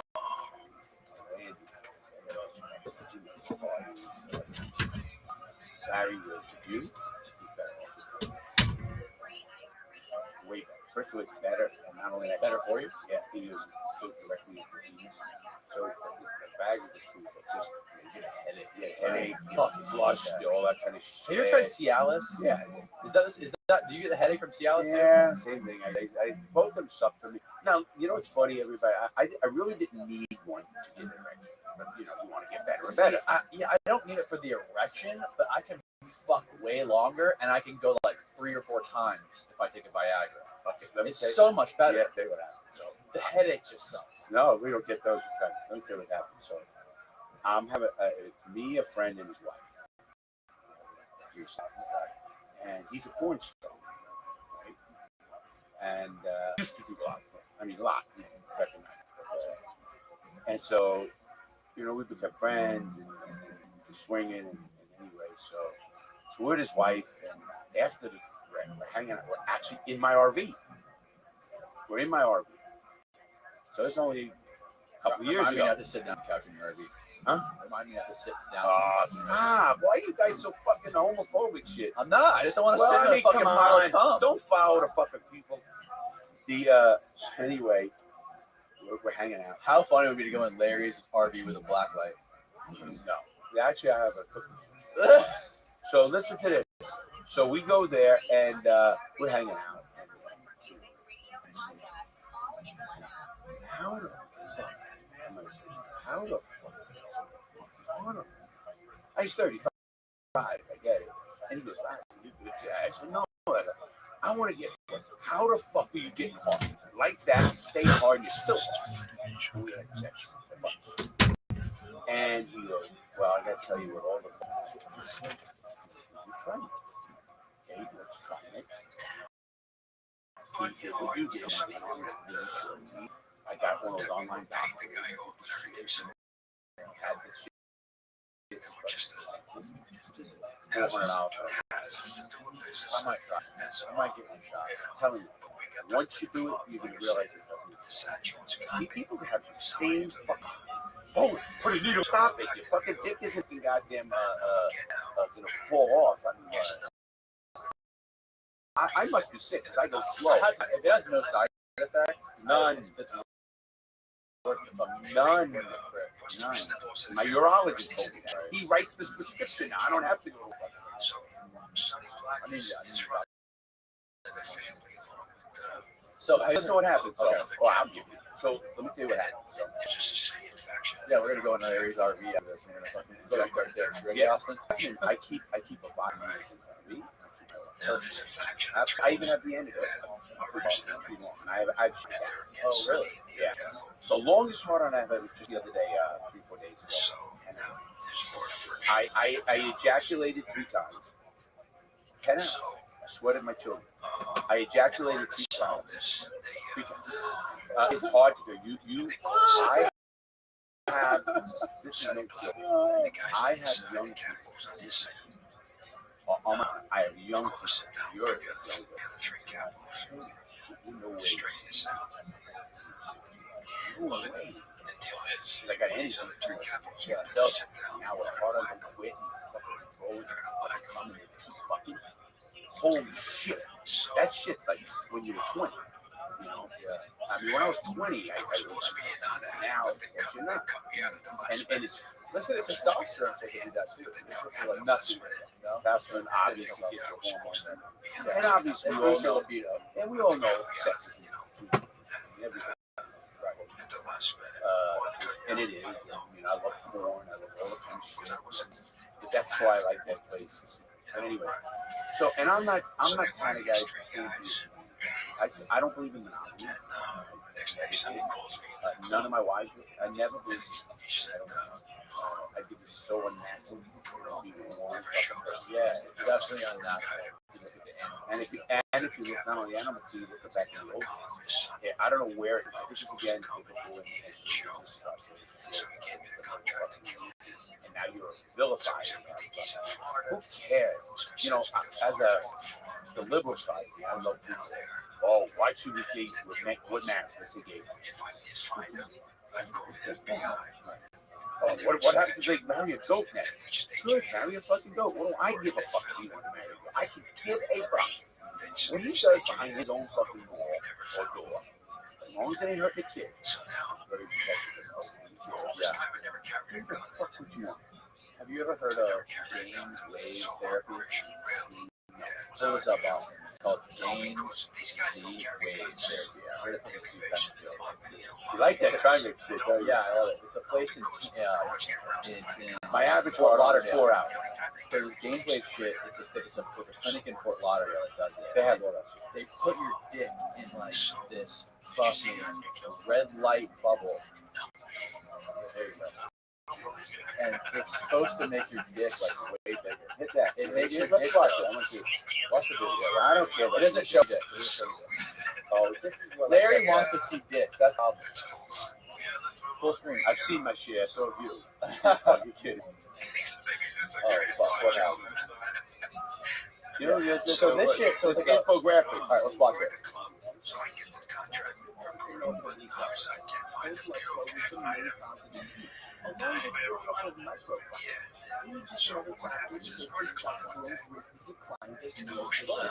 doctors don't. And doctors don't. I mean, the government don't want. They want you to go to doctors. They don't want you to have stuff.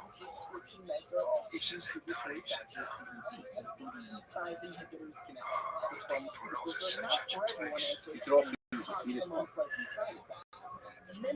Certain medical conditions should avoid these drugs altogether. Thankfully, the solution with the minimal side effects called gameplay. This is high frequency, low intensity sound waves. I'll take my shot. I told you I'm good for the next 18, 20 years. I'm dead.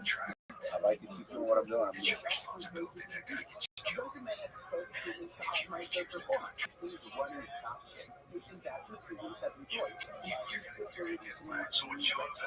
More intense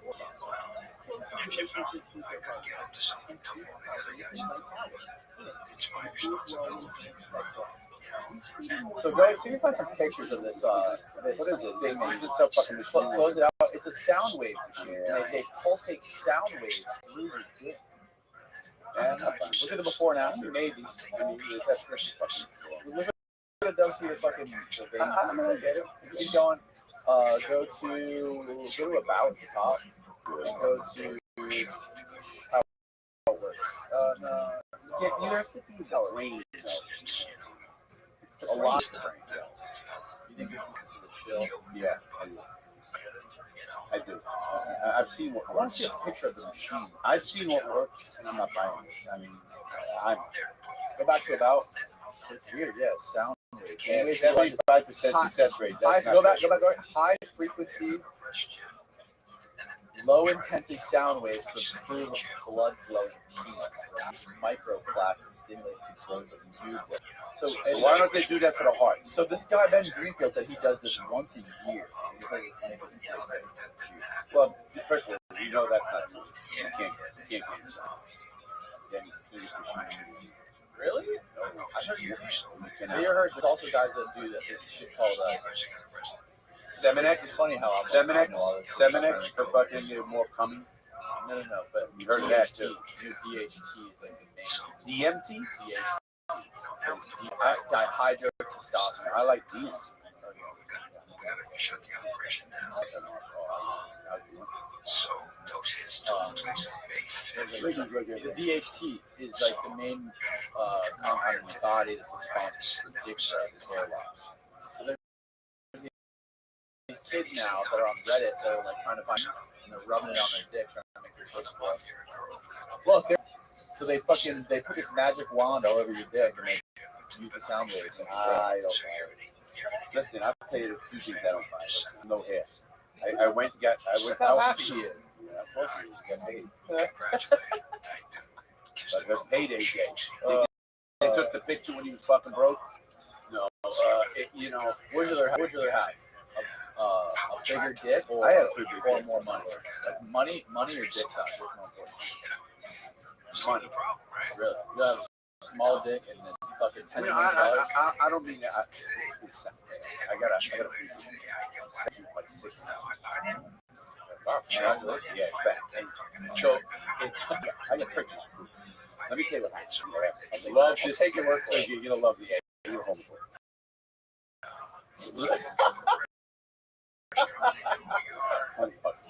Let me tell you what happened. I used to get married. I just watched a guy stick a needle in his dick for like 10 minutes with you. You watch film.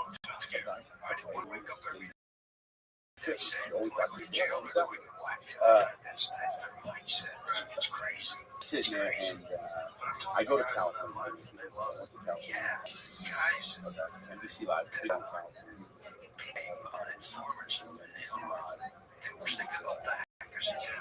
It's a big show, like a variety show.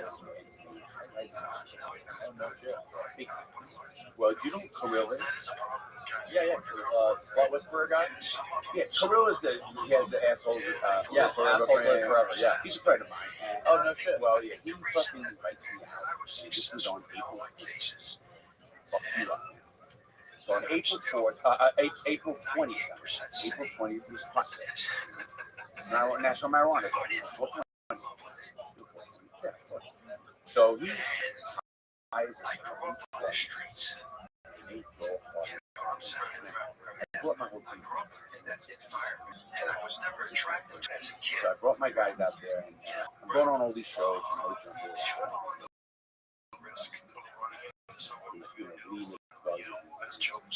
Yeah, they're like, he like in California. I said, man, go treat me. He goes, yeah, come on. I said, well, anyway. So we go there. So we all told you the party. And so it was a great fun. And they had, we were doing Daniel Silver. He's a tattoo artist for Star. He killed the guy. He killed his friend. McLaren was in McLaren. Yeah, I think it was in McLaren. I might know. Yeah, anyway, young kid, really nice kid. They thought he was drunk. He's all right. He's out. Very cautious. But in respect. So at this party, I bring some of my friends. So I bring them, and then they also pull stuff. I want you to pull something up. You pull something up. Pull up. Even though, don't put it on the screen. Pull up porn. But don't put it on the screen. I just want to show you something. And I want everybody to listen to this name at home. Jane, pull up Jane Wilde. What do you do? What do you do? Just Google Imager. No, but I want to show you something. Okay. All right, fuck it. We're going to watch porn on the podcast. Listen, I'm going to break you if you fucking phone. Okay. Go put Jane Wilde Oh, he did. He searched it. That's her. Okay, no, go to the one that's 31 minutes. It's like the whole thing. Yeah, right there. Okay, 31 minutes. It's like 10 scenes. Oh my god! This is ridiculous, No. Look at the 31. Her asshole is right there. fucking Top twice 10. the size of my. See that top 10? No, right there. Open it. I see this. Oh my god! See that? Where do I show you something? Now, scroll into the movie 2. Yeah, right there. A little more. Okay, a little more. She got the number one. Look at Disgusting, listen, bro. she got the number one ass in the world. Okay, keep going. You could drive a truck, asshole. Listen, I'm gonna show you something. Keep going. A little bit. You can see. I'm smoking out of her ass. Look now. Look at his face. You got to put this up on. Oh, is that Kirill right next to you? Oh, Billy, my guy, girl. There's some sort of fucking bong in her asshole. Yeah.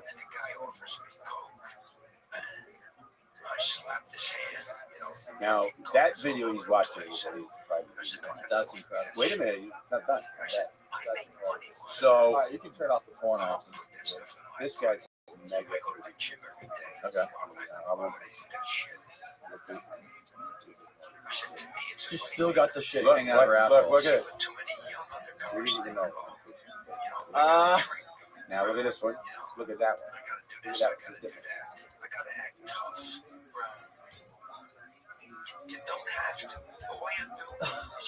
She's smoking a joint.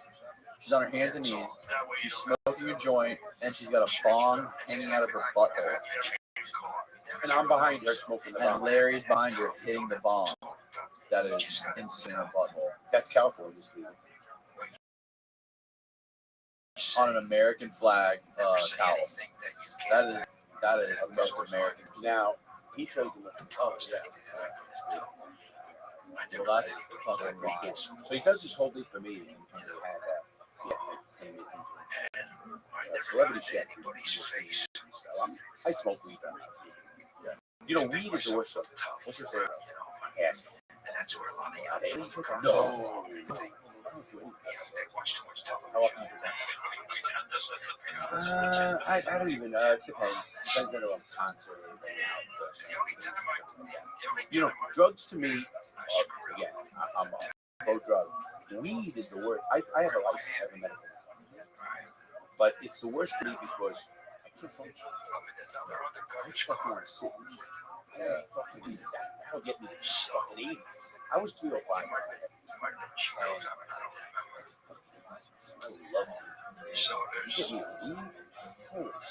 I don't want to do any of it. I mean, you know what's pretty good drug? Ketamine. G. Maybe a G. Yeah, GHB. Yeah, that's good. You know, certain drugs, DFP. It's a strip club. That's great. And it's See the L?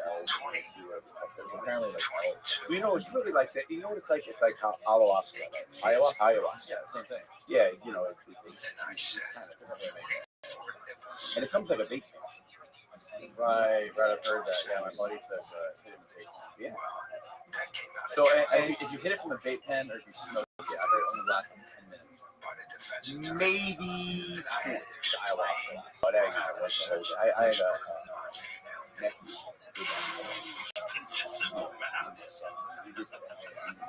what I'm saying is, And you know, all of these drugs, again, when you let drugs in, you know, I had a guy who got a bad trip. Here's what you get there. I don't care. First of all, I won't be around people who are that's one of my big refusals. I don't be around money. I don't be around that. Don't fuck my goddamn life. Listen, we all have issues. Look at mine, people, everybody. I never. I was ready to I said, so how people can have their trips is they take their they closed the case now. So I got him to accept it, you know it's going to end in 5 hours. It's not going to be it's about 2 hours. And I got 50 something. I have a very low tolerance to drugs right now. So I can You say low, meaning you get high quick. I get high quick. Good. Off a little. You know that's good. Absolutely. So like I can take I can take like a quarter of gum. Like I get these squarely gum. My wife uses one, and I use a quarter of one, and it fucking sends me. And I can sit there and I can be creative and I can start working. Do you like edible? I love edible. I have an edible. I'll give you that will hot smoke edible smoke. What? Yeah, No. It is rifle. 9 is the box. You ever heard of punch ball? Or something. Holy shit. I can't take it. If I take one now, first of all, edibles take a long time. Yeah, me sometimes just people's metabolism different. And when it hits, there it is. Look at that. That's exactly what I got in there. That fucking shit. You have these? Yeah, that's 25 milligrams each. What? She did. They're 10. Oh, that's not a lot. No, they are. I have 25. No, the whole box. 925. Oh, yeah, I have 925s in the box. Where do you get them? I tell you that I gotta kill you. So, and there's a button. Get it delivered. Delivered in California. I love this song. But if I take one of them, I'm stoned the next day. I can't do it. I don't do it. I really don't do it. When I want to like go to bed or wound up something on my mind, I got the vape pen. My son is mega. We're actually looking into a brand. Because like my son is a, I mean, dad, you know what dad is? Did you know those motherships go? You know the price of it? A mother, you know what a mothership is? It's a bomb. Yeah, a bomb where they cook it, the glass thing, come in the cage. How about 30, 40,000? Pull up a mothership. Just pull up mothership. What do you call it? Mothership dad? I don't know. Just pull up mothership dad. I'll bet I'll find. Now watch. Go down to an expensive one. Go to an expensive one and look at some of the prices. Go look at some prices. Oh, okay. Yeah. When he pulls it back, you can prices. They go. This wait, that's nothing. 11,500. That's you'll see a lot more than that. 40,000. Oh, $40. Okay, yeah. But I don't dare. Oh my! He did that for me. I did. I dared for. I dared for me. Sublime. Yeah. That's right. No shit.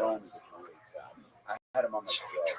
You want to talk about fucking success story? I love that. He's living in a van.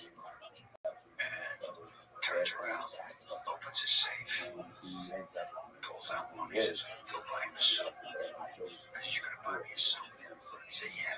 I said, "What do I do with And this?" he didn't become then. He's young. He used to follow. He used to love the band so much. And now he's the fucking lead singer. Did it 10 years. Fucking. I'm going to I take my RV. Yeah. And that's the mega RV. They have those. Look at that fucking bomb. You know, watch out. How much that cost? 100 grand? Yeah, 100 grand. Keep going down. $100,000. You fucking nuts. That's art. That's just pure fucking. I'll smoke it out of the fucking roll you think. Yeah, I'll smoke it out of the Now you I still smoke weed. I know. We used to make them in fucking wood shop. Yeah. No, that's like some. Yeah, you see the prices though? The price goes. That was $100,000. Yeah. Matter of fact, they were in Washington and they invited me out. Really? Yeah, to go. Maybe be a rep with them or something like that. And all these brands. I don't mind. YouTube. Not my YouTube. I mean, So me and Graham, we go. I got 2 cents for people for free.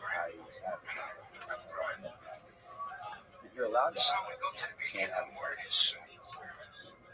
So there's me. so because you advertise cigars, you're not allowed to have. And see, and that one is my that's my legacy.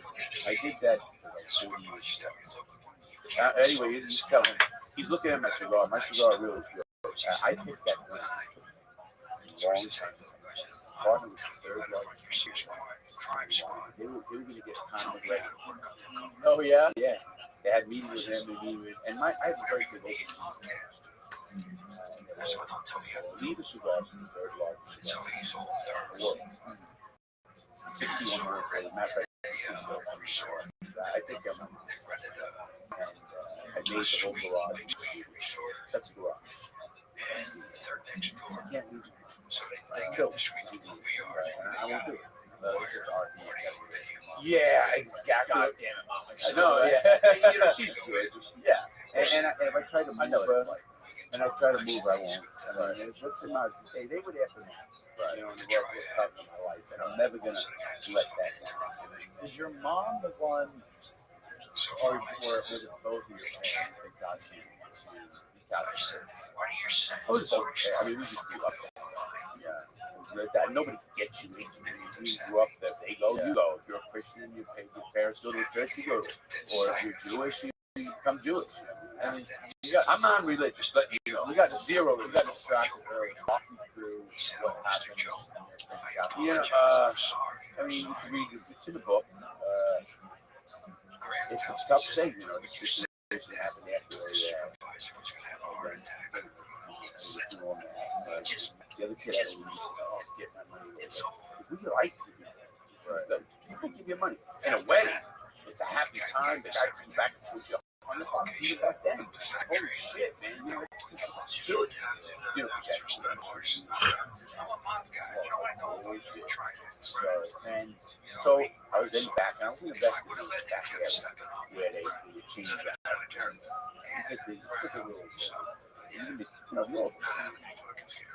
And I fucking back there, and he comes up and goes, how's things going? And I mean, he's tall. He gets down and leaves, and he's up on my hands. I don't know what to do. You know, I'm like, you're sitting there. I don't know what to do. I barely can get off. I don't know what to say. He's 11 years old.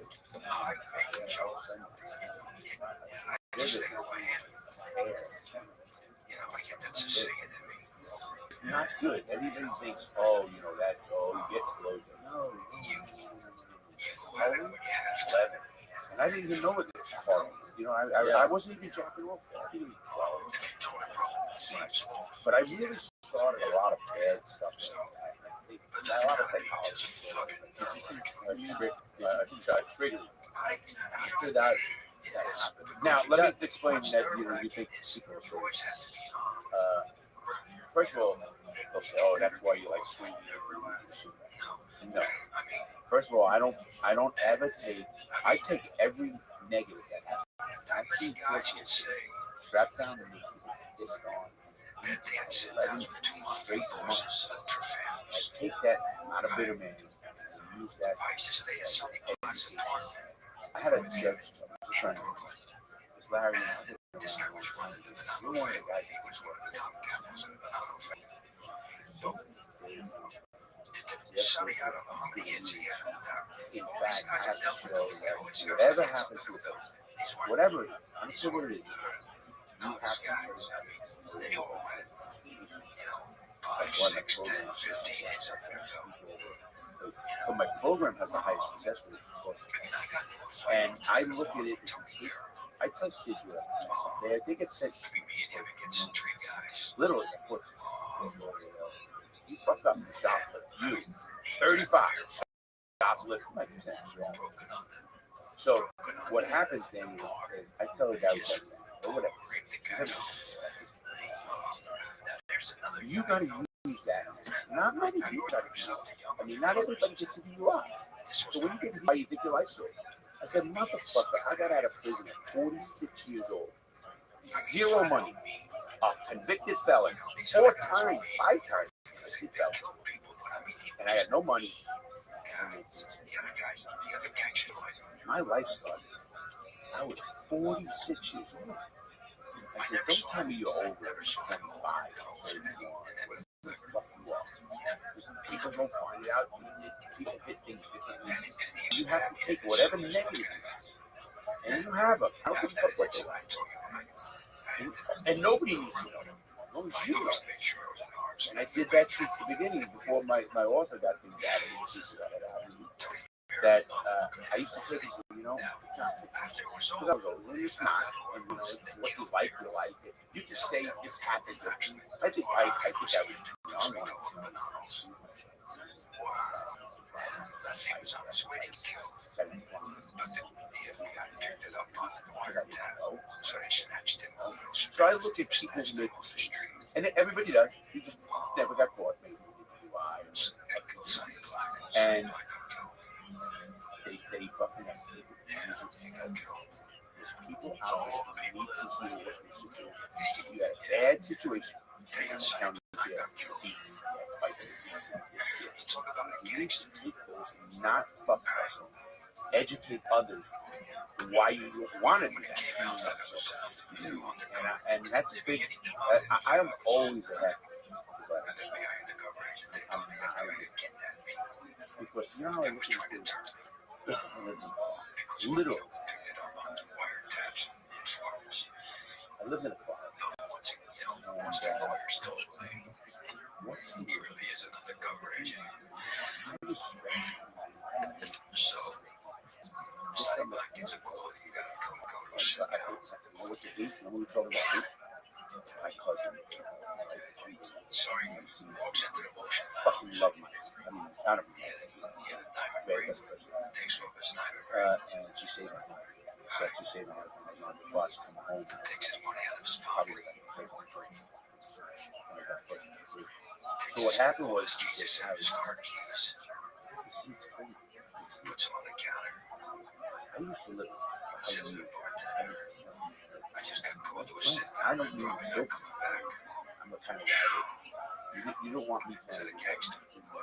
And I did a lot of stuff. This is how we found this cell. Calls his girlfriend and tells her the same thing. So what happens is that give me a Buddha book. I got to read. They find his body and everything. And she says to me, This goes to the house. And she says, I like to have a meeting with Donnie Brasco. If that man He said, because I got something to tell him that Sonny Black, she calls him Sonny, she calls him Sonny. She said that Sonny wanted me to give him a message. I said, I okay. look at that and it makes sense to me. So I fly down to DC. And over time, I got it. Myself and the agents, let me just... I actually feel for him. If I was religious, I'd pray for him. But I mean, he must have what? You know, correctional guards had suicide. He goes into the... Said really, one of the highest. Gives his ring. Listen to what the car guy keys. To the bartender. The Dalai Lama was, when asked what surprised him most about humanity, answered, man.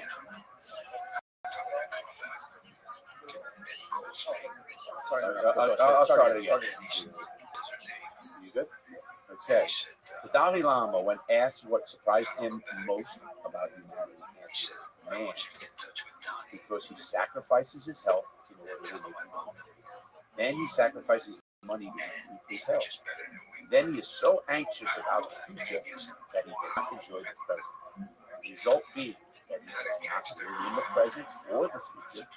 He lives as if he's never going to die. That's crazy. How did that make you feel? I look at that. And that is why I said, Got into a referral. I'm going to live A relationship with whatever it is I didn't want to see anyone get killed. nobody knows. I don't want to see And that's not more. Please. It is what it is. I'm okay with it. The guy was just playing me. And when you get older, it's tougher for younger people. My kids are 33 and 27. I'm actually going to do business too. Yeah, I mean, I see it in a lot of people I know, family members I know that have been wrong or holding sentiment for decades. And they see that. How you do that a lot? I I ain't talking about what he didn't show up at my door. When you do that, it's like the moment you learn that holding on to resentment and hatred for other people, they're not going to suffer. You're the only one that's going to suffer. You're the only one that's affected by that. So if somebody fucking years ago or however long ago it was, you keep thinking about it and fucking saying, fuck that person. Eating you. It's eating them. They don't even know you. They don't fucking care at all. They don't know you. Right. The moment you realize let go, Truth right. is that, not just say it. I it took me a while. It would see back in me. Yeah. See somebody, It's easier said than done. To this day, I hear about it. They just did a hearing in Canada show on TV yesterday, where the women won money because they were being raped by the federal thing. And they just found out out of 29 female facilities, 17 facilities have guards. Yeah, it happens. Males and females, but it happens in males. So it's I the worst case I ever heard was these two guys cut this kid's anus. They cut his anus where they raised it in the report. It said inmate, a guy who works every day. I never pay it stuff that 6 times. Ever. You get up with the boots on, or your shoes on. You don't know. You piss off. So you're ready.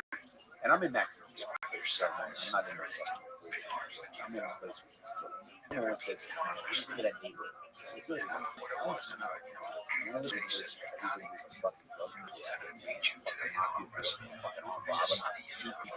All my that's the neighbor. So what I told the kid, I got up. Before you usual chow, you're sitting around a silver, stainless steel table.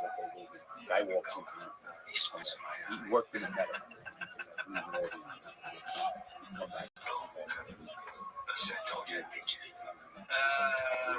That's the kind of guy he was, and I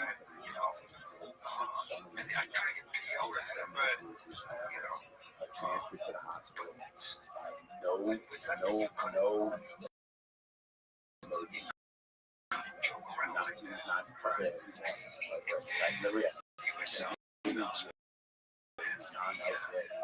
I never saw him again. I hear so every girl and I'm sure he was. And it was funny. That's the fun. I touch under my fucking door. And that's a great spot whatever. Well, like the gooch? Yeah, no, in between the balls of your asshole? Yeah, It's called the gooch. Gooch? I thought it was cancer. He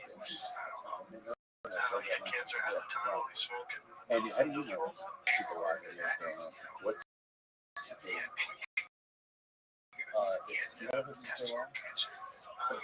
we're different generations. You do know that, right? Oh, we guarantee you. He's yours. You want him to sing? It's a band, a group of friends that are Pittsburgh, Pennsylvania. Skateboard video, fucking around, doing crazy. Oh, yeah, I'm sure he does. And like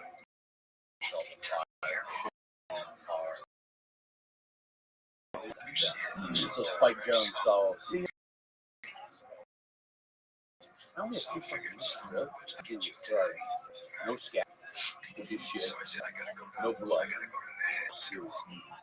I don't mean to tie you up.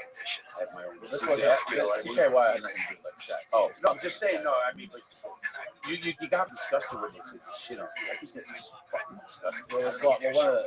One of the funny. Don't even tell me. He would like go to not on it. like so he would go to Fucking daddy, he stop! Please. You just made me watch fucking dick videos for the last 10 minutes. I'm telling you a story about shit. You have a problem. We could try to get to your issue. Why would that even bother you? Anyway, ask him. Austin. Does that bother you?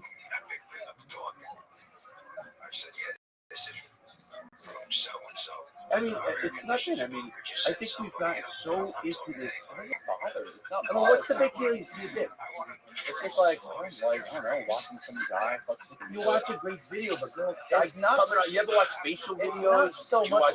It's not so much videos. It's not so much the dick. It's watching a fucking guy sit there for 10 minutes, sitting and mutilating. That's He's not. teaching you. Yeah, I mean, so anyway, so this guy I never actually saw that one. But they have another one. They have another one with a animation with a like a dildo. You know, like a real life dildo, and they tell you where to put it. That's what, and it's about the vein. See, there's you don't want to hit the veins. Yeah. no, and there's a lot. cavernous in there. So on the top of the penis, you got to go to the sides and near the base, which is cavernous. It's a tube that go up. And that opens it up. And then you know what closes it? Like, I've taken the shot. They give you the shot if you want it. I just grab both the RV. It's actually what it is. Oh no way. So it's the same active ingredient. In fact, you can go to a pharmacy for $30 million. They got to get them from back of the counter. But they don't care. Don't So anyways, those are shit. They don't think they actually shit on people. They have skits where they like fake shit on people. But like he walks up to a Starbucks, like a cafe, right? Where there's people sitting there having a squats. No, he doesn't. He puts his ass. First of all, he eats a bunch of fucking laxatives.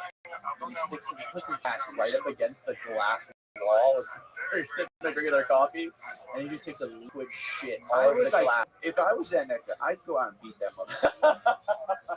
I swear to God, I would. If I was with a friend or his girlfriend, my wife, or anybody, or you and I sitting there, I'd say, hold on, fucking dad. I will get up and I will beat his ass so bad he'll never fucking do a video again. I swear to God, I would.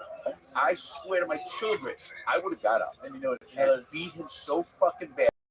I would have stuffed his face and shit. And I just think don't do that to other people. Bam Margera, he's a skateboarder, like prankster. And he would I can see you were a skateboarder. He would fuck with his parents, especially his dad. So what they would do is they would film it. He would wake up in the middle of the night and he would walk into his parents' bedroom and sleep in their bed, and he would pull his pants down and start kissing his dad's head while he's in bed. It's just I don't want to do anything. You'd be like, God damn it, Bam! They're like, this is fucking real? Yes. This is real. It's real. It's a video. You want to download it. I grew up in a different era. I'm not kidding you. I have that's like these videos are what video. Yeah, but see that would never that would what it is? I don't know. I come from an era of obviously the mob, respectful, but wild era. I know a lot of people out there, and I look at you. I respect everything. Danny, I was 17, 16. I actually had a big thing in Washington, D.C. It's odd for a movie star. Movie stars and I always have this. Because I always feel like okay, I'm just going to talk to what they would do is they go into a neighborhood and I've met a bunch of cops people that are really there. weed out. Exactly. But when you meet one that's really there, it's amazing. Like you realize, they're just human beings. Very Are in this very national position where they're incredibly famous. Anyway, so my program is They're famous in a very weird way. They're famous for and people. I was at Acting films. You know them so well. I don't As, know. fucking pirate. Talk the way I talk. Limited. That's what I podcast. I don't give a fuck. We have no cut, no edit. The mailman walks in. My mother walks in. Wait, the mailman's a star now. You should see his fucking. Oh man, we got Jamaican guy from New York, black guy. Yeah, I saw your video you just did about, I don't know if that was on your YouTube channel or your podcast. You did a video talking about creating grinders and distribution. Yeah. I just did. I was on my video. Oh, okay. That was great. 'Cause I didn't know. I learned a lot watching that, actually. A lot of people are loving that video. I didn't know that About there the was other guys. other 6 people. months. No, there was like they released her and like a couple other people. No, right? one. No, they deported one of them. That means like you get out of our country. We deport. Well, at least people he's every free, day. right? No, the other person was deported. You know, we have From people in Russia. INS. Right, I said we have people in INS that we deport to whatever country. They deported. It wasn't a crime. They deported. So whatever. The one that got me mad is there's a guy in there who's a teacher who got 14 years hard labor. 14 years. And 6 months before Welcome, Brittany Mr. Griner, Aquarius. in August of 2021, How are Brittany you? Griner was arrested in February of 2022. Now that guy got hard labor, 14 years. I'm lovely, thank you. Marijuana, 17 grams of marijuana. Just one moment. She had hashish. So it's like, it was half.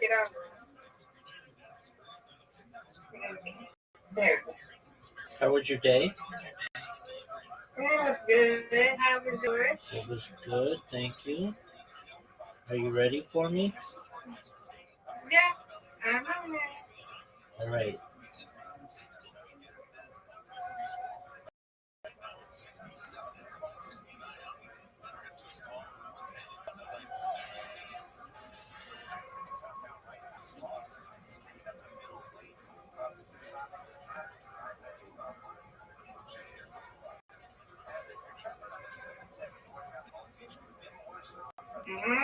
Yeah.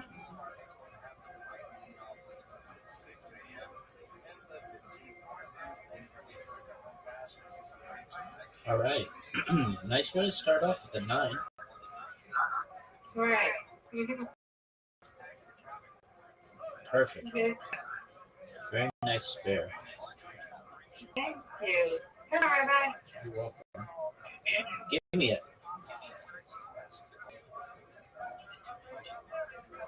You can get that. Invisible pin. You should not down there. Yes, it should have it. Invisible pin got me.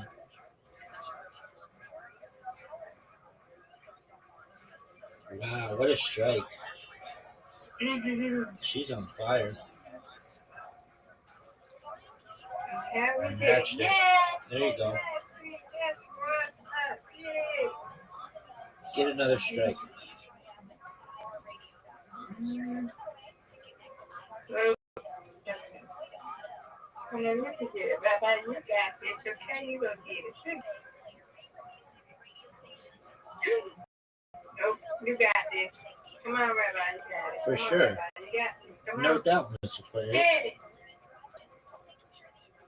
I'll take it.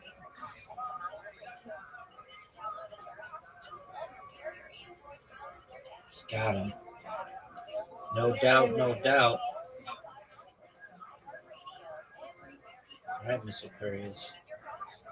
Get it. Yeah. Oh, you got a bunch of them. Get these two. Let's see. Yeah. Come on, Rabbi, you got this.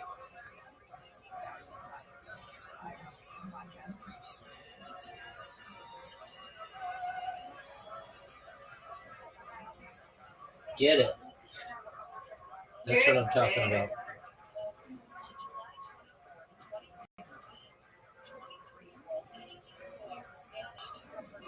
What's going on? Come on.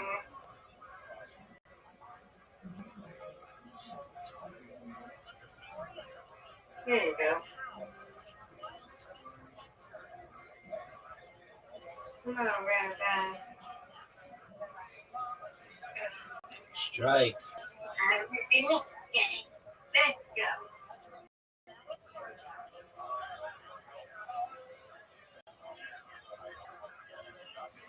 I'm going to get these two. Baby, I'll take Good it. job. 87. That's right, Mr. Aquarius. You almost there. Yes, ma'am. I've got a strategy, a different strategy that I just used in that game, and it seemed to do really well for me. Normally, I don't pull the ball back all the way. Like what you did is fine. But like, watch what I do. Let's see if this. Oh, no, no, no, it's your.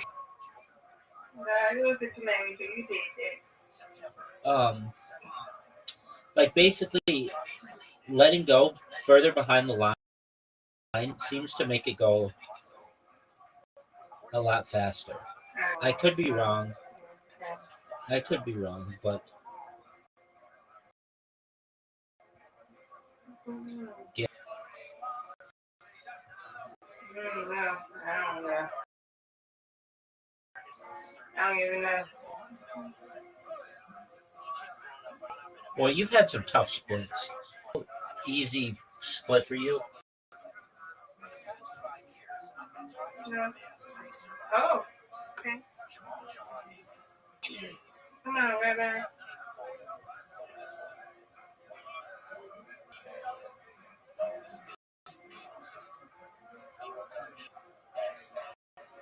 Oh, I missed it. Yeah, but no matter what strategy, if you're not going to hit the pin, it doesn't matter.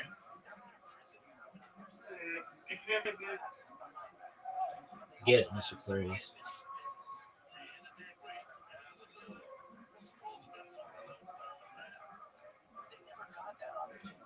Get it. Oh, beautiful. That was beautiful. You're welcome.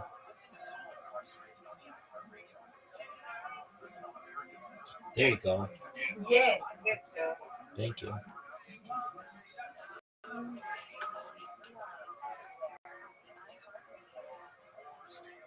Oh, It's all right.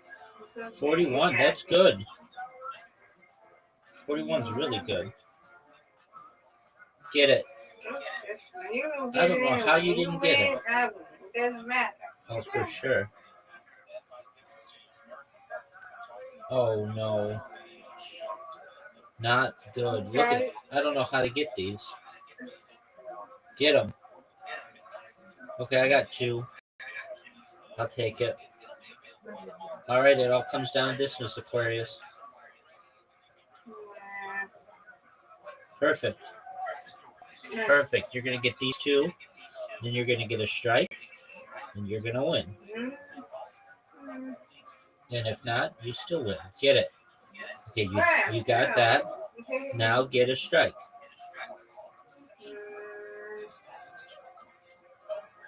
Nope. Okay. Good, you got this.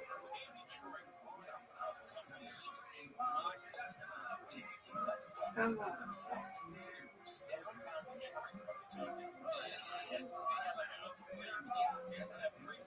Oh, get it. I got it. What a spare. What a spare, Miss Aquarius. Good job. Good job. Yay.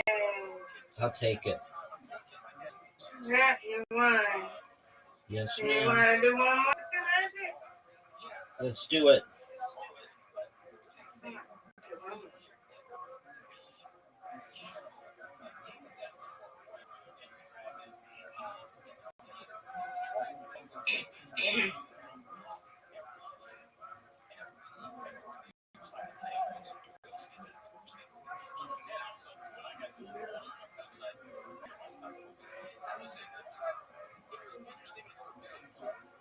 Come on, Rabbi.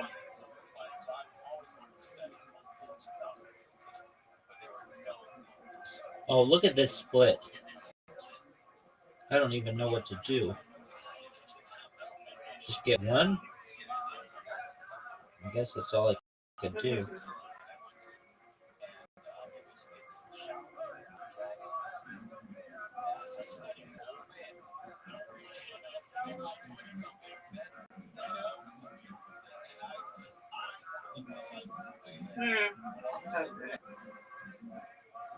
Oh, Rabbi gets 200. Come on, Rabbi. No doubt, Miss Aquarius. Yay! Come on, you got this one. Easy peasy. Oh no, Miss Aquarius. Getting cocky.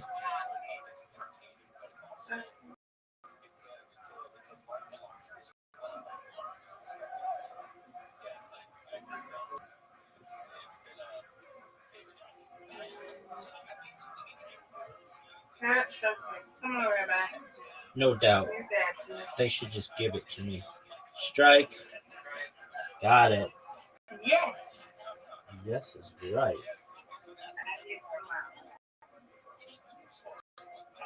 We're going for our 200th win. Big time. Nice.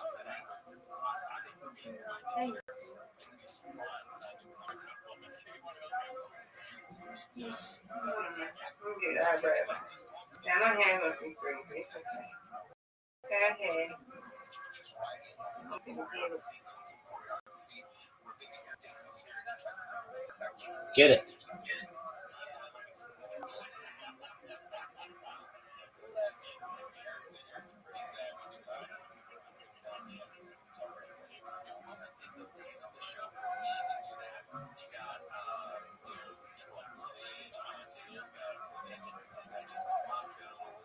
Get it. All right, Rabbi. You got it. Come on. Get it.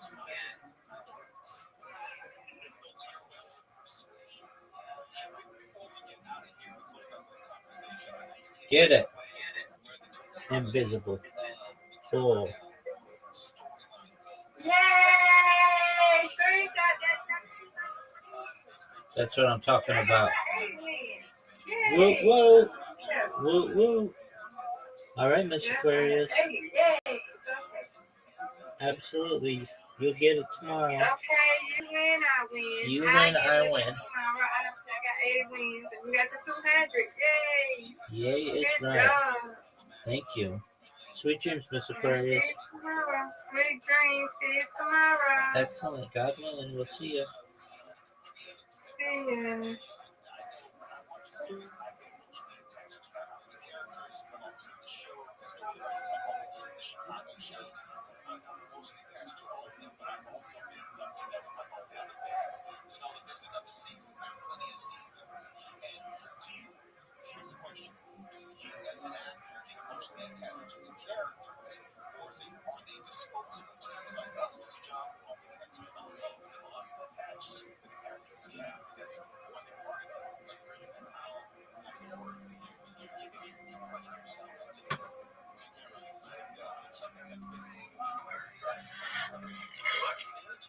I'll tell you a funny story. Is that, do you know Vanessa?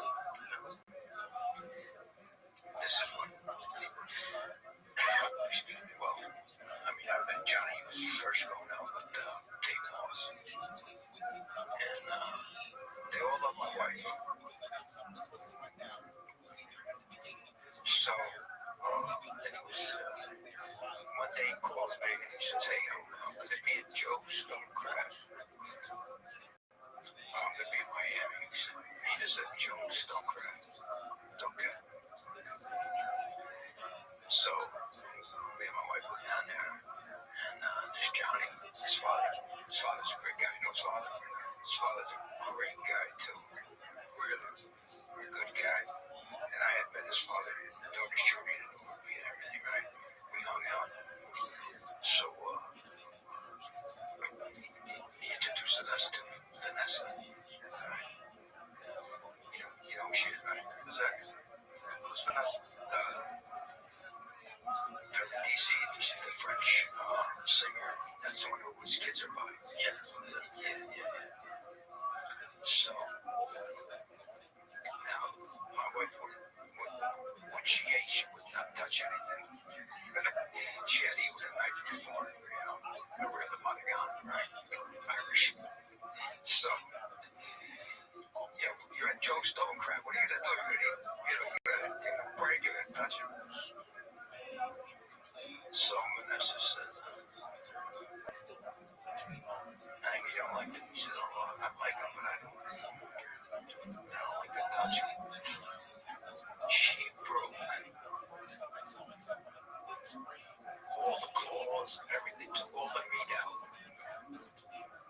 So my wife could eat it. I'd say, no, you could do that, or you could get somebody to, But how long did you know before he played you?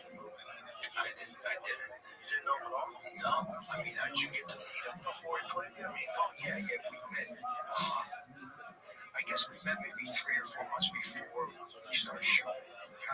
Talked to you. Oh yeah, I spent time with him. And what's amazing about him, Joe, is that he's like a sponge, like we would just go out, go to dinner, go to lunch, hang out, and the next thing you know, he's talking like me. He has the same rhythms. Every once in a while, I clear my throat. He's clearing. He's walking. We were on set one day, and my mother happened to be on set, and Johnny's walking away, and she's calling me. Because the way he had that little kid, I mean, he's just amazing, And he doesn't like prod you about stuff. He just absorbs it. He's something. But I've stayed in touch, and I've stayed friends with Chrissy, his sister. I've seen the whole family, basically. How strange was it to watch the finished product, to watch this version of your life, of your story? Yeah, it was. Now, for you and your audiences, I just want you to know in that movie, I never slapped my wife in real life. Why they had that? Ask the director. Those motherfuckers. Because that wasn't in the script. Oh, Jesus. Ask the director. I went bullshit. It's funny because Johnny used to pick me up every morning to go to work. Right? And he's the kind of guy, I think kind of guy. We stopped at a bodega, and he run in and get the coffee and hard rolls. I said, I go, wait. I mean, to get to just a regular guy. And that day was kind of like, wasn't himself on the ride in. And then I saw them rehearsing that scene. I'm a ballistic, man. I'm a ballistic.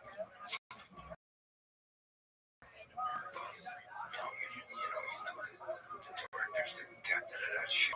You always have to do something like that. Yeah, it doesn't really happen. It drives me nuts. So, how, after the case is closed, what is life like for you? Like, how do you, you have to be worried about it. What happened is once the commission put on another contract now, and the New York office of the FBI went to every boss and told them they better not think of, trying to cash in on it, So, I was working out of Washington, out of Quantico. Families moved. I think we got 5 or 6 moves since then, trying to pack everything. Bureau was good about that. But what's in the back of your mind is not legitimate gangster. It's some boy that thinks, hey, there's nothing price going on. I take him out which, and I don't think anybody was going to pay anybody $500,000.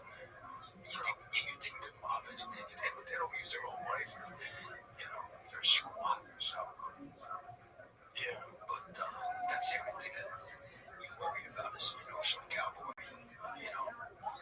How long was it before you started worrying about stuff? Well, you never really do.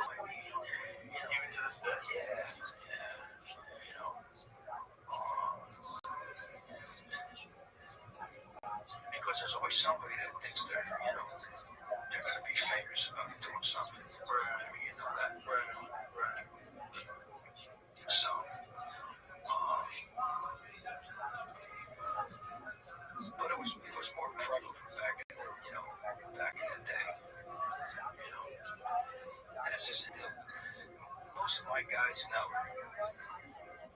I don't know any of them that are alive, actually. Did you keep in touch with any of those guys? No. My whole thing in Undercover Joe was I never arrested anybody that I worked against. My whole thing was I did the undercover. You make the arrest, I'll see him in court.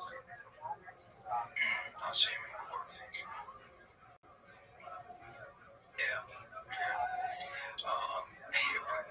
Funny, right? You always sit down with after the case is over, you sit down with the profilers and everything, and they say, well, you think this guy will turn this guy? Now, one of my guys, when I say my guys, never became an informant. Really? Never. Wow.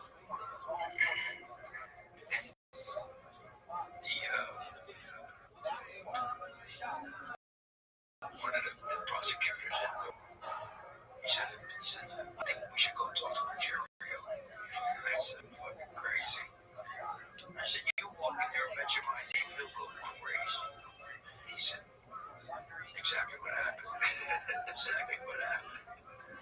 Yeah. He did 15. Never cracked. The only reason they let him out was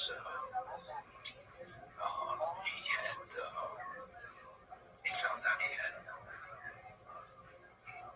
I don't know if it was gum cancer or whatever. And then he had one lung taken out. And then he had cancer in the other lung. So he had like 3 or 4 months to live. So he was such a pain in the ass. And then for the Department of Corrections that they let him out. He died at home. Yeah. Wow. Well, he didn't crack. Poor Sonny had a shot. He said, no. They tried to turn on him. Yeah. They all went to the camp. They all did like 15, 20 years. Wild is right. I mean, now, as soon as they put the last click on the handcuffs, they all want to talk. Right? Yeah, now. Yeah. I mean, they all got hits under their belt, but as soon as they put those cuffs on, some of the guys that do their time, eventually they turn up, and those guys became snitches. What do you think happened to the culture when these guys started snitching? They didn't want to do the time. I mean, some of them did time, some did 7, 8 years, But then I think when they kept getting beat over the head, they figured, what good is it? You know what? The culture of the mob has changed too. I found near the end,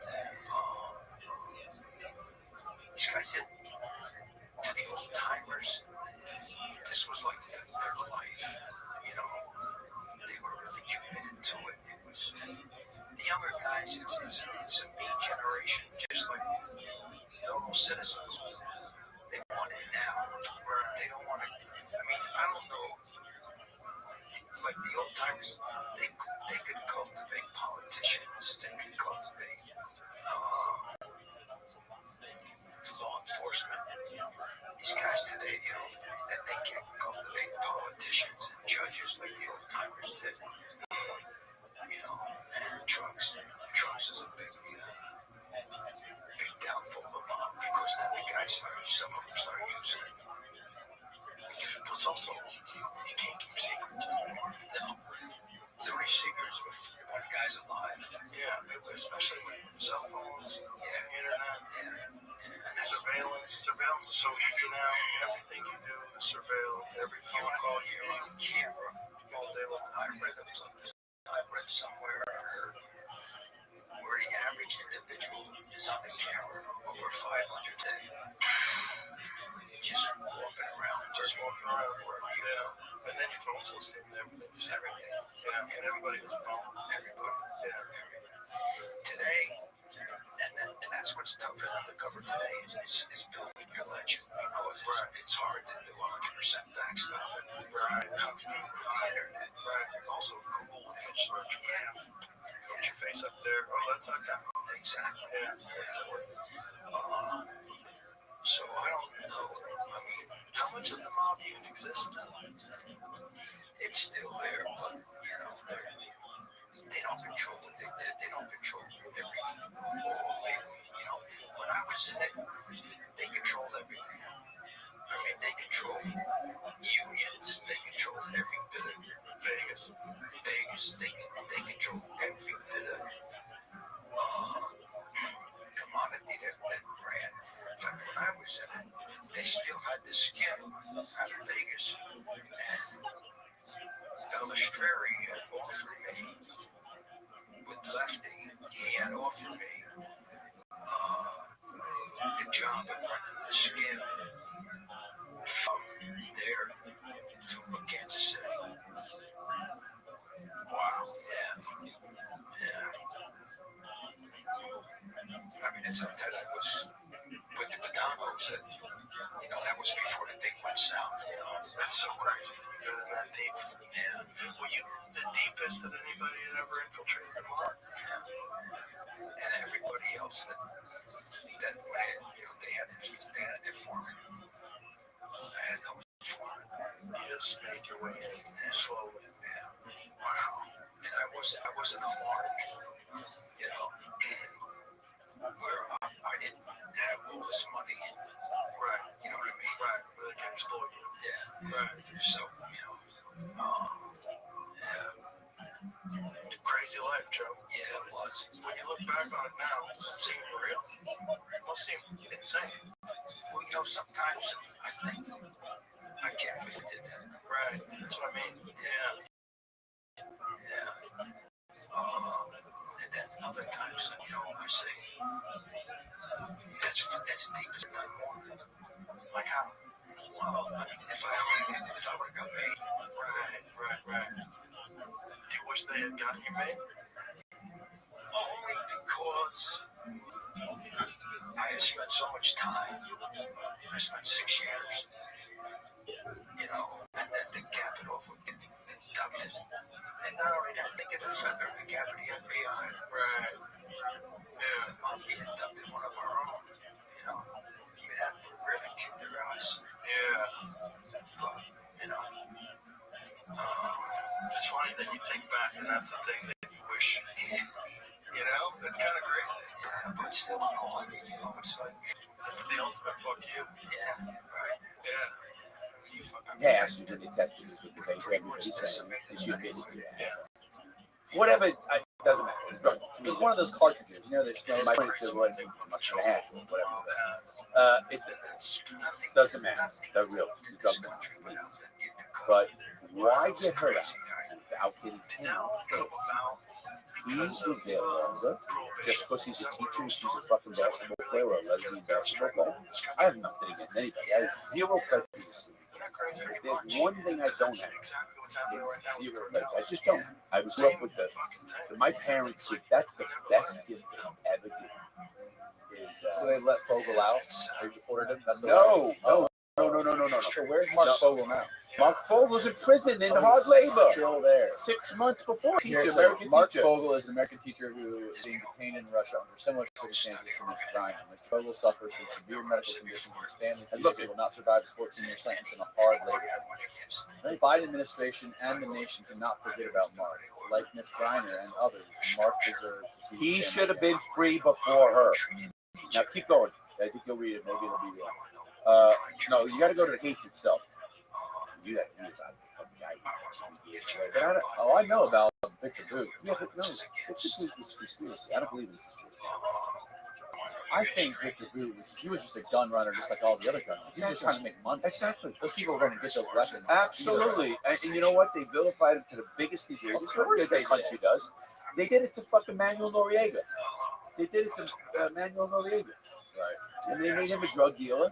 They go to Panama, pick him up, put him in prison.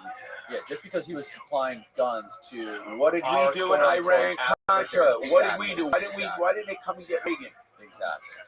Yeah. Because we're the billion. Right. But anyway, with that case, I did a video on that case. They made Victor Booth was that movie Lord of War was based off him, right? right? Nick Cage is supposed to be Victor Big. Yes, exactly.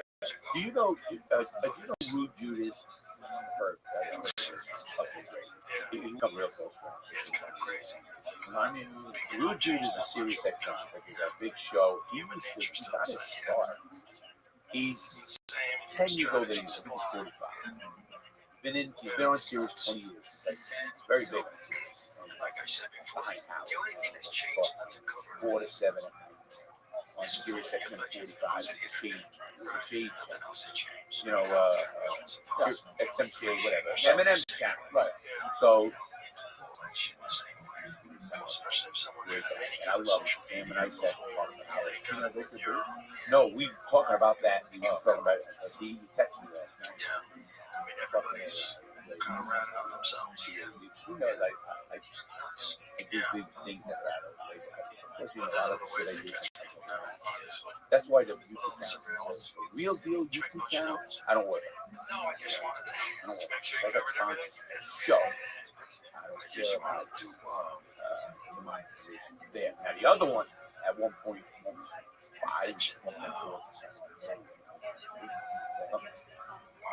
But the crazy thing about the whole Brittany Griner thing, the most fucked up thing.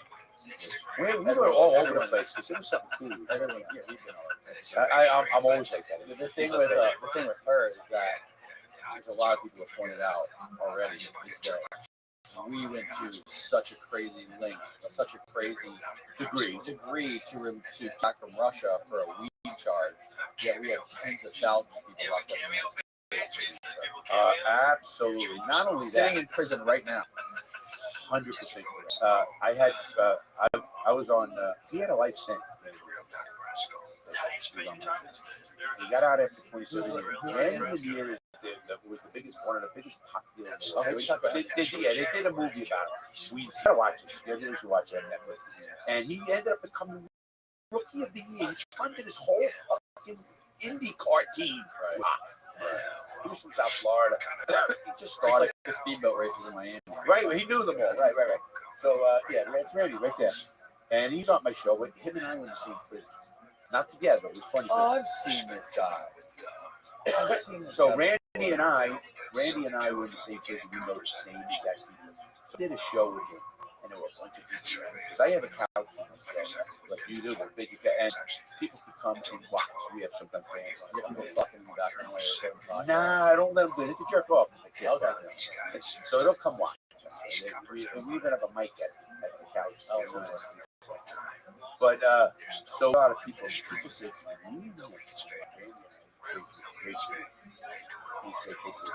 you and him start from that prison.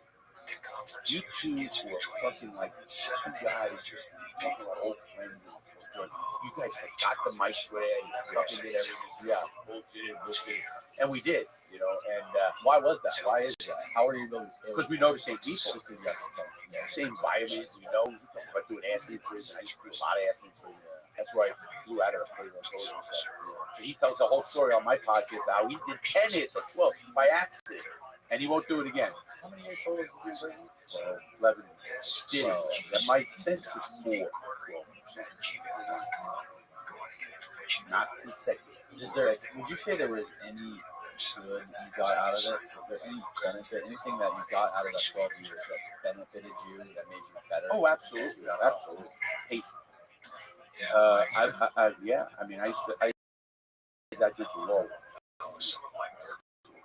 I got law degrees. But I'm a paralegal. I haven't read it. I did law. It was very good.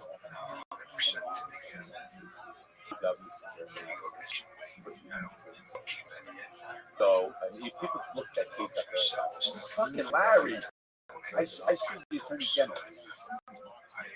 Which is open. Anyway, I was very good at what the CFO.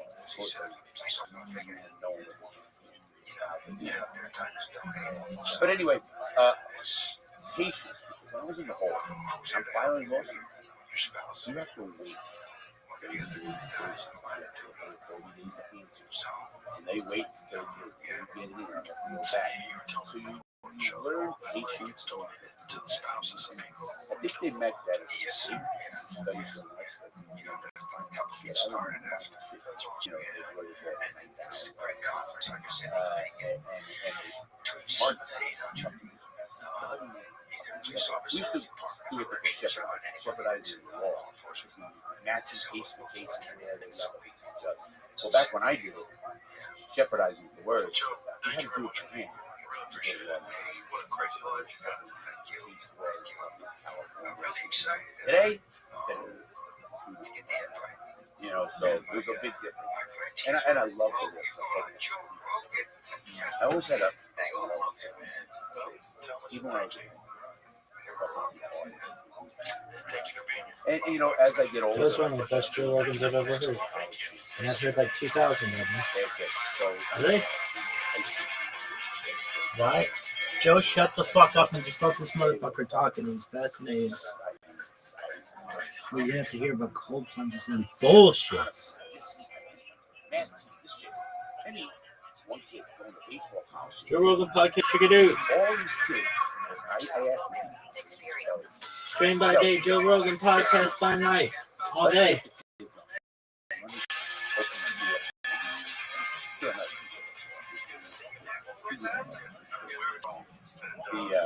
The superintendent out at the principal was on the call. But we had them film themselves. Man. So, I'm joking. I fall into this. I was just I look at the school and all the everything. Yeah, I told you. So joking around, I said, all right, we're ready for the show. You know, when your superintendent comes on, I'm gonna yell at him about this truancy shit. You know, principal. Something to this radio.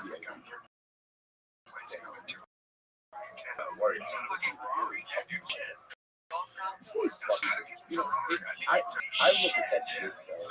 When I speak to him, I tell him, you get me. Don't ask me to fucking not hurt or do something. I respect it totally. And do I use the word fuck? Yes, I actually sometimes use it on purpose. I mean, I've been in Congress, I never used the word once, but I do use it sometimes. I especially cases back when I first got out of I talked to a kid, that's how it started. The whole program started. And I sat down with my dad is a pro, I didn't hold this pro. And he's fucking takes me for it. He was fucking I really enjoyed that. 16-year-old smoking weed. Trevor's a unique guy. Yeah, all of those guys are pretty. Let me talk. He makes the best fucking MMA gloves that have ever been made. And the UFC should have bought them out a long time ago. And so what I do is, the East Coast They should have just made some sort of a deal with the local selling. They should be petitioned. Just give the athletes the best gloves. you just don't realize that. They're way better. Still got that fucking walk, the fucking guy. I walked up and Trevor's one of those guys where you told your father you're fucking busy. You say, what the fuck I just did? he's always like doing something. So he's always like making shit. Sometimes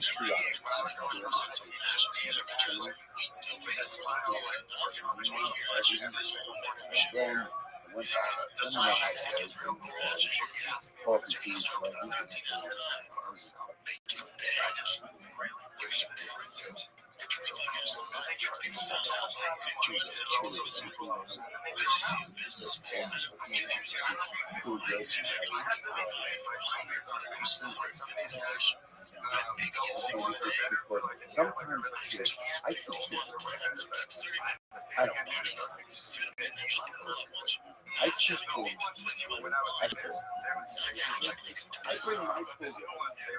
bring my program and then I bring it on. The program is so far. My life, what really, that's the most of the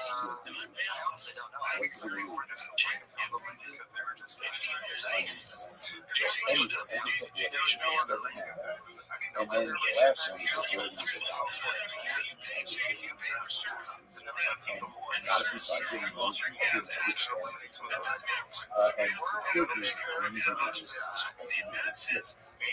you can go out. I don't care.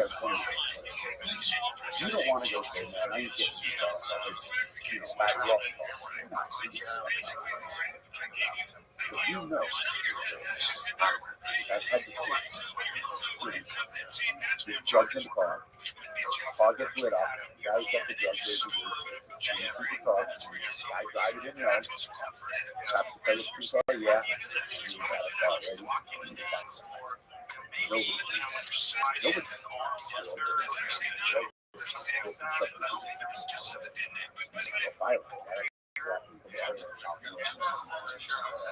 Yeah, okay.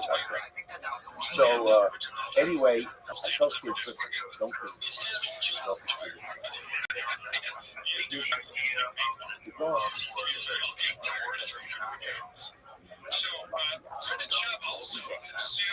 you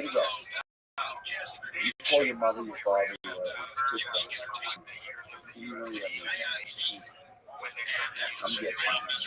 I'm betting money.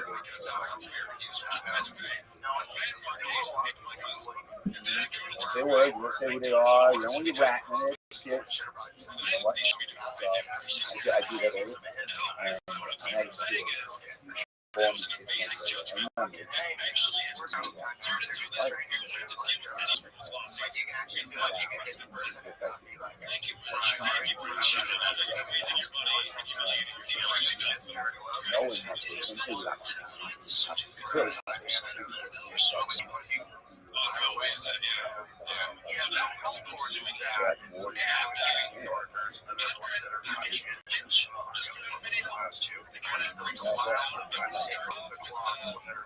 I love that.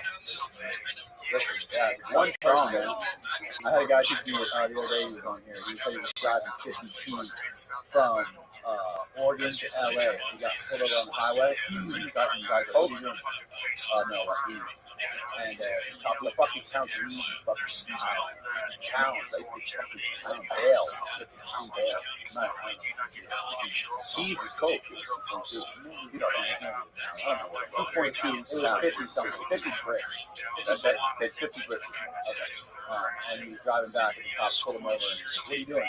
Oh, officer, I'm not here. I'm fucking story up.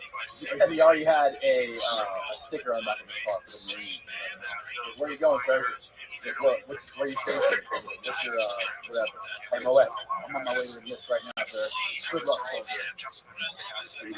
Yeah. Just why, like, the fucking Marines are going to the list. Hang on, let's hold that dog. Okay. Hey, Will says,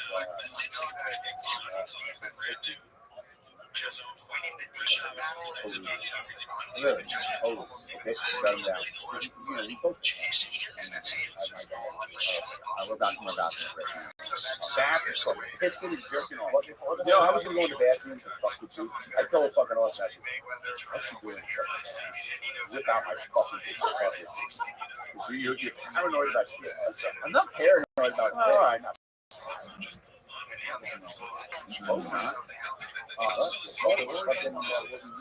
Oh yeah, I heard you. So you fucking smuggled like a knife in your ass? Oh yeah, I did. Anybody wants to pull this up? Austin, right? Austin, pull up just Google. Baldwin. I was on Jimmy Fallon. You were on Jimmy Fallon? Yeah, not kidding me. Oh, and he says, he plays this clip video. He goes, this is Florida. Watch your face. You gotta open it up. Watch your face. Yeah. Watch it. It is fucking hilarious. I know Brooke. She's a good girl. It's pretty easy, Brooke, to get like even a saw blade through security checks and stuff of that nature. How is it easy to saw? through a maximum period of Well, it depends on the size of the saw. But if it's a saw blade, say this long, and you're going to get it through, there's something called, and I'm going to show your audience, called toothpasting something. It's actually hiding in the rectum. And it's not like you stick a saw blade there. You actually take a toothbrush holder, and you put a saw blade in the toothbrush holder, and you put it there. And you can get some free metal detectors, but it happens quite often. I mean, your metal detector would go off. But then when it goes off, the guards will strip search you and they don't find anything. They don't know if you have a quality or a need, and the line's backing up. And they let you through. Rude Jude and all that. So, look at what does that say? Rude Jude and all that. So join Larry. What? Oh. Yeah, 18 on the street. I did have a video on the road. So when they strip search you, don't they like your asshole? Yeah, Don't they jam a finger no, up there? no. That's called a tap. So they don't do the tap. How they do it is they suspect you have something that puts you in the right. They'll make you stay in a cell with no water, nothing, concrete, nothing. Make you shit. Like they get you swallow something, like balloons of drugs. So when you're in the drug cell, and then you shit in a bucket, and I see guys try to eat.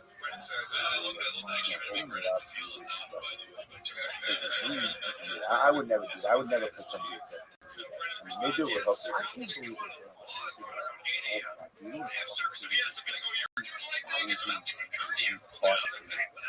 When did they I was in prison when we started.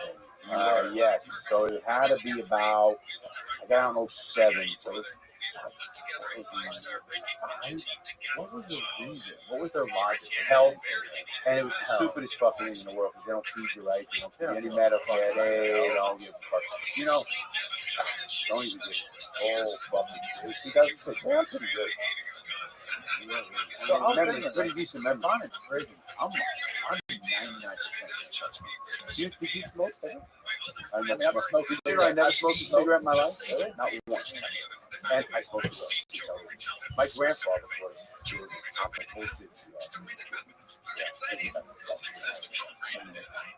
made my brother and I sit down and smoke. Brother Pete fell like, was smoking 40 minutes. I smoke cigars 41 only when I'm playing golf. Always. I have to have cigars out there. That's a good cigar. And when I say, I mean, that's a $10, $10.50 cigar. You sell them $2.10 about. Yeah. One box is $2.10. One box is $2.20. And they go. Yeah, and but the cigar. Yeah, but the cigar. I'm not just saying everybody's like and I was smoking for 20. I knew it like, what a process. You fucking come. I'm gonna leave it like CEO. As a great guy. Corey is the CEO, and then Fidel is the second in charge, and then the attorney, and Albert. So great guy. So they got a lounge in the headquarters. They got a 40,000 square foot headquarters in Miami. Next year they're moving to 70,000 square feet. Yeah, that's large company. So anyway, we're sitting in the lounge. So whenever we go there, we're meeting in the lounge, all cigars, and it's not. It's like lounge. You're like in a lounge, and we have and we get things done. You know, I mean, I gotta figure out a way to oh, it'd be great. What about that? Leave that open. Don't they make some shit? No, I have it. I smoke in my office. Don't they make some sort of contraption that connects to your AC that they have them independent? The smoke from They're going around. smoke eaters. I have one of my What's the sort of smoke eater? No, mine costs $500. But it's a I need to get some of that. yeah. So you have the first one, right? It was a hot fucking. Yeah, there's people that work in this building. If I start smoking cigars, they're gonna start choking down cigars. If you put it right there, heading that way, the door opens. Now I got noise. I got a fucking audio show with a fan blowing. Sometimes, you know, when I do my show from the RV,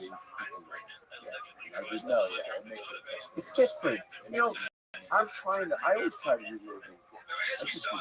I did a video that's going out. What's today? Wednesday? I got a video going out tomorrow on the guy.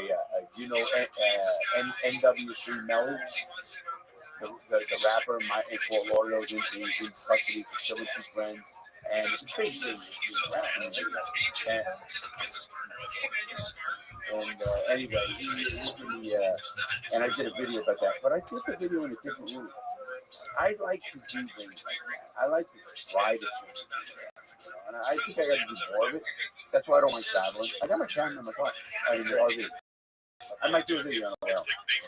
You know, I'll fucking see something I like. You gotta come on my show. Yeah, I love it. Yeah. I love. Do you ever come to the East Coast? I grew up going to the East Coast. Surfer? Were you a surfer? Yeah. I skipped school when I was in high school. I would skip minimum 2 days a week to go to Melbourne. So, You know, that's the my surfing uncle, capital of the United States. Oh yeah. my uncle lives in Vera, which is right over the bridge from Sebastian Inlet. So I would grow up literally. I would go. They must have money. Surfing Sebastian Inlet. They had money. No, they live in like the. Really? Nah, Vera's not like a weird like bumfuck town. I deal with a lot of money.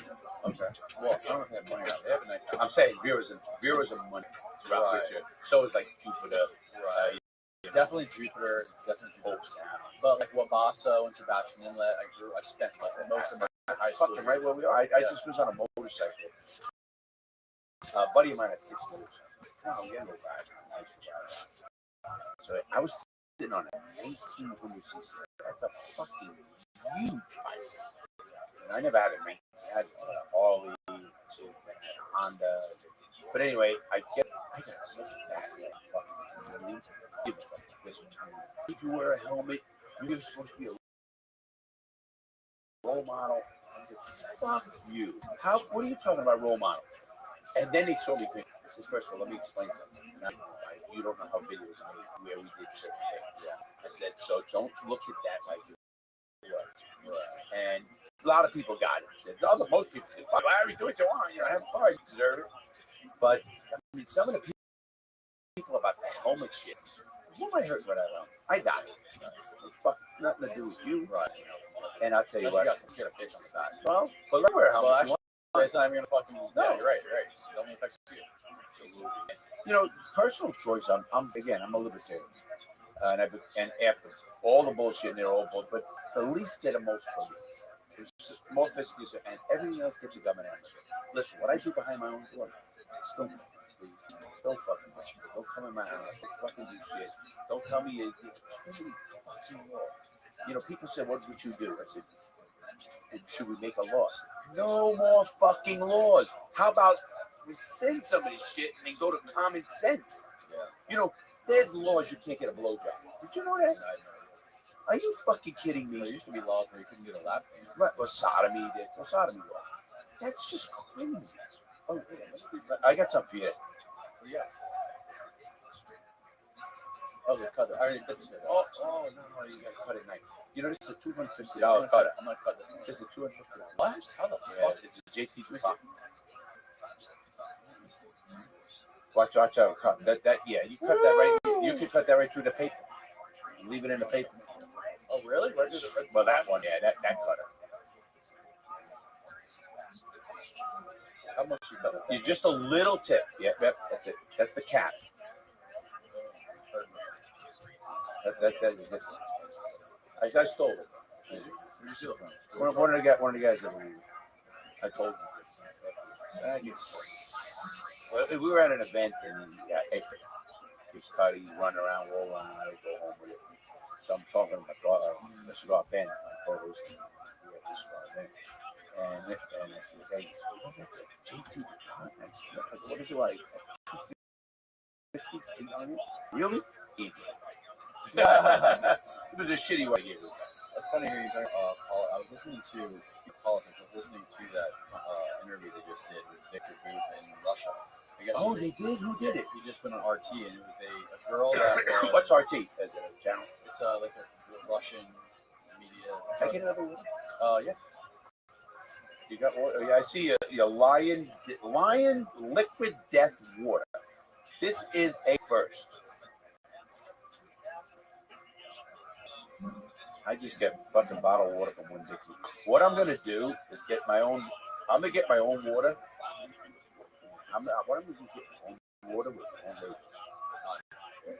But the plastic is what fucks you up. Plastic's bad for the environment. It is. You know, There's no question. All the I believe in that. all the recycling, it's bullshit. It's all bullshit. It all goes.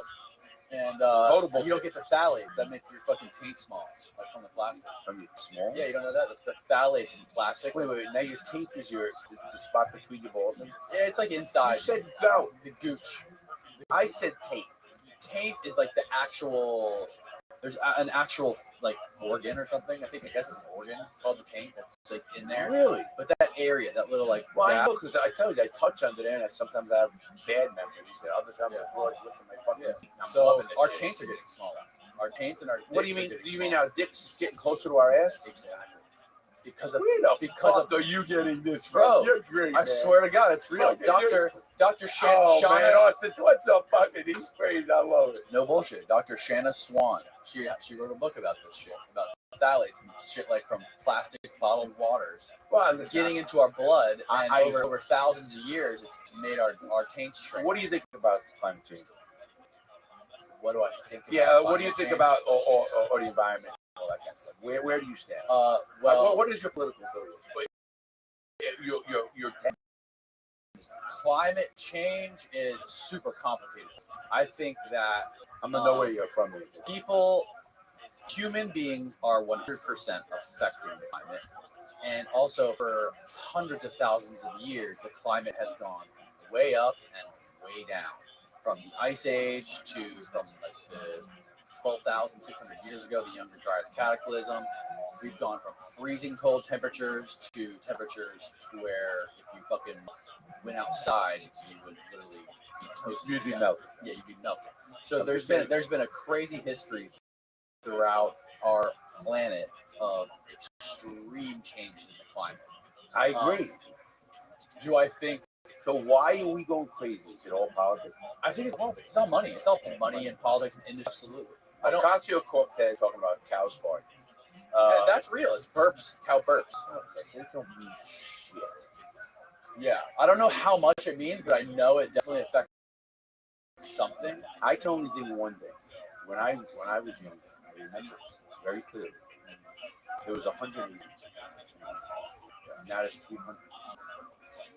Yeah, that is really when I was young again, there were 3 billion people in the world. And you know how many people in the world now? 7 somewhat billion. So I just think it's a numbers game. I don't know what now. I know you could fit all 7 billion people in the city of Los Angeles with your shoulders. Oh, I believe that. Sure, it's huge. And you know, I fly a lot. Right. All over this fucking country, man. It's fucking man. Nothing.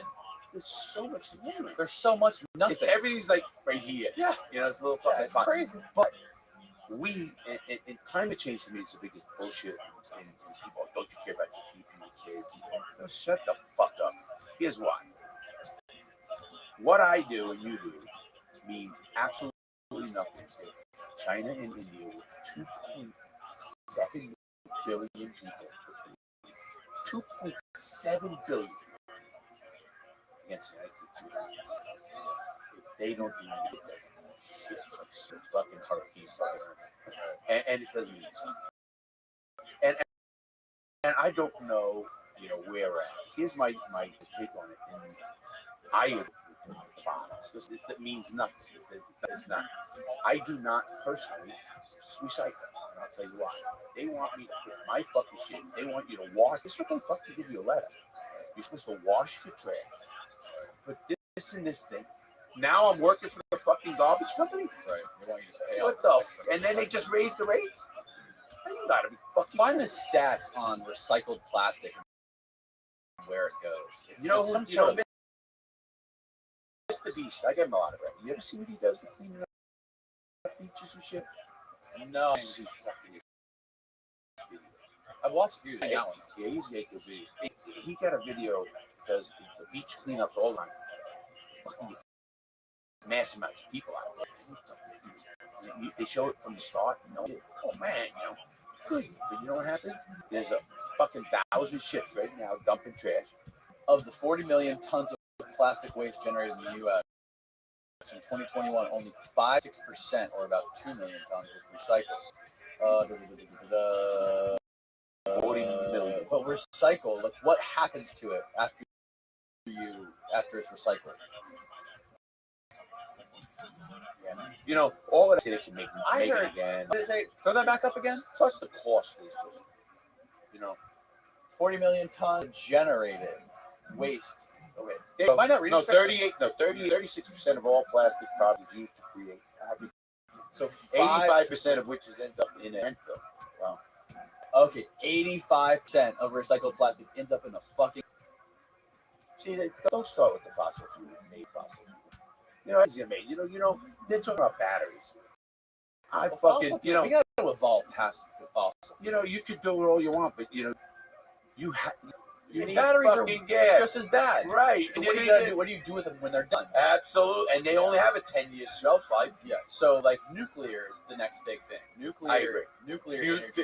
you hear what the science guy, Bill Nye? Bill Nye just said on TV the other day? I was joking. I didn't know you actually. Yeah, Bill Nye. No, what did he say? They just United States just had a big breakthrough about fusion and how they made fusion into energy. And he said it was one of the biggest things that ever happened. Fusion, yeah, whatever the fuck. It was on the national news. You know, I go, oh shit, what's he doing? I see, I like him and I like Neil deGrasse Tyson. Yeah, I like them both. You know, because they had, you know, because I hate science. I'm a history guy. Oh, this is Bill Nye. We can't Oh, play yeah. CNN videos. We're gonna get fucking. Why? Because YouTube's gonna flag us for using copyrighted shit. Go ahead, fuck it. Under 20 seconds, you can't. Under 20 seconds, Yeah. you can win. I win them all the time. Really? Yep. You say it's for fair use under 30 seconds. For the first time Full ever, screen it. researchers have been able to create energy from a fusion reaction. Now, Laura, I could explain all of this in great detail, of course, but basically, it's a giant step towards a clean energy future without dependence on fossil fuels. Enough said. I mean, that's all you need. But even when the Department of Energy is expected to officially announce the Should have passed breakthrough this. in just a few hours, but okay. There he is. It's quick. So, it's the first time, by all accounts, they've gotten more heat out than they put in. And this is amazing.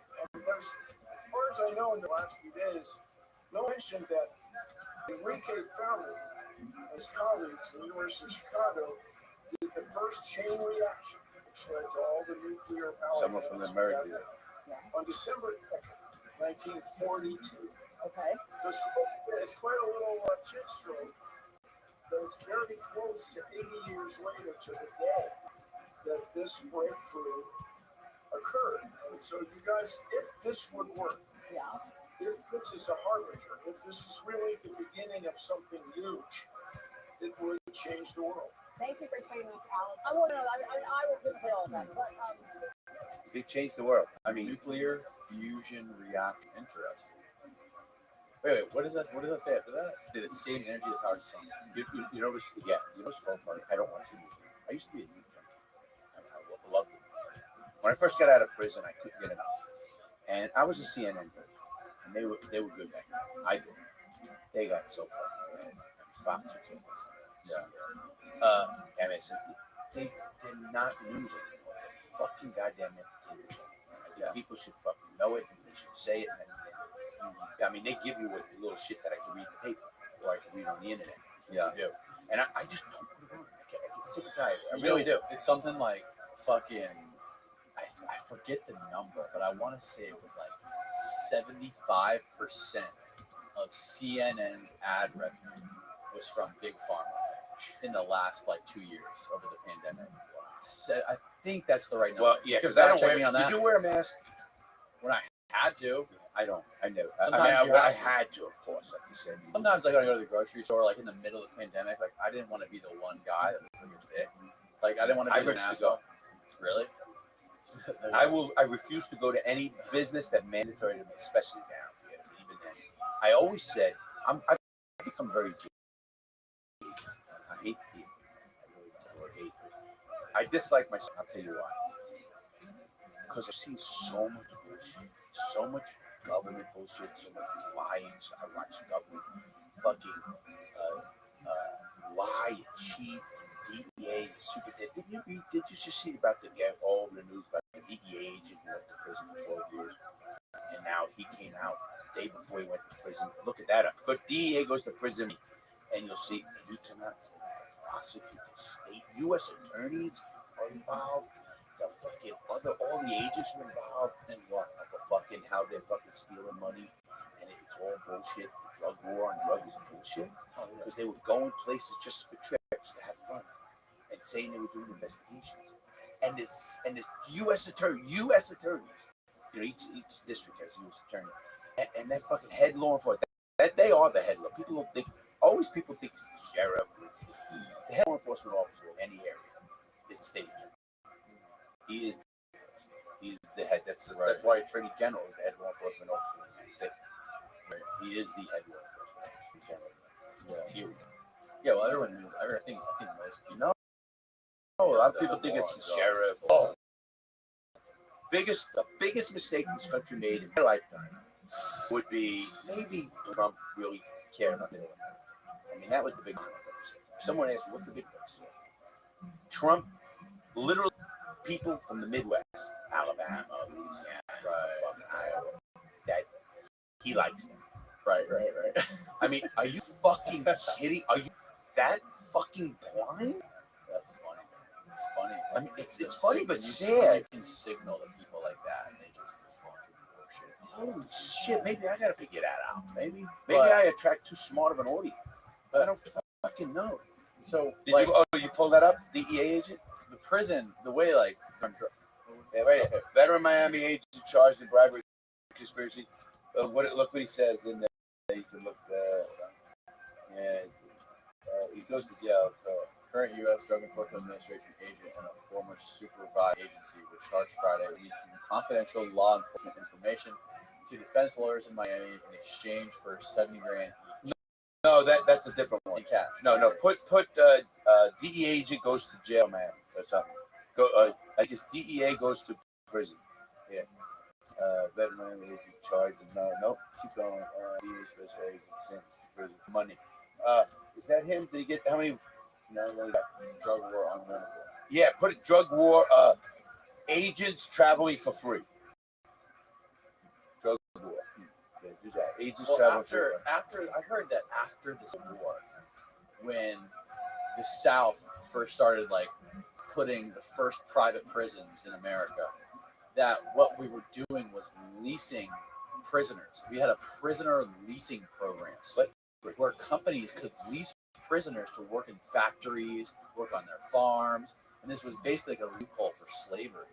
They do that. I mean, obviously, prison labor. There's a great 60 Minutes piece to read about how a factory put 50 employees making hats up in the Northeast, and they were put out of business by a prison. Who's got slavery? I mean, think of it. You know, we are the only. First of all, you do know the United States is the worst country in the world. Yeah, more people per capita per number. We have more people incarcerated than China, and they're fucking 1.3. Actually, India is the new leader of the world population. India surpassed China, but neither of those countries got 2 billion. Neither. Now people say, "Oh, they cut their hands off." That's bullshit. That's United States. That's 9. You don't think the United States kills motherfuckers? I mean, China kills motherfuckers. Where do you hear you say? I'll tell you right. I got gay. They got mobile. So listen, mobile death squad. They got Uber execution. You want to hit? You fucking watching too much fucking TV. It's true. Okay, listen. You know it's a death penalty to do fucking tax fraud or any kind of financial fraud, any white collar crime. We should make that the congressman. Let me explain. Any kind of fraud in China is punishable by death. Okay, listen. China does not have a conspiracy. You know what the conspiracy law is? You know what? It's a way to wrap most people up into a RICO. No, I got RICO. RICO is conspiracy, right? Yeah. RICO is 2 or more acting in defense of a common crime. Now, you take conspiracy. Here's what it means. You, me, and Austin are sitting in this room.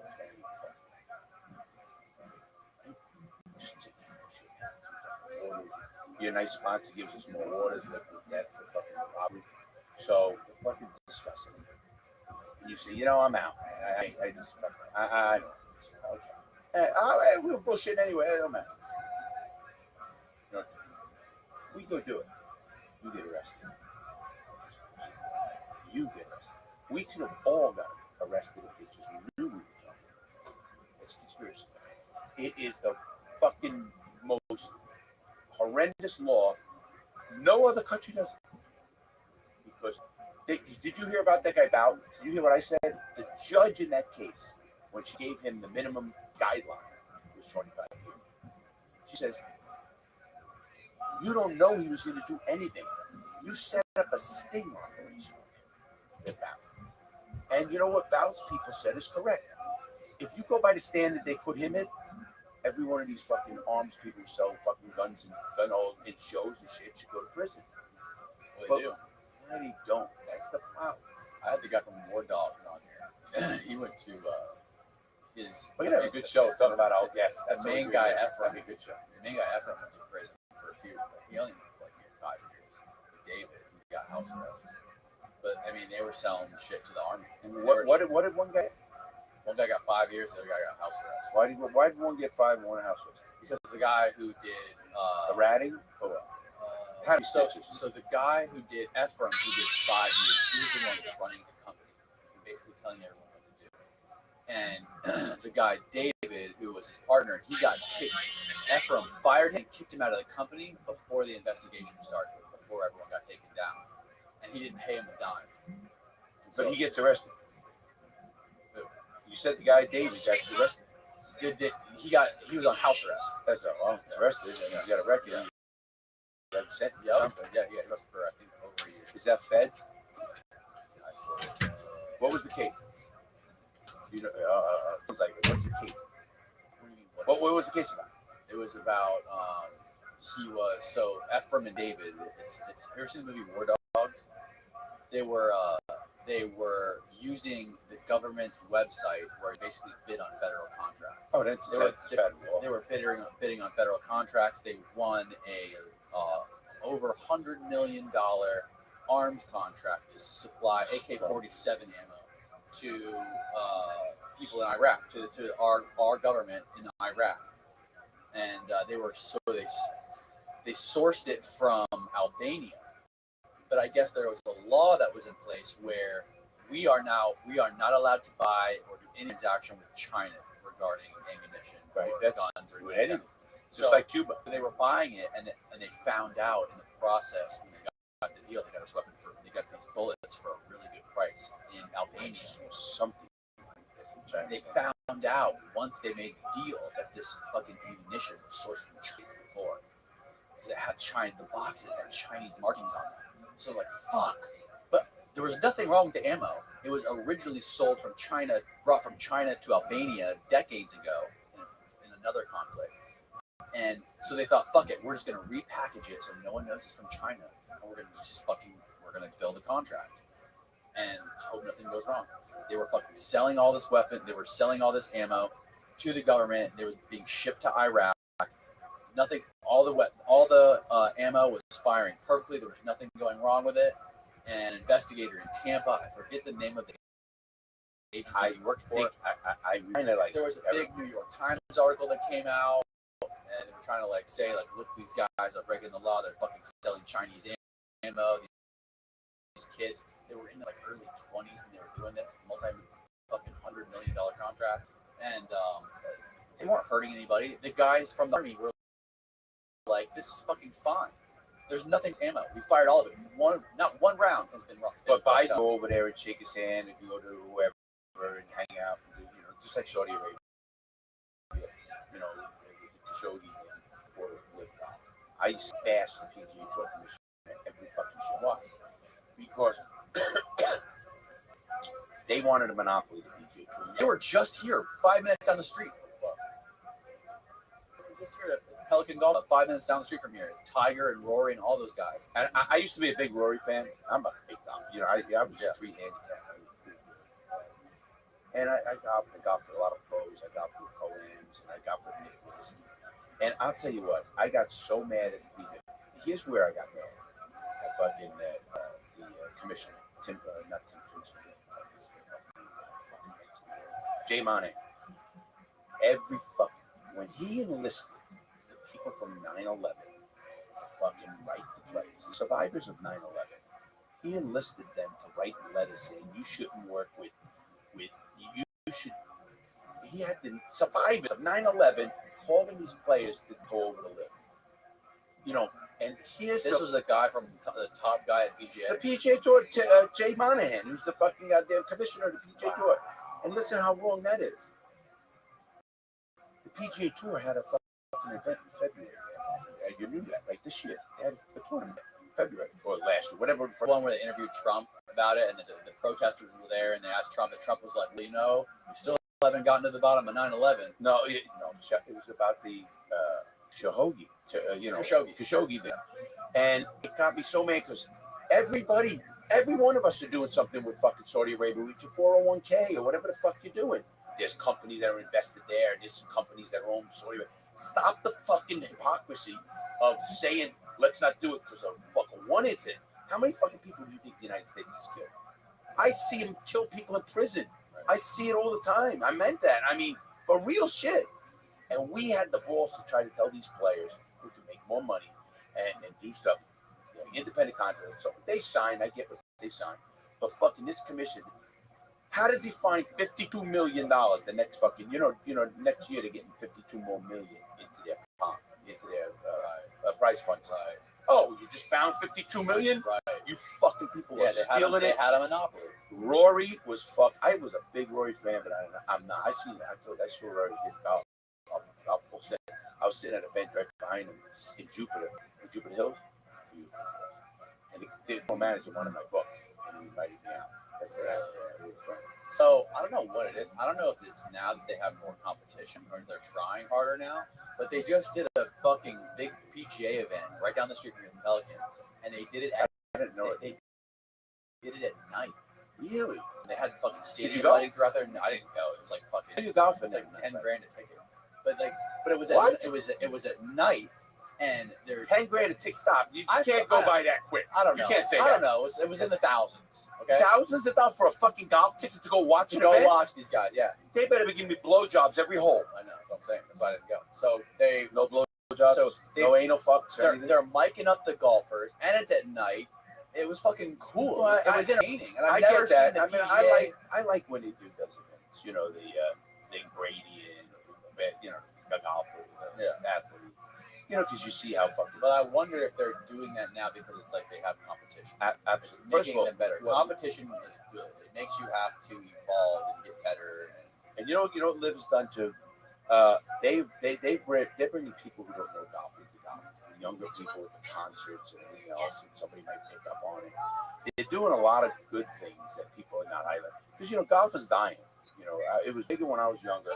Then it's come down. Got up with Tiger. Now it's going down a little bit. Because you're a golfer. I get it. You're gonna love it. You watch. I used to watch. I never missed the golf. Fuck anything else. I never missed the tournament. I can tell you where I was when Nicklaus won his in '86 with his fucking jacket. That's a moment to me. Yeah. Literally. Yeah. And loved it, ate it, breathed it. I got so mad I did not want a PGA Tour event. I watch majors because they're non-PGA, and I'm glad no majors stop people. And I think the world golf scoring, world golf points should come up with a system. I get where they don't $8 a field, and there's also a no cut, so you don't know you can do money. But there's no question in my mind Dustin Johnson was the big shooter. Yeah, 30. First of all, over 34 million. Oh, can you Google that, please, John? Dustin Johnson, PGA Live earnings. Now listen to this. Okay, you know what they are, right? Dustin Johnson got 125 million. He got $67 million.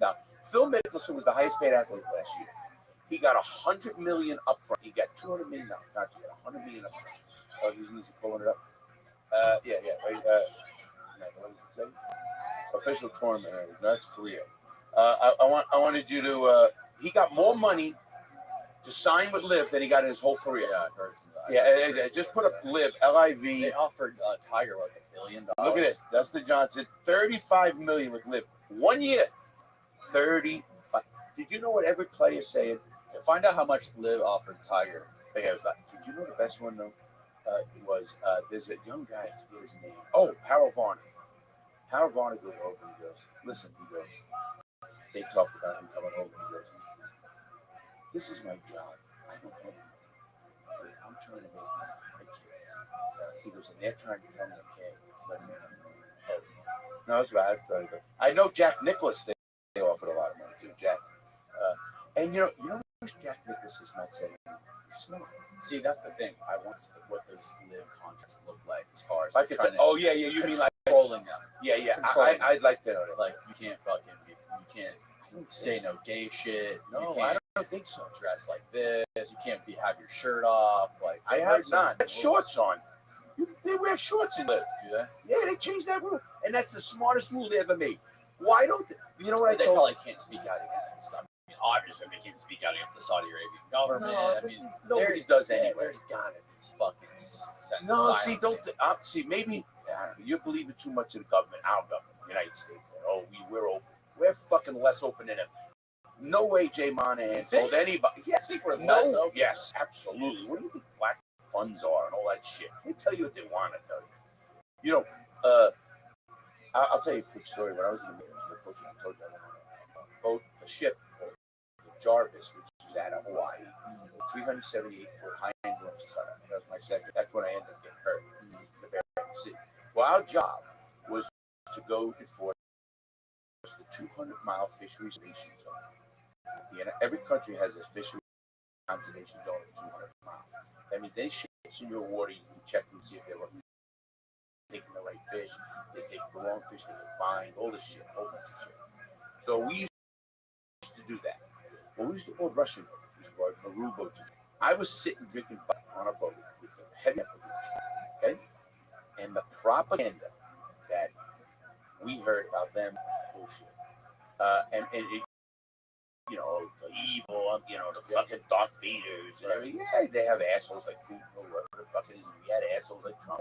Yeah, whoever they are. I don't give a fuck. Biden's brain dead too. I mean, how sad is our country we can't get two fucking, other than these guys to run for fucking office? I actually like the gay guy. I thought Pete Buttigieg would have been the best fucking president. Really? 7 languages. Listen, he spoke 7 languages fluently. He fucking got, there was a major in the military. He's the only fucker that ran anything. All these fucking congressmen and shit don't do shit. He ran the city. He was a mayor, so he could talk about what it is. Anyway, the propaganda we heard about depression was so much bullshit. I learned that back in the 80s. So I at that point I started questioning a little bit. You know, don't get me wrong, I'm an American. I mean, I love my country. I'm a retired veteran and all that kind of shit. But I don't believe every word they say. I've watched too much shit that they do, and they're too big. You know, when you see Kamala Harris, what she did, I can't stand it. I don't want to use the word hate, but I cannot stand it. Actually, I had some people say that I threatened her, and you can have the Secret Service. Oh, yeah. I didn't threaten her, but that bitch, I think I said that bitch shot. You know, not like, you know, you'd say it offhand, stuff like that. I mean, it wasn't. Let me tell you why. She had evidence and the actual fucking data to release 1,000 people wrongly convicted of DNA. She wouldn't. She didn't. I think I heard her say, is that fucked up? And she probably just did it for politics. It was bullshit. Exactly, you know, right. Trying to, Danny, it's frustrating. She's just trying to advance her career. That's the problem with all politicians. All they care about is getting in the good graces of people that can help them or make them more money. Well, politicians, I got to get back on Live, because that was a big topic for me for months. A question was, have you watched Live? They have fucking team tournaments set up there. Off the fucking charts. Really. Cap picks their team, and Dustin Johnson and their team won that. Pat Perez was on his team. See, it always made me laugh about this whole thing. A lot of these guys were talking out against Phil Mickelson. So Phil deserved it. Because he was the first one that said this is right. Why should we be back? Everything else, he was right. He was ostracized by a lot of the players that are playing in Live right now. Whether it's Pat Perez, and you know, you got to stick with the PGA Tour. Bullshit. They fucking are. They just want to monopolize it. and they did. They think they get. Did you know John Rahm, when he was the world money leader, best person in sport, he made $7.9 million. Do you know what Steph Curry made? $40 million. But he made, that's from the NBA. Whatever it is, if you take the highest paid of every sport, and you look at John Rahm, who had the best number one money list, most wins, $7.9 million. Now, don't get me wrong, they had a guy today, last year, the guy made about $18 million. He made a lot of millions. What was his name? That's how much I don't want to watch it. He was a good young guy. He came out of nowhere. Not young. Yeah, young. They were so underpaid. They were so underpaid. Yeah. PJ Tour, all the sponsorship. All the way underpaid. And remember this. For the guy that's on trying to get in there and make it a 20, even a top one, then you take $1 million out of it. I think it was $1 million. It's not as much as you're paying the coaches and staff and taxes and everything. The guy's fucking like me. Less. You know what I mean? He's fucking gonna pay. If he had taxes, he's getting $700,000. Now, how much is he going for a swing coach? Another fucking 20%, 30% on top of that. Okay, he makes $500,000 a year. A lot of people make $500,000 a fucking year. That guy's got no family life. He's on the road every fucking day. But he's fucking, I know, because I know a lot of guys. He's a carny with a dental plan. Yeah, I know a lot of those guys. And the PGA Tour wouldn't change as well. Like, they've changed it to shorts. Every single changes. You look at baseball. They're coming with a clock this year. You know that. There's a clock. A pitch clock.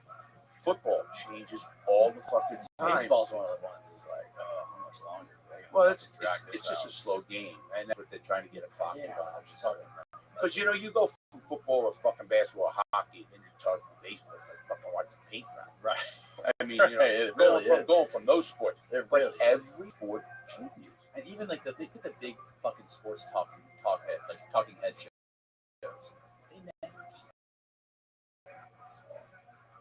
talk. Really? You're talking about they have baseball shows. Maybe like niche audiences, but like the big shows like Undisputed or First Take never talk about baseball. No, they do. Especially the World Series was great. And maybe they'll mention it like fleetingly, but they're only from that sport. Like don't get me wrong. I think baseball's cool. I love baseball. I like watching baseball. I don't watch every game. I like taking my kid. Yeah, it's fun. I used to cut school back in the day. It's really fun watching them in person, but like it just seems like it's not America's time. It's past its time. My brother and I were the first two civilians on the Yankee school program.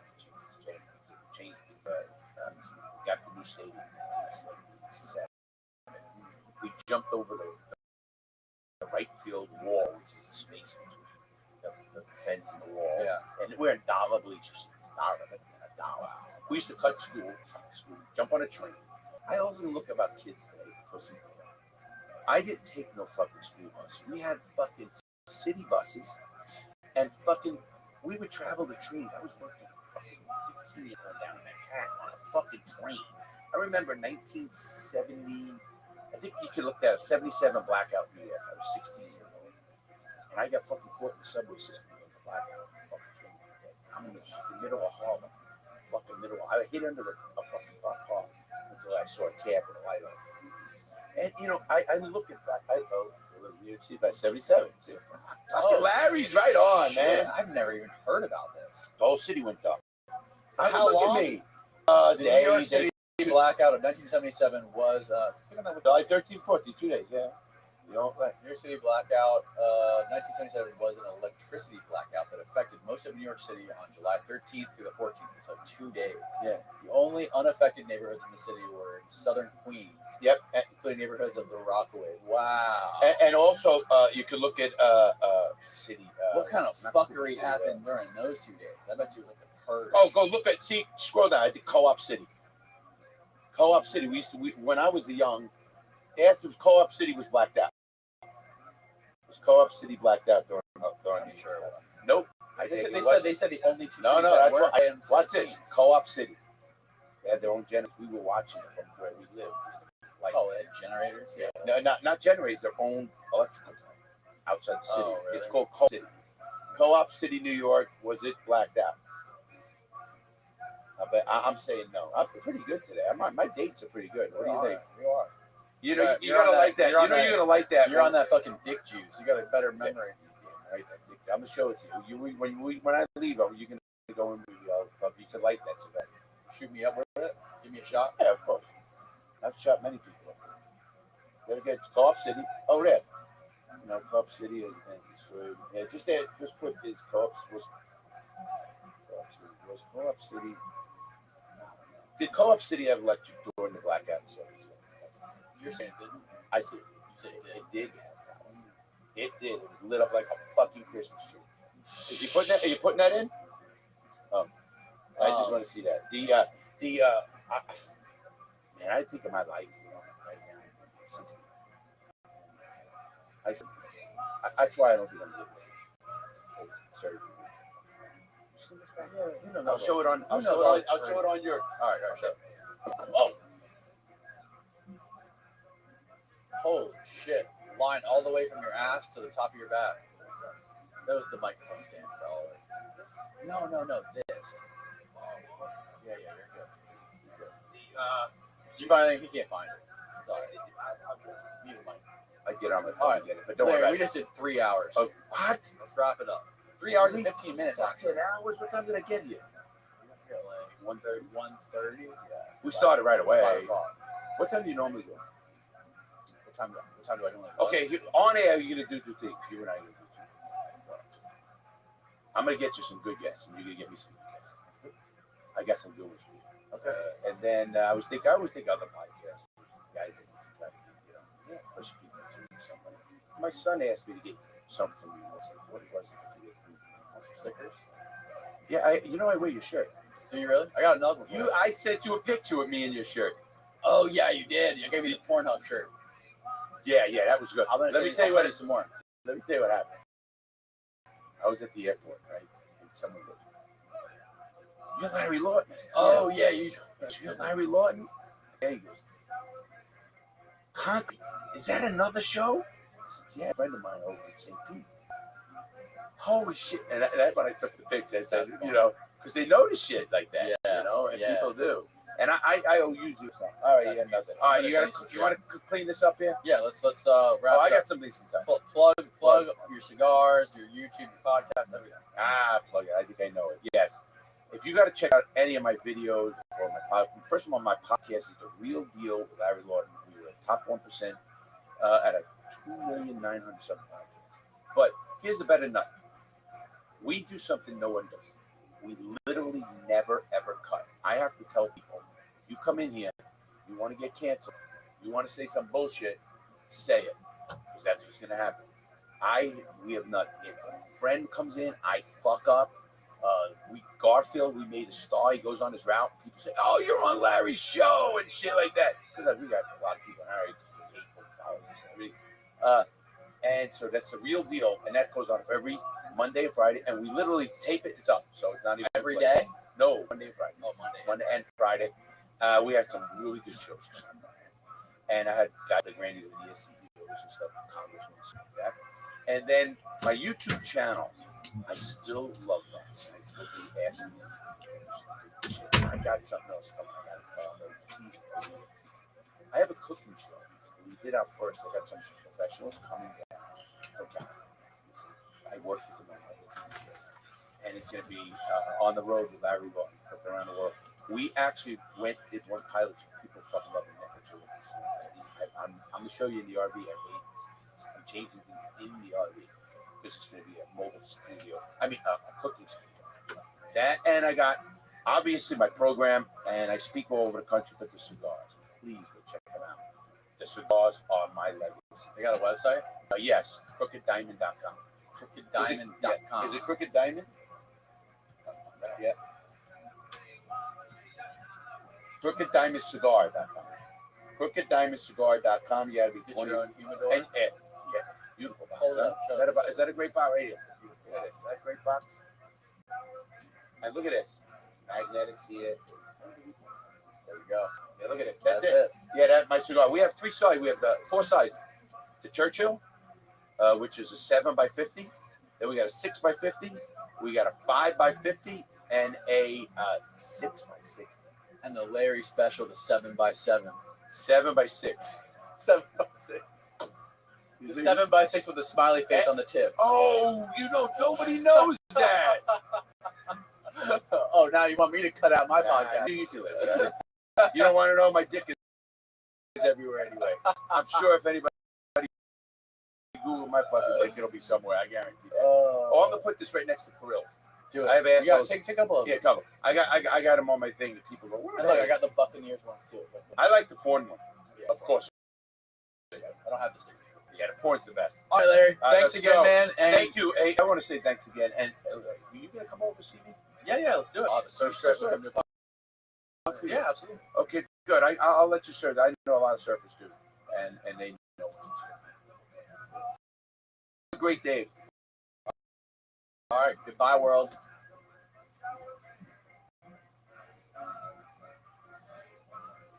You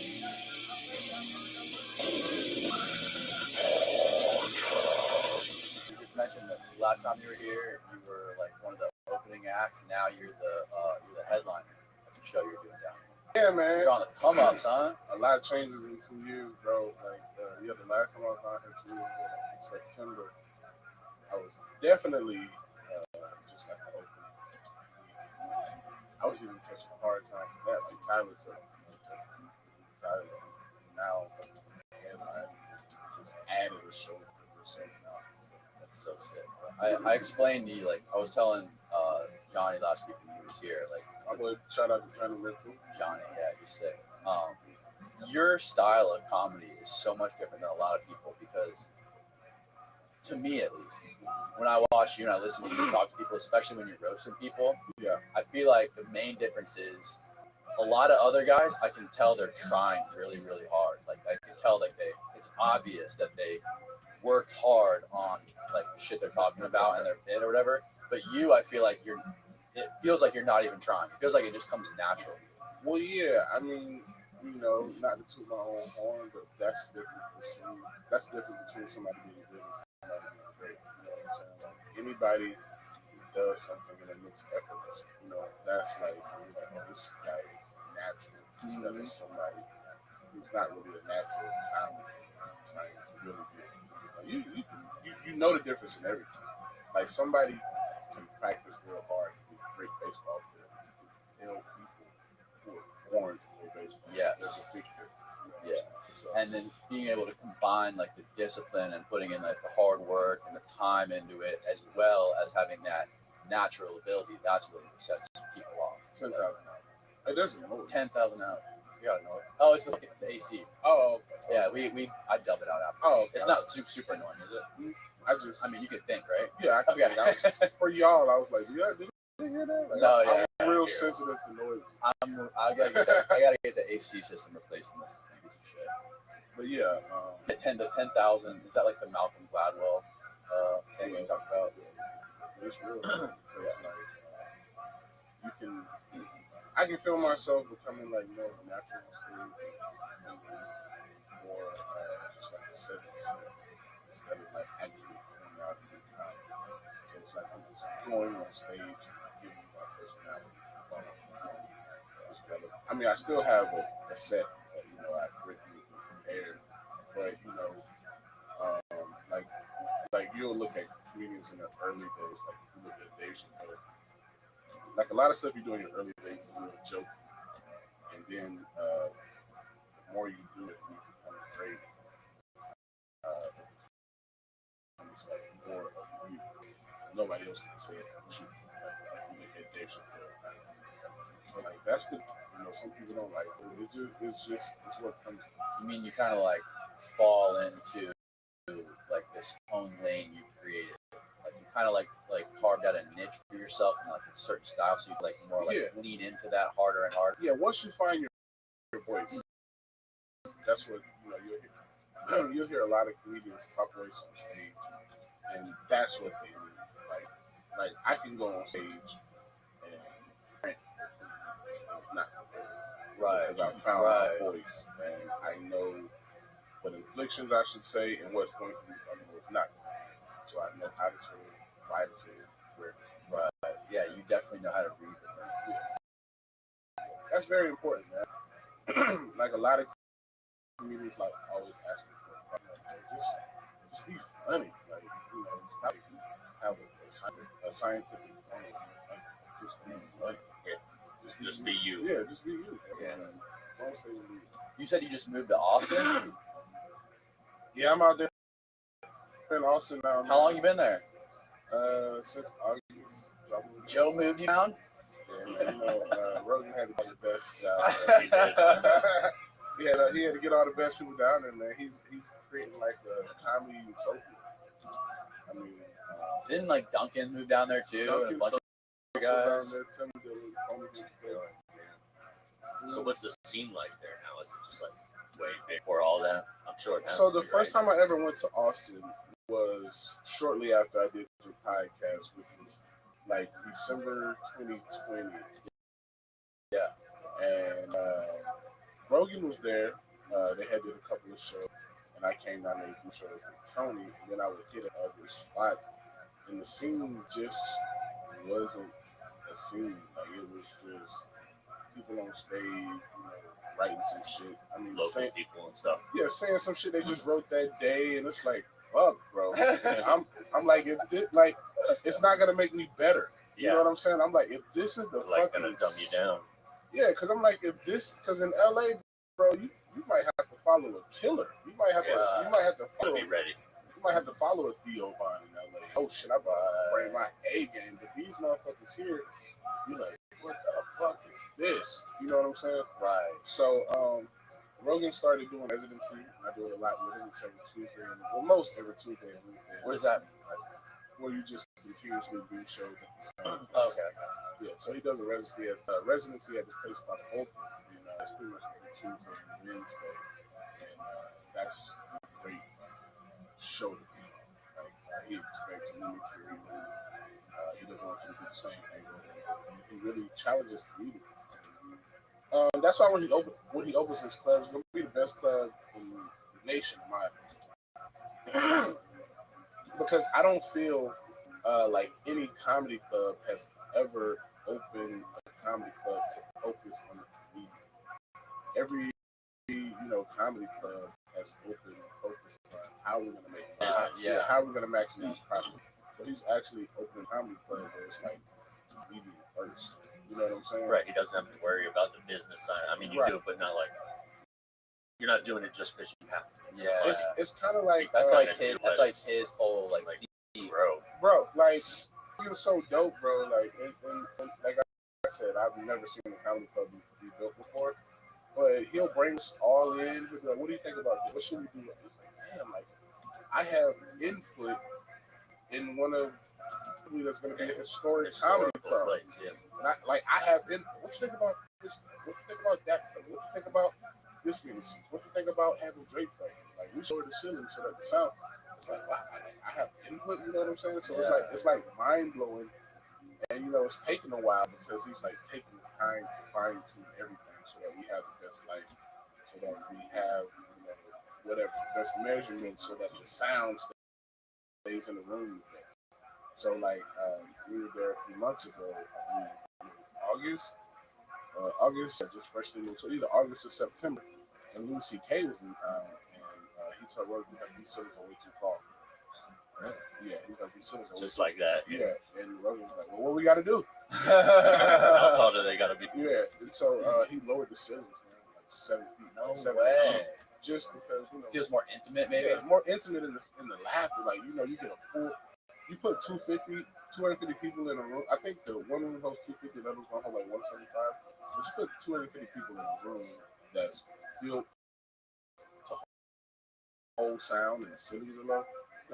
Yes. That's good he's doing that, bro. Damn, when you set up that Red podcast studio, he didn't talk to anybody. He might have talked to one guy. Yo, what should I do to this? Make it look like fucking a red hellscape. That's him. Like, yeah, that was Joe's vision. For sure. Yeah. That was like, him building what he wanted. Like, bro, even when we were, talking about designs, he's like, yeah, I want bar to look like the bar from The Shining. So, oh shit! You know what I'm saying? So it's like, bro, you got money. You know what I'm saying? You got money like that, and like he's real passionate about comedy, but more so, he's more passionate about the comedian.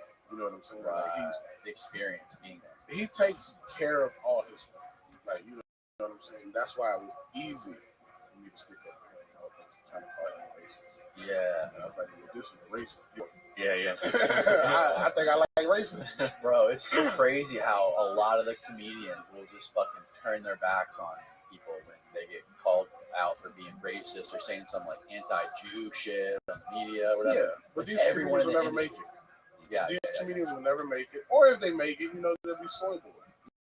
You know what I'm saying? So it's like, bro, your time's gonna come. Like, there's gonna be a time when some shit about it's inevitable. If you're in the spotlight, some shit is gonna come your way. You're gonna have some. You're gonna have some disgruntled bitch. You're gonna have some. You're gonna have something where somebody tries to take because America's just a greedy place. Sees an opening and they try to, you know, slide into that opening or whatever. It's like, bro, like if a girl came out from sexual him, it's like, bitch, I don't know. Like, maybe I did talk you into it because that's what guys do. Yeah. Let's go get a drink and see how you feel. You know what I'm saying? Like, come on, girl, let me just give you a little. Yeah. Let me get 10 pumps. Let me get 10 pumps. Every guy has done that. Yeah, no doubt. Every guy has coerced his way into a girl's vagina. Yeah, that's what men do. That's what animals do. Every guy has been like, come on, man, let me just eat it. Let me suck on your tip. Like, every guy has done that. So, you know, if some girl were to say, he coached me into having sex, it could be true. The game. Right. That's the game. That's like life. Every guy, you know, takes a bitch out for drinks in hopes that she gets loose and go home to fuck. Is that wrong? You know what I'm saying? Like, I feel like it's a big difference in me taking you to drinks to get loose versus like popping something in your drink like Bill Cosby. Yeah, bro. The crazy thing about that whole N-word thing with Joe that they tried to cancel him for is I saw what I don't remember how long ago. Maybe it had to have been over a year ago, before the whole thing happened on recently. Yeah, he was doing his stand-up routine, and he actually brought it up during his stand-up routine. He's like, "There's a video out there of me saying an N-word compilation a bunch of times," and he was like, "I forget what the joke." Like, even I went, "Ah!" Yeah. He's like, even I thought I was racist for a second. Yeah, he like, bro, he before it came out, you know what I'm saying? He told on it. Yeah. I'm like, bro, like I know your heart, dog. Like, even if you called a black person N-word, I'd be like, yo, you fucked up, but I know your heart. You know what I'm saying? Yeah. I know your heart, dog. Like, and you know, you helped me take care of my kids, and you helped me establish myself in Austin. So, what? Like, I know this dude's heart. It's a great man. He opened his house to me. You know, opened his money to me, his pockets, and opportunities to me. So it's like, bro, like I know your heart. And if you're advancing people of color, like I don't see any racist traits in nobody. Right. And it's like Patrice O'Neal said, comedians are all trying to be funny. And Patrice said, first, a funny joke and an unfunny joke come from the same place. And you don't know if it's funny until you say it.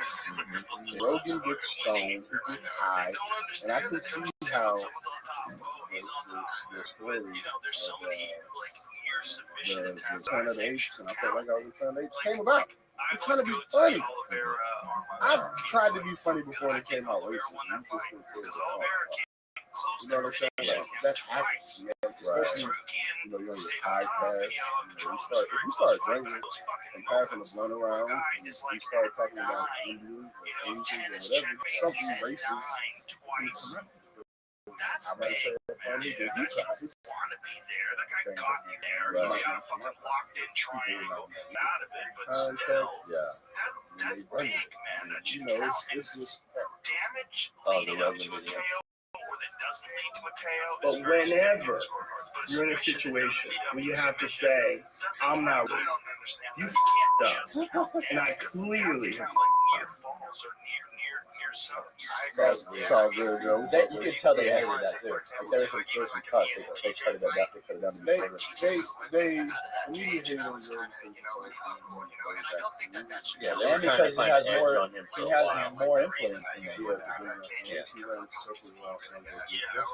Yeah, you know, it's like now they open the big apology when these articles come out about, you know, vaccine hospital calls myocarditis, fucking up girls' periods. Yeah, women that are 60 years old getting the vaccine and getting a period again, not having a period for 30-something years, and women becoming infertile. Like somebody owes them an apology. Yeah. Like for someone to be very that wasn't really tested like that, I mean, you don't gotta go back to your bar. You look at black people, you know what I'm saying? If a guy's tuning you up for like the entire and you which one is that? Isn't it the Tuskegee experiment?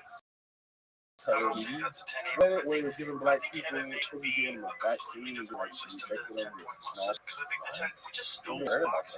You ever heard Find it. What's Tuskegee?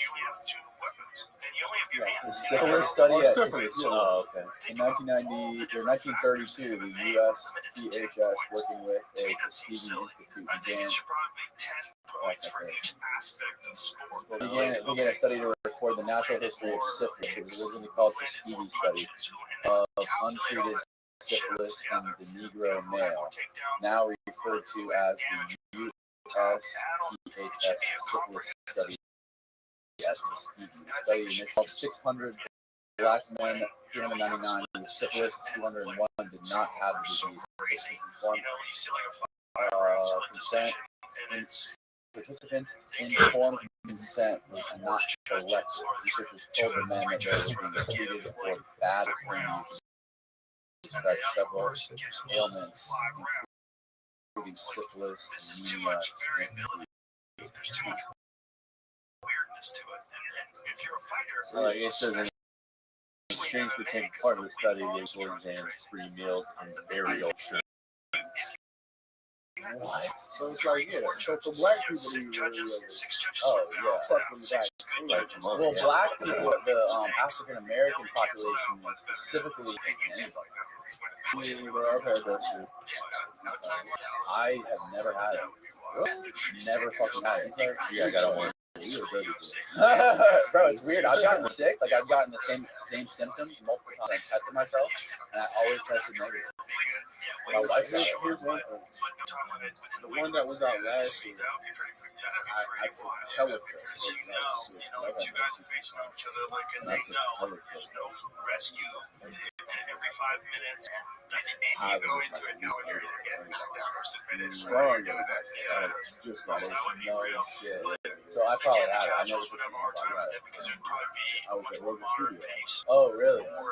Yes, one call unless I doctor. just trust it go for it right off the You still bat. do that? What's up? You still doing that test? Sure. Everyone now? It does work. And it's like there's so many fights where did you see the Yeah, but there's so much fucking sketchy shit that's happening in Curtis's fight? even in like Afghanistan, the CIA, there's a story the CIA set up a like PSYOP vaccination camp for people. They were telling the Afghanistan people that they were getting vaccines, but they were actually like shooting them up with some bullshit that was fucking them up. I forget what it was. You probably find out what it exactly was. You ever seen the video? CIA organized fake vaccination drive to get Osama bin Laden's family's DNA. You ever seen? I get it, bro. We were not started on morality in this country. So I get it. I get it. We're a fucked up nation. That's how we required a lot of the stuff that we required. We did some dirty shit. We did some sketchy shit to stay number one. And to stay number one for as long as we stay number one, you do have to be fucked up. So I totally get it. Yeah. And along the way, I don't want me or mine being collaborated. You know what I'm saying? You know what being collateral I don't want me or my family to be collateral damage. So, I'm glad that I do have resources that I have to stop this. That's not different. Hey, should we do this? Doctors who are not pushed by big pharma, that are not pushed by big pharma. You know what I'm saying? Hey, can you find that video something about Afghanistan of the American soldiers trying to teach Afghanistanians jumping jacks? Have y'all ever seen that? No. Oh, this is why the situation in Kabul happened. These people are not coordinated. Like, type that in on YouTube. American soldiers teach Afghanistanians. They're trying to teach them jumping jacks. Bro, so you think they can fucking teach them how to shoot a rifle? Bro, you wonder why it's over there so full. Look, they can't. Oh. He's kicking the legs and the arms at the same time. Something so simple.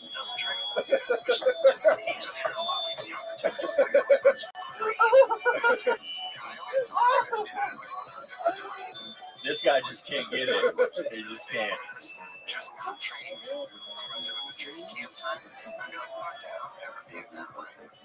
Oh my lord.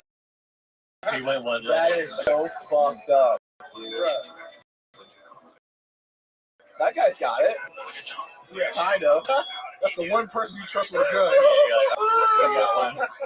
Oh, bro, how you supposed to teach these niggas how to use an AR? Bro, they probably grew up using ARs. They're probably in preschool shooting ARs. You can't do a jumping jack. Oh my god. Bro, that's why they didn't want us to pull out of PE class. That's why they didn't want us to pull out of Kabul, bro. Because they're like, nigga, as soon as y'all pull back, Al Qaeda's back. Who the fuck? Look who holds on. They're fighting.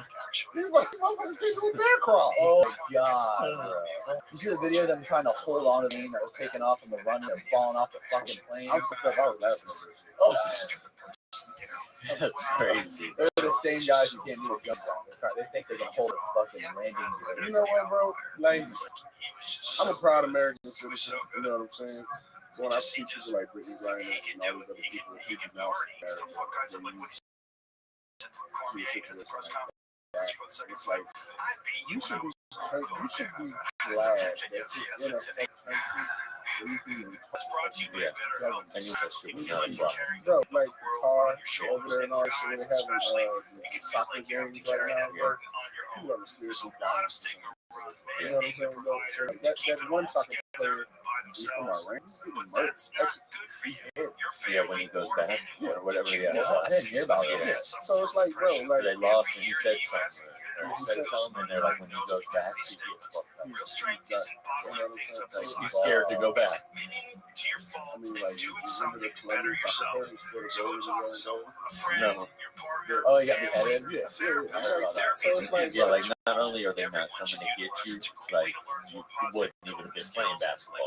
It's like when you see situations balanced and fulfilling life. BetterHelp is a great place to start. like you might hate it or love it. By the millions of There's not too many other fucking countries where you can become a self-made millionaire. My dad's family is from Cuba, and there's no way unless you got box, baseball, be a great ass singer. Sweet. Talk it out. You know, Our listeners get Oh yeah. so he was basically like posting slave shit. A person in Texas bought him from Cuba, and that person sold him to the guys. There's so much other countries, bro. So that's why it's like, bro, go to North Korea where they show propaganda that they fucking take it over. They got to brainwash their citizens just to give them hope. You should be happy. Did she say negative shit about America before she went over there, or was it after she was already in Russia? Before. Yeah, she was kneeling for the anthem and doing all She that probably stuff. said, I bet you she's not going to say. I mean, you've been in a Russian prison, just like her locks goes off. So it's like, you should really connect with me. Yeah, no doubt. On where the fuck you live, that we traded the arms dealer for your One of the Yeah. biggest prolific on the arms dealer that Nick nickname. He was like Take your boot. Yeah, No, something. he had a crazy, the Something. something of death or something. The doctor of The death. dealer of death or something. All I know is Yeah, look up that. all I know is The Merchant of Death. Merchant of death. Oh yeah. Yeah. All I know is Nick Cage played him in Lord of War, and that was a fucking sick movie. And then the thing about that guy too, I don't know if he wasn't. I don't think he was really that bad of a guy. I think he was just making money off. He was just like exploiting opportunities to sell. That's what art. I'm saying. That's how you have to become rich. Yeah. Right. Like you there's He's not working the 9 to 5. You can't really legally be rich. Right. Right. In China, in countries, dog, you gotta consider legal shit. Yeah. You know what I'm saying? And supply oil to terrorists. Eventually charged. See, conspiracy to kill Americans. That's bullshit. That's I think that's some fucking American political thing they try to use an excuse. Yeah, like you sold guns to somebody. Selling guns to a country that we didn't like. Conspiracy charge. Conspiracy charges. I wonder where they kill him. He's already doing podcast, bro. He's already doing interviews over there. Like, Yeah, I wondered, like, how does Russia feel about it? Because I know we got some shit out there. Them CIA troops.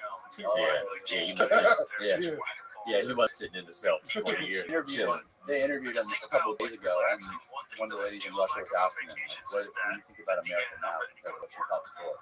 He goes, before I got locked up there, we would look at America like a shining town on the hill. Now they have 36 different genders in the places going to hell.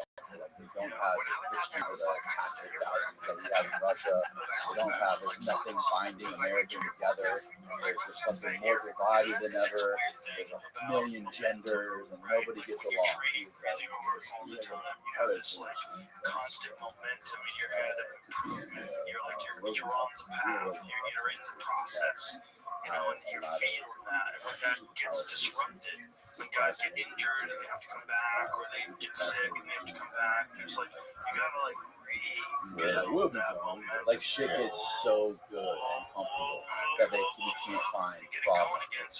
We need problems to solve. But once shit becomes so good, like we look for more and more problems. We dig for problems. We need, and it's sad to say, we need a 9/11. The day after 9/11. When all that mattered was Which is why I really like training camp. being in America. I think I was in 56 or 89.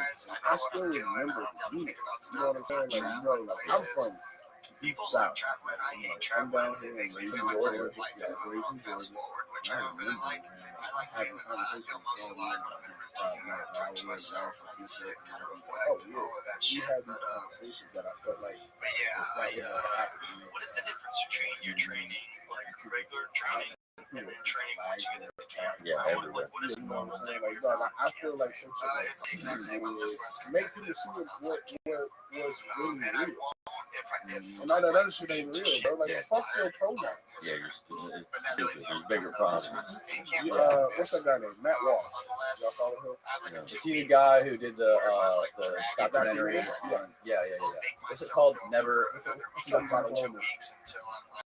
Yeah, it's about he interviews basically a bunch of people who got like gender assignments or anything. It's like, oh, you over here. And I get it. It's on both sides. Like, you got women that are fascinated with BBL. Like, people in America are just cultivated. What's popular right now? I want to do what's popular. Yeah, I want to do what's popular. Like, it's a drug. You know what I'm saying? Yeah. So it's like, I get it, man. Like, you know, like, you want to fall into that and do whatever community. LA, and we started taking hormones. You know what I'm saying? The women's hormones. And new titties a little bit, and the facial hair went away, but the dude still got a dick that fucks women. And I'm like, you're fucking selfish. Yeah. Not what you're trying to display yourself to be. You're just out here doing this because it's what's popular right now. Bro, and it's also like, it seems like it's the rich kids that are doing it too. It seems like the wealthy people are like the kids celebrities. Yeah, that's what happened. Like, you get bored. They think they're bad. It's like they think they're better than everyone, or like I'm too good for male or female. I gotta do something. Yeah, like Jaden Smith told me, cut it out, stupid motherfucker. Yeah. Cut it out. Yeah. I'm my dick. Yeah, bro. That's crazy. Dwayne Wade's kid. You should have said Dwayne Oh Wade. God, his mom is not listening. His mom, Right. Really? Right. Gabrielle? no, that's not his mom. Oh, no. The mom. Oh, is we got a The real mom. the real mom. I just feel like kids should be innocent, bro. And,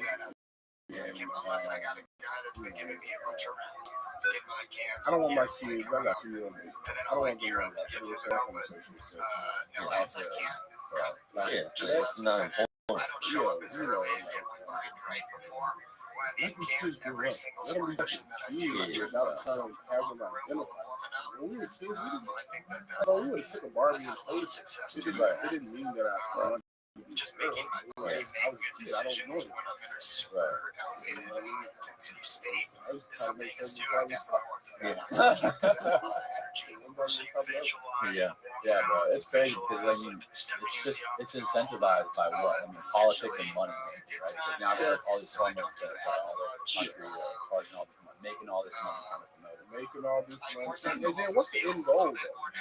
So if you move the base like towards it, and but what's the end goal? I don't think there is an end goal, bro. I don't think they thought it through. Yeah, because I've heard these fucking binary and whatever fucking ass people call women that give birth breeders and call them chestnut. You know, I have heard that. I bounce in between LA and Austin, so I get it all. You know what I'm saying? Like LA, bro, that's like Austin's liberal, but it's like they're still conservative. Like, they say they're liberal, but it's like, bro, you have not been there. You know, right?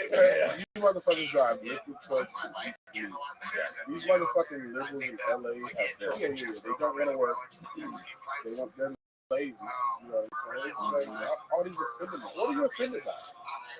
Like, no, that's why you suicidal and depressed right now. I just can't take it.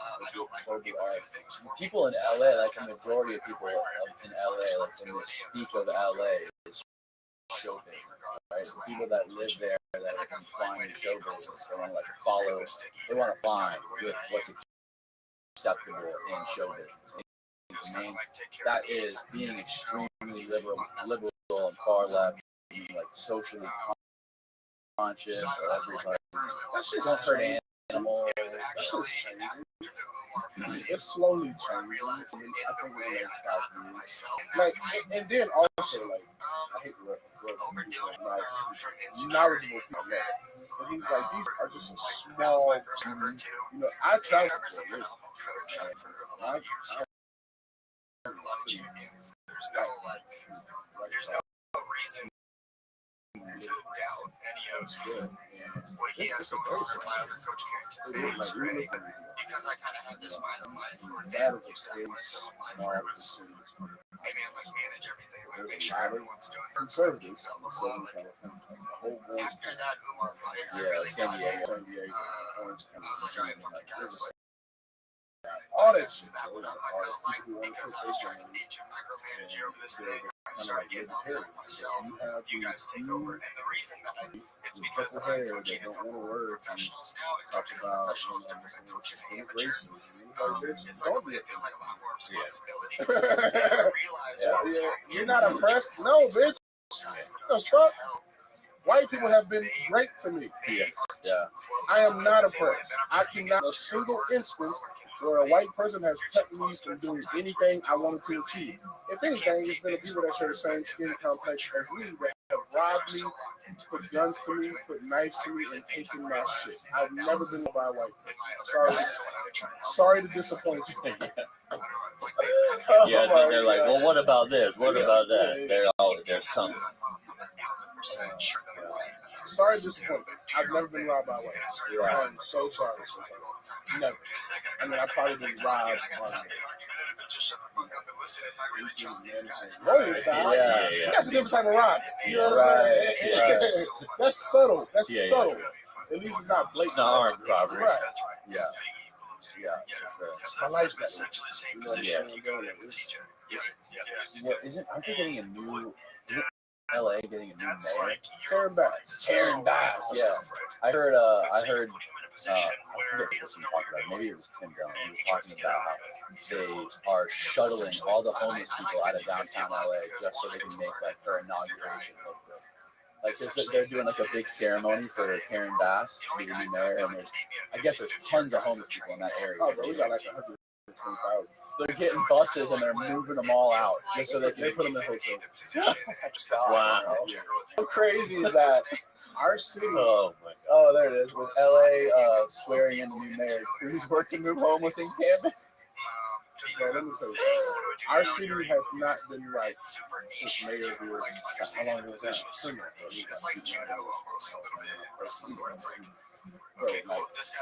homeless people were centralized to one area. They used to live out there.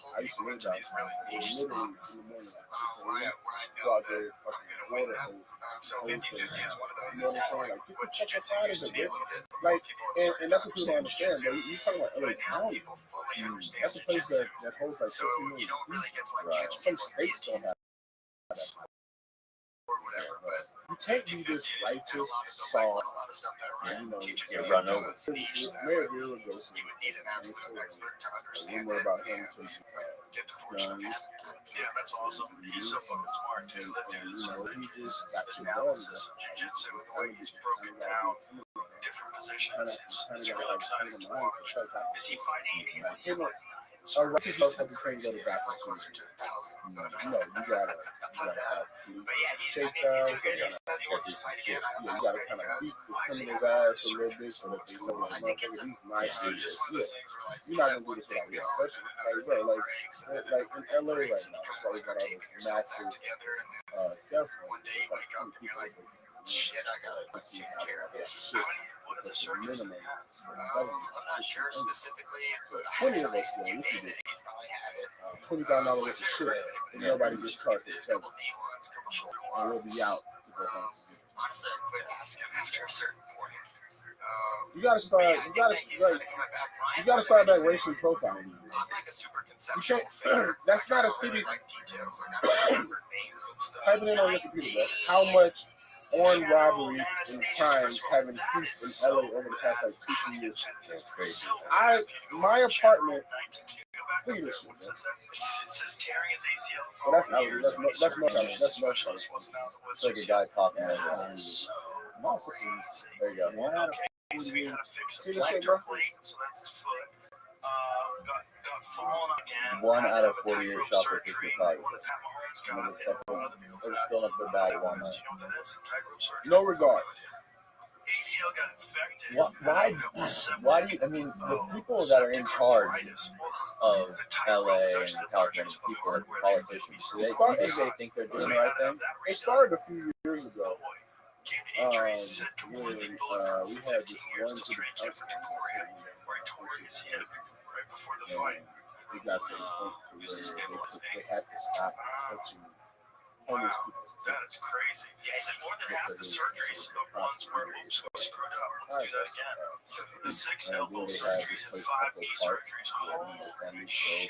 You can walk around the lake. Holy shit. Yeah, I don't like it. These homeless people were doing like fucked up shit. And kids and shit prison, jacking off, fucking, smoking, shooting stuff. And all these fucking libs and vegetarians, they're like, no, you couldn't come out the park. Bitch, bring me up. Right. Yeah, they're hanging out in your kids over there. Like, come on. You don't have kids. You don't desire to have kids because you think for some reason that you want asexual. So you don't even want to have kids. You know what I'm saying? Yeah. So it's like, get the fuck out of here. I take my kids to public parks to run around, and I'm a lion carrier in the state of California, and I don't say do some bullshit. I'm gonna protect my kids at all costs, and I got money to spend. So it's like most of LA is scared. Most of LA are And what's with this is all like a push to have kids with people, like super far left. I know like they a lecture down at some university or whatever, and one of the big universities, that's what they're talking about. Growing up with overpopulation on the planet and shit. You know, some people have kids, but it's probably the most. It's a weird thing that's happening with young people now. They want to like prioritize their career and their money before like I want to be rich. Before I ever have kids, make sure my career is right. What's your jurisdiction? Customers only bonus bets expire 168 hours after issuance. For additional terms and responsible gaming resources, Yeah.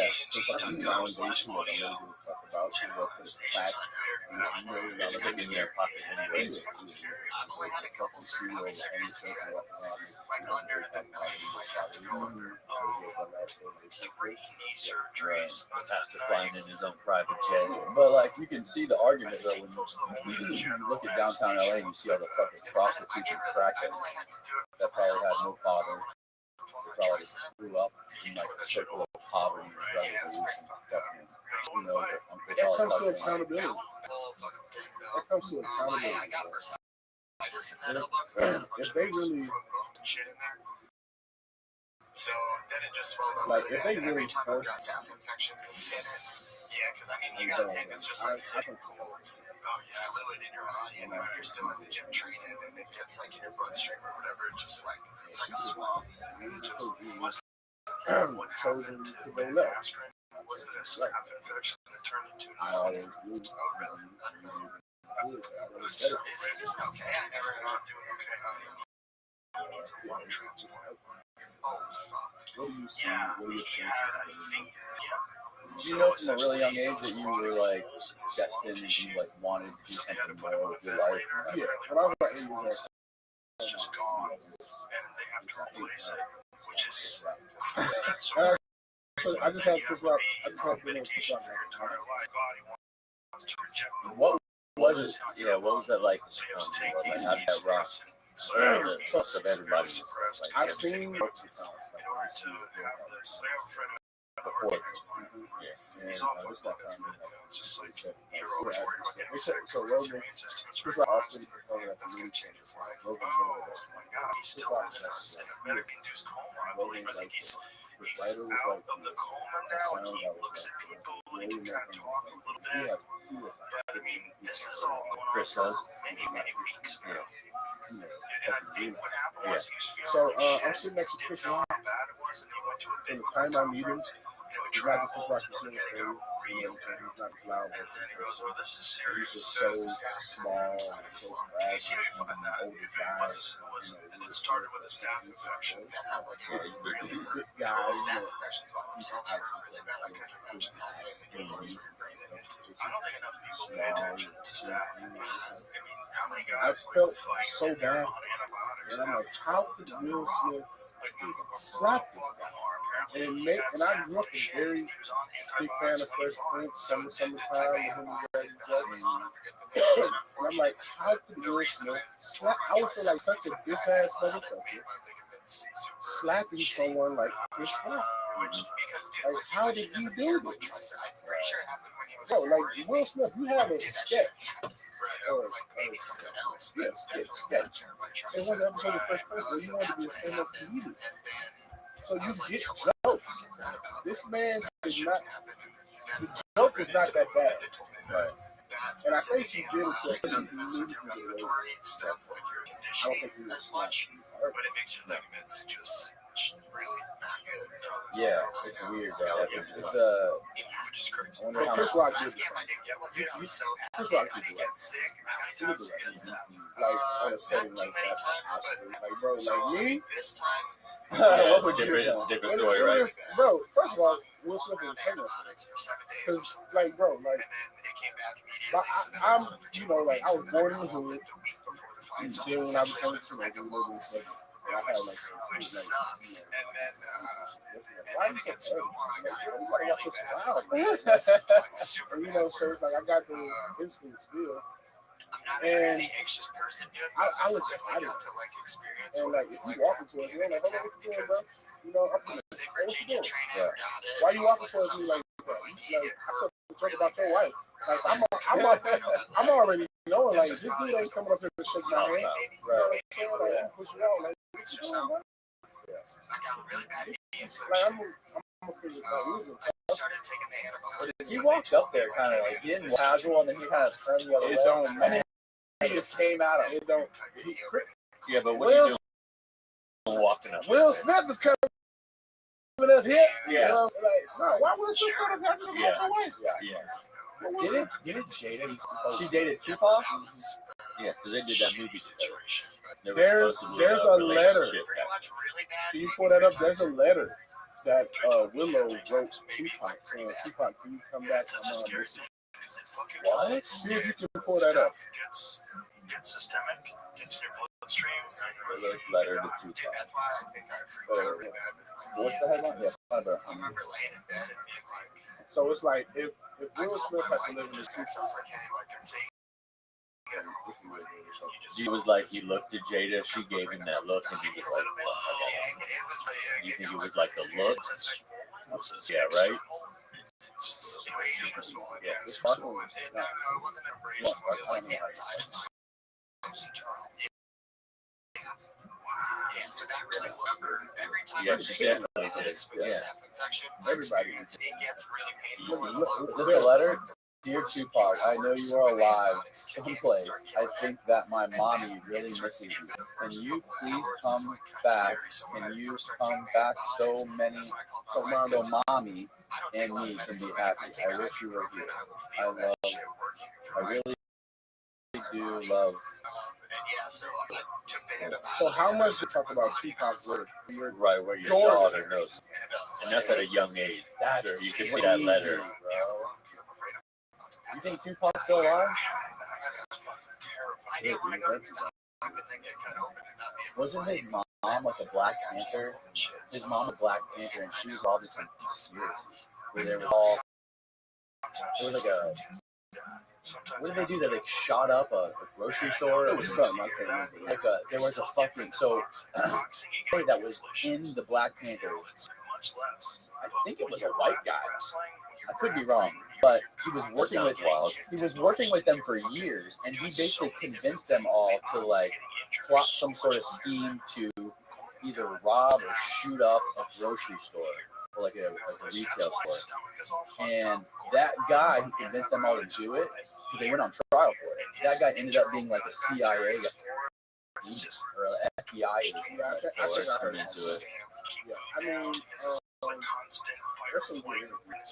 You watch the long TV. I've seen them. They're hard to watch, bro. They're weird. They're just like, just only watch the ones where he gets like.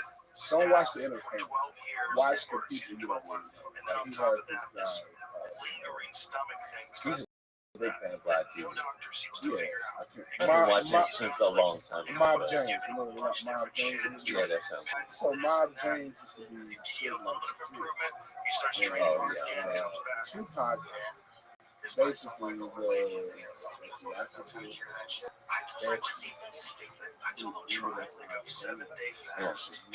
Right. Yeah. You went to like arts and dance. Yeah. That's what in him New and York. That's what him and Jason. Yeah. Yeah, there was interviews with him where he was like talking about stuff and like talking about culture, and he like sounded really smart and articulate. And you can hear He was different. You can hear him his And then he was a backup dancer for Digital Underground. Before he became a rapper, the Humpty Dance. Humpty Hump. He was a backup dancer. Who the Humpty Hump? Are you big into conspiracy? Or do you not? I like it. Do you like it? I just like different approaches. So it's like, let me hear you. I'm really in touch with what's going on. Usually with like my body and stuff. What's your favorite? I'm really big on. I don't know why it doesn't get talked about more, but like digestive, like things that mess up my digestive system. One that made me mad. All kind of stuff like bread, pizza, too much cheese, stuff like that. How did that one go? Bro, oh, bro. Right. It's not even pizza. It's a 5G makes COVID. And the towers are somehow like spraying COVID out of them. What did 4G make? Yeah. If 5G made COVID, what did 4G make? HIV? Sometimes I'd be mad. Like Kanye. Yeah, how do you feel about Kanye? As a person that, all of us probably got a mental issue, I can definitely. Yeah, definitely. You can see the difference in some of his interviews when it's like normal. I don't want to use the word normal, but it's just regular, and then it's like sometimes it's just going on. Go look at his Rogan. Then go look at His Rogan interview, I really like. Actually, and I saw that clip with Rogan when he was like, "You gotta approach Kanye like Lex." That guy Lex. I don't know if you guys saw that interview. Yeah, I watched that one. And it was like, Lex didn't play no game. no, and he was like, "You can't just call him Jews." He's like, "You want to call him out, you gotta call him by their full name, call him by their name." And you should tell he was like stumped. He was like, "All right, but if I do, will you help me?" He doesn't. The problem with Kanye, and I used to have a friend who's like, and Kanye only likes yes. So it's like any stupid, and I'm a big Kanye fan. And it's like any stupid idea he comes up with, yes. You don't have anybody. Hey, motherfucker! Yeah. What the fuck are you doing? You're about to lose your legacy. He needs a real person by his side. And everybody needs that. That's not. So at night, I usually won't sleep well, so I'll eat like a big bowl of oatmeal at night. Everyone is kind of different. Yeah. What I will say, I don't want you to big time recommend to fighters and stuff is You don't watch YouTube?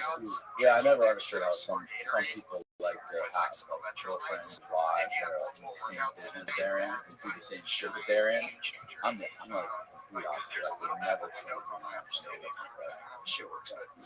there's a little bit of a window where. But yeah, bro, did you watch Ari's special, the Jew special?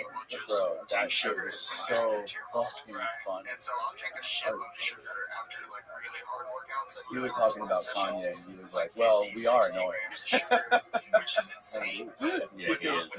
He was fucking hilarious. Whatever he comes to trap out. Yeah, bro, I love this guy. So you were on his podcast? Oh, really?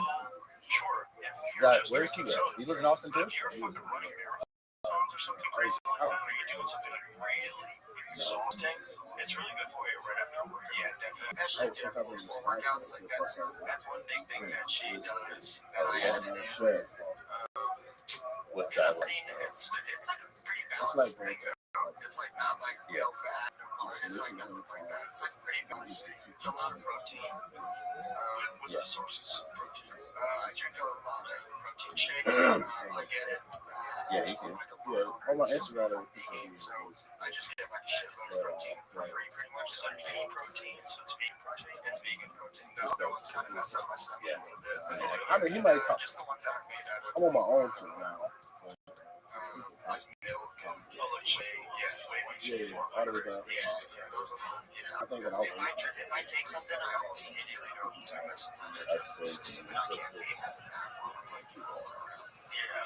I know there's certain protein bars like Peter and Tia has this great Yeah, protein but you bar. and I feel like So delicious. there's you and Chris Rock. Oh, yeah, that's what I outside. Kill Tony microphone. Delicious. No. It's low calorie, high protein. I think it's like small bars of 30 grams of protein. You gotta be logged in. Whatever it is, just make your body Anyways, just like, You gotta be like, fuck oh, this. it's on my, it's on my.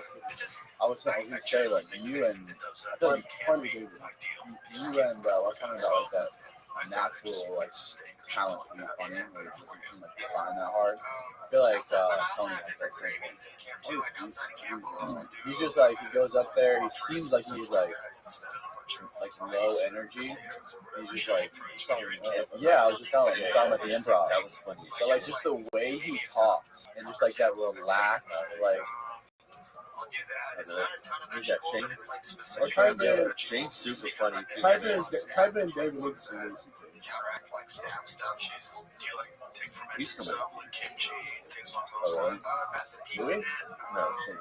Oh, Fermented stuff is good. It's like a decent amount of garlic. I could Stuff probably like turmeric stuff. That makes garlic. And There apparently you there was a go. study that was done How with crazy garlic is it that with, he's like, Mexican? external staph infections. Really? And it's Yeah. also I didn't know that. like with an antibiotic. he told me his stories, but I don't want to Like, a lot of people use it in their food. A lot of cultures use He's a it great guy. to prevent food poisoning. That's good. Yeah, it's got to be amazing. Working with it. Yeah, man. It's, I was like, all right, I'm gonna try to kill this motherfucker. And dude, I was taking 10 or 15. Dude, I was taking like 10 or 15 garlic pills, like the high. So dude, after about 2 days of that, I shit out every single piece of shit inside my body that ever existed. The ones that were up in the attic, just all of it came out. I was like, there, you know. So you don't have to fast food. You can just woo! eat a bunch of garlic. That's like cocaine, nigga. Share the love. Share the love. It's important. That's community. Community service. That shit burns. Oh, you gotta get closer to that, baby. Yeah, You put gotta it in there, man. Woo! Put it in there.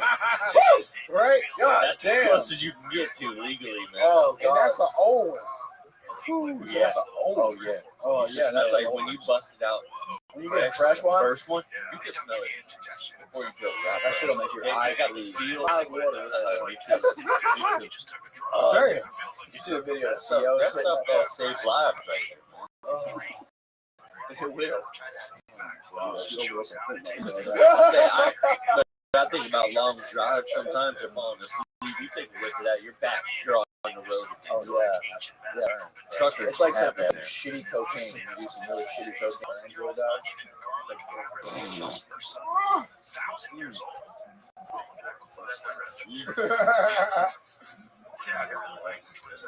Power. You got that power over me.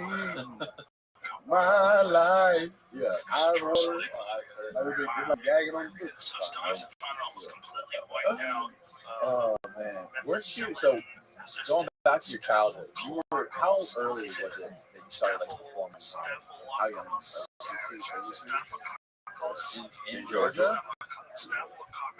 Otherwise known as MRSA, their findings at a National Microbiology Conference. By the age 15 to 16, I English knew book and a English manuscript containing instructions on various treatments held in the British Library. Like football too? Wild, man, like Yeah. there's stuff that people have been doing for thousands of years, but people dismiss it as being okay. Yeah. Right, You know what else somebody is will. cool one too? Is like 10 idea cramp on it. No, I Yeah. it's okay. I used You to. know what's I crazy? used to. How Kind of opportunity electric you see. element, like a little Really? Really? I need to a long time ago commended that because I am up a lot. They offer you, I actually tried and failed. Football? Oh, really? Yeah, so like You about should 10 play- I years wanted to go ago, to film school. They had like the best film school. One of the best film forced schools. myself to eat it, but when he first told me that, I started eating a bunch Yeah, of them and spicy UCF, stuff. like, This two time, big- maybe that's why I'm grandpa, but I eat a lot of spicy stuff. Yeah, that might be why. I had the dude from better. the dude who you ever heard of the Blair Witch Project? The guy who made that, he wrote me a letter of recommendation. He's like one of the most successful. Yeah, but that's not like that's not like No, but if you look at it money wise, like they made the most, they were Right, the most profitable, right. and it was innovative. They were the first people. They were like not necessarily POV style. Yeah, the, yeah. like absolutely. the film, like the cinematography wasn't anything special, right? It was all fucking the actors with shitty cameras. But the idea of found footage and making it and marketing behind it. No, I remember that dude. Elementary. Yeah. As the first movie, it was the first movie where you would go to the theater thinking it was real It shit. could have been real. People didn't know it was shit. Yeah, it cost us $35 to make the whole thing. What did I say? Oh, It's 249 million. globally, and that was God damn, That's a 380 come up. million. that's like crazy profit.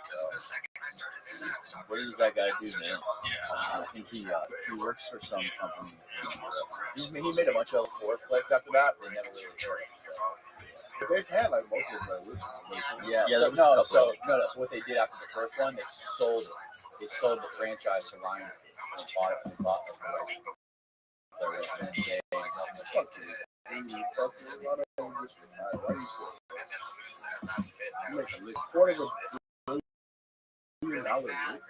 That's a lick up $35,000. They were still in college when they made it. I mean, bro, we could legit